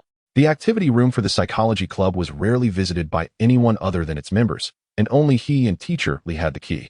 During indoor lessons, if he left Psyduck alone in that classroom and assigned it some tasks, wouldn't that perfectly resolve the issue? When it came time for outdoor classes that required training with Pokemon, he could simply take Psyduck during the break, thus ensuring no time was wasted on either front. As long as Psyduck behaved, it should remain undetected. However, contemplating his Psyduck, Xia Mo realized that the situation might not be so simple. Assigning tasks to Psyduck would likely result in it tilting its head in confusion and then zoning out or, as he preferred to call it, meditating. If all else failed, Meditation would suffice. Without other opportunities for growth in the short term, it would be difficult for Psyduck to improve. It was time to consider how to invest some money. Xia Mo had a decent sum at his disposal, 100,000, a reward for winning the King of Carp Cup. Normally, this amount would be sufficient to sustain a family for over 6 months, but when it came to nurturing Pokémon, it would barely make a sound. Moo milk, sherry berries, those were essential purchases, and he ought to buy some energy cubes as well. If possible, he could also acquire a single furfur berry, although it cost a staggering 50,000. After some calculations, he realized that 100,000 might not be enough. Perhaps he should wait for the first round of dividends. Should he consider purchasing a learning machine for Psyduck? In Xia Mo's view, Psyduck's current abilities were still rather limited. It possessed only 2 standard psychic-type moves, Confusion and Meditation, the latter being somewhat uncontrollable. As for its water-type moves, it had Water Gun and Water Pulse, and there was no need to contemplate others for the time being. Whirlpool and Counter Shield were hybrid moves, and as long as he continually enhanced the power of its water and psychic-type moves, those two would remain relevant. He didn't need to rush with Protect, but he could certainly upgrade Confusion. Psychic would be quite beneficial, and he recalled that Psyduck could also learn Psyshock. As for water-type moves, Hydro Pump was excellent, and it could also learn Water Tail and Soak. Thinking of all the things Psyduck had yet to learn, he couldn't afford to be complacent. As Xia Mo observed Psyduck watching television, he noted it was yet another classic martial arts drama. However, he refrained from stopping it, remembering Psyduck's previous use of a spoon to manifest confusion. A mere spoon had transformed Psyduck into a sword master. Why a sword master? Perhaps it was simply due to the allure of the title. The next day, still preoccupied with thoughts of Psyduck, Xia Mo arrived at class feeling somewhat drowsy. He had gone to bed close to midnight the previous night, pondering how to properly accommodate Psyduck. He decided to catch up on some sleep during morning runs in the clubroom. Xia Mo yawned and casually pulled out his textbook, intending to begin his morning reading when he suddenly heard someone calling for him outside. Upon looking, he realized it was Zhu Yinghao. Xia Mo, someone has sought my help, Zhu Yinghao stated as Xia Mo stepped outside. What do you mean? Xia Mo inquired. It's the psychology club. You mentioned it was sparsely attended yesterday, so I thought I'd depromote it a bit. This morning, a girl from class 3 approached me, wanting to join our club. It was only the second day of school, and already someone was seeking assistance from the psychology club. Xia Mo's interest was piqued. What is the situation? After a lengthy explanation from Zhu Yinghao, Xia Mo grasped the situation. He couldn't help but chuckle, as the girl seeking help bore a striking resemblance to his own experiences. Her name was Fanting, and her novice Pokémon was an EV. The issue she faced was quite common. EV was afraid to battle, resisted training, and even developed a fear of it. With actual training classes set to commence next week, Fanting was understandably anxious. Given EV's current state, it would be impossible for it to participate. She was too shy to approach a teacher directly. So she had turned to Xia Mo, who was well-liked among his peers. Chapter 64. The time for testing skills has arrived. Hey, partner, how is it going? Is everything alright? I remember the psychology club's promotional material stated it could help Pokémon with psychological issues. Of course, no problem at all. We can assist with this. Xia Mo replied with a smile, eager to take on the first commission. Furthermore, aiding a classmate would deepen his understanding of other Pokémon. A qualified trainer cannot solely focus on their own Pokémon. Psyduck had previously exhibited a mindset similar to EVS, attempting to evade training through sleep tactics.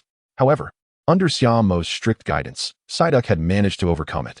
The root of EV's apprehension, however, was undoubtedly different from Psyduck's. Xia Mo recalled that EVs were naturally wary creatures, with some variants possessing an innate sense of danger and advantageous skill in battles, provided it didn't lead to a refusal to train. Wild EVs would often survey their surroundings before setting off to ensure they could escape at a moment's notice. Should anything abnormal occur, they would flee immediately. Such Pokémon were inherently ill-suited for combat. Satisfied with Xia Mo's response, Zhu Yinghao departed.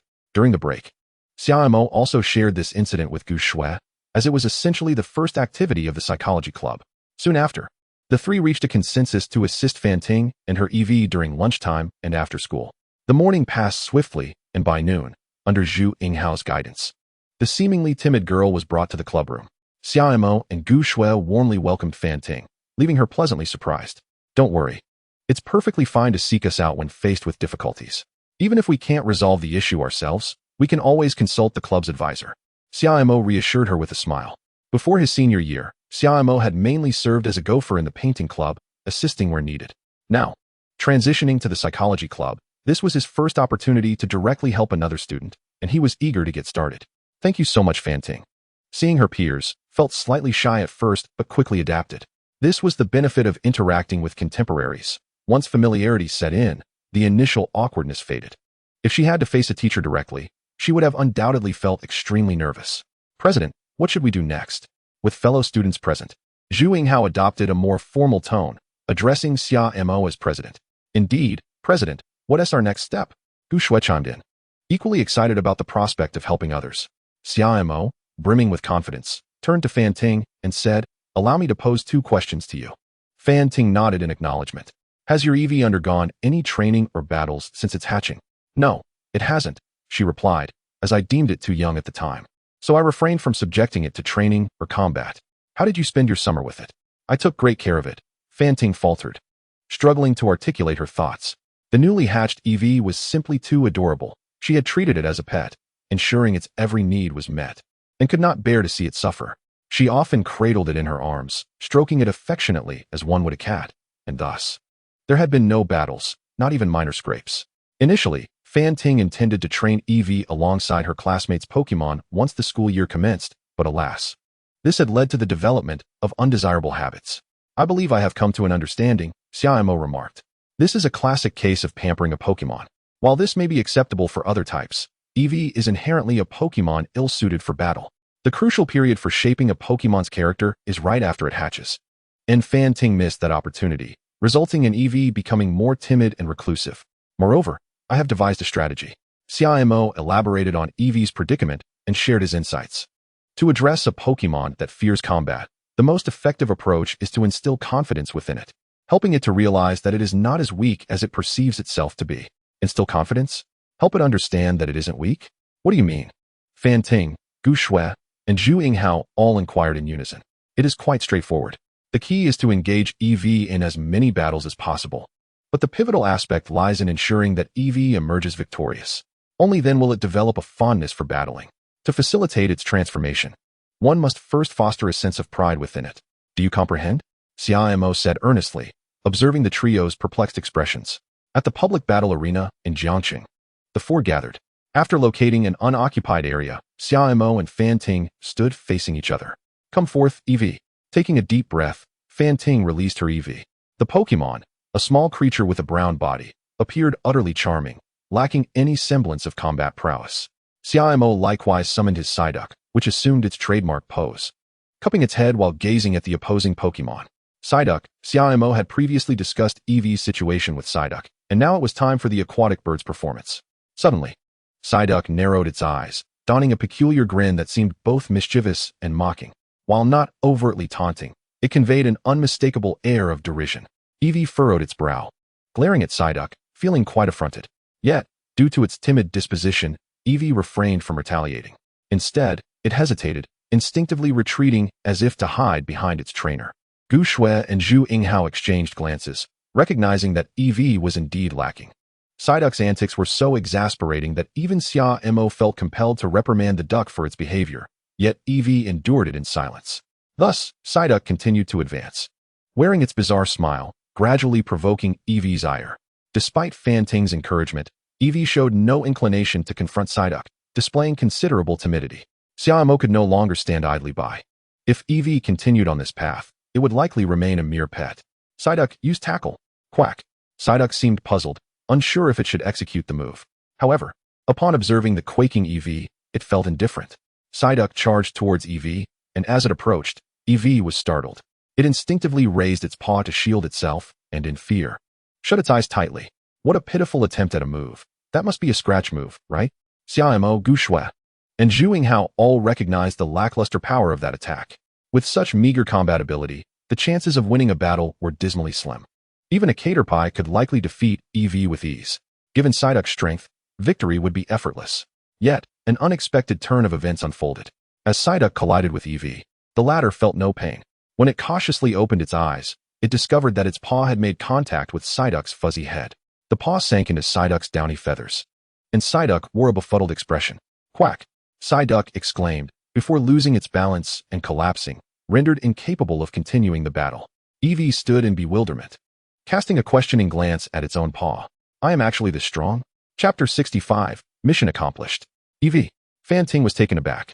It had genuinely won. Although the process appeared somewhat fortuitous, EV seemed to have embraced this newfound belief in its own prowess. In that moment, EV gazed at its paw, displaying a look of astonishment. Then, it turned to Fanting, reveling in its victory. Is this truly possible? Fanting's perception of reality shattered in an instant.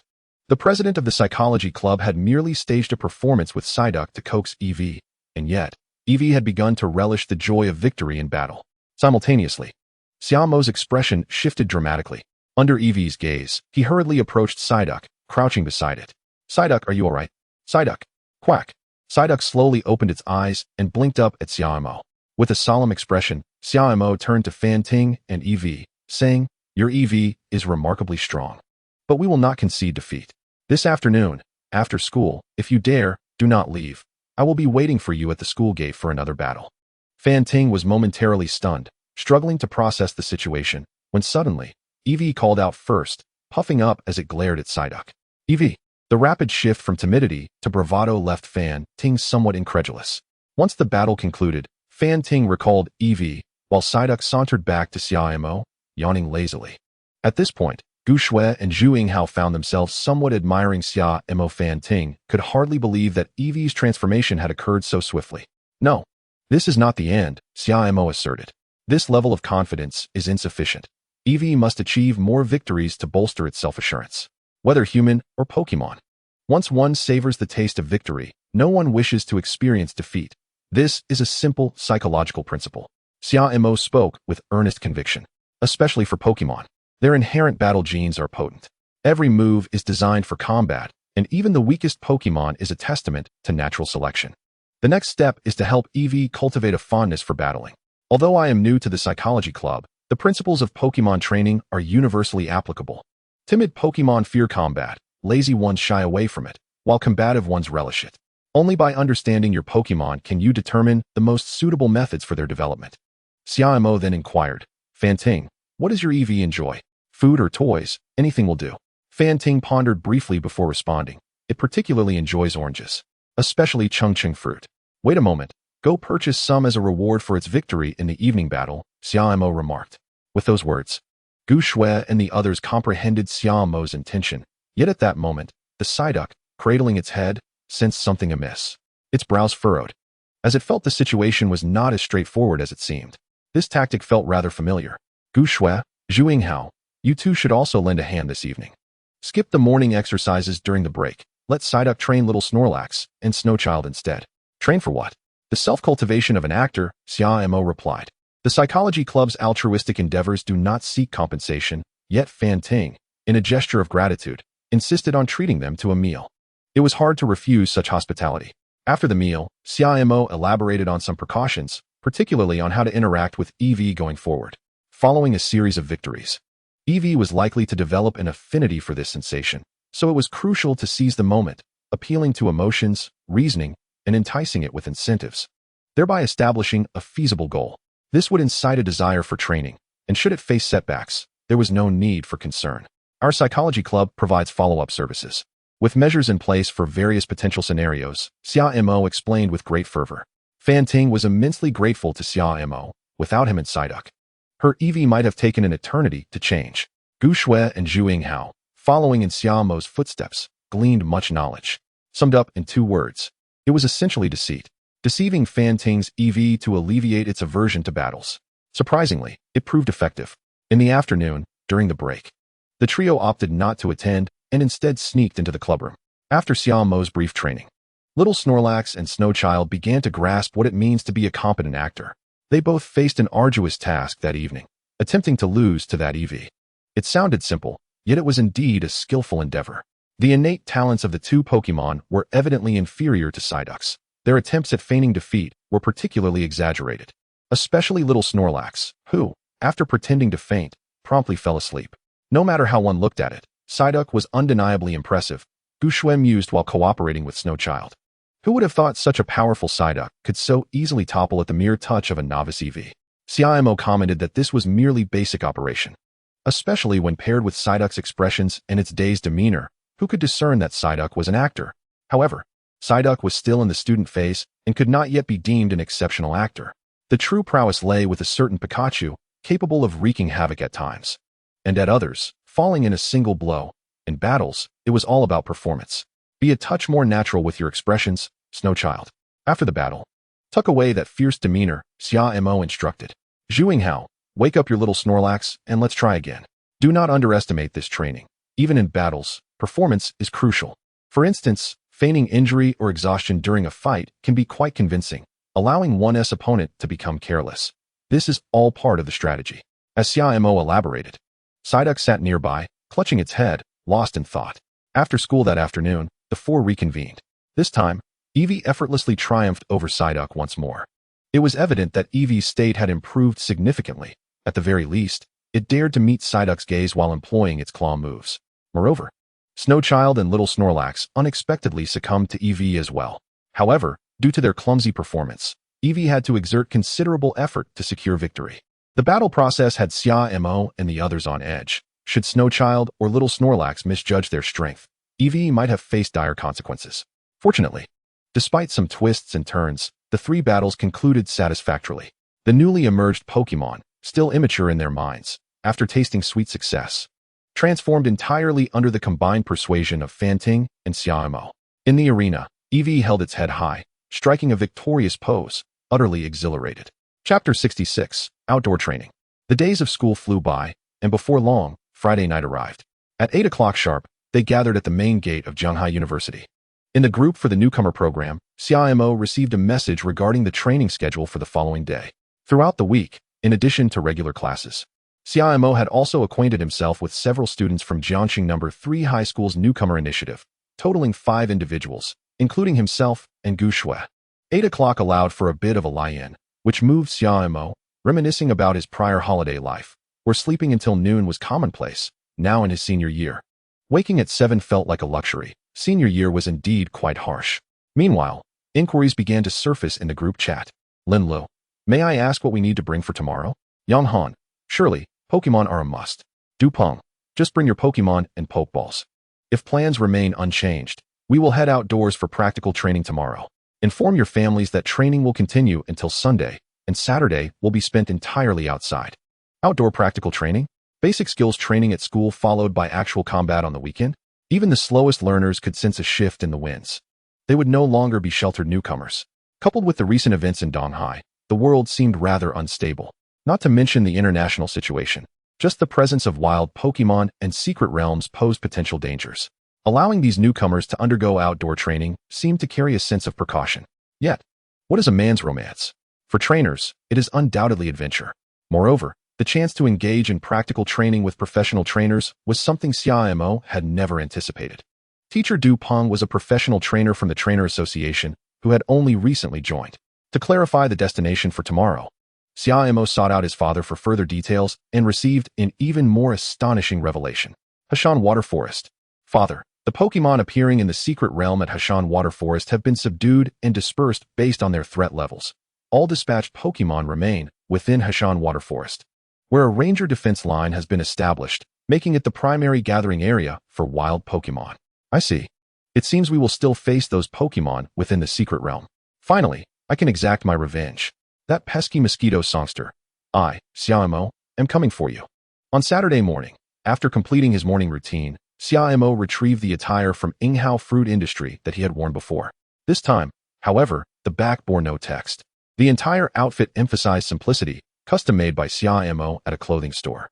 After all, being somewhat of a minor celebrity, it was inappropriate to always don promotional garments. Looking at his reflection in the mirror, Xia Mo nodded in satisfaction. Wearing this outfit invigorated him, as if he had returned to the Kingler Cup, filled with enthusiasm. In stark contrast, Psyduck appeared rather lackluster. While Xia Mo attended school daily, Psyduck remained confined within its Pokeball. It could only emerge during the night to revel in its own merriment, subsequently retreating to slumber within the Pokeball during daylight hours, a discovery Xia Mo made when he awoke in the night. When Xia Mo encountered Psyduck watching television in the dead of night, he initially thought he had stumbled upon a ghost. After tidying up a bit, Xia Mo and Psyduck commenced their breakfast, which was rather simple: fresh moo milk paired with bread. Once they had finished, they promptly set out for Jianghai University. At 7:45 a.m., Xia Mo arrived at Jianghai University, where he encountered an acquaintance. Hello, Yang Luo. Long time no see. Have you been to the Planet Club recently? Xia Mo greeted Yang Luo with enthusiasm. Yang Luo shook his head, replying, "Congratulations on winning the Kingler Cup." At this remark, those around them turned their attention to Xia Mo, recognizing him as the new champion of Jiangxing. However, their interest was merely one of curiosity.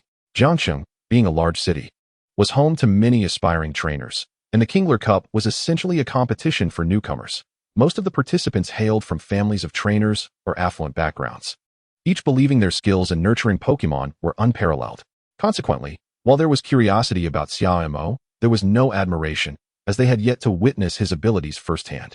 As for the newcomer initiative he had championed, they did not deny his involvement, but they believed it merely required an opportunity, which Xia Mo had provided.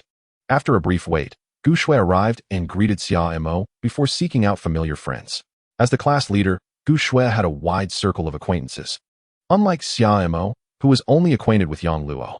Approaching 8 o'clock, the last newcomer arrived, and as 30 individuals awaited, a middle-aged man with an air of scholarly elegance stepped out from Jianghai University. He was Du Peng, the instructor for the newcomer initiative. He waved at Xia Mo and the others, signaling them to follow him into the teaching building. Although Xia Mo had visited Jianghai University before, he had never entered the teaching building. Upon entering a vacant classroom, Du Peng instructed the newcomers to take their seats. "Allow me to introduce myself. My name is Du Peng, and I am the head of the Jiangxing Newcomer Initiative. You may refer to me as Teacher Du," he continued, to be candid. The Newcomer Initiative is not a novel concept. It has been implemented in cities such as Magic City and Imperial City for quite some time. However, few other cities have adopted such programs for various reasons, which I shall refrain from elaborating on. The primary goal of launching the Newcomer Initiative in Jiangxing is to benefit newcomers. The Trainer Association has allocated certain resources to cultivate new trainers, and I hope you will cherish this opportunity. Du Peng spoke in a calm and measured tone, exuding the qualities of a seasoned educator. Suddenly, he pointed to a girl in the front row and asked, "What do you believe is the main purpose of the Newcomer Initiative?" The girl hesitated before responding. "To train our skills so that we can gain admission to prestigious universities?" Du Peng shook his head. "That is not the primary objective. For the Trainer Association, even producing graduates from renowned universities holds little value, as a degree from a prestigious institution does not equate to becoming a professional trainer. To the association, such graduates are no different from those from ordinary universities. Remember, the sole purpose of your training is to adapt to the standards of professional trainers ahead of time, to hold yourselves to these standards, and to strive to pass the professional trainer assessment before the age of 30. Xia Mo swallowed hard. This teacher certainly had a fierce demeanor. Moreover, the pressure to become a professional trainer before turning 30 felt daunting. Chapter 67, Departure. Achieving the status of a professional trainer before the age of 30 is already a stringent requirement. As far as Xia Mo knew, only his mother had accomplished this feat. The professional trainers remaining in Jiangxing were likely not so young. Xia Mo mused internally. His father was already 40, and Yang Luo's father was reportedly also a professional trainer, likely of a similar age. As for Du Peng, judging by his graying hair, he too appeared to be of considerable age. One thing was certain. The realm of trainers was thriving, and the new generation was naturally surpassing the old. Meanwhile, observing the silence of the crowd below, Du Peng delineated the specifics of the upcoming field training. For a professional trainer, the ability to survive in the wilderness, perilous environments, and secret realms was indispensable. This survival capability encompassed the essential qualities a trainer should possess, as well as other necessary skills. Thus, the forthcoming field training would be conducted in the form of wilderness survival. You will be dispatched to a wild area teeming with Pokémon, where you will live independently for a day and a night, completing a designated task to achieve survival success. The individual exhibiting the most outstanding performance during this training will receive an additional reward. Throughout this period, you may face various dangers posed by wild Pokémon or other challenges. However, there is no need for excessive concern, as professional forest rangers or Pokémon will accompany you for protection. Should you find yourselves unable to continue, you may withdraw at any time, but doing so will impact your training results. Therefore, I hope you will persevere unless faced with extraordinary circumstances. Following the conclusion of this week's training, the subsequent week will involve a comprehensive analysis based on your performance, culminating in a more detailed training plan tailored for each of you. As Du Peng finished speaking, the assembled individuals began to murmur amongst themselves.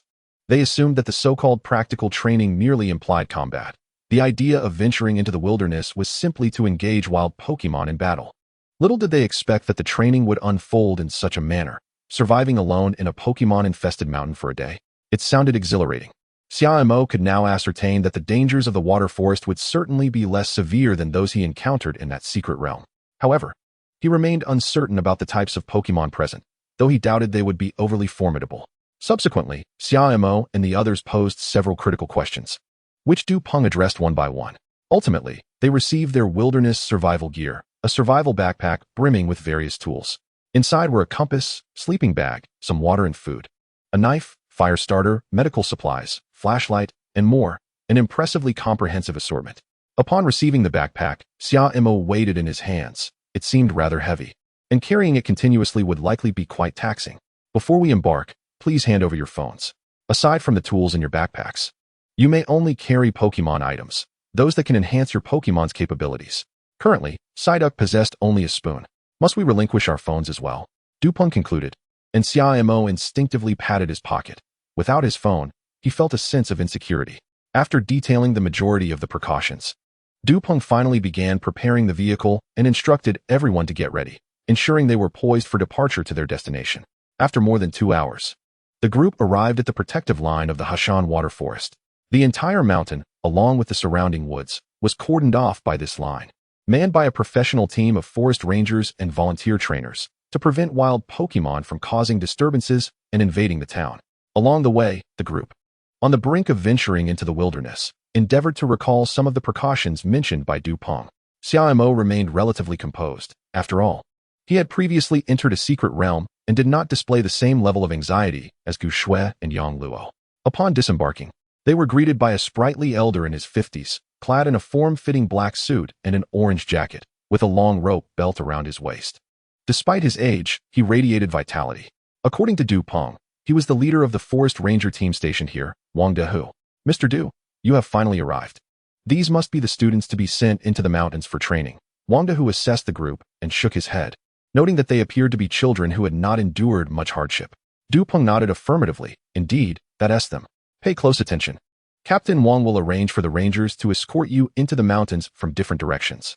Remember your task. You must reach the summit by 3 o'clock tomorrow afternoon.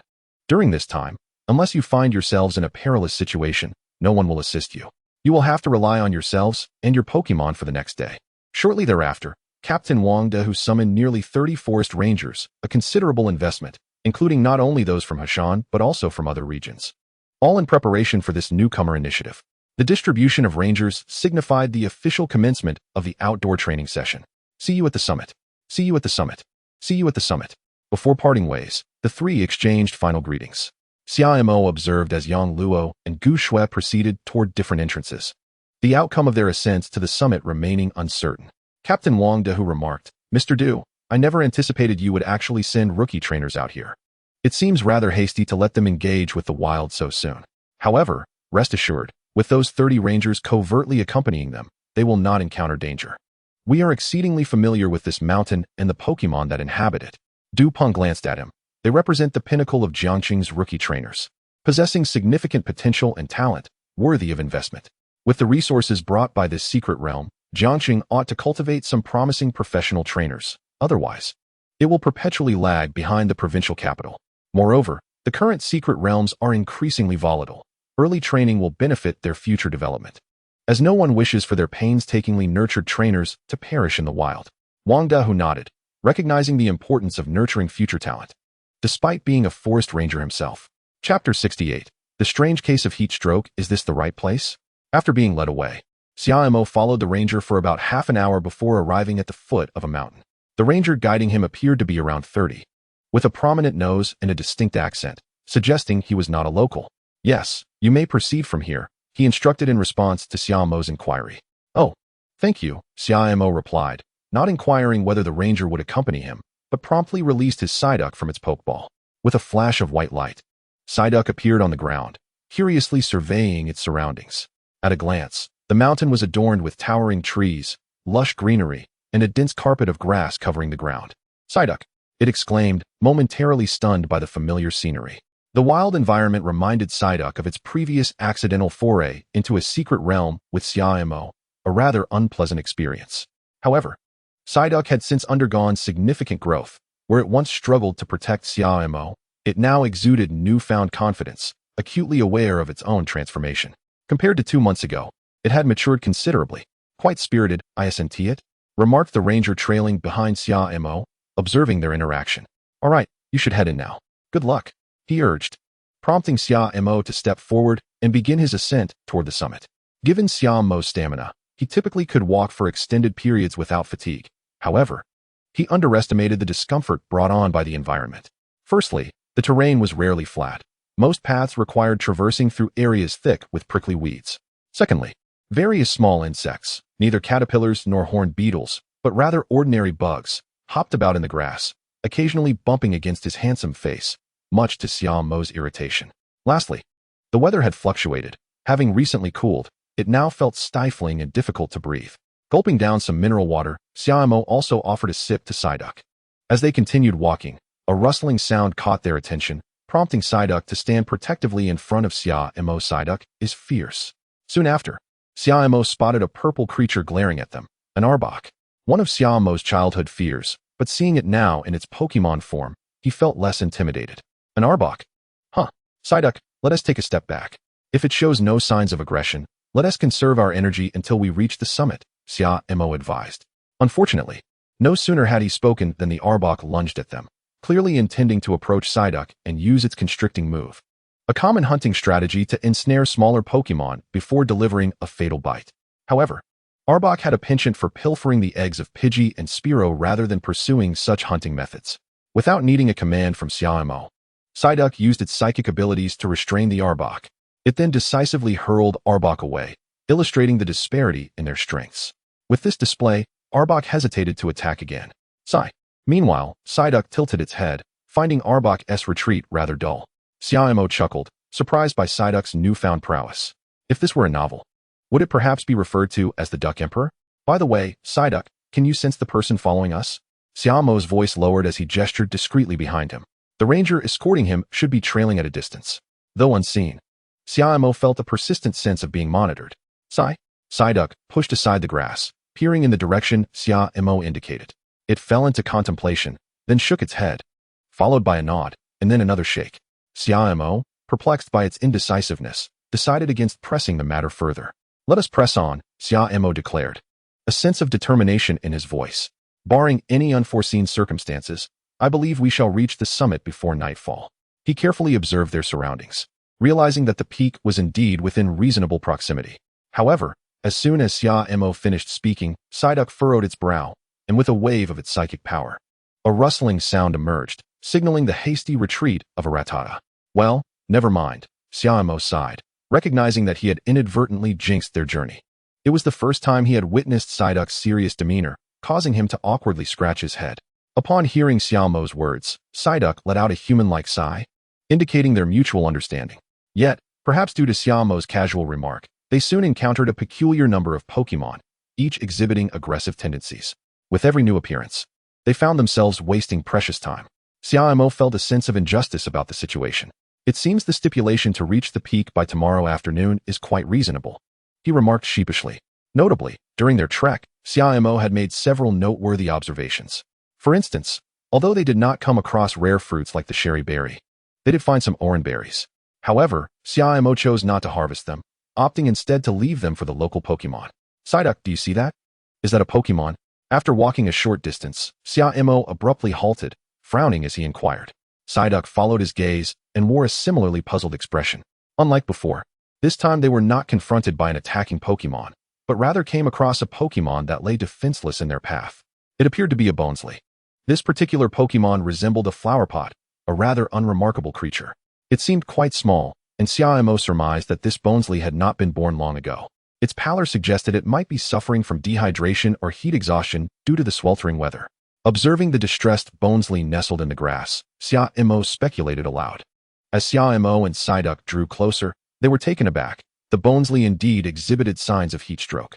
Its complexion was flushed, and beads of sweat dotted its brow. However, upon closer inspection, Xia Mo discerned another troubling detail. The Bonesley was injured. A bite wound indicated it had likely been attacked by a Pokémon such as Ekans. I suspect it encountered a foe and, in its attempt to flee, succumbed to exhaustion in this heat, Xia Mo conjectured. Psyduck nodded in agreement. Promptly dragging the Bonesley to a shaded area, that offered some respite from the sun. What shall we do about the heat stroke? Xia Mo recalled a lesson he had learned about wilderness survival. Swiftly relocating the afflicted to a cool, ventilated area was imperative. Simultaneously, he retrieved water and first aid supplies from his backpack to tend to the Bonesley's wounds and cool it down.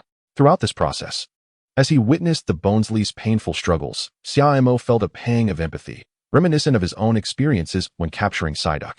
At times, it seemed that Pokémon raised by humans were far more fortunate than their wild counterparts. Nevertheless, it must be said that Pokémon possessed remarkable resilience. After a brief treatment, the Bonesley quickly began to recover. It weakly opened its eyes and surveyed its surroundings. Its condition noticeably improved. However, upon spotting Xia Mo and Psyduck, it immediately began to thrash about in alarm. Seeing this, Psyduck quickly attempted to reassure the Bonesley, while Xia Mo could only watch in silence. With a gentle quack, Psyduck's amiable gestures gradually eased the Bonesley's anxiety, which then looked gratefully at Xia Mo and Psyduck, recognizing who had come to its aid. Xia Mo appreciated the Bonesley's clear sense of gratitude. Yet, they could not linger. They needed to press onward. All right, we shall leave the rest to the ranger behind us. It is time we continued our journey, Xia Mo instructed Psyduck. They had done all they could for the newly hatched Bonesley. It was now the ranger's duty to care for it. Xia Mo was certain that the ranger trailing behind would have also noticed the situation. Psyduck nodded in understanding and resumed its explanation to the Bonesley. However, events did not unfold as Xia Mo had hoped. Just as they prepared to depart, a brown shadow lunged at them, prompting Psyduck to instinctively defend with its psychic power. Xia Mo's expression shifted rapidly as he observed the fury emanating from the approaching Pokémon. An angry attack? This doesn't seem right, he thought, realizing that the assailant bore a striking resemblance to the Bonesley, albeit larger, over a meter tall, with small eyes brimming with rage. A Sudowoodo. It must be the Bonesley's mother. Before Xia Mo could contemplate further, the Sudowoodo launched another attack, mistaking Xia Mo and Psyduck for threats to its child. To their astonishment, the Sudowoodo also wielded psychic abilities. A wave of pale blue energy surged towards them, fueled by the Sudowoodo's protective instincts for the Bonesley. Psyduck, uncertain of how to respond, could only shield itself and retreat to Xia Mo's side. Quack! Psyduck tilted its head, observing the Sudowoodo's actions. Xia Mo could ascertain that the Sudowoodo recognized the Bonesley. At that moment, both Xia Mo and Psyduck felt a sense of injustice. Now, the Bonesley too realized that something was amiss. It attempted to rise and intercede, hoping to explain the situation. However, the Sudowoodo denied it this opportunity. As the Bonesley struggled to stand, the Sudowoodo threatened Xia Mo and Psyduck once more before swiftly embracing the Bonesley and leaping away, clearly anxious about any further mishaps. Really now? Xia Mo muttered, watching the Sudowoodo retreat with the Bonesley. Such heightened vigilance. Psyduck, feeling disheartened by the recent events, lamented that despite having helped, it received no gratitude in return and was instead seen as an adversary. Such experiences could easily dampen anyone's spirits. Xia Mo, noticing Psyduck's sorrow, felt a pang of concern. He quickly lifted Psyduck into his arms, smiling reassuringly. Cheer up. The Bonesley and Sudowoodo will eventually clarify everything. In the end, they will be exceedingly grateful to you. Trust me. At Xia Mo's words, Psyduck lifted its head, feeling slightly comforted. Xia Mo affectionately ruffled Psyduck's head, recognizing the need to instill a sense of positivity within it for the sake of its mental well-being. Allowing Psyduck to succumb to despair would be a disservice to its spirit. Let us continue onward, he suggested. Xia Mo spoke, striving to divert Psyduck's attention and prevent it from dwelling on the earlier incident. However, once they departed from that place, a heavy cloud of thought enveloped Xia Mo. The two moves employed by the Trico during their recent battle piqued his curiosity immensely. The first attack, brimming with fury, seemed not to stem from anger, but rather from a concept known as displaced aggression. Within the game, this move is described as a full-force assault on the opponent, fueled by dissatisfaction, with greater potency correlating to a lower bond with the trainer. Yet in reality, it evidently represented a manipulation of emotional energy. Speaking of anger energy, one cannot help but think of the moves associated with it, such as the rage move and the rage state, which undoubtedly signify a beneficial condition from the perspective of power enhancement. As for the Pokémon most adept at harnessing this anger energy, it is likely the Infernape, particularly one possessing the anger point ability, perpetually seething with rage. It is said that Infernape is almost always inexplicably in a state of fury, even within its Pokeball, with instances reported where its overwhelming anger led to its untimely demise, an enigma that is challenging to comprehend. Perhaps this is what is referred to as dying from one's own rage. Of course, such occurrences are rare, at least during the last Kingler Cup. Lin Ling's Infernape did not exhibit such ferocity. Nevertheless, Xia Mo found himself more intrigued by the second move employed by Trico, which he suspected to be a mimicry skill. Typically, Trico would not utilize telekinesis, yet its second move was precisely that, indicating it could only be a result of mimicry. This sparked Xia Mo's interest, for it is relatively challenging for Psyduck to independently learn skills. However, with mimicry, it could first replicate the abilities of other Pokémon and gradually transform them into its own, akin to acquiring something for nothing. Chapter 70. The Diligent Student Psyduck. Subsequently, they decided to rest there.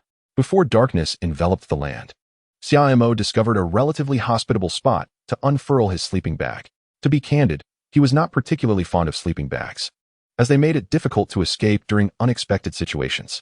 After a lengthy journey, both Xia Mo and Psyduck had ample stamina, yet their spirits were somewhat lacking, having consumed only a few crackers throughout the day, leaving them with uncomfortable hunger pangs and a pressing need for rest. Accustomed to daily servings of warm milk and hot meals, the sudden reliance on mere bottled water and dry crackers felt akin to plummeting from paradise into despair. Psyduck, what are you searching for? After preparing his sleeping bag, Xia Mo noticed Psyduck rummaging through his survival backpack. Soon, Psyduck unearthed a fire starter and began signaling Xia Mo to ignite a flame. Set fire to the mountain? Are you mad? Xia Mo exclaimed. Psyduck shook its head. A fire on the mountain and the police station below? Psyduck tilted its head at Xia Mo. Are you suggesting we start a campfire? Xia Mo asked. Psyduck nodded, recalling scenes from martial arts dramas where protagonists would light a campfire while spending the night on a mountain, effectively warding off pests. Indeed, Xia Mo nearly overlooked that. Although the mountain had been overrun by Pokémon, pesky insects had yet to be entirely eradicated. Well thought out, Xia Mo praised Psyduck, affirming that it was truly a reliable Pokémon he had raised. Moreover, Xia Mo realized that kindling a campfire would also provide warmth. As night descended, the temperature, which had been sweltering during the day, turned unexpectedly chilly, illustrating the stark contrast between day and night. The following morning, Psyduck eagerly led the way, while Xia Mo trailed behind, feeling lethargic. Deprived of a soft bed, he had only managed to sleep until the early hours, and to make matters worse, the compressed crackers in his backpack had mysteriously vanished. He inquired of Psyduck, but it merely shook its head. I suspect you might have eaten them, he sighed. Let's ascend the mountain quickly. This place is not as entertaining as I imagined, and I shall no longer seek my own amusement. Xia Mo and Psyduck pressed on. Rustle, rustle, rustle. Accompanied by a sound, both Xia Mo and Psyduck became alert. After a day, had yet another Pokémon decided to act irrationally? Wait. Upon seeing the Pokémon's visage, they hesitated. Wasn't he that the Trico from yesterday? Had it returned for vengeance? Soon, Xia Mo realized he was overthinking. The Trico approached, cradling 4 or 5 blue berries, its demeanor apologetic as it stood before them. It was evident that the Trico harbored no intentions of aggression. On the contrary, it seemed to be offering sustenance.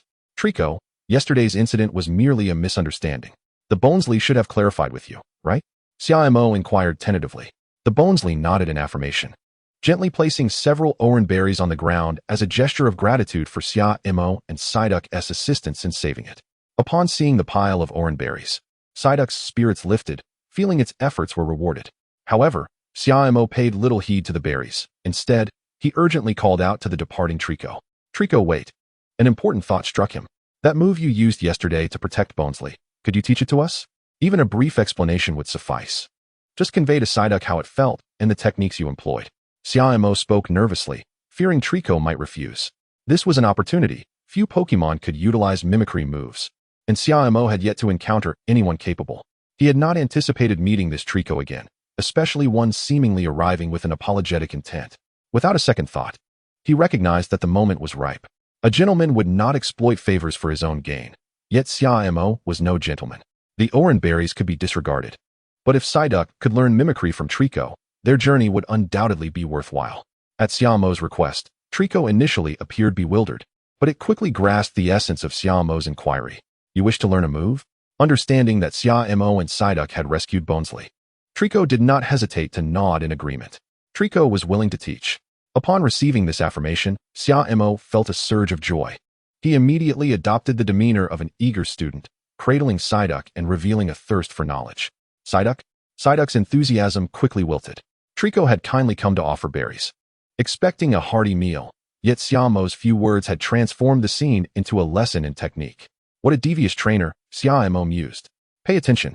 If you learn mimicry from this Trico, you can watch an extra half-hour of television. Fearing Psyduck might become distracted by play. Xia Mo had previously limited its television time to 1 hour daily.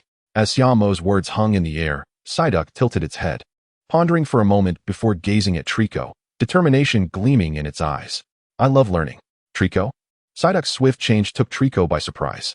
Subsequently, Trico began teaching earnestly, while Xia Mo could only observe from the sidelines. At first, it was perplexing that Xia Mo could not comprehend the language of the Trevenant. And additionally, the Trevenant was no performer. Its gestures were utterly inscrutable to him.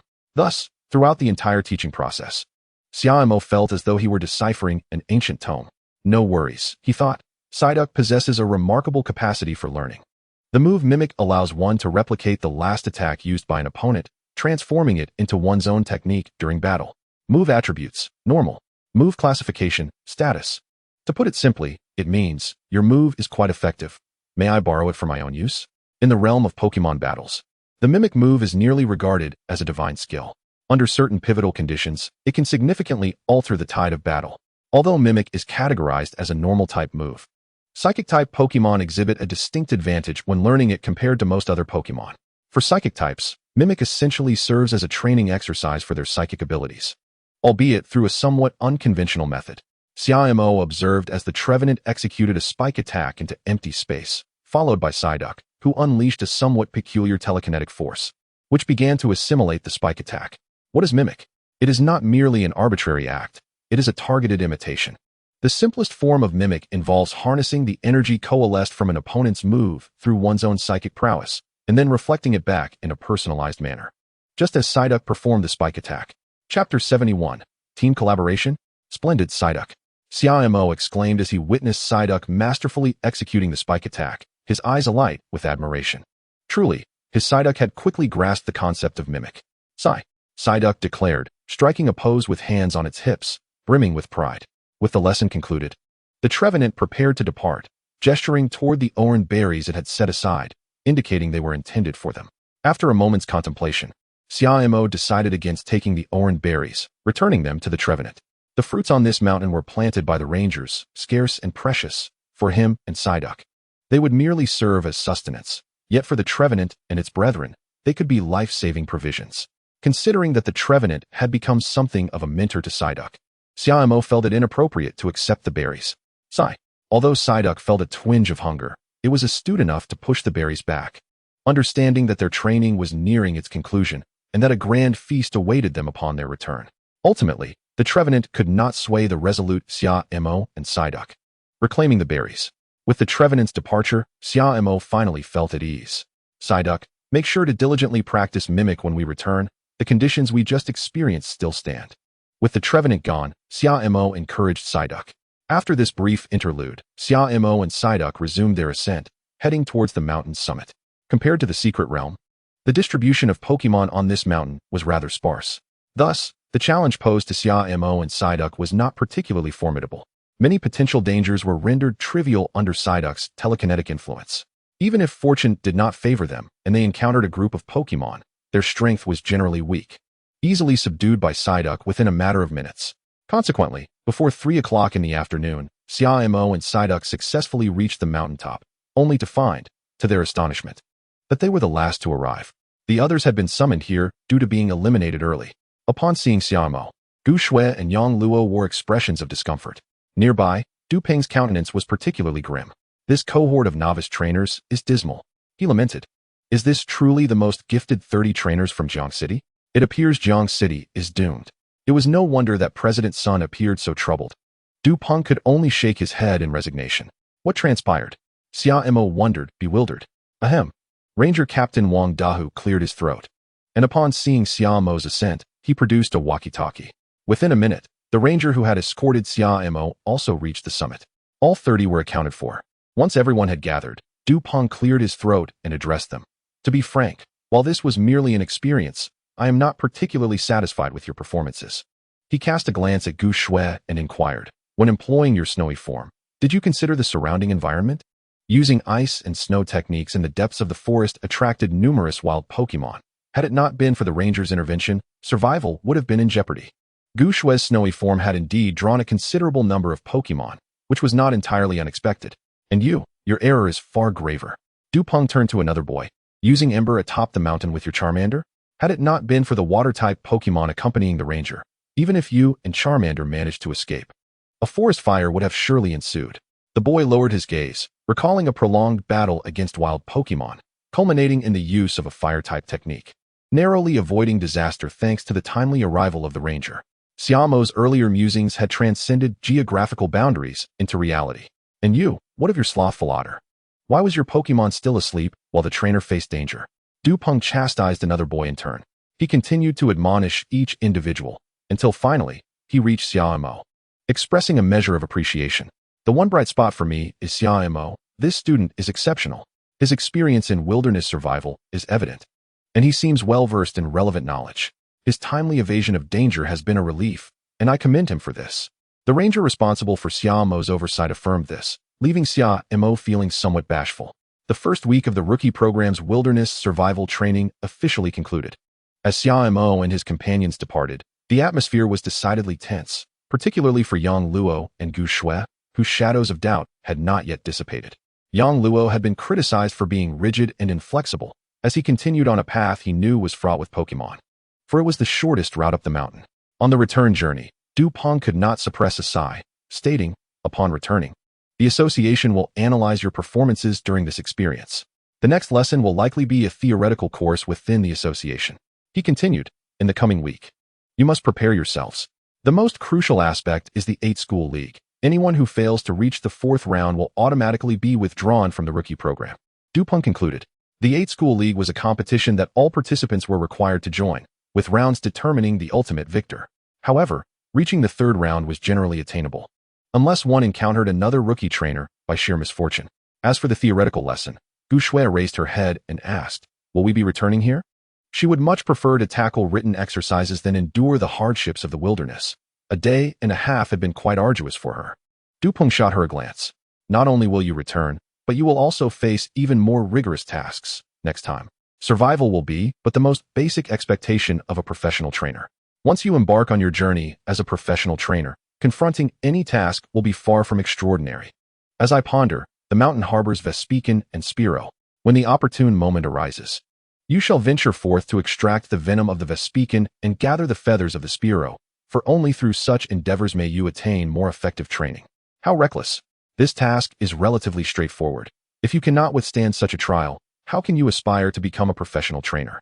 Du Peng gazed at the grim-faced crowd and chuckled lightly. Fear not, for when undertaking these missions, you shall operate as a cohesive team, for strength lies not in isolation. Understanding the essence of teamwork is paramount for a professional trainer. Teamwork? Xia Mo inquired. Indeed, during clandestine explorations, professional trainers typically form teams of 3 to 5. Solitary trainers are a rarity, and only exceptionally unique missions would warrant an individual undertaking. In the case of extensive explorations, to ensure survival rates, it is not uncommon for a dozen trainers to embark simultaneously. For a trainer, possessing a competent team is akin to having multiple lives. It is crucial to remember that a trainer can only capture a limited variety and number of Pokémon. Therefore, should your companions provide assistance in various aspects, such as reconnaissance, supplies, healing, firepower, and protection, the probability of your survival escalates significantly. This rationale underpins the existence of team battles in collegiate leagues and the World Pokémon League. Thus, Du Peng continued, in the event of a high-difficulty task, it is highly probable that the 3 of you will collaborate. When coordinated effectively, a team can achieve a synergy where 1 + 1 + 1 yields more than 3. Conversely, poor coordination may result in being hindered by teammates, an occurrence not confined to mere games. Xia Mo had not anticipated that the other party would be so trendy, even familiar with the term inept teammate. However, Xia Mo suddenly fell silent. He glanced at the snow-inducing Gu Shui and the somewhat oblivious Yang Luo, feeling a twinge of trepidation. If given the choice, he would prefer to be a lone wolf. He and Psyduck had an excellent synergy, yet the addition of 2 more could complicate matters. Nevertheless, Xia Mo recognized the validity of Du Peng's words. Even if he were to capture more Pokémon in the future, achieving completeness would require an extensive roster, perhaps not just 6, but at least a dozen. The stark reality is that resources within the secret realms are finite. and most professional trainers max out at cultivating 6 Pokémon. Furthermore, many trainers specialize in a single type, which significantly limits their team's versatility. Forming a well-rounded team under such circumstances is nearly impossible, unless, of course, one were to be gifted a Mew that could transform into a means of transportation. A dream Xia Mo harbored. Upon arriving at the Trainer Association in Jiangxing, everyone but Xia Mo returned home. He lingered, awaiting his reward, as Dupeng had promised that the standout performer in this training session would receive an additional accolade. Naturally, this coveted reward found its way into Xia Mo's possession. Accompanying Dupeng into the Trainer Association, Xia Mo was led to a room where he beheld his reward. "What is this?" he inquired, gazing at the box before him. "These are nutritional drinks and energy cubes," Dupeng explained. "Nutritional drinks?" Xia Mo exclaimed in surprise. "Is this entire box filled with them?" These drinks were akin to the nutritional supplements he had purchased for Psyduck. Produced by the Pinji Group, although pricey, they significantly enhance certain fundamental qualities of Pokémon, exponentially increasing training efficiency. Even without training, prolonged consumption of these supplements would ensure a Pokémon's physical condition remains robust. As for the energy cubes, they too are exceptional items. This entire box is worth a considerable sum, comparable to the prize money he had earned from his Magikarp's championship victory. Additionally, there's this. Dupeng revealed a pink fruit. Falu fruit. Xia Mo exclaimed, truly astonished. Priced at 50,000 in the marketplace and notoriously scarce, he had only managed to acquire one through sheer luck. Yes, this is your reward for excelling in training. If all goes as planned, similar rewards will follow, so strive to earn them, Dupeng clarified. It was evident that the Jiangxing rewards were not mere nutritional supplies. They also encompassed rare items, resources that money alone could seldom procure. The newcomer program was designed to provide Xia Mo with a pathway to acquire such rare resources, enabling him to grow and, in turn, secure even more resources. This was the essence of the newcomer program, to empower the strong. It is easy to surmise that as long as Xia Mo consistently excels in his training, the supply of these resources will remain abundant, ensuring he does not become complacent while simultaneously motivating him to remain vigilant and strive for improvement. For others, it serves as a form of encouragement as well. With this box of nutritional drinks in hand, coupled with what Xia Mo had previously purchased, he need not worry about Psyduck's dietary needs for the next couple of months. Of course, there are even more expensive nutritional products available. But for Pokémon in their early stages, such supplements aimed at enhancing fundamental qualities suffice. After dining out, Xia Mo and Psyduck returned home, where they first indulged in a hot shower before attending to their respective tasks. Psyduck needed to practice mimicry, while Xia Mo set about searching for his missing phone. "Where's my phone?" Xia Mo rummaged through his backpack, but found no trace of it. He distinctly remembered retrieving it after ascending the mountain and placing it in his backpack. Now, it was inexplicably absent. Strange. "Psyduck, have you seen my phone?" Xia Mo inquired. Psyduck replied, indicating it had not seen the phone. This was indeed perplexing. Furthermore, the compressed biscuits were also gone, seemingly disappearing upon awakening. Psyduck claimed not to have eaten them, prompting Xia Mo to contemplate whether a Pokémon had stolen his belongings. Meanwhile, in the He Mountain, a small purple-black Pokémon was devouring the compressed biscuits in a cave, with a phone glowing beneath it. The creature was a ghastly, known for its penchant for mischief and delight at successful pranks, and Xia Mo had unwittingly become its target, whether it be the biscuits or the phone. Exiting the digital store, Xia Mo wore a disgruntled expression. While the phone may not have held substantial monetary value, it contained his meticulously organized study materials. Now, he was certain that a Pokémon had pilfered his possessions, as he had asked Psyduck if it had heard any noises during the night. Psyduck confirmed it had, to which Xia Mo queried why it hadn't intervened. Psyduck replied that it had not sensed any danger, leaving Xia Mo bewildered at how Psyduck had developed a sense of danger without his knowledge. Irritated, Xia Mo ordered Psyduck to wash the dirty clothes, exclaiming, "This duck needs to be in harm's way to awaken?" However, the ability to steal without alarming anyone is typically beyond the capabilities of ordinary Pokémon, indicating that a trip to He Mountain was indeed necessary. Those who had taken his items could not escape unscathed. Chapter 73, The 8th School League commences. The joyous weekend swiftly passed, and Jiangxing No. 3 Middle School buzzed with activity once again. However, in contrast to the previous morning's lethargy, today's students exuded a palpable excitement. For the prestigious inter-school competition among the 8 schools officially commenced today. All were eligible to register, engaging in a 3-day contest to vie for the championship, a brief yet monumental event during their final year of high school. Our class comprises 45 students, with Xia Mo, Gu Shui, and Zhu Yinghao designated as seed players, enjoying a bye in today's matches. The remaining 42 students were divided into 10 groups, each consisting of 45 students. One group remained at our school, while the other 9 ventured to 7 different high schools for the first round of eliminations. You will engage in fair 1v1 Pokémon battles against trainers from other schools on their battlefields. I hope you will bring glory to our class and our school. Today's selection matches will consist of 2 rounds, the first in the morning and the second in the afternoon. Each participant will be randomly matched with 3 opponents. Securing victories in at least 2 of the 3 battles will qualify you for the afternoon's second round, even if you lose the first 2 matches. I urge you to deliver your utmost performance in the third battle, leaving no room for regrets. This is the last major Pokémon battle event before your college entrance examinations, so embrace the competition wholeheartedly. Each school is equipped with ample Pokémon doctors and nurses to assist in restoring your Pokémon's stamina and energy. Strive to win. The 3 battles will have a 1-hour interval in between, providing you time to recuperate your Pokémon with the help of the medical staff. If you achieve victory in all 3 encounters, you will advance directly to tomorrow's third round. Xia Mo, Gu Shui, and Zhu Yinghao. Your battles will commence from the third round tomorrow. For today, you may accompany one of the teams to cheer for the rest of our classmates. Xia Mo was not surprised by the bye on the first day of the selection matches. Each class has 3 reserved spots to prevent ordinary students from facing off against formidable new trainers like them.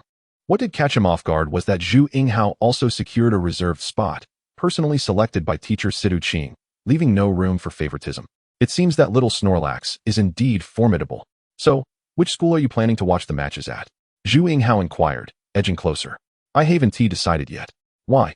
Do you have a specific school in mind? Xia Mo glanced at Zhu Yinghao, who suggested, let us go to the second high school, shall we? I'm fine with that. Let us invite Gu Shui along. Xia Mo nodded in agreement. Zhu Yinghao's subtle gestures were all too apparent. It was clear he harbored feelings for Yanyu, a fact nearly everyone knew. Yanyu served as their class's cultural committee member, possessing exceptional piano skills. Going to the second high school sounded appealing, as it offered the chance to encounter other students who had also secured reserved spots, allowing for friendly sparring, friendship first, imitation second. However, to mimic Psyduck effectively, he would need some material. Ideally, he would encounter Ice-type Pokémon. Xia Mo mused, recalling that the moves Ice Wind and Frost Breath were foundational Ice-type techniques that Psyduck could learn. Of course, another avenue for Ice-type energy lay in Psyduck's fondness for ice cream. In any case, despite the absence of battles today, Xia Mo would not remain idle. Gu Shui, however, chose not to accompany Xia Mo and Zhu Yinghao to the second high school, but instead stayed at the third high school's main campus. Ultimately, Xia Mo, Zhu Yinghao, and Yanyu formed a small group and headed to Jiangqing's second high school. Xia Mo, be sure to analyze the opponents.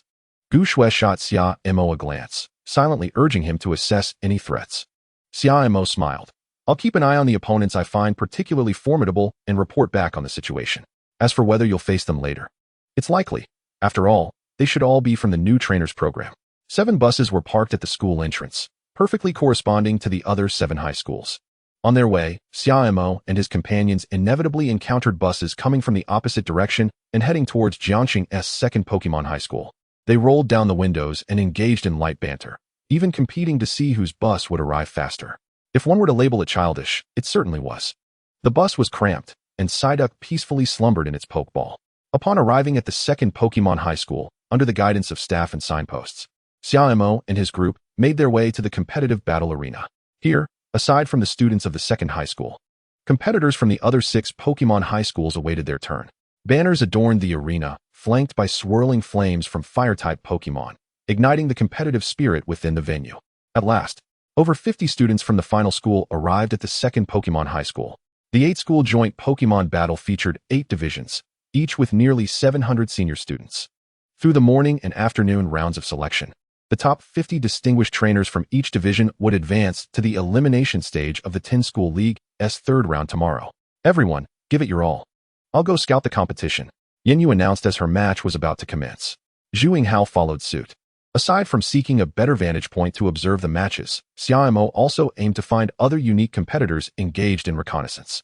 As fate would have it, he encountered one around the corner. You have a bye today? Xia Mo casually inquired beside a boy. The boy's gaze turned slightly wary. You're not battling today either? This boy was not from the new trainers program, yet he, too, had a bye. Likely a seed player from his class. The new trainers program consisted of 30 individuals, making encounters rare. Most seed players, like Zhu Yinghao, were selected from their own classes. In Xia Mo's class, there were hardly 2 newcomers. Shall we find an open space for a match? It's a shame we can't battle Pokémon today. Xia Mo lamented, his expression tinged with melancholy, as if he felt a profound regret for not being able to participate. The boy's vigilant demeanor softened slightly, yet he remained serious. Which Pokémon high school has the reserved spots? Xia Mo responded with a smile. The 3rd high school. Are you interested in a friendly match? It's a splendid opportunity for reconnaissance. Reconnaissance? What do you mean by that? The 3rd high school. I've heard rumors about a certain prodigy named Xia. Quite terrifying, indeed. Not everyone is acquainted with the Li Yuan Cup, and clearly, this boy was unaware. Xia Mo inwardly noted that things might take a turn for the worse. He was quite famous from the Li Yuan Cup, with numerous people in Jiangxing recognizing him. It was rare to find someone who did not know him, akin to spotting a panda. In Pokémon battles, one must have opponents to face. What if he revealed his identity and no one was willing to challenge him? This wouldn't he do. He resolved that at least this unfamiliar individual should not escape. I know Xia Mo. He is quite the celebrity in Jiangxing. Immediately, Xia Mo began his performance. Allow me to introduce myself. I'm Zhu Yinghao. When we arrived this morning, I overheard our team leader on the bus mention that Xia Mo is stationed at Jianghai 3rd Pokémon High School, and he is willing to accept challenges from seed players like us. The boy nodded naturally. He certainly possesses that level of skill. I've heard he won the championship at the Li Yuan Cup, and his opponent was a 7-star bird. It seems Xia Mo's prowess is indeed formidable. By the way, my name is Hiyun. I am a seed player at the 2nd Spirit High School. Once I finish watching this match of my classmates' spirit battle, I will take you to some other battle arenas at our school, Xia Mo remarked. Coincidentally, I also have a classmate currently engaged in a battle, so we can go together afterward. Hiyun led Xia Mo to the grassy pool area of the 2nd Spirit High School. Fortuitously, they found a considerable number of trainers gathered there. Hiyun, what brings you here? Asked Zui Yuan, a vibrant and youthful classmate. Surely, they can't all be seed players. Isn't that a bit of a coincidence? There were also some battles taking place on the playground, but it was quite hot over there, while this area was cooler. By the way, is this Xia Mo? Zui Yuan exclaimed in disbelief upon seeing the newcomer, the champion of the King Carp Cup, who defeated Qishi Qingyao, causing quite a stir. Her words captured the attention of most present. Xia Mo knew that someone would recognize him, and there was no chance to escape at this point. Hiyun, how do you know Xia Mo? Someone inquired, noticing that Xia Mo was brought by Hiyun, sparking curiosity. Huh, I don't know him. He sought me out. By the way, who is Xia Mo? Sounds familiar, Hiyun replied, glancing at Xia Mo. I just mentioned it. He is the champion of the King Carp Cup. Don't you ever follow the news? Zui Yuan teased. So it's you, Xia Mo, and you claim to know Zhu Yinghao, Hiyun remarked, oblivious.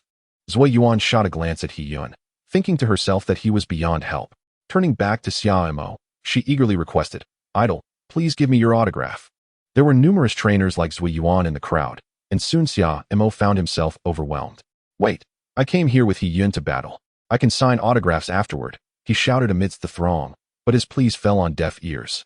He had underestimated his own allure. Fortunately, the crowd was small, or he would have had to unleash Psyduck. By the way, what are you doing here, big shot? A voice inquired.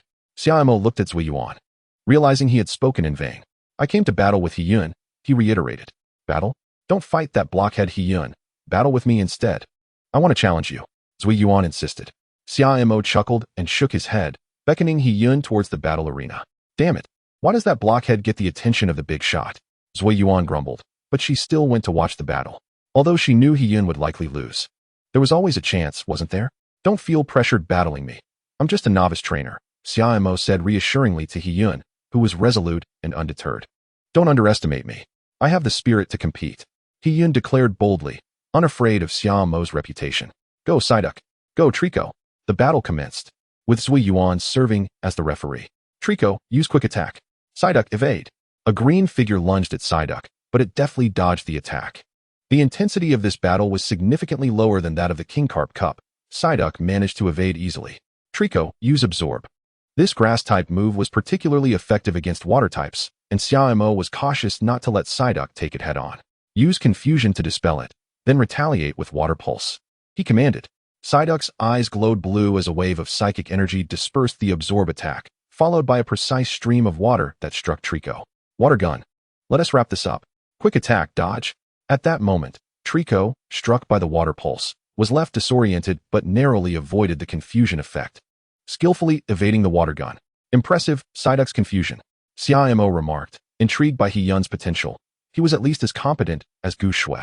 If Hiyun participated in the King Carp Cup, he might even reach the top 64, although he wasn't part of the novice program. Xia Mo suspected that there was more than meets the eye in this situation.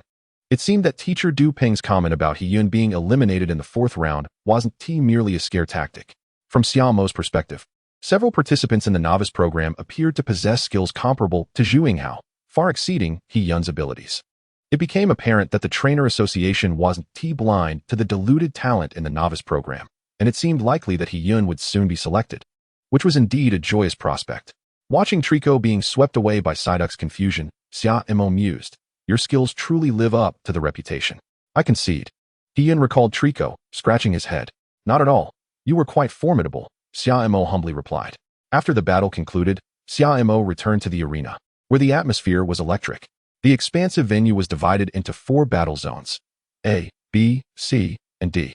Each area was ablaze with dazzling displays of skill as trainers showcased their prowess. Xia Mo noted the time. Yin Yu's first battle was set to commence at 9:15, and he returned to the arena at 10:10. Soon, he would witness Yin Yu's match. However, Xia Mo had no intention of watching that battle, as he wasn't particularly familiar with Yin Yu. Instead, he wandered to Zone B, where he stumbled upon a portly trainer whose stature rivaled Zhu Yinghao's. Chapter 75, Light Wall and Launching Barrier. Watching their match, Xia Mo couldn't help but chuckle. This is quite the spectacle, reminiscent of a wellness retreat. In the arena, 2 Pokémon faced each other, a Drowzee and a Swampert. Drowzee, unfazed by its opponent, initiated the battle with a hypnosis. Drowzee, already at a disadvantage in terms of speed, generally ceded the initiative to its opponent. However, with hypnosis boosting its defenses, Drowzee could withstand the initial assault without sustaining significant damage. But what would happen when Drowzee faced Swampert? Drowzee, prepared to use hypnosis, seemed entranced by an odd gaze from Swampert. The 2 Pokémon locked eyes. Drowzee, Swampert, Yaden, Ham. Drowzee, Swampert, Yaden, Ham. A minute passed. The battle in Zone B had concluded, and a new pair of contestants took the stage. Another minute elapsed, and the battles in Zones C and D also transitioned to fresh competitors. Yet, Drowzee and Swampert remained locked in their gaze. In this moment, time felt eternal. Despite the fervor of battles in the other zones, B-Zone remained an oasis of tranquility. In this gaze, the grand paths faded away. Drowzee against Swampert. This is legendary. This is akin to a Metapod battling a Metapod, where one hardens against another. These 2 are simply in a battle of who can be more dazed. Truly, where there are hidden dragons, there will be phoenix chicks. This is hilarious. Referee, we have a case of match fixing here. Undoubtedly. The unique spectacle in Zone B had turned Drowzee and its opponent into the center of attention. Next, please bring in a new pair. Find 2 contestants who haven't yet matched up and draw lots. The referee declared, thoroughly amused. The convergence of these 2 beings is truly astonishing. Soon, the Psyduck was matched against a new opponent. The adversary's Pokémon, the Hypno, known also as Surpluff, piqued interest. The trainer of Psyduck, overwhelmed with concern for its safety, commanded it to use amnesia, fortifying its defenses. Observing this, Hypno's trainer was tempted to enter the fray personally, with Psyduck's special defense maximized. How much damage could Hypno's psychic moves inflict? Not to mention, Psyduck also possessed psychic attributes, rendering its vulnerability to such attacks significantly diminished. It might be more effective for the trainer to land a few punches instead. Hypno used Headbutt. Fortunately, Hypno had physical moves at its disposal. However, it was evident that Psyduck and its trainer were well prepared for the encounter. Psyduck utilized Water Gun to thwart Hypno's approach, given Hypno's naturally sluggish speed. Despite Psyduck's Water Gun having a lengthy wind-up, it successfully executed the move before Hypno could close the distance for an attack. After a bit of effort, Psyduck triumphed over Hypno. Although this Pokémon battle appeared rather ordinary, Xia Mo gleaned considerable insights. Light Screen, Reflect. Hypno had employed these 2 moves while countering Psyduck's assault. These 2 Psychic-type status moves had long been on Xia Mo's mind. While Psyduck could already utilize Psychic to absorb incoming attacks, Light Screen and Reflect offered unique defensive capabilities. Clearly, during the battle between Psyduck and the Evening Bird, while Psychic possessed both offensive and defensive qualities, this very balance became its Achilles heel, preventing it from overcoming the Evening Bird's relentless dragon breath. utilizing light screen and reflect to bolster defense while enhancing Psychic's offensive capabilities, such as with moves like Psybeam and Psyshock, were all potential avenues for development. Psychic, akin to the multifaceted nature of Ultraman Dyna, while Psybeam and Psyshock resembled a more potent form. That comparison seems slightly off. Light screen and reflect shouldn't be categorized that way. They should be likened to the defensive capabilities of the alien Deoxys. In any case, these two moves must be prioritized. This afternoon, a visit to the Psychic Training Center is in order. Although that center is situated quite far from the main campus, it is, after all, the Psychic Training Center of Jiangxing Pokémon University. Light screen, reflect, Psyduck shall master them. I assert it. Observing the battles of others can yield significant benefits. When Xia Mo saw the Ice-type Pokémon, Snowchild and Snow Hat Monster, take the stage, he felt an overwhelming urge to rush onto the battlefield alongside Psyduck and shout, "Release that Snowchild and Snow Hat Monster. Let my Psyduck take the stage." Due to Jiangxing's geographical position and climatic conditions, Ice-type Pokémon are rather scarce. As the weather warms, in the summer months, Ice-type Pokémon often seek refuge in air-conditioned spaces or shaded areas. Pokémon battles typically require an icy arena. Even Gushue's Snowchild was procured through connections, merely as an egg. To witness two Ice-type Pokémon in this joint battle among the 8 schools was a delightful surprise for Xia Mo. Alas, today he was unable to participate in the battles, left only to watch as Snowchild and Snow Hat Monster faced off against other opponents. A visit to Jiangxing Pokémon University's Ice Training Center seems inevitable. Perhaps a battle against Gushue could also be arranged. Light screen and reflect, being Psychic-type moves, combined with Psyduck's experience in using Psychic for defense, should not prove too challenging to master. However, learning moves from other types could still pose difficulties, much like his sister Xia Yan's Kirlia, which, after evolving from Ralts, has mastered several Psychic and Fairy-type moves, yet has only learned Volt Tackle as a non-native move. The training idea Xia Mo devised to help Psyduck learn Ice Punch involves having the little duck hold 2 ice cream cones simultaneously and maintain their form under sunlight for 5 minutes. If it could withstand an outdoor temperature of 31 degrees Celsius for an hour, only the mythical ice cream assassin could achieve that. However, such high-quality ice cream, known for its resistance to melting, would ultimately be ineffective in aiding Psyduck to master Ice Punch. Ice cubes would suffice. Even if Psyduck could not learn Ice Punch, they would melt into ice water, allowing for reuse later.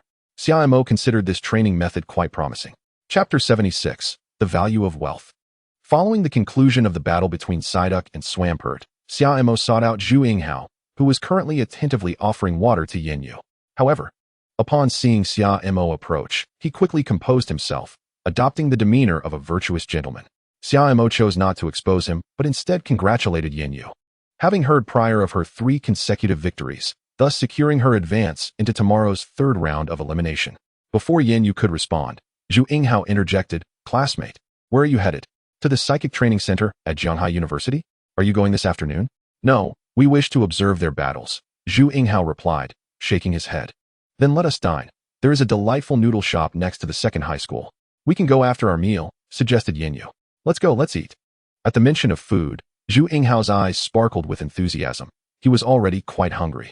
In the afternoon, at the Zhanghai Pokémon University's Psychic Training Center, Xia Mo wielded his mother's diamond membership card and extravagantly hired 2 Gardevoir to assist Psyduck in training for Light Screen and Reflect. Who could withstand 2 Gardevoir?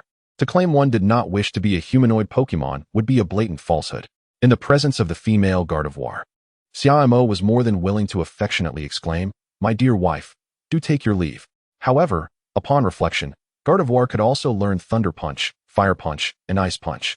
If they were to enchant their punches while striking, Xia Mo would surely find himself at a disadvantage.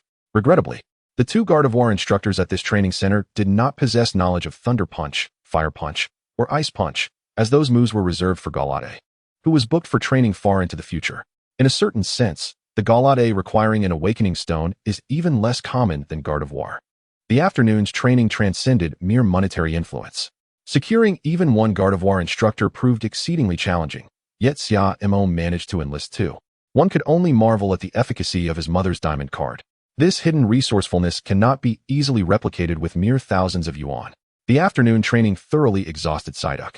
The 2 Gardevoir, with their extensive repertoire of moves and varied poses, could simultaneously use teleport and launch attacks from unknown directions, leaving Psyduck overwhelmed. Psyduck. It collapsed onto the ground, having already succumbed for the third time. In the preceding two instances, the exquisite energy cubes swiftly rejuvenated both stamina and vitality. Moreover, the two esteemed Ms. Shineda utilized their healing waves to assist Psyduck in recovering more effectively. Such thoughtful service is indeed hard to resist. Xia Mo could not help but acknowledge that the Jianghai Pokemon University's Psychic Training Hall possesses a substantial venue in Jiang City for a reason. The other 17 elemental training halls find themselves at a disadvantage, especially when facing the healing wave service provided by Ms. Shineda. The electric-type training hall. Does it rely on electrotherapy for rapid stamina recovery? The fighting-type training hall. Will they have the shiny Macamp provide massages? On the other hand, the water-type training hall does offer commendable stamina recovery services, with the presence of water-type Pokemon capable of healing waves and water flow rings being quite common. The training for Light Screen is indeed commendable. However, the physical attack capabilities of the two Ms. Shineda are somewhat lacking, causing them to fall behind in the mastery of Reflect. Nevertheless, this is not a significant issue. Tomorrow's third round of the 8-school joint Pokemon battle will allow Psyduck to practice the Reflect technique when faced with opponents adept in physical attacks. The venue for the second day's battles of the 8-school joint Pokemon tournament is set at the expansive Hengjiang Battle Arena, the largest in Jiang City. After all, it is home to the 8 most prestigious high schools in Jiang City, with ample financial resources to comfortably rent a venue that can accommodate 50,000 spectators simultaneously. Such a grand Pokemon battle will draw nearly 20,000 faculty and students from the 10 Pokemon high schools to the large-scale arena by the riverside, eager to witness the thrilling eliminations of the day. The schedule for today's eliminations will see the last 16 contenders emerge from the first day's preliminary selections, leading to the championship match on the third and final day. It somewhat resembles the city sports meet in his memories. Xia Mo arrives at the venue today as a participating contestant, after 2 rounds of selections yesterday.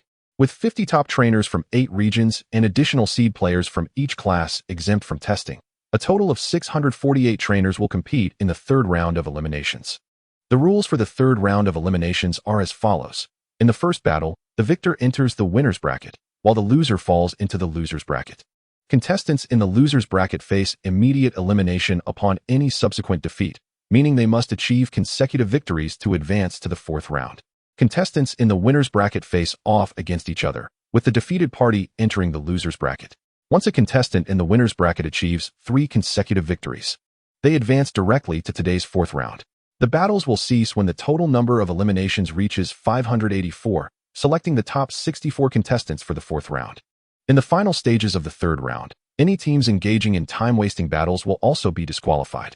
For Xia Mo, the objective this morning is straightforward. Train Psyduck's Reflect technique while securing 3 consecutive victories. He has not seen Yang Luo's legs recently and looks forward to facing him again, but he hopes that moment is not yet upon him. At least, he should not encounter his opponent in the first match, as the new plan indicates they should avoid each other until the second battle. Contestant number 33. Xia Coco Psyduck. What a stroke of misfortune to face Xia Mo in the very first battle, propelling him directly to the loser's bracket. A sorrowful voice erupted from the contestant preparation room, inducing tears among those who heard it. Upon the announcement of the first battle list, contestants could instantly locate their names and opponents based on their contestant numbers. However, there was one name that garnered the most attention, number 1. Indeed, it was Xia Mo. Contestants, upon glancing at the list, would immediately recognize who Xia Mo's opponent was before even identifying their own. Contestant number 33 was truly a victim of bad luck. The battle arena is far from ordinary. This Hengjiang large-scale battle venue is equipped to host top-tier trainer competitions, making it somewhat of an overkill for an 8-school league. The arena is divided into 4 zones, and in Zone A, Xia Mo spotted Yang Luo in Zone B. Despite the considerable distance between the 4 battle zones, the floating metallic creature was unmistakable. Its prominence was undeniable. Chapter 77, Sword and Shield. The atmosphere within the Hengjiang battle arena is indeed vibrant. Observing the densely packed audience of students and teachers, Xia Mo felt invigorated. Go Psyduck! Duck God! Xia Mo waved to his homeroom teacher and classmates in the stands. His reputation in Jiang City is undeniable, akin to that of a celebrity. Contestant number 33, Dongwei, hails from Jiang City number 9 High School, with his novice Pokemon being Geodude. Dongwei's luck is genuinely unfortunate. In the very first battle, he encountered Xia Mo from the 3rd High School, and his Pokemon type is at a disadvantage. Did you watch the match? Psyduck's water waves were truly impressive. Alas, Dong Wei's Geodude possesses strong combat prowess, capable of besting ordinary opponents. Yet fate had him face Xia Mo right away. No one wishes to confront Xia Mo, yet someone must. I shall refer to contestant Dong Wei as the first brave warrior. A true warrior dares to face the harshness of life. The Pokemon battle has commenced. Upon realizing his opponent was Xia Mo, Dong Wei's heart filled with a sense of valor, yet all he could do was strive to showcase Geodude's best abilities. After all, the first battle would likely be a loss, so he aimed to fight with distinction. Surrendering outright was not his style. Geodude, rock throw. Dong Wei took the initiative. Geodude raised its slender arms, and rock-yellow energy coalesced above its form, as solid rocks rapidly plummeted towards Psyduck at an angle. Psyduck, reflect. Kata. Xia Mo did not immediately command Psyduck to use Psychic to dispatch Geodude. He saw this as an opportunity to hone the Reflect technique in a real battle scenario. In the Pokemon games, Reflect is described as forming a magical wall that reduces physical damage from opposing Pokemon by half for 5 turns. However, in the realm of real Pokemon battles, the efficacy of this technique cannot be precisely quantified as lasting 5 turns or having damage. It is simply a matter of whether it can block or not. When the psychic wall formed by Reflect becomes robust enough to withstand an opponent's attack, it indicates the technique's defensive strength. Conversely, if the opponent's attack can breach the wall, it signifies failure to block. Kata. The psychic energy released from Psyduck's eyes swiftly manifested as a clear, light blue wall before it. The rocks descending from the sky, aimed at Psyduck, were immediately obstructed and deflected by the light blue psychic barrier, with Geodude's rock throw attack failing to inflict any damage whatsoever. Dust swirled, and debris filled the air. Psyduck remained steadfast in its position, the light blue wall showing no signs of fracture. Incredible. Dong Wei was taken aback, realizing Psyduck did not even attempt to evade. It simply conjured a reflect wall to nullify Geodude's rock throw attack. Kata. Psyduck cradled its head with its 2 tiny paws, while Xia Mo began to contemplate the situation. It seemed that facing a move like Rock Slide might be better approached with Whirlpool instead. Not only could Whirlpool effectively block the falling rocks, but it could also inflict significant damage on Onix. Furthermore, the Reflect barrier, though Psyduck appeared somewhat unaccustomed to its use, still required practice. It reminded Xia Mo of the time spent honing the water gun technique. Psyduck could leverage its psychic abilities for assistance, yet ultimately, it had to rely on its pure water-type prowess to master Water Gun. Now, practicing the Reflect barrier necessitated the application of unadulterated psychic power. Psyduck utilized telekinesis. Psyduck complied, and the experiment concluded, marking the end of the first match. A radiant blue light emanated from Psyduck's eyes as a faint azure telekinesis shot forth like a blade. The advantage of mastering the Reflect barrier was that Psyduck could unleash its telekinesis to its fullest extent without concern for its own defenses. Onix attempted to extend its arms to shield itself from the onslaught of telekinesis. However, as a special attack, telekinesis exploited Onix's inherent vulnerability in special defense, rendering its physical defense advantages utterly futile against Psyduck. Onix succumbed to its incapacitation, resulting in Psyduck's victory. The referee, witnessing Psyduck's sudden and swift onslaught, noted the rapid conclusion of the match. Even if Dong Wei could react, Onix was powerless to withstand Psyduck's telekinesis. Was this the prowess of the Kingler Cup champion? When it was said that one could be swiftly defeated, it was no empty boast. Psyduck was truly formidable. Then why employ the Reflect barrier to counter Rock Slide earlier? If you ask me, who should I ask? I'm not Xia Mo. I have no one to inquire. Did you notice the impressive strength of that metallic creature in Area B? The previous match concluded far too swiftly. Yang Luo from Class 1 displayed remarkable prowess. Psyduck's clumsiness in executing its techniques was evident. Compared to the Reflect barrier, its proficiency with Light Screen was undoubtedly superior. Xia Mo commented to Psyduck as they exited the arena. Psyduck nodded in agreement, acknowledging the utility of Light Screen. Yesterday, while practicing at the psychic training facility, Psyduck had realized that certain telekinetic moves, which Whirlpool could not effectively counter, could be entirely mitigated by Light Screen. The discomfort Psyduck felt with the Reflect barrier stemmed solely from a lack of familiarity. Perhaps it could even try wielding a spoon while activating Light Screen. Transforming into a sword and shield Psyduck? Xia Mo mused, contemplating the potential of such an endeavor. An hour later, Xia Mo faced off against the winner of the group battle with Psyduck. Contestant 233, Chen Baodong, presented his novice Pokemon, Oddish. Oddish unleashed Seed Bomb. Psyduck's Reflect barrier nearly pressed against Oddish's face, preventing any breach of its defenses. It was akin to a zombie brandishing an anti-explosive shield. advancing steadfastly against the onslaught of pea shooters. Ultimately, Psyduck amplified its telekinesis with its spoon, manifesting a blade-like force, and the limited-time Swordmaster Psyduck re-emerged. With one hand wielding the reflect barrier and the other a sword, it instilled fear in its opponent, prompting them to flee. What a devil! Chen Baodong had never witnessed such a spectacle. In the third battle, contestant 328, Qin Jia, hailing from Jiangxing's 5th Pokemon High School, presented an intriguing matchup for Xia Mo and Psyduck, a leek duck, adorned with actual leeks upon its wings. When Psyduck instinctively drew a spoon, both Qin Jia and her leek duck were momentarily stunned. Had they been outside the arena, Psyduck might very well have engaged in a delightful exchange with leek duck concerning the merits of leeks and spoons. Chapter 78, Magneton. On the Hengzheng battlefield, Psyduck and leek duck faced one another. Though both were ducks, Psyduck showed no mercy. Yet, Qin Jia's leek duck was no pushover. The slicing attack of its leek could breach Psyduck's reflect barrier, igniting a spark of excitement within Psyduck. A trainer capable of securing 2 consecutive victories surely possessed some measure of skill. However, earnestness could yield unexpected results. For instance, Psyduck's water pulse severed a portion of leek duck's leek. Psyduck's spoon was akin in size to an ordinary spoon, primarily enhancing its telekinesis. However, once leek duck's leek was severed, it was genuinely lost, a mere remnant to be returned for soup. The adage held true: an inch of leek, an inch of strength. Before departing, Psyduck picked up the severed portion of leek and hurriedly presented it to leek duck. Leek duck, your weapon has fallen. The loss of its weapon saddened leek duck, but upon seeing Psyduck return the severed leek, it left the arena without a backward glance. How could this be? This is your trophy, Psyduck. The portion of leek you severed belongs to you. Qin Jia clarified. Leek duck would not accept it. Losing its leek weapon was inconsequential. Psyduck should keep it.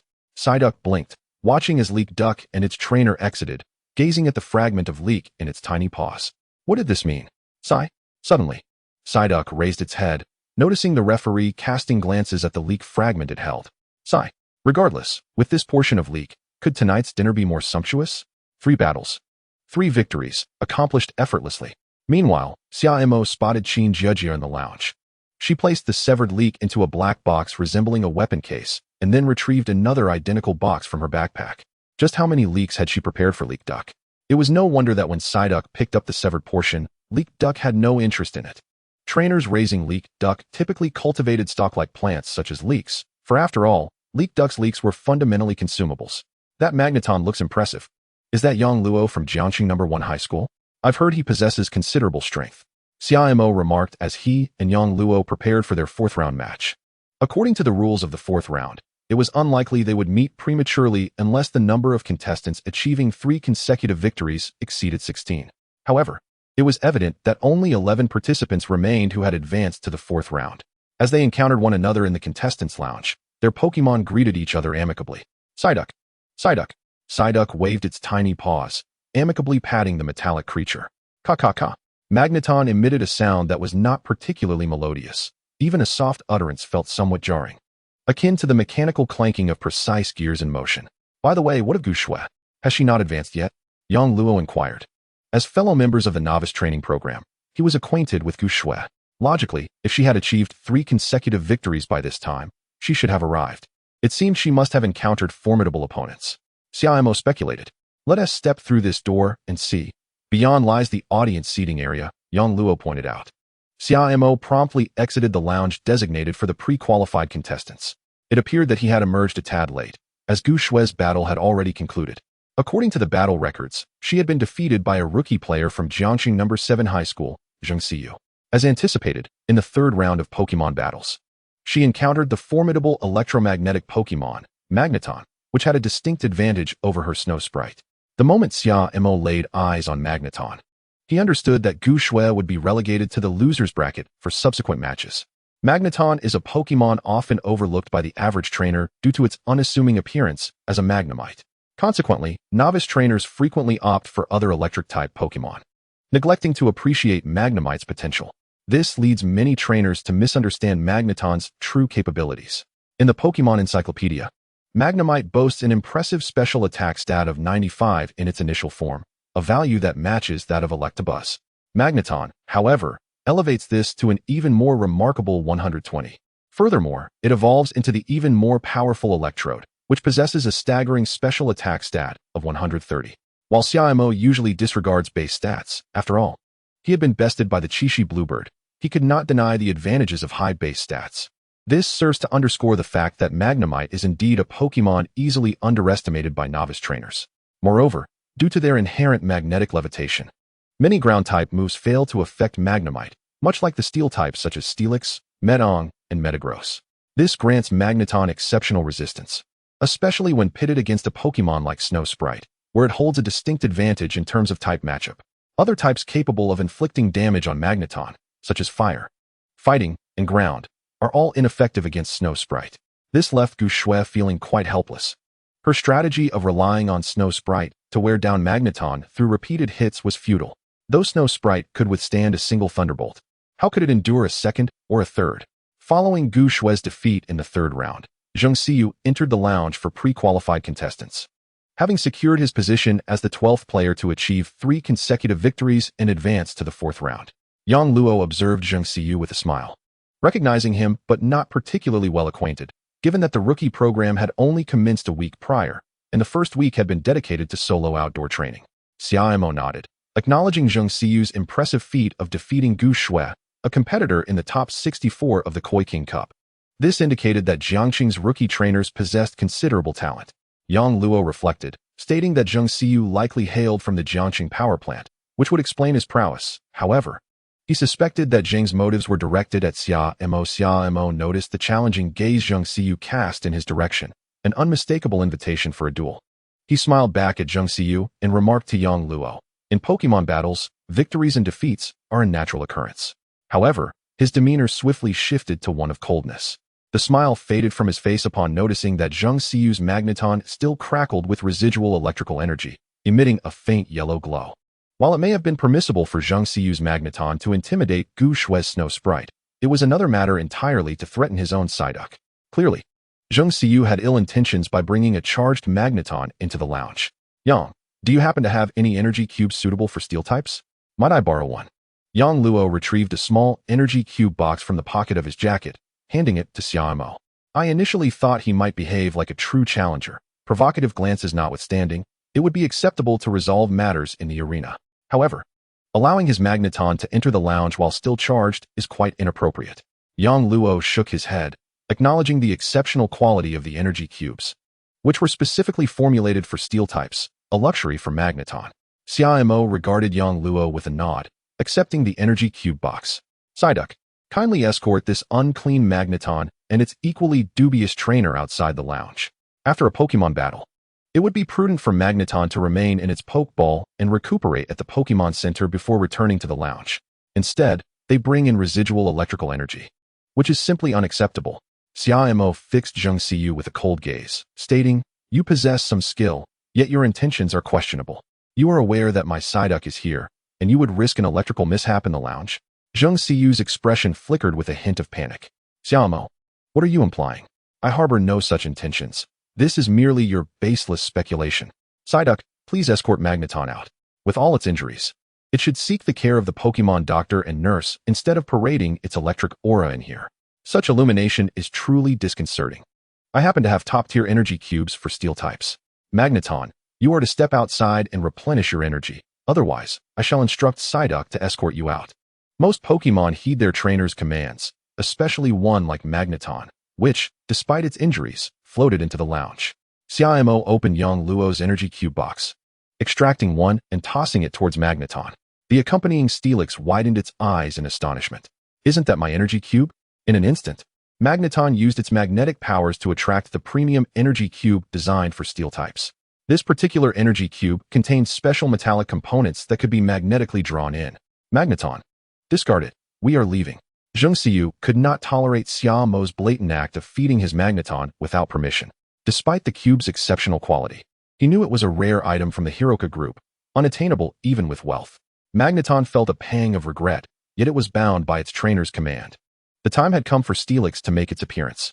How could Steelix tolerate anyone suggesting the disposal of its energy cube? Naturally, it would reclaim it from Magneton. "Hand it over. I shall keep it for you." In a twist of fate, Magneton inadvertently released the energy cube, which was swiftly seized by Steelix's magnetic grip. Zhang Xiu departed the lounge with Magneton, who turned back for one last longing glance at the coveted energy cube, reluctant to leave such a treasure behind. The metallic creature raised its claw, utilizing magnetic force to relay a message to the 3-in-1 magnetic monster from a distance. Do not worry, I shall save it for you. Return later to consume it. Thank you, Old Yang. I owe you an energy cube. How shall I repay you? Xia Mo returned the energy cube box to Yang Luo. It was fortunate to have Old Yang around. This energy cube was crucial. Old Yang had effortlessly retrieved it from his pocket. Do visit my home sometime. Recently, the organization has conducted some experiments on superpowers, requiring the assistance of super ability Pokémon. Rest assured, it is completely harmless. Alright. The matter of the 3-in-1 magnetic monster was merely a minor episode. Securing victory in 3 consecutive matches and advancing to the next round was of utmost importance. In the elimination matches of the losers bracket, one defeat followed another, with each match representing a trainer's immediate elimination. No one knew what kind of trainer or Pokémon they would face next. As the tournament progressed, the time for Pokémon to rest and recover their stamina dwindled, and the battles intensified, revealing many prepared strategies prematurely. If they were to be saved for next year, it would surely be too late. Yang Luo retrieved 2 bottles of mineral water from the fridge in the lounge, handing one to Xia Mo, just like in a marathon. In the latter half of the race, it's the stamina of the Pokémon that counts. Xia Mo wholeheartedly agreed. Pokémon doctors and nurses can assist in treating injuries and restoring stamina. The earlier treatments have been quite effective, but if every battle is excessively strenuous, even subsequent healing will lose its efficacy. Yang Luo remarked. In the future, capturing a Pokémon doctor will be essential. Xia Mo nodded. Moreover, those with vibrant vitality, capable of self-restoration, like resilience and sloth, which can rapidly regain stamina. Yang Luo continued. Speaking of vitality, Zhu Yinghao's Snorlax will only grow stronger as the tournament progresses, provided it can continue to endure. He is acquainted with Zhu Yinghao. During the King of Carp Cup, Zhu Yinghao first approached Yang Luo. But Yang Luo ultimately recommended Xia Mo, making Zhu Yinghao's acquaintance with Yang Luo even earlier. Chapter 80. A bunch of green onions. The morning elimination matches have concluded. When the large screen in the Hengjiang Battle Arena displayed the final count of 64, it signified a temporary halt to the morning's eliminations. The current time was 12:18 p.m., with the group elimination matches from 64 to 16 scheduled to commence at 3 p.m. for those advancing to the 4th round. This brief interlude of less than 3 hours would afford their Pokémon some much-needed rest. Xia Mo, Yang Luo, I won. I made it to the top 64. Zhu Yinghao exclaimed joyfully as he hopped down from the elimination arena, brimming with excitement. He never anticipated that he and his Snorlax could endure through the loser's bracket, especially when facing a Bayleaf in the final elimination match, where he thought he and his Snorlax were doomed. Yet, that Bayleaf's leaf blade seemed to move as slowly as a Slowpoke's. After so many Pokémon battles, Snorlax's performance only improved, displaying remarkable agility and technique, showing no signs of fatigue compared to other opponents. Aside from the initial defeat to a Pikachu, Snorlax's performance could be described as flawless. Congratulations. Yang Luo applauded. Indeed, you've successfully reached the group elimination round from 64 to 16. Xia Mo smiled, patting Zhu Yinghao on the shoulder. Not long after Zhu Yinghao exited, Gu Shui also emerged. Clearly, her relaxed demeanor suggested a string of victories in the loser's bracket. Xia Mo, Yang Luo, Zhu Yinghao, you're all here. What kind of Pokémon is this 3-in-1 magnetic monster? Gu Shui complained. It was incredibly frustrating to battle against. Illusion Beam, Drain Kiss, Thunderbolt. It took ages for my Snover to land a hit. Xia Mo nodded in agreement. The 3-in-1 magnetic monster is indeed formidable. Its resistances are impressive, and Snover is naturally at a disadvantage. Yang Luo chuckled. But it's alright. Xia Mo and I already taught that fellow named Zhang Xiu a lesson. With his underhanded tactics, such trainers will achieve little even after entering the newcomer program. Gu Shui raised an eyebrow. Did he send the 3-in-1 magnetic monster to attack your Psyduck from outside the arena? How did your Psyduck fare? Quack, quack. Psyduck waved its paw, indicating it was unharmed. What happened, Xia Mo? That scoundrel. Zhu Yinghao's voice boomed, filled with indignation. Xia Mo waved his hand dismissively. It's nothing. Yang Luo and I resolved the matter together. There's no need to stoop to the level of a petty individual. Trust me, Old Yang's energy cubes are incredibly effective. Psyduck, I'm glad you weren't injured. Gu Shui crouched and gently patted Psyduck's head, then stood up, a hint of anger in her voice. How can such a person exist? Xia Mo laughed. There are always those who resort to underhanded tactics in international trainer competitions. Those from the corn state can be particularly dirty, even plotting against their own teammates. Anyway, let us not dwell on that. Shall we eat here in the cafeteria, or venture out together? For lunch, Zhu Yinghao naturally treated everyone. The area surrounding the Hengjiang battle arena was filled with food options, and the cafeteria offered decent meals. However, it was crowded, and the wait could be long. Since they had a wealthy patron in their midst, it was only fitting for him to treat. They chose a self-service barbecue restaurant, averaging 150 yuan per person, with a pleasant ambience. But most importantly, Xia Mo, where did you procure that green onion from the duck? Gu Shui exclaimed in astonishment. Isn't that a bit extravagant? Zhu Yinghao stared incredulously at the green onion. His family owned a restaurant, yet he had never known the flavor of a green onion from a duck. Xia Mo began to explain. It was Psyduck's trophy from the morning match. During the third Pokémon battle, it clashed with a duck and accidentally severed a piece of green onion. Here it is, just in time for us to share at lunch. Using the green onion from the duck as a dipping sauce for the barbecue would impart a delightful and unique onion flavor, elevating the taste of the meat. Psyduck, please rinse the green onion with some water. Hey Psyduck, where are you looking? Psyduck, clutching its head, was locking eyes with a duck seated at the neighboring table. Oh, what a coincidence. ISNT that the duck from this morning. Hey, are you also using the duck's green onion for the barbecue sauce? What a coincidence. Indeed. Upon hearing the conversation about the green onion from the adjacent table, the duck turned around and instantly recognized Xia Mo and the Psyduck from this morning. What if the green onion breaks? Then we'll just have to eat a few more bites with tears in our eyes. The duck skillfully applied the sauce, evenly coating the meat, clearly demonstrating that contestant Qin Jiejia was no novice. Zhu Yinghao exclaimed in admiration. The flavor of the green onion was indeed delightful, elevating the 150 yuan per person barbecue to a level akin to 1,500 yuan per person, Zhu Yinghao remarked. Yang Luo and Gu Shui also benefited from Xia Mo and Psyduck's generosity, enjoying a satisfying lunch. As for the upcoming 64-16 group elimination matches, let us cheer on. Go, go, go! Returning to the grand battleground of Hengjiang, the afternoon saw the division of groups into A and B, each consisting of 32 competitors, engaging in simultaneous duels across two halves of the arena. The format entailed 1v1 Pokémon battles, where victors advanced while the vanquished faced elimination. Through 2 rounds of Pokémon contests, the competition would winnow 64 participants down to 16, paving the way for tomorrow, on the 3rd day of the 8-School League, when the top 16 contenders would challenge for the championship title in a grand display of collaborative Pokémon battles. Psyduck, Water Pulse, let it end. Psyduck, Confusion, conclude this. Psyduck's prowess had reached a level that overshadowed most competitors, allowing Xia Mo to advance with ease. Xia Mo harbored a desire to confront the trainer of the Magneton, to send it packing prematurely. Alas, it seemed a stroke of fortune favored his opponent, as Xia Mo encountered only novice trainers, avoiding even those from the rookie program. To his surprise, Heian faced a trainer from the rookie initiative and, in an intense showdown, emerged victorious alongside his Trico. Spotting Du Peng at the sidelines, the seasoned instructor remained inscrutable.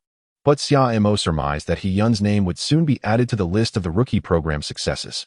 In the ensuing chapter, Yang Luo's matches unfolded without suspense, as Metong displayed formidable strength, dominating its encounters with an overwhelming presence. Xia Mo estimated that Yang Luo's Metong possessed the prowess of an ordinary trainer, yet had yet to face an opponent capable of unleashing its full potential. Besides Yang Luo, Xia Mo also noted 2 other competitors who effortlessly secured their places in the top 16, both of whom belonged to the rookie program. Their Pokémon, a Snivy and a Bulbasaur, represented the grass-type starters. While Bulbasaur was familiar to Xia Mo, Snivy intrigued him. It was the evolved form of Servine, a rarity not found in the Pokémon eggs available in Jiangxing or even throughout Huaxia, being exclusive to the islands. This Pokémon, with both strength and aesthetic appeal, captured the attention of half the audience. Conversely, Zhu Yinghao's luck was lamentable, as he faced a formidable opponent in the first round. The Snorlax, though robust, succumbed to the Magneton's powerful Thunderbolt and its levitating ability. Gu Shui was fortunate, as she avoided encounters with any Pokémon that could counter her own, as well as with Xia Mo and Yang Luo, thus escaping elimination. The 2 challengers Xia Mo faced were met with misfortune. Their offensive strategies faltered against reflective barriers and light screens, while they were unable to withstand Water Pulse and Confusion. Psyduck maintained a firm grasp on the contest. As the first match of the following morning approached, the roster was freshly announced. Oh, Yang Luo, is that you? Gu Shui exclaimed, her face a portrait of dismay upon discovering her opponent. It's Metal Gremlin, a steel type. Xia Mo's eyes narrowed, Recognizing the challenge ahead, Xia Mo, deliver a sound, thrashing in retribution for me and Snorlax. Zhu Yinghao exclaimed, unable to contain his excitement upon learning of Xia Mo's matchup. In the transition from 64 to 16, let Xia Mo seize the chance. Gu Shui, feeling a chill, sought solace in the face of uncertainty. Later that evening, Xia Mo opened his phone to find a transfer from Zhu Yinghao. Classmate, this is our profit from the last 2 months. I'm sharing the dividends with you, totaling 200. 500, please confirm receipt.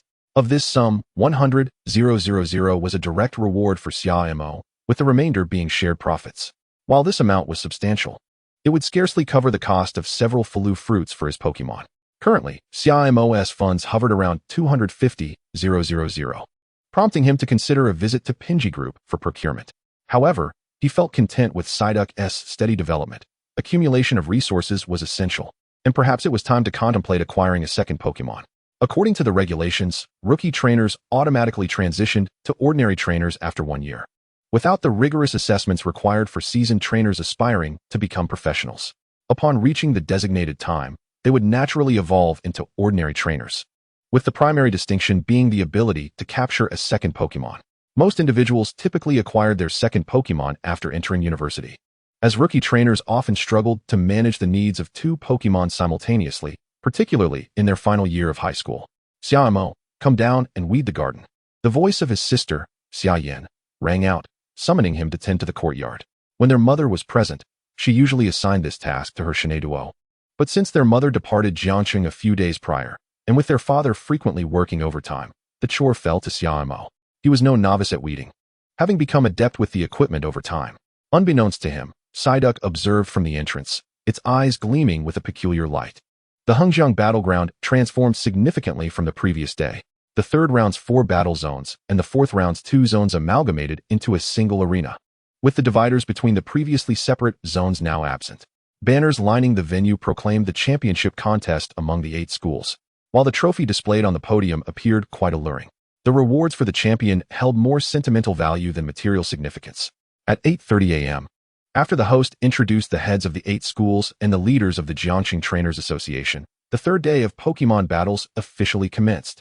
As the first contestant, Xia Mo prepared to enter the fray. Xia Mo, go for it. Charge forth and defeat your opponent. Psyduck, let us rally. Xia Mo was taken aback to see his classmates from Class 2 of the senior year, including their homeroom teacher, Mr. Song, brandishing Psyduck toys in support of him. His opponent, Zheng Xiu, accompanied by his Magneton, approached across the arena amidst the audience's cheers. I'll make you lose disgracefully. The pre-match banter was more for entertainment than anything, as taking it too seriously could affect one's morale. What of the Kingler Cup champion? No matter how powerful your psychic Psyduck is, it's just a matter of my Magneton unleashing a thunderbolt, Zheng Xiu declared. Xia Mo shook his head, his tone cold. Rest assured, your Magneton won't even get a chance to attack. Don't talk big, Zheng Xiu retorted, indignant. You think your Psyduck is invincible? The referee raised the flag, signaling the imminent commencement of the battle, as the Pokémon took their positions and the trainers retreated to their designated command zones. Psyduck and Magneton faced off. 3, 2, 1. The countdown echoed throughout the Hengjiang battleground. Then, the battle began. Psyduck, unleash Hydro Pump. Control Magneton, Xia Mo declared. I told you, in this battle, your Magneton won't have the chance to launch a single attack. Psyduck, the cerulean glow flickering within Psyduck's eyes signified the activation of its psychic powers. Subsequently, a ripple of water emerged, coalescing with the psychic energy to form a swirling vortex that surged toward the Magnemite. Magnemite, unleash Thunderbolt. Zheng Xiu found it inconceivable that Xia Mo could command Psyduck to render his Magnemite incapable of executing even a single move. Upon issuing the command, Magnemite initiated its Thunderbolt, but to its dismay, it discovered that it could no longer maneuver its own body. Psyduck's psychic force had swiftly established control and confinement over Magnemite. Despair enveloped Zheng Xiu as he watched helplessly as his Pokémon was ensnared within the vortex. What had transpired? Why was Magnemite unable to unleash Thunderbolt? Had the match begun with an unspoken concession? Zheng Xiu, why do you let Magnemite be drawn in without a fight? Is it possible that Magnemite was utterly immobilized? Chapter 82. A single move to defeat the enemy. The esteemed principals from the 8 schools, alongside Chen Hua, the vice president of the Jiangxing Trainer Association, were all taken aback. Had Psyduck's prowess completely overwhelmed Magnemite? Xia Mo? Was he not the rising trainer who had triumphed over the Seven Stars bird to clinch victory in the King of Fish Cup? If it were indeed that Psyduck, such an achievement would not be surprising. Xia Mo's prowess was formidable, employing psychic control over Magnemite with ruthless efficiency. What animosity lay between Zheng Xiyu and Xia Mo? As the principals engaged in animated discussion, Zheng Xiyu, standing at the battlefield, felt veins throb on his forehead. Observing Magnemite being drawn into the vortex, he incessantly commanded, "Magnemite, use Thunderbolt. I command you to unleash Thunderbolt." Magnemite yearned to comply, yet it found itself utterly incapable of controlling its own form. This move, Whirlpool, was notoriously difficult to escape, even for a Scyther, let alone Magnemite. Xia Mo called out, "Your Magnemite will not execute a single move in this battle. As I have proclaimed, Psyduck, shatter it." In the face of overwhelming strength, type advantage held no sway to prevent your defeat. Psyduck's eyes blazed with intensity as the whirlpool intensified, and Magnemite gradually ceased its movements, succumbing to incapacitation. This was no mere exhibition of the 8 schools Pokémon battle. It was a one-sided annihilation. Zheng Xiyu ought to be grateful that yesterday, Magnemite's electrical energy did not leak in the lounge. He should be relieved that his underhanded tactics did not come to fruition, lest Magnemite be languishing in the Pokémon Center today. If the Pokémon lay defeated, surely the trainer ought to share the same fate. As Magnemite succumbed, Xia Mo turned away, leaving Zheng Xiyu with nothing but his retreating silhouette. A profound silence enveloped the arena. Initially, many spectators struggled to grasp the unfolding events, but as the blue vortex exerted increasingly potent pressure upon Magnemite, comprehension dawned.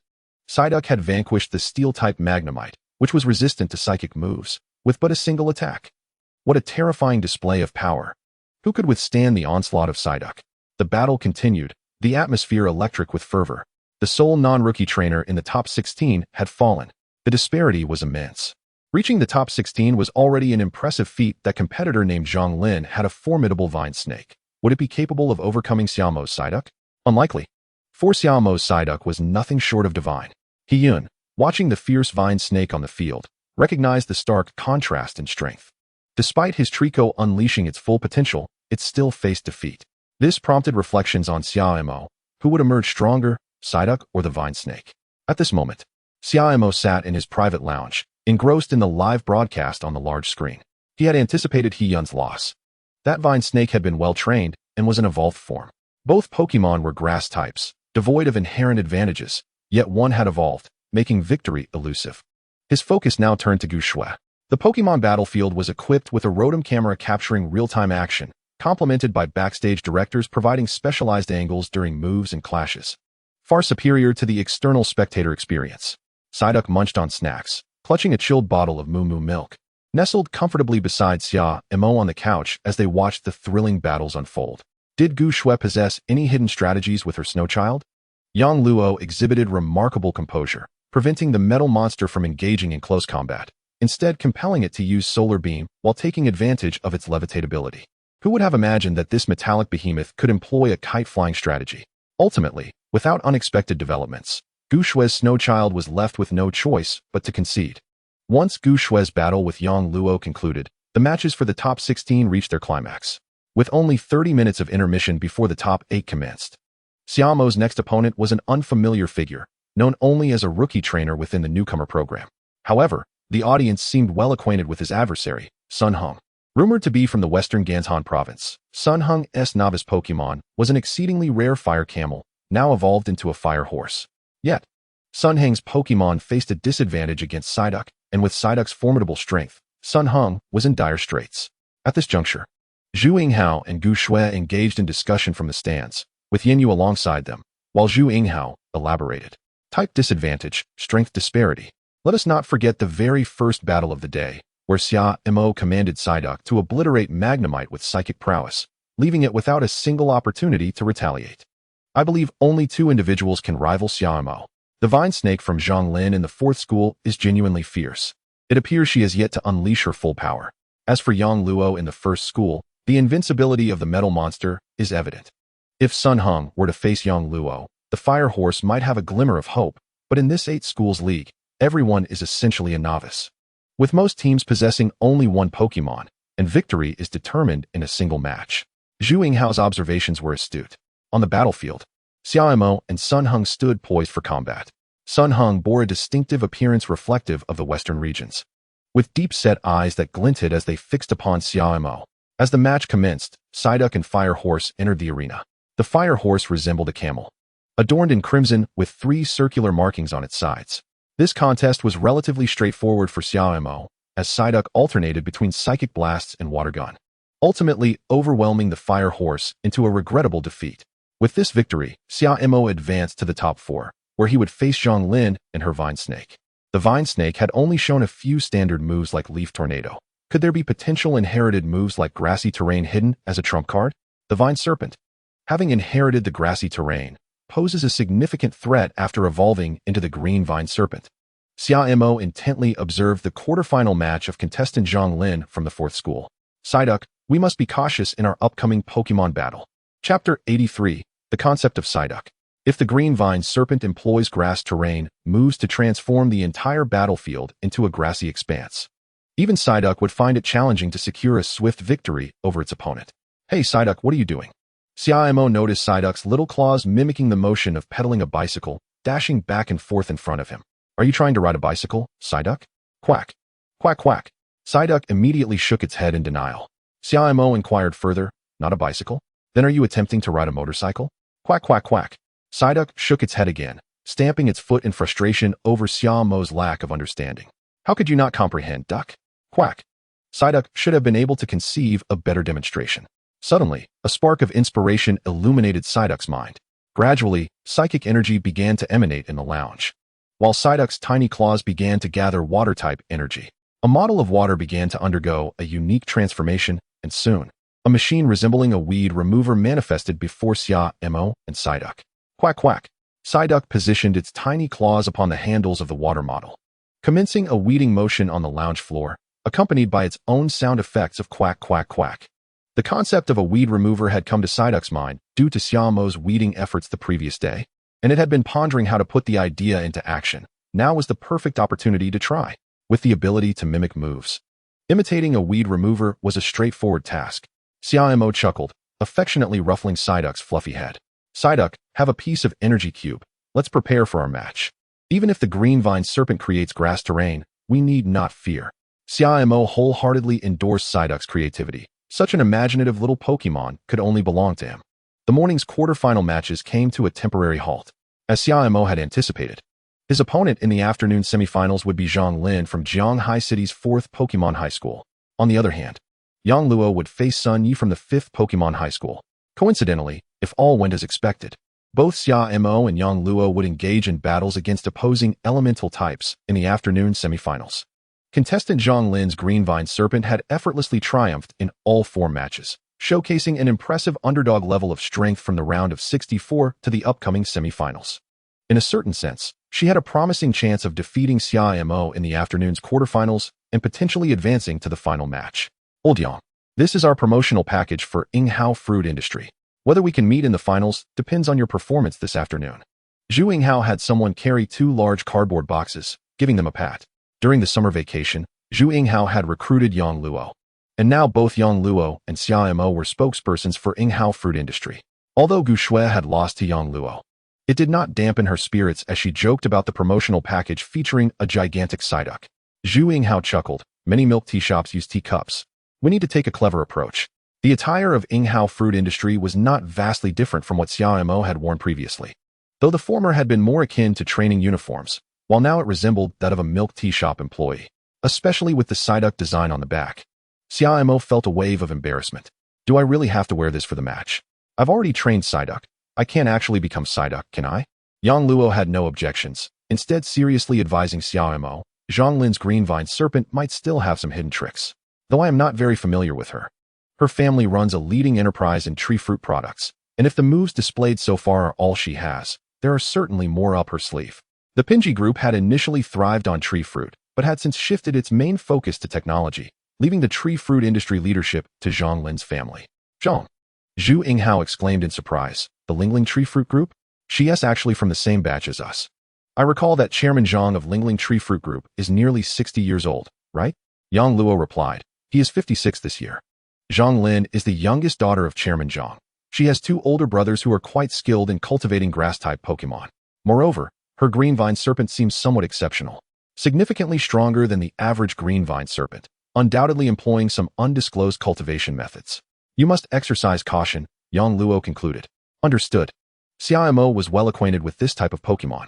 In the Pokémon anime, Ash's proud green vine serpent, known for overcoming the green tea electric flying squirrel, was indeed quite popular in Xia Mo's memory. His admiration for this type of Pokémon made him exceedingly knowledgeable about them. He could see through any tactics in a Pokémon battle. However, in front of everyone, Xia Mo chose to play it safe and refrained from expressing his thoughts aloud. Xia Mo, good luck in the match. In this battle of opposing elements, don't let me down. Yang Luo summoned his Metagross, snapping his fingers to signal it to carry the mascot box towards the lounge. Old Yang, you're stealing my lines, Xia Mo remarked, watching Yang Luo leave with a casual swagger, shrugging his shoulders. Psyduck, use telekinesis. Let us return to the lounge. Gu Shui, classmate, I'm off first. Good luck, Xia Mo. Quack quack. At precisely 2 o'clock in the afternoon, the quarterfinals commenced officially. The opening featured a performance lasting around 10 minutes. First, a flock of Pidgeys soared through the sky, followed by a group of Pidgeotos, and finally, the silhouette of a Pidgeot made its appearance, accompanied by a dazzling array of fireworks bursting from above. The grand battle arena of Hengjiang ignited with fervor as the figure of Charizard emerged. Its extraordinary flying skills sent flames trailing from its tail, sweeping past the spectators, leading nearly 20,000 audience members and their novice Pokémon towards a peak atmosphere within the arena, which could accommodate close to 40,000 seats. It's heating up. Quack. Quack.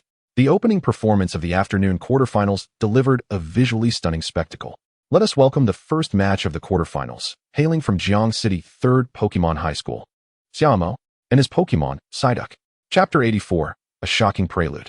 Amidst the exuberant cheers from the crowd, Xia Mo and Psyduck stepped onto the official Pokémon battle stage. Greeted by the chants of Xia Mo, Psyduck, Psyduck, quack quack, the atmosphere was palpably more fervent than it had been in the morning. Psyduck surveyed its surroundings, unable to resist waving its excited little claws. Are you excited, Psyduck? Xia Mo asked. Quack quack, there will be even grander scenes in the future. Now, let us welcome the contestant from Jiangxing 4th Fairy High School, Zhang Lin, accompanied by her formidable Pokémon, the Vine Snake. Let us once again extend a warm round of applause and cheers for them. The atmosphere is electric, far exceeding Xia Mo's expectations for this quarterfinal match. Confirming that the battle sound system is operational, Xia Mo is fully prepared. Do either contestants have anything to say to their opponent? The host signals that it is time for the pre-match banter. Come on, come on. Xia Mo has nothing particularly pressing to say to Zhang Lin. There are no grudges to air, and it is unnecessary to act like the trainer of that 3-in-1 Magnemite. However, it begs the question, was there no sound system for battles this morning? No matter, it's of little consequence. The morning's performance certainly lacked the fervor of the afternoon. As the camera pans, Xia Mo confidently offers a slight smile towards the lens. Just one word, handsome. I will emerge victorious, Zhang Lin declares earnestly. The pre-match dialogue between the two contestants remains amicable, friendship first, competition second. And now, let the quarterfinal commence. The lights flicker. The countdown begins. 5, 4, 3, 2, 1. The battle begins. Vine Snake, utilize grass terrain. At the very moment the Pokémon battle commences, a glimmer of pride flashes across Zhang Lin's gaze. Her hidden trump card, specifically prepared for Xia Mo's Psyduck, is finally about to be revealed. The grass terrain move is formidable. In an instant, verdant grass spreads across the ground, transforming the battlefield into a lush green expanse. This grass terrain emits a unique energy, bestowing special vitality effects upon the Pokémon within it. Grass-type Pokémon on the grass terrain experience significant enhancements in health and energy recovery, and the power of grass-type moves is greatly amplified, making it a pivotal move for grass-type Pokémon in determining victory. The grass terrain can substantially elevate the combat prowess of the Vine Snake, even if its current strength does not match that of an elite trainer's Pokémon. With the grass terrain and the advantage of type effectiveness, it can launch a surprise attack, catching Xia Mo and his Psyduck off guard. Zhang Lin is confident that she can indeed triumph against the odds. This is the allure of the Vine Snake mastering the grass terrain move. But the question arises, why does a male voice seem to issue commands before her? It sounds remarkably like Xia Mo's voice. No, this is indeed Xia Mo's voice. What could this mean? Why is Xia Mo commanding Zhang Lin's Vine Snake to use grass terrain? Grass terrain? Does anyone know what this move entails? Isn't it just a battle maneuver? Fool, check your phone. We're not at school today. Didn't you bring your phone? Grass Terrain is a special field move that significantly enhances the combat capabilities of Grass-type Pokémon. This move is practically game-breaking. The audience erupts into a buzz of discussion. What is Xia Mo up to?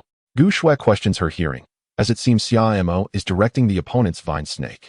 Even more astonishingly, Xia Mo's commands are issued faster than Zhang Lin, the trainer of Vine Snake. It appears he was well prepared. I was worried for nothing. Yang Luo chuckles, though soon his brow furrows in concern. How did Xia Mo know Zhang Lin's trump card was Grass Terrain?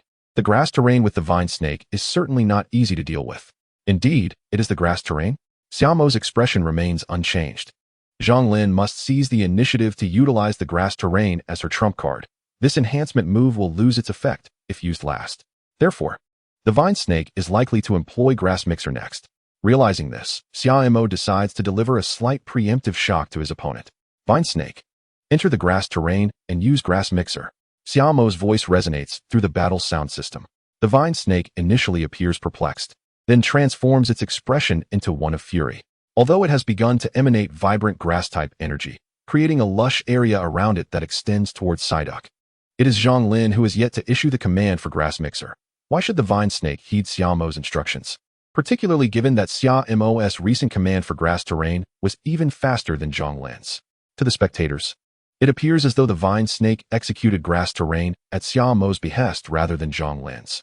Yet, Zhang Lin is now flustered. How does he know that my Vine Snake can use Grass Terrain? I have never employed it in battle before. Why? Why is this happening? The Grass Terrain move was supposed to be her secret weapon, prepared to eliminate Xia Mo in this quarterfinal battle, but now, has it been preemptively countered and commanded in real time by someone else? The most embarrassing part is that Xia Mo has outpaced Zhang Lin.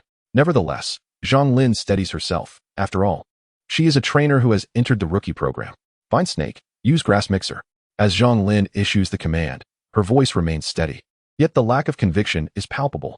Xia Mo's maneuver has undoubtedly shaken her confidence. That's more like it. The Grass Mixer was anticipated for this moment. Tidal Swirl. Xia Mo's tone suggests he is fully prepared. He exudes a calm demeanor as though he holds dominion over the opposing trainer's decisions, ready to respond optimally to any choice Zhang Lin makes. More metallic than the Magnemite itself. Psyduck. A blue vortex materializes. Meanwhile, the leaves coalescing around the Vine Snake resemble sharp, miniature swords, with the interspersed grass needles as piercing as embroidery needles. As these leaves and blended grass rush towards Psyduck, it seems as if a violent tempest has arisen beside the Vine Snake. Grass Mixer. It even carries an aura reminiscent of a leaf storm. Chapter 85. Someone has opened up. Xia Mo observes the furious attack of the Vine Snake's flying leaf blades, reminiscent of an enraged heroine from a cultivation world. Her leaves fluttering like flying swords in the wind. Alas, in the face of absolute strength, these efforts are futile. As Psyduck unleashes Tidal Swirl, a powerful torrent spirals across the Grass Terrain, generating an onslaught akin to a tornado. When Tidal Swirl intersects with Grass Mixer, the colossal water vortex from Psyduck engulfs the rapidly spinning leaf blades and grass needles entirely. The two moves seem to merge, yet the Tidal Swirl that consumed Grass Mixer continues its assault towards the Vine Snake. Within the azure vortex, verdant patterns emerge, a testament to the sharp leaves and needle-like grass released by the Vine Snake. The Grass Mixer move, which had accumulated countless leaf blades and grass needles against Psyduck, is now entirely returned to the Vine Snake. Vine Snake, evade. A heaviness settles in Zhang Lin's heart as she gazes at Xia Mo, who appears unfazed amidst the battleground, a devilish calmness emanating from him. She feels an indescribable sense of helplessness. The Grass Mixer, has it been dismantled by Tidal Swirl? And this was the Grass Mixer move executed on Grass Terrain, which had received a power boost. Is this how Xia Mo responds? Indeed, the two moves merge into one, conjuring a more fearsome Grass Whirlwind Blender. It seems he was merely waiting for the Ivy Snake to employ the Grass Whirlwind Blender technique. The Ivy Snake's furious red eyes narrowed. It can withstand the whirlwind, but it cannot afford to be unconcerned about the leaves and grass formed from its own grass-type energy. The Grass Whirlwind Blender, imbued with emotions of rage, now intertwines with the whirlwind technique. The Ivy Snake must evade. In an instant, the leaves upon the Ivy Snake's body retract, transforming its form into a sleek and agile serpent. With a powerful thrust of its tail, it deftly dodges the combined assault of the whirlwind and the Grass Whirlwind Blender. The Ivy Snake glances back, its heart still racing. The once lush and towering grass where it stood is now swiftly severed by the sharp leaves and grass. What is this if not a grass weed remover? I eliminate my own kind. Did you think Psyduck's onslaught had come to an end? No. A spoon materializes upon Psyduck's claw. Closing its eyes, Psyduck envisions countless martial artists in its mind. Then, with a gentle slash forward, it executes a swift draw. Upon opening its eyes, a pale blue psychic energy radiates from Psyduck, enveloping it like a mist swirling around a weapon during enchantment. The spoon is suddenly veiled in a blue blade. Psyduck aims the gleaming sword at the grassy arena and strikes. Where the blade passes, not a blade of grass remains. With one blow, the grass is eradicated. The ivy snake finds itself with no escape, just as it narrowly evaded the grass whirlwind blender. It is met with this psychic sword. Ultimately, it is sent flying, rendered incapable of continuing the battle. Quack! Psyduck calmly retracts the spoon and departs the battlefield alongside Xia Mo. The crowd erupts in excitement. How cool is Psyduck? Did you see that final move? It pierced my heart. Is there no lawnmower company seeking Psyduck as a spokesperson? Xia Mo is truly formidable. Not only does he anticipate the ivy snake's moves, but he also had Psyduck prepared with a solution long beforehand. If there is no script involved, I refuse to believe it. He resembles a dark sorcerer. In the VIP section, Rinhong Hai, the principal of Jianghai 3rd Pokemon High School, beams with delight, graciously accepting praise from the other principals and the vice president of the Trainer Association. He is well acquainted with Xia Mo and Psyduck. How could he not pay attention to someone whom President Sun personally looks after? However, he had no opportunity to nurture that connection, as Xia Mo's parents are both professional trainers, and his mother, Yang Ruru, is a globally renowned breeder. Nevertheless, Xia Mo and Psyduck's outstanding performance brings Rin immense pride before his peers. The second match of the quarterfinals features Yang Luo against Sun Yi. Metagross versus Ponyta. Sun Yi is exceptionally strong, the most formidable rookie trainer at our second high school, and his flame will is nearly impossible for any Pokemon to withstand. As Yin explains to Xia Mo from the audience. Beside him are Gu Shui, Zhu Hao, and Zui Yuan. After winning his battle, Xia Mo does not return to the player's lounge, but instead joins the audience. Metagross faces a significant type disadvantage against the powerful Ponyta. This does not bode well for Yang Luo, Gu Shui remarks. Although she was defeated by Yang Luo, she still hopes for his victory. Rest assured, I have faith in old Yang. As the battle commences, Ponyta, a young equine engulfed in flames, is quite the sight. Ponyta, flame charge. Ponyta strikes first, sending a flame directly at Metagross. Metagross evades and retaliates with a hyper beam. Metagross rises into the air, avoiding the incoming flames before firing the beam at Ponyta. Ignore it. Charge with Flame Wheel. Sun Yi commands. Ponyta's flames intensify, enveloping it as if clad in fiery armor. Without a glance at the hyper beam, it charges straight at Metagross. Sun Yi observes the situation keenly. His choice appears perilous, yet is remarkably safe. Xia Mo, watching from the audience, is astutely aware of the unfolding events. As expected, the hyper beam narrowly misses Ponyta, failing to impede its momentum. Good command, but too slow, Yang Luo critiques mildly.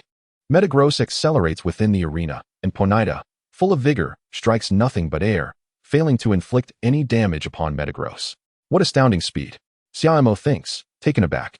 Sun Yi reacts swiftly. Before the hyper beam can land, he commands Ponyta to charge. Logically, Metagross should not be able to respond in time. Yet its reaction speed and aerial maneuverability allow it to evade attacks effortlessly. Even in close combat, Metagross possesses the capability to avoid damage. Xia Mo converses with Psyduck. Since evolving from a Beldum into Metagross, this species has undergone a qualitative leap in power. At this point, Xia Mo realizes that Sun Yi's Ponyta stands no chance. Metagross is operating on an entirely different level. Is this the allure of financial prowess? Chapter 86. The championship battle commences. Observing Metagross's performance, Xia Mo turns to Psyduck. Psyduck's small claws are clenched tightly. The Metagross it faces is no longer the simple-minded creature that merely charged and used telekinetic strikes. As Metagross delivers a final metal claw attack directly upon Ponyta, this Pokemon battle reaches its conclusion. Yang Luo is incredibly strong. The showdown between the first and third high schools. Psyduck versus Metagross. This climactic final match is one to behold. Does Yang Luo have a more imposing nickname? Master of Metal? Or something else?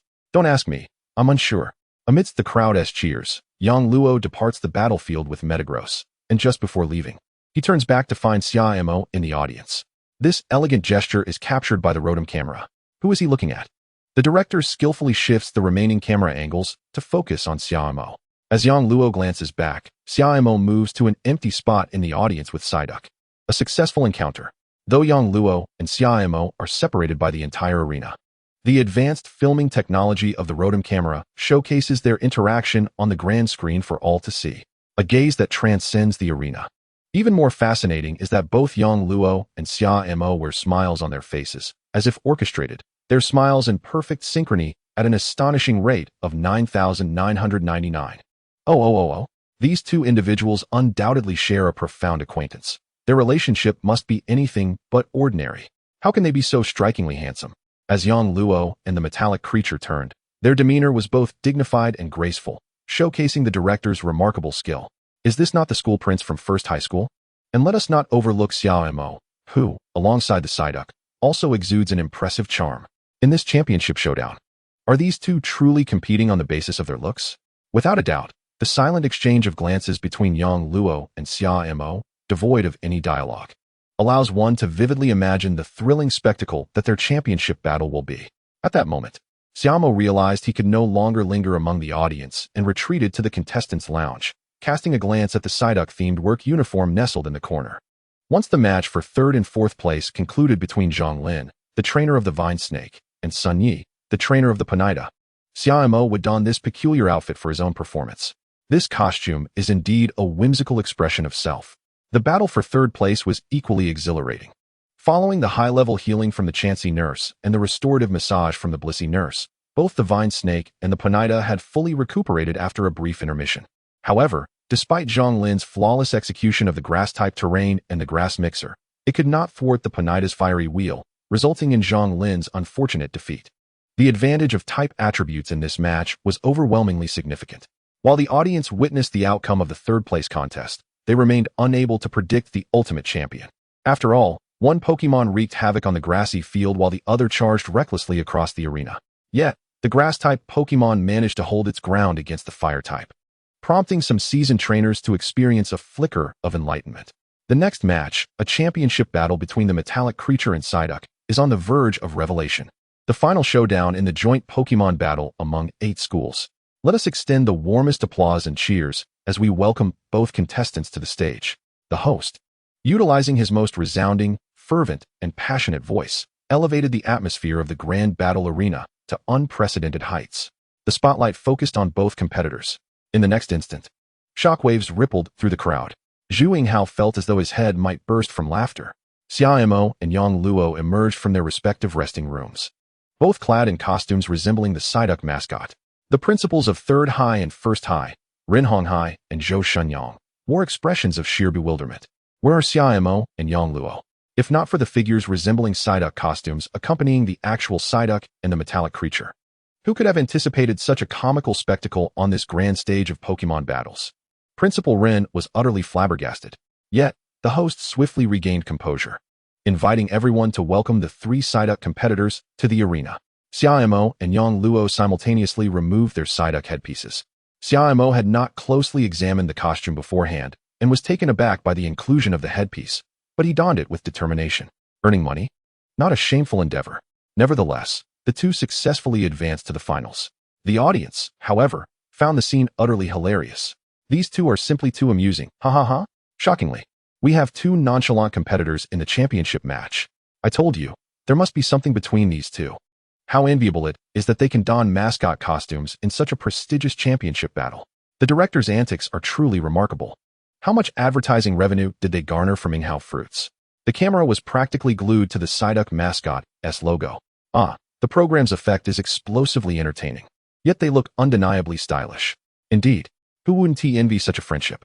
Even in the climactic championship battle, what Xia Mo and Yang Luo display transcends the mere confines of a Pokémon duel.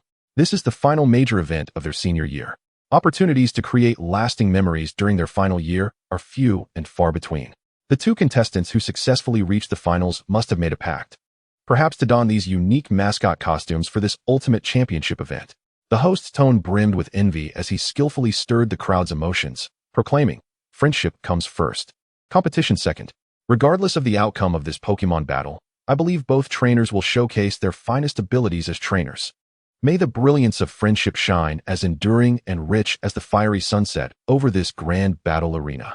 Now, let us invite trainers Xia Mo and Yang Luo to proceed to the battle safety zone and confirm that the battle's audio equipment is operational. The championship battle is about to commence. Come on, Yang Luo. Xia Mo, I have awaited this battle for a long time. The two exchanged smiles. Having known each other since their time at the Planet Club, their encounters in battle being countless, yet Xia Mo had consistently outperformed Yang Luo. But would today follow that trend? As the final 5 seconds approached, the entire audience could not help but rise to their feet, united in a countdown that echoed throughout the venue. 5, 4, 3, 2, 1. The joint Pokémon battle among 8 schools, the last match. The championship battle officially begins. Chapter 87. Psyduck takes flight. Psyduck, prepare for battle. Metallic creature, prepare for battle. Psyduck. The Psyduck's eyes shimmered with a pale blue light, and a psychic aura enveloped its form, causing the very air around it to feel as though it had solidified. Metallic creature.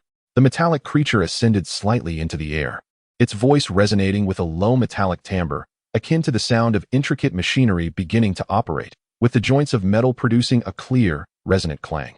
Its red eyes fixated ahead, locking onto the Psyduck's own gaze, which radiated the same pale blue light. In this silent confrontation, an unspoken sense of tension gradually permeated the Pokémon battle arena.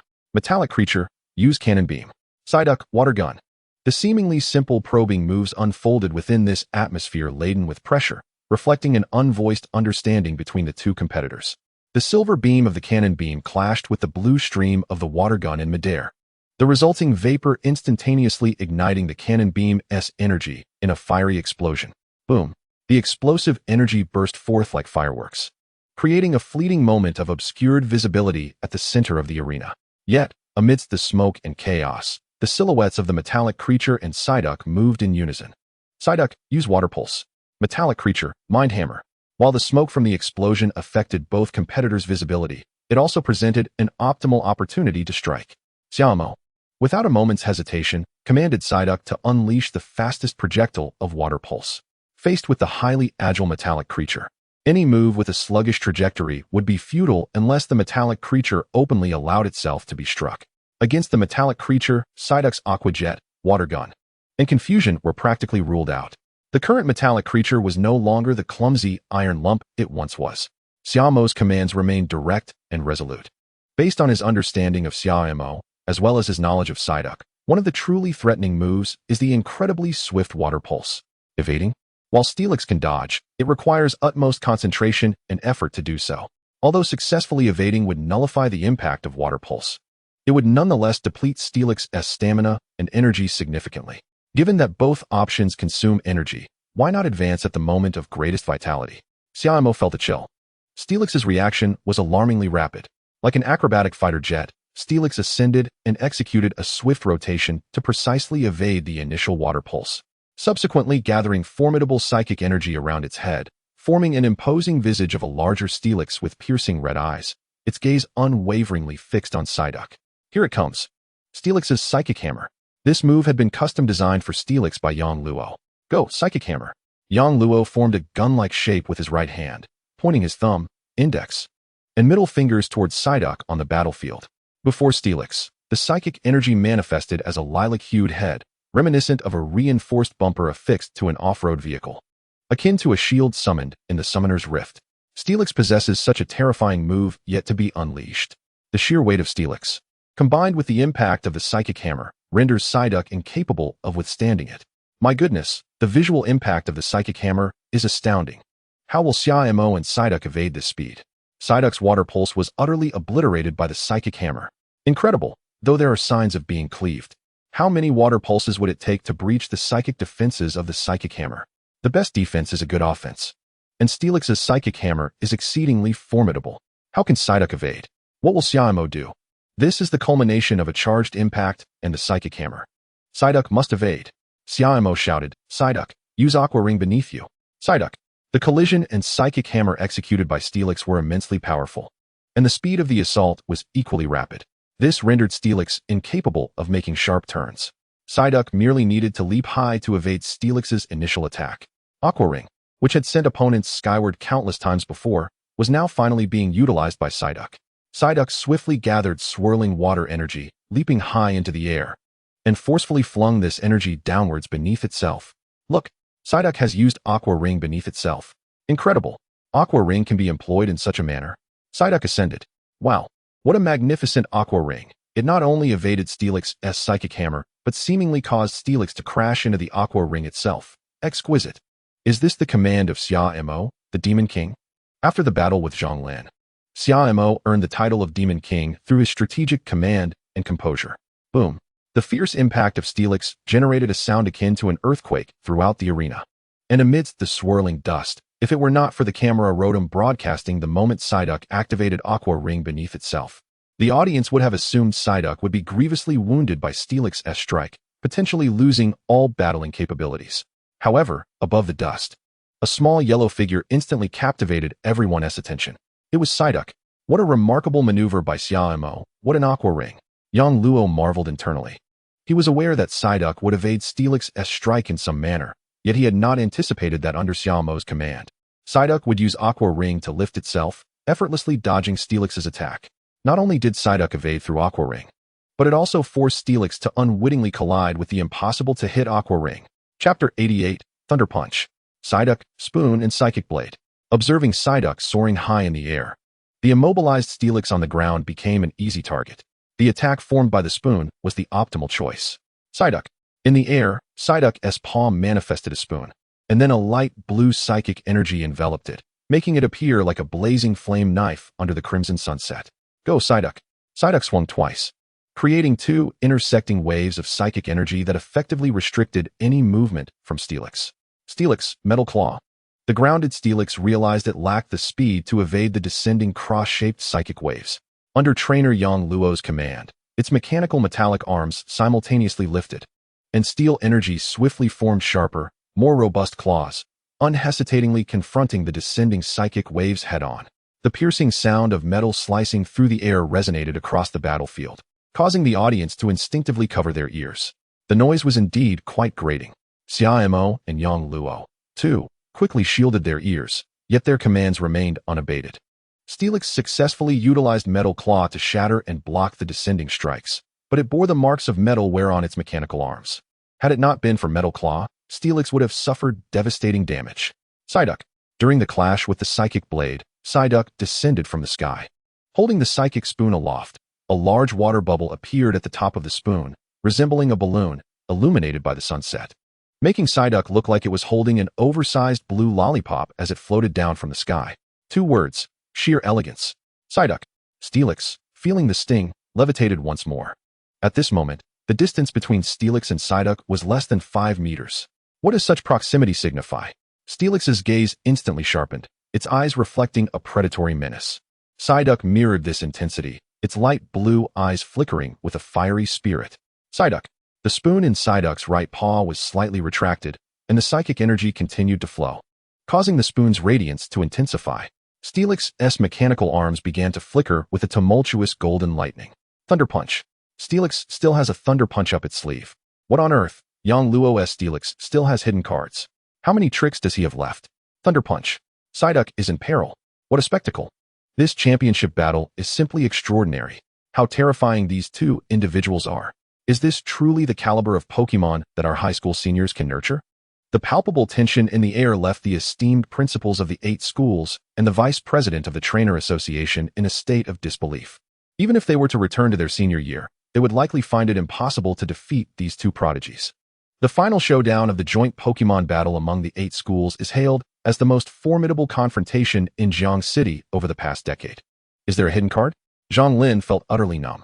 He was clearly fourth. Why did it seem as though there was such a vast chasm in the trainer's prowess compared to these two in the arena? Ziz. The metal monster no longer concealed its true power. It revealed its hand.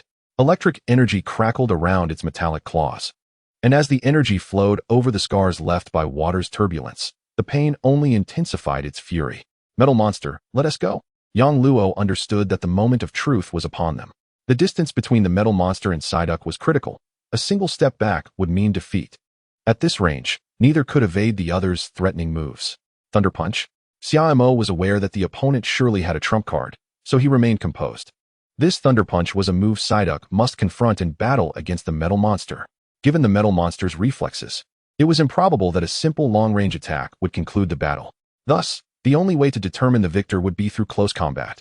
Close combat with Psyduck? In the past, Xia Mo wouldn't have dared to entertain such a notion. Yet now, Psyduck was no longer the same.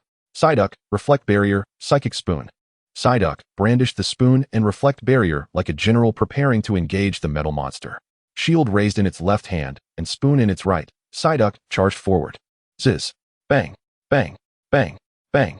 The metal monster swung its electrically charged fists, having undergone rigorous training at Yang Luo's behest. It had endured countless electric shocks and thunder strikes in the electric-type laboratory, learning the agony of Thunder Punch. Only the metal monster truly understood. However, both Yang Luo and the metal monster recognized that Psyduck was an obstacle on its path, one they must surmount, and it had to happen today. The weight of the metal monster's iron fists, infused with explosive electrical energy, filled it with confidence in its attack. Psyduck could not withstand it. Yet, the reality was far more complex than it had anticipated. Before Psyduck's left claw lay an impenetrable wall, and the metal monster's right punch was thwarted by a deep blue psychic barrier. The energy reverberated through the mechanical claws, and upon realizing that its punch could not breach this profound wall, the metal monster's eyes widened in shock. Was this Psyduck's Reflect Barrier? The Reflect Barrier withstood the Thunder Punch. It truly worked. In the audience, Gu Shuem marveled at the twists and turns of the battle. Indeed, Xia Mo had diligently trained Psyduck.